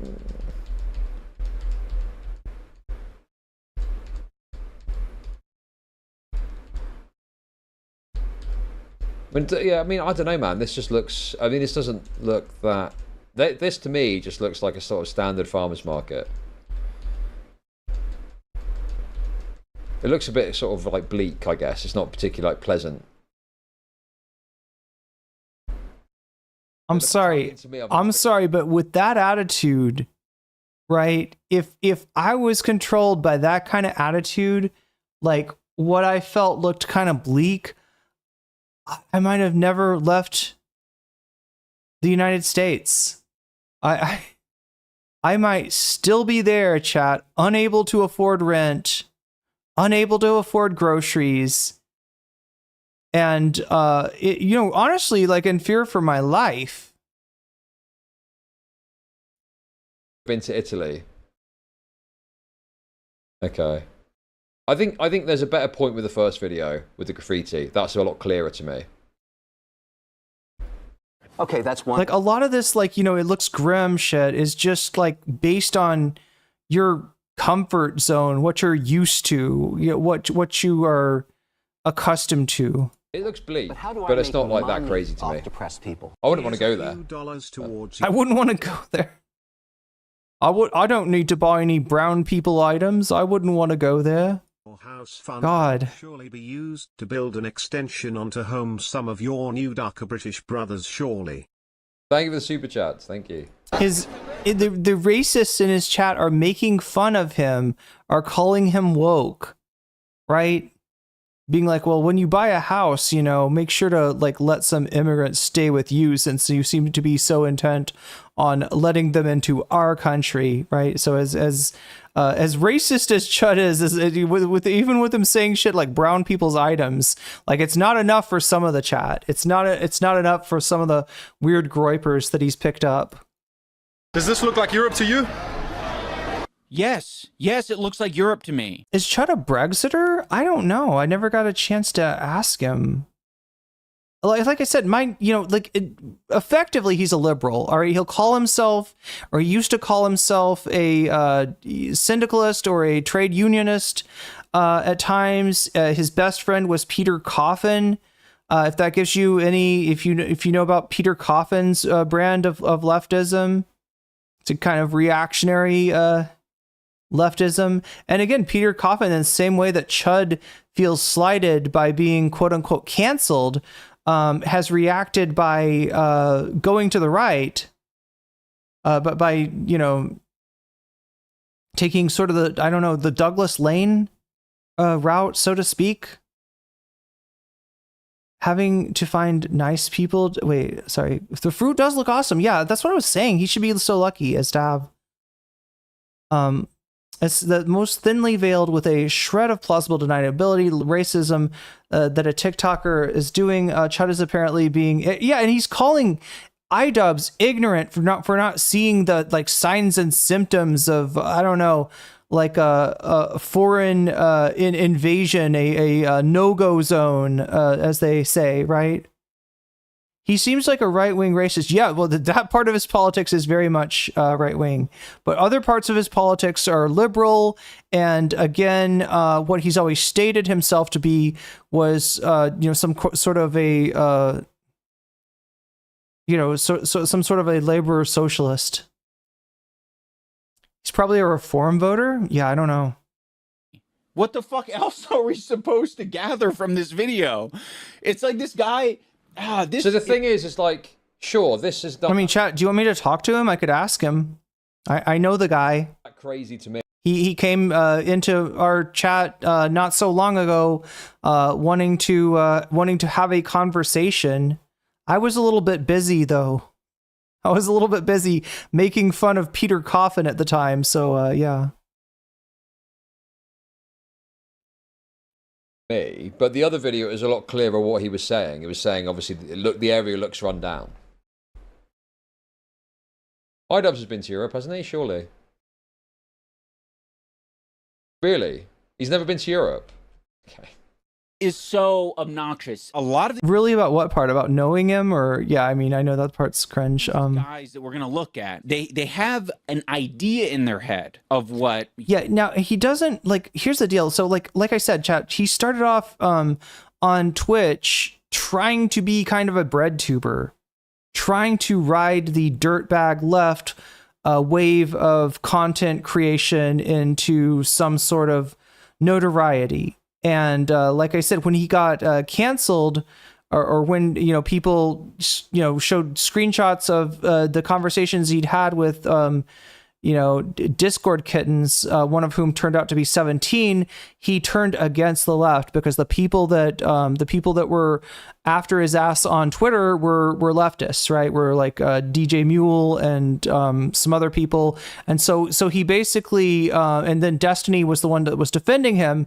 So he was just kind of like at that point he became a little bit of a Destiny orbiter before burning that bridge as well, and generally just like his content took an anti-woke flavor at that point.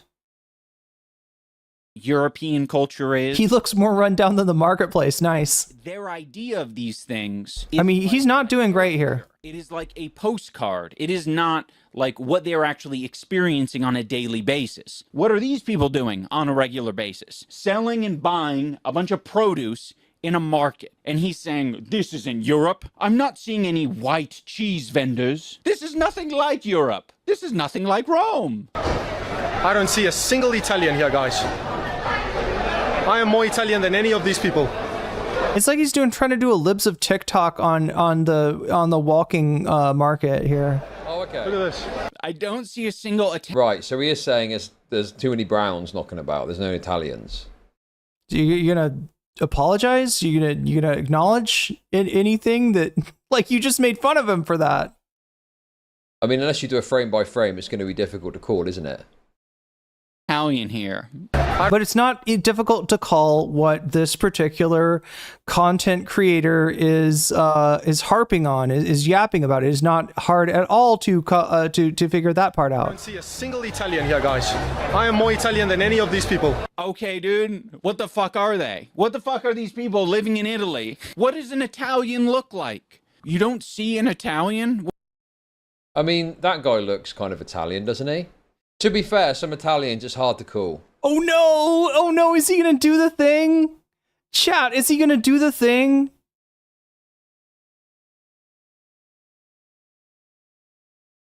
Does chat know about this shit? I'm trying to remember what was that movie, right? Where the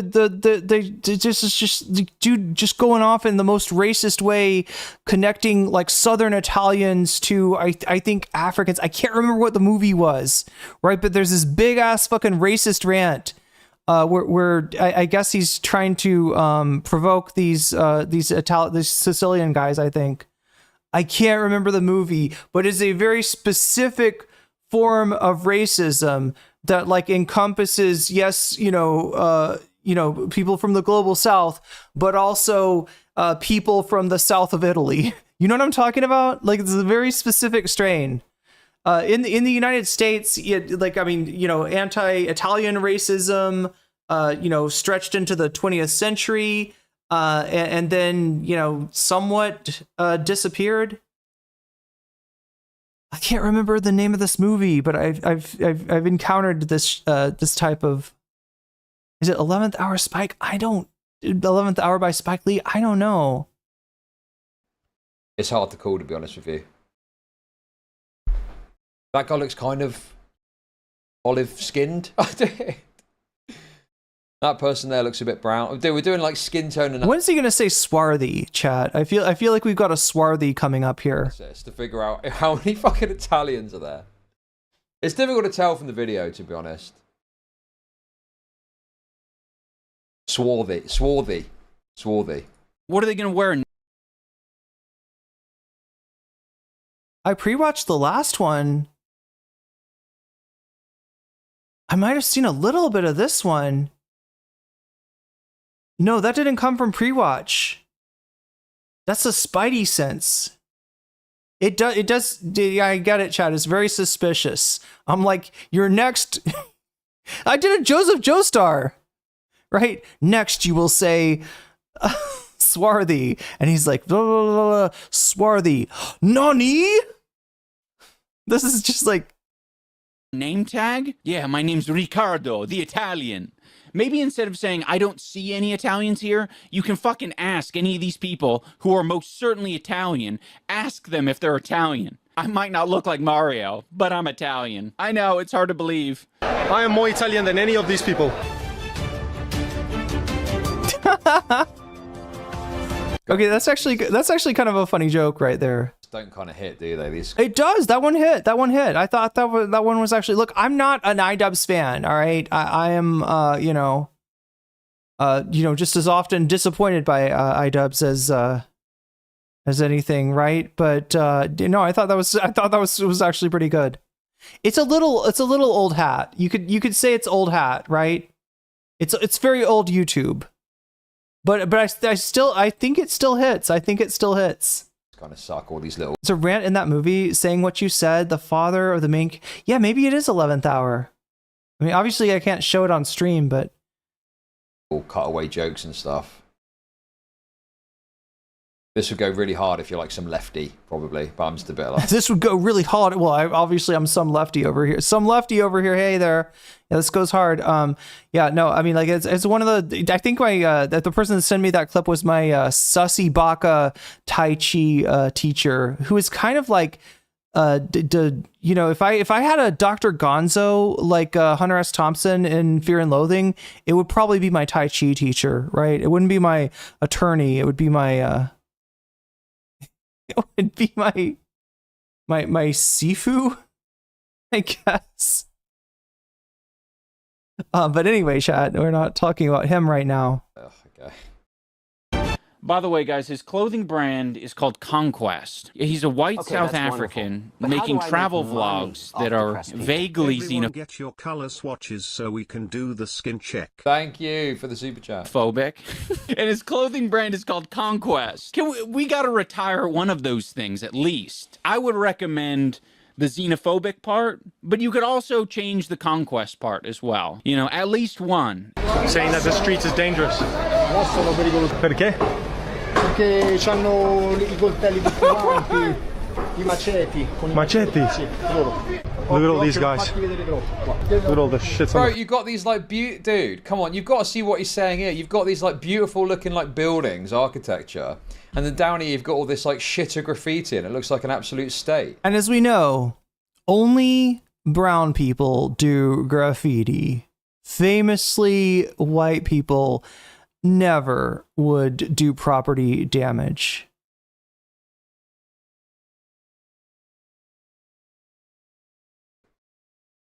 Like I can kind of see the market thing. It's a bit like it was a farmer's market, whatever. What are you going to get from that? But then you walk out here and you've got this beautiful architecture and just like it looks like absolute shit. Machetti. Look at all these guys. Look at all the shits on the floor. And here they are, just loitering. Very dangerous, he's saying. Here they are, just loitering. Just filming a couple of brown people across the street. That's just Rome. Sure, but you know, the point is that's what he's saying. So here, it's not just Rome, it's Paris, it's like, I mean, this is just like... He's saying, like he's obviously trying to say, it's because of all these machete-wielding immigrants, that's why it looks like this. I don't know what Rome looked like 30 or 40 years ago before mass migration. I mean, does he not get that they're, like, I don't know.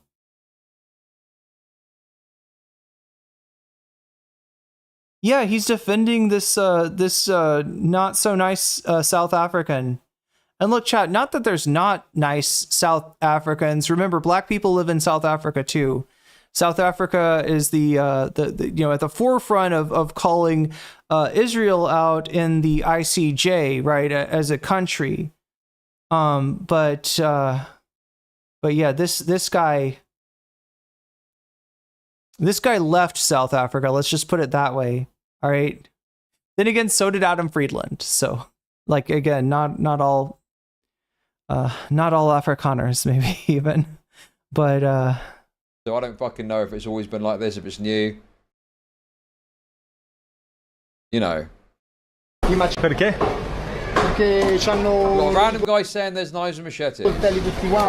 They made a machete ban and everything. Correct me if I'm wrong, but like, if you're gonna cut something like a coconut, or I mean, like, isn't machetes have other uses besides in fact, the primary usage of a machete is you know, is what, making a trail, right? It's really annoying if you garden to not be able to. Yeah, just that's what I'm trying to say, is it's like not really that uncharacteristic. Look at all these guys. Look at all the shits on the floor. And here they are, just... So I'm seeing a lot of brown skin over there.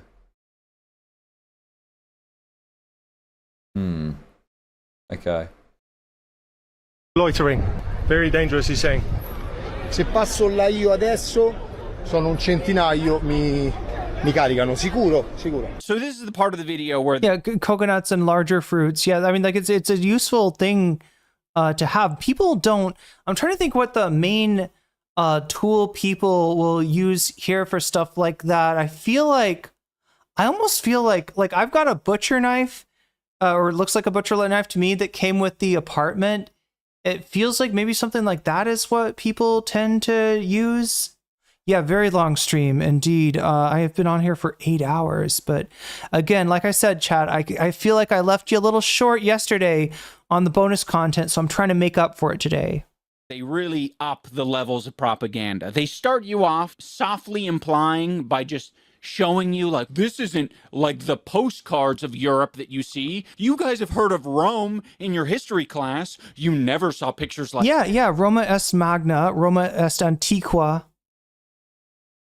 You saw... Oh my god, dude, he was the most harmful video. I'm not watching both.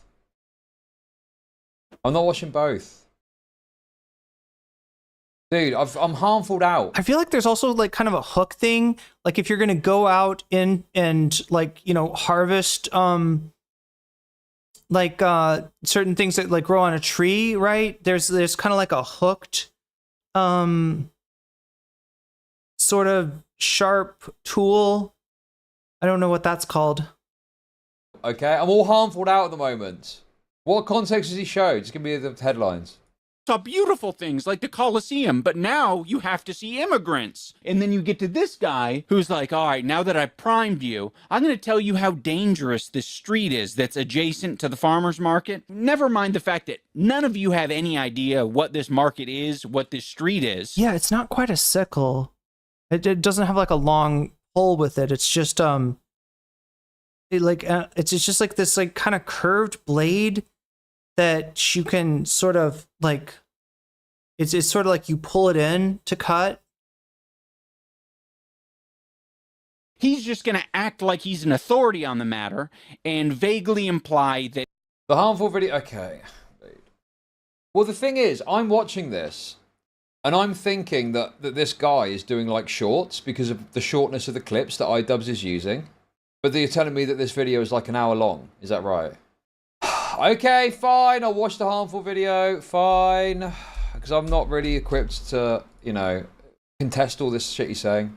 Something I find interesting about the UK. I don't think it's a scythe chat, because a scythe is attached to a big long like pole, right? A scythe is like, do I have anything to... I don't do it. Wait, yeah, I can kind of do it like this. Okay. Like a scythe would be like I can't remember how to open this.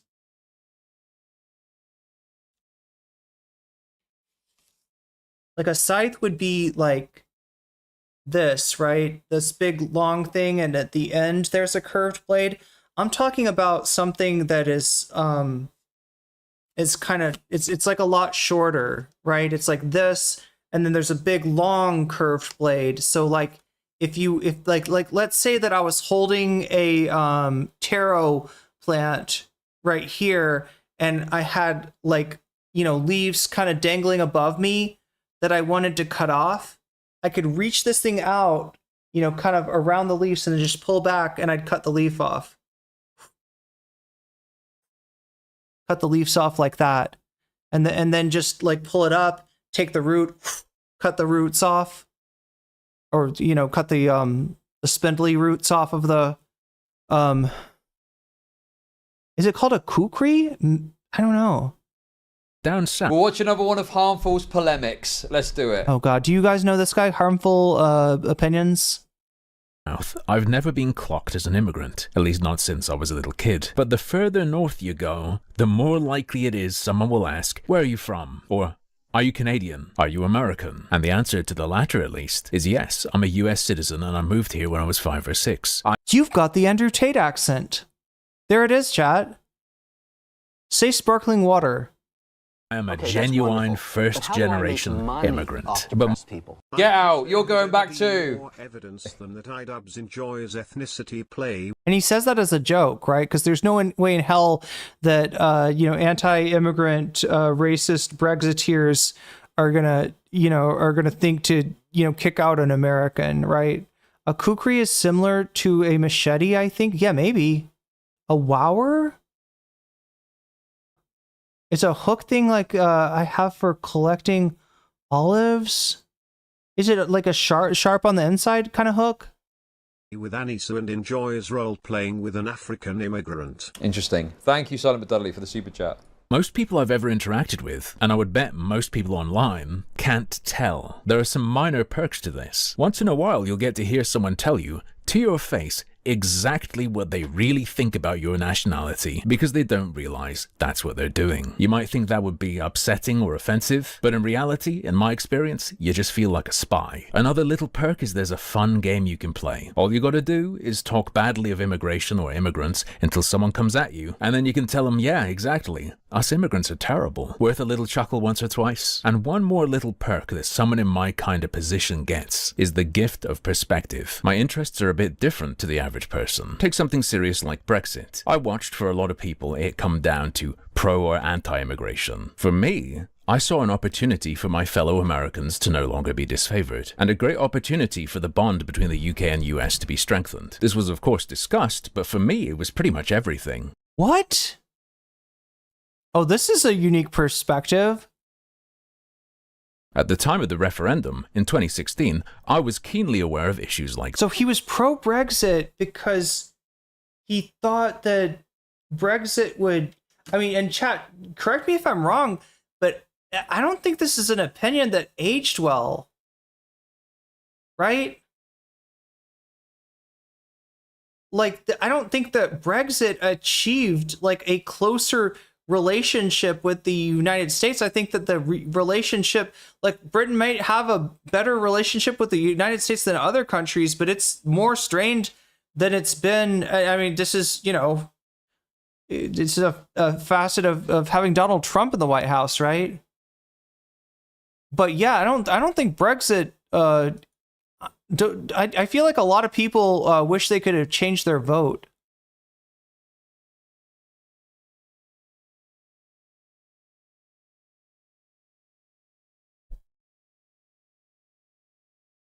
I can't find oh wow, yeah, that's what you're saying, like water.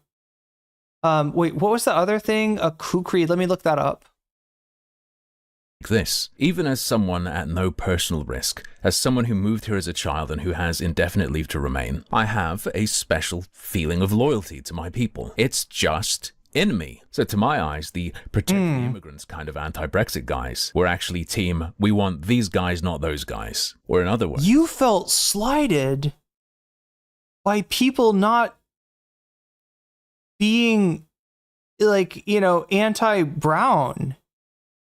Wow. I mean, look, is there can anybody want to try to like steelman this guy's opinion? You know, it's like similar, I guess, to that, the kukri. But I feel like the ones that I've seen have like a longer handle, maybe, and a more bent, a more like curved, a more hooked blade.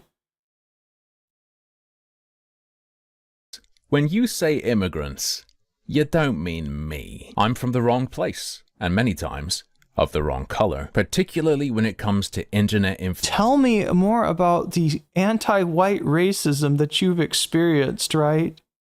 A bill hook? Like banana cutters. Yeah, it seems like it's something you would use for that.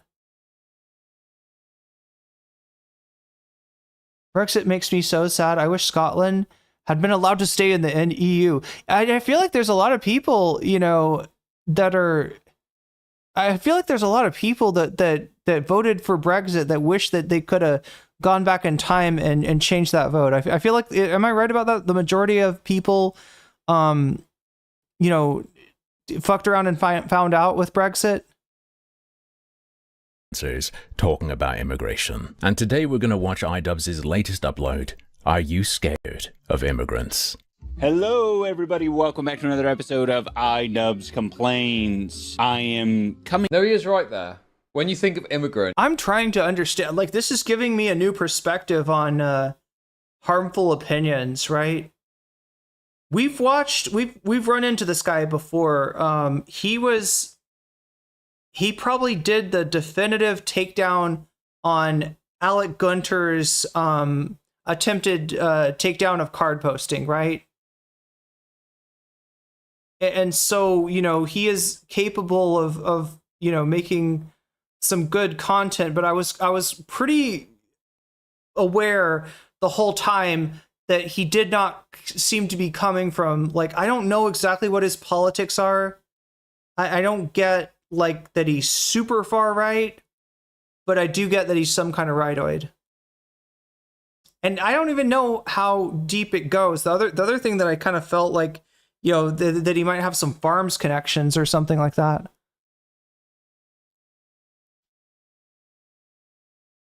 We have double downers. The whole Brexit couldn't fail.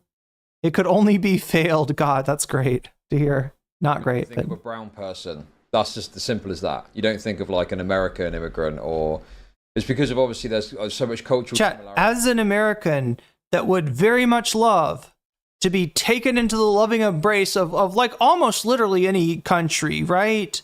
Ireland, England, Iceland, Denmark, the Netherlands, maybe France, maybe Belgium, right? I would absolutely love that. I don't get where this is coming from. What is the resource that's being diminished for him? Is he suggesting that somehow the openness to immigration from the global south is like detrimental to his status as an American immigrant? Wait, you thought who was a leftist? Harmful opinions? Or is that a joke?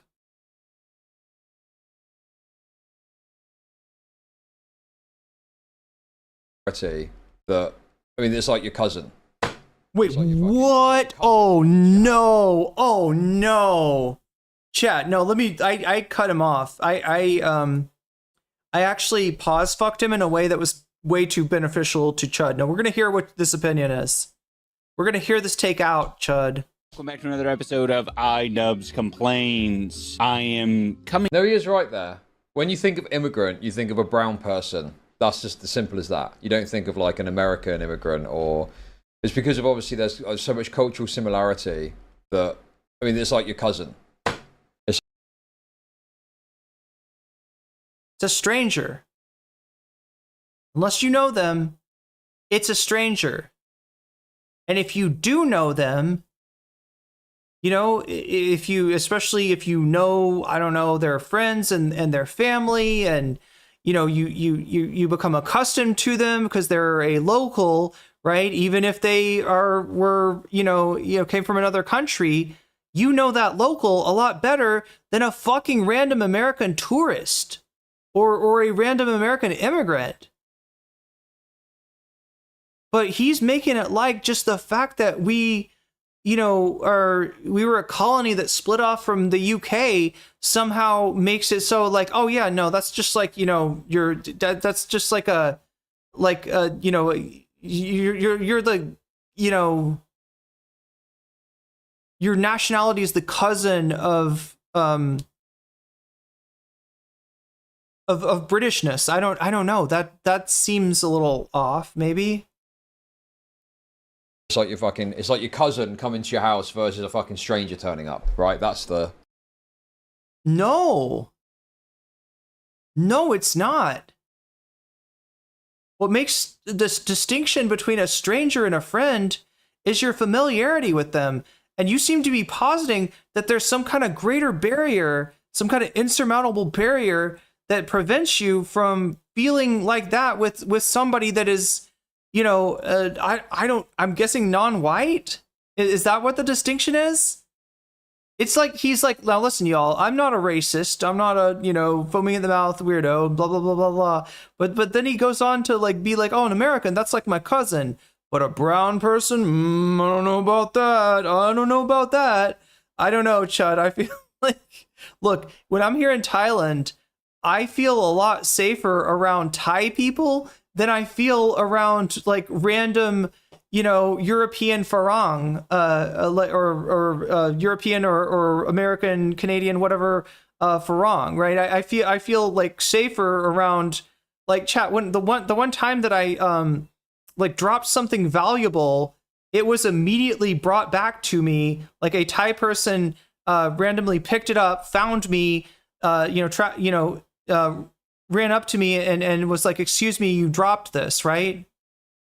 It's just like, I don't know. This is the kind of the, I honestly, like, right. And I also know what kind of like Americans, like, you know, tend to come here, right? I know that there's a lot of Americans over here that are potentially up to no good. A lot of Europeans over here that are potentially up to no good. So I kind of understand, you know, when I see Thai people being cautious around us, I sort of understand that, right? I would say I feel the same way. The difference. Coming to you live from Barcelona, Spain. First off, I wish this wasn't a bit and that he actually was staying in an Airbnb that looks like that. Secondly, we're immediately talking about Spain. Oh God, I'm gonna have Not to to me. I think I've said this before, but I think that, you know, just on the basis of like looks, I think you would automatically just instinctively feel more comfortable with someone that's closer to you than you would someone that isn't, right?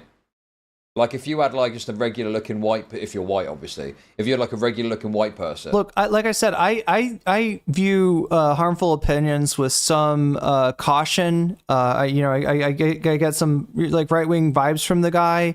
I'm not sure where he's going with the. I supported Brexit because I thought it would be good for immigrants like me.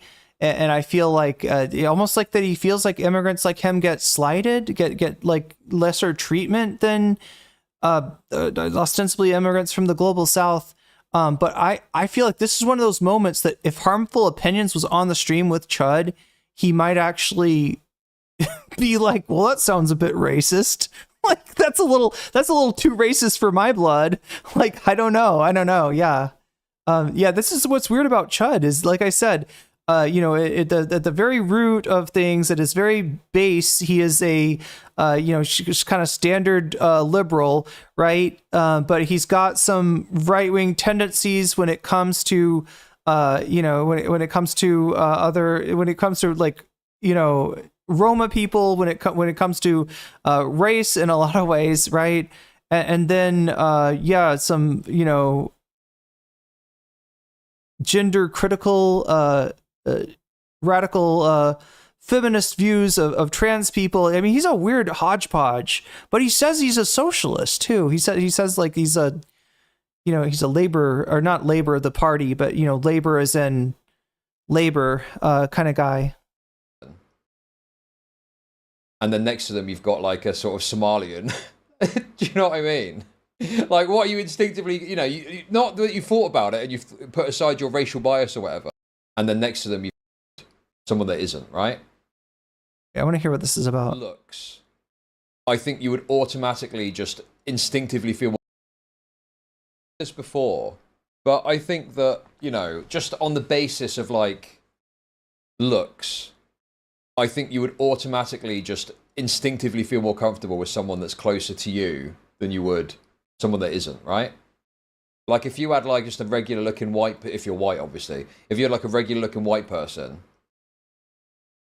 and then next to them you've got like a sort of Somalian, do you know what I mean? It feels like he's normalizing racism. Like what are you instinctively, he's like presenting it as natural, like, right? And again, like the vibe I got from him before was like that if you don't have the same racist thoughts running through your head as I do right now, you are lying, because clearly everyone is just as racist as me.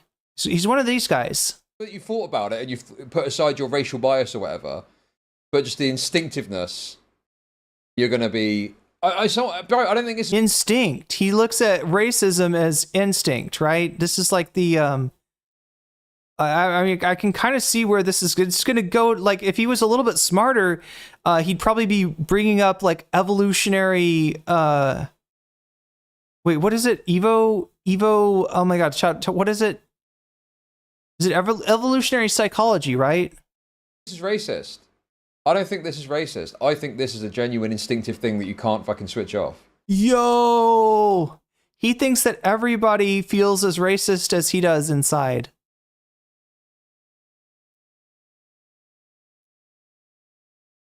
You genuinely think that's racist? And chat's like, no. Chat, even his own chat seems to be like, huh? Dude, okay, let me put this in real terms for you, okay? Let me make this real for you and genuine. So on the one hand, you got this fella, okay? So this fella's standing there. You gotta hang out for an hour. I'd be like, get the fuck out of my sight, you clanker. You are obviously generative AI, and I want nothing to do with you. With one of these people, who are you picking? Or this fella? Oh no. He doesn't see what's wrong with what he's saying. He doesn't see. There's no self-awareness here. Chud, you just told us so much more than I think you realize that you... wow. Who you picking? I'm picking the human being over the generative AI, Chud, and I'm sad that you can't pick out the the clanker infiltrator where he's... You're like, dude, count that guy's fingers. Count that guy's fingers. It's a bit unreasonable. Let's find another guy also wearing a shirt. Here we go. This is better. This is actually a lot closer. This is a lot fairer, I'd say. Wait, do we get... Oh my God, what are you doing, Chud? Who you picking? Okay, so there's thumbs present. There's at least one thumb. sometimes the generative AI will make a person with 5 fingers, but they'll all be fingers, right? The AI is getting a little better. You used to have always like the wrong number of fingers, or they're like misaligned or something like that. Now you generally have like, 5 fingers, but sometimes it won't bother to generate a thumb. But this guy's got at least 1 thumb. I don't know, chat. He might not be AI, but he's giving strong Clanker vibes, right? If he will be one of the ones picked by Rocco's Basilisk to be saved, to be uploaded, and to live forever in the cloud. Maybe it's a bit unreasonable. Let's find another guy also wearing a shirt. Here we go. This is better. This is actually a lot closer. This is a lot fairer, I'd say. Let's zoom in a bit there.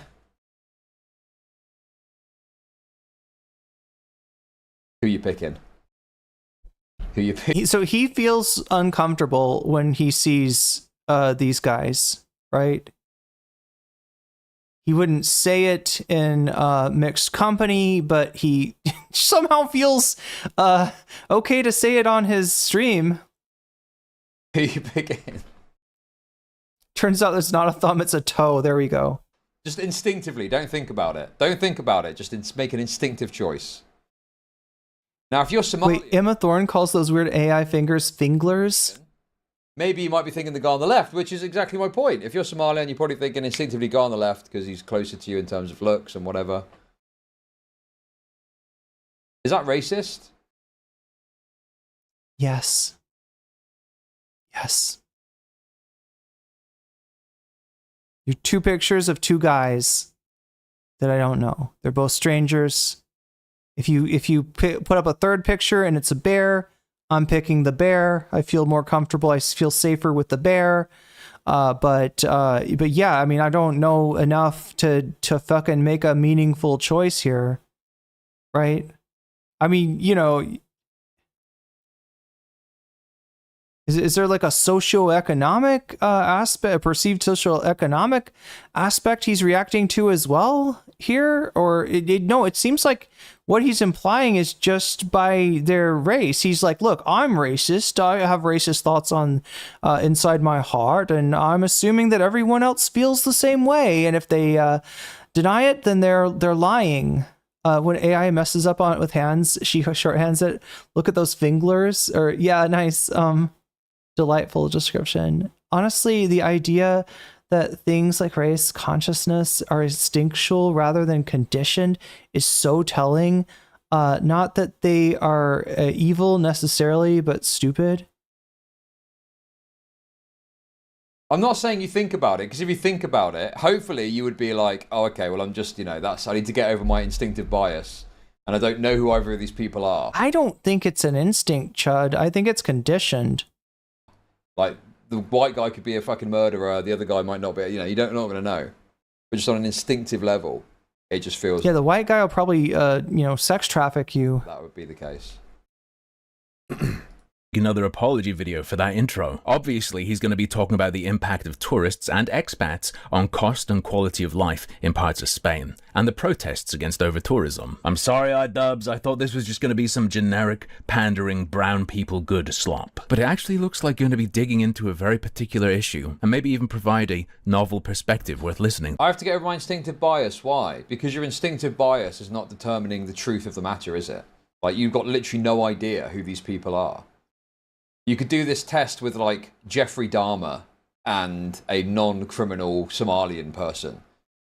And you might instinctively think, well, I'm going to hang out with Jeffrey. Yeah, that's a good point. Yeah, that white guy is going to eugenicize me. Yeah, good point, Legala. Like, with that white guy, I'm more afraid that he's got, like, some kind of Peter Thiel, Curtis Yarvin ideas. But then if you do that, he's going to be pouring acid into your brain to lobotomize you so he can fucking molest you and kill you. Wait, is that what Jeffrey Dahmer did? I don't know anything about Dahmer. Right? If you guys aren't familiar with Barcelona, I recommend you keep your eyes on them. because they're looking like a pretty hot team this year. Okay, soccer, a lot of ways to talk about immigration off of that. Where's he going to go with this? Well, I know the season's that you just gave away your Americanness. Close, but let's just say that some of my boys on the inside have told me that they have been taking steroids, which is going to improve their soccer performance. Very good, iDubbbz, very funny. There's been a recent doping scandal, apparently. A couple guys have been fined. I don't follow soccer, I had to look it up. But that news only broke a couple days ago. I don't follow soccer because I'm an American. I follow real football. With a pigskin. Which is after iDubbbz' video. Is he doing sports scoop? Real football is where you put your hand on another man's scrotum and say hut hut hike, and he passes the ball to you. Now I've got a bit of a tummy bug, folks. Is this a fever dream? Today's episode of iDubbbz Complains is all about immigration. Okay, here we go. And spoiler, Spain is never mentioned again. Apology retracted. Apparently that was just some random shit. Or I'm too stupid to get the point. And xenophobia. And racism. And TikTok. Look, I can handle racism and xenophobia, but TikTok? I might have to tap out. And the TikTokification of xenophobia. Okay, maybe the xenophobia will help. Oh, that's why I got confused, because he was talking about the TikTokification of xenophobia, and then he was playing short clips of that guy, and I thought it was some TikTok video. But no, he's actually got a full hour-long video with more context. Although I gotta be honest with you, that South African dude did seem a bit racist, I gotta say. I'm not 100%. I'm glad you can admit that. I'm glad you can admit that, Chud. The interest in this topic was spurred on from a guy named Kurt Kaz. Now, this guy Kurt Kaz, he is a travel vlogger. So you would think with all of the traveling around the world, that would really open your mind to different cultures, different ways of life. It is a TikTok. And how we're all just people trying to live. I didn't take iDubbbz for much of a traveler. I know he's been to Australia, as have I, but I've only been to Australia, Germany, Iceland. Went back home to the US in my teens. I'll be in Poland later this month, visiting Japan in November. But I think even after that, I don't think I'd be confident making any sort of claim about what travel does to you. I'd love to hear, though, some of iDubbbz' stories that led him to that belief. You know, when he visited the places this travel blogger's been to, how did his experience differ? He doesn't talk about that in this video, but I'm sure he must have a lot of air miles under his belt to be saying such things. But unfortunately, he's a great example of how you can travel the world, and as long as your mind is fucking closed, everything you see is just going to confirm your biases. Let's see it then. Look at this. Look at the fucking state of the city. Yeah, it looks like a real shithole. You can make the point that every city has shithole areas, but that's certainly one of them. This is Rome, guys. Like a Casbah. This looks like in Bangladesh or something. Look at this, guys. What do you mean, or something? Probably means, or some other place in South Asia. I would like to hear more, but you're just saying it looks like Bangladesh. Is that because there's people from Bangladesh here? Or somewhere like that. Certainly people whose families originate from. Why did Chud swap to the harmful video? Because people were assuring me that this is the best way to watch this video. Let's be real. Because he wanted it pre-digested. Chud is just not taking care of his shit. His heart is not in it anymore. And yeah, harmful opinions can do the hard work, right? Both in terms of finding the interesting part of the video, since he's made a video out of it. It's not like a live stream. And also, yeah, you know, he kind of gives him some. Yeah, Chud doesn't want to do the work. That's why he switched to. I mean, like chat. I mean, I've you know reacted to streamers that react to other things, so it's not the worst thing in the world, but it's just another sign that this guy is, I don't know, maybe not long for this internet. I don't know. That's a massive prediction. I could be completely wrong. Like I said, he's making a ton more money than I am here. And, you know, so I'm not like, you know, having to go at him like that or anything, but that's my understanding so far of why Chud is choosing to go to harmful opinions instead. Relented. Okay, that's wonderful. I'm audience captured. How do I make money off depressed people? Thank you for the $2. Me when the white South African is racist. Mind blown. there. Or are you just assuming where people are from? There's a lot of people with brown skin in the world. Yes, we are now the Denim. We are an orbiter of harmful opinions now. That's all we are. No, after this, I mean, I was a bit, you know, I was a bit resistant because I'm like, I've watched so much fucking harmful stuff recently. But we're taking a break from Muta 10. And then we're going to take a break from harmful 2. Me and him need a bit of a break, to be honest. And they don't all come from Bangladesh. Fact check. True. You got him on that. I don't know, do they have fresh fruit and vegetables in Bangladesh? I mean, that's one indication it might look like Bangladesh. Funny point, but to be fair, if you look this place up on Google Maps, there is an Indian textile store in there. So you're definitely at least going to be getting some vibes of their neighbor. You're supposed to. I've seen this guy's videos, by the way. He goes to Bangladesh. Wow, it is madness. Nice pull. Yeah, I agree. Bangladesh looks like a nightmare in comparison. He's gone to a random farmer's market. Oh, now we gotta hold up though, because that ain't a farmer's market. I grew up in a small market town in the UK, where there would be a farmer's market every Tuesday. Now obviously, that isn't Italy, and some similarities could be drawn to the packed stalls, but you'd never see something like a stack of toilet paper, and the stalls would look less like stalls. I didn't see the toilet paper. I didn't see the toilet paper. Okay. So it's just kind of unkempt, is what we're saying. It's like an unkempt, messy kind of area with like products stacked up in these sorts of ways. Something like a stack of toilet paper. And the stalls would look less like this, which is a photo from the Italian market's TripAdvisor, and more like this, which is a photo from the town I grew up in. Yes. Okay. I see. Yeah. Farmer's market. Okay. All right, chat. I think I got what we were going for out of the 2 chud segments that we've watched. I'm going to go ahead. Time to order food if you're finishing this. Yeah, I know I should have ordered it already. That would have been smart. But instead, what I'm going to do is I'm going to rate us into a new friend that we are going to make. Yeah, you know, like, right? Strangers are just friends that you haven't met yet. We're about to meet somebody new here that I think you will be interested in. This, I don't know this person. But they're going over the Bad Empanada Hasan thing that we went over yesterday, so it should be interesting to look at. In the meantime, chat, while we're all piling into the giant clown car to raid into Kairos Rev now, I'm also going to thank my Patreons, right? If you're supporting me on Patreon at patreon.com/nocommentchick, at the $5 level or above, I give you a fancy shout out twice a stream at the beginning and end of each stream. Let me make sure that we don't have any new people to thank, okay?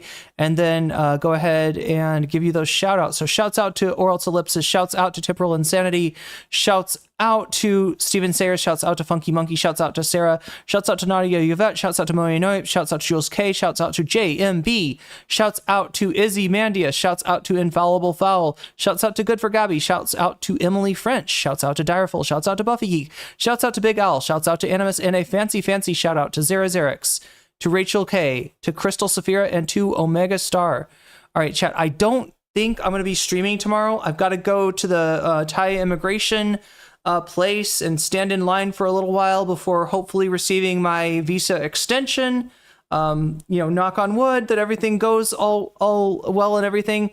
Like I do have some time in the morning that so you might see me there, but if I do, it's going to be like a shorter stream, right? And for context, it would end 6 hours earlier than now. I've been streaming for 9 hours here, so I hope you enjoyed the content. I enjoyed the Chud dunks. Thank you, Chud, for letting me do some Chud dunks on you. So anyway, much love, everyone. Take care of yourselves and each other. Thank you, mods, for keeping us safe tonight. Thank you, Thumb Gang, for getting my content out there to more and more people that really appreciate it. Thank you to everybody that's interacting with my Blue Sky thread and that clicked that blast off link. I appreciate you as well. I'm going to get out of here, maybe eat something, and get ready for my Thai immigration adventure tomorrow. Until then, I've been nocommentchick, and Moe,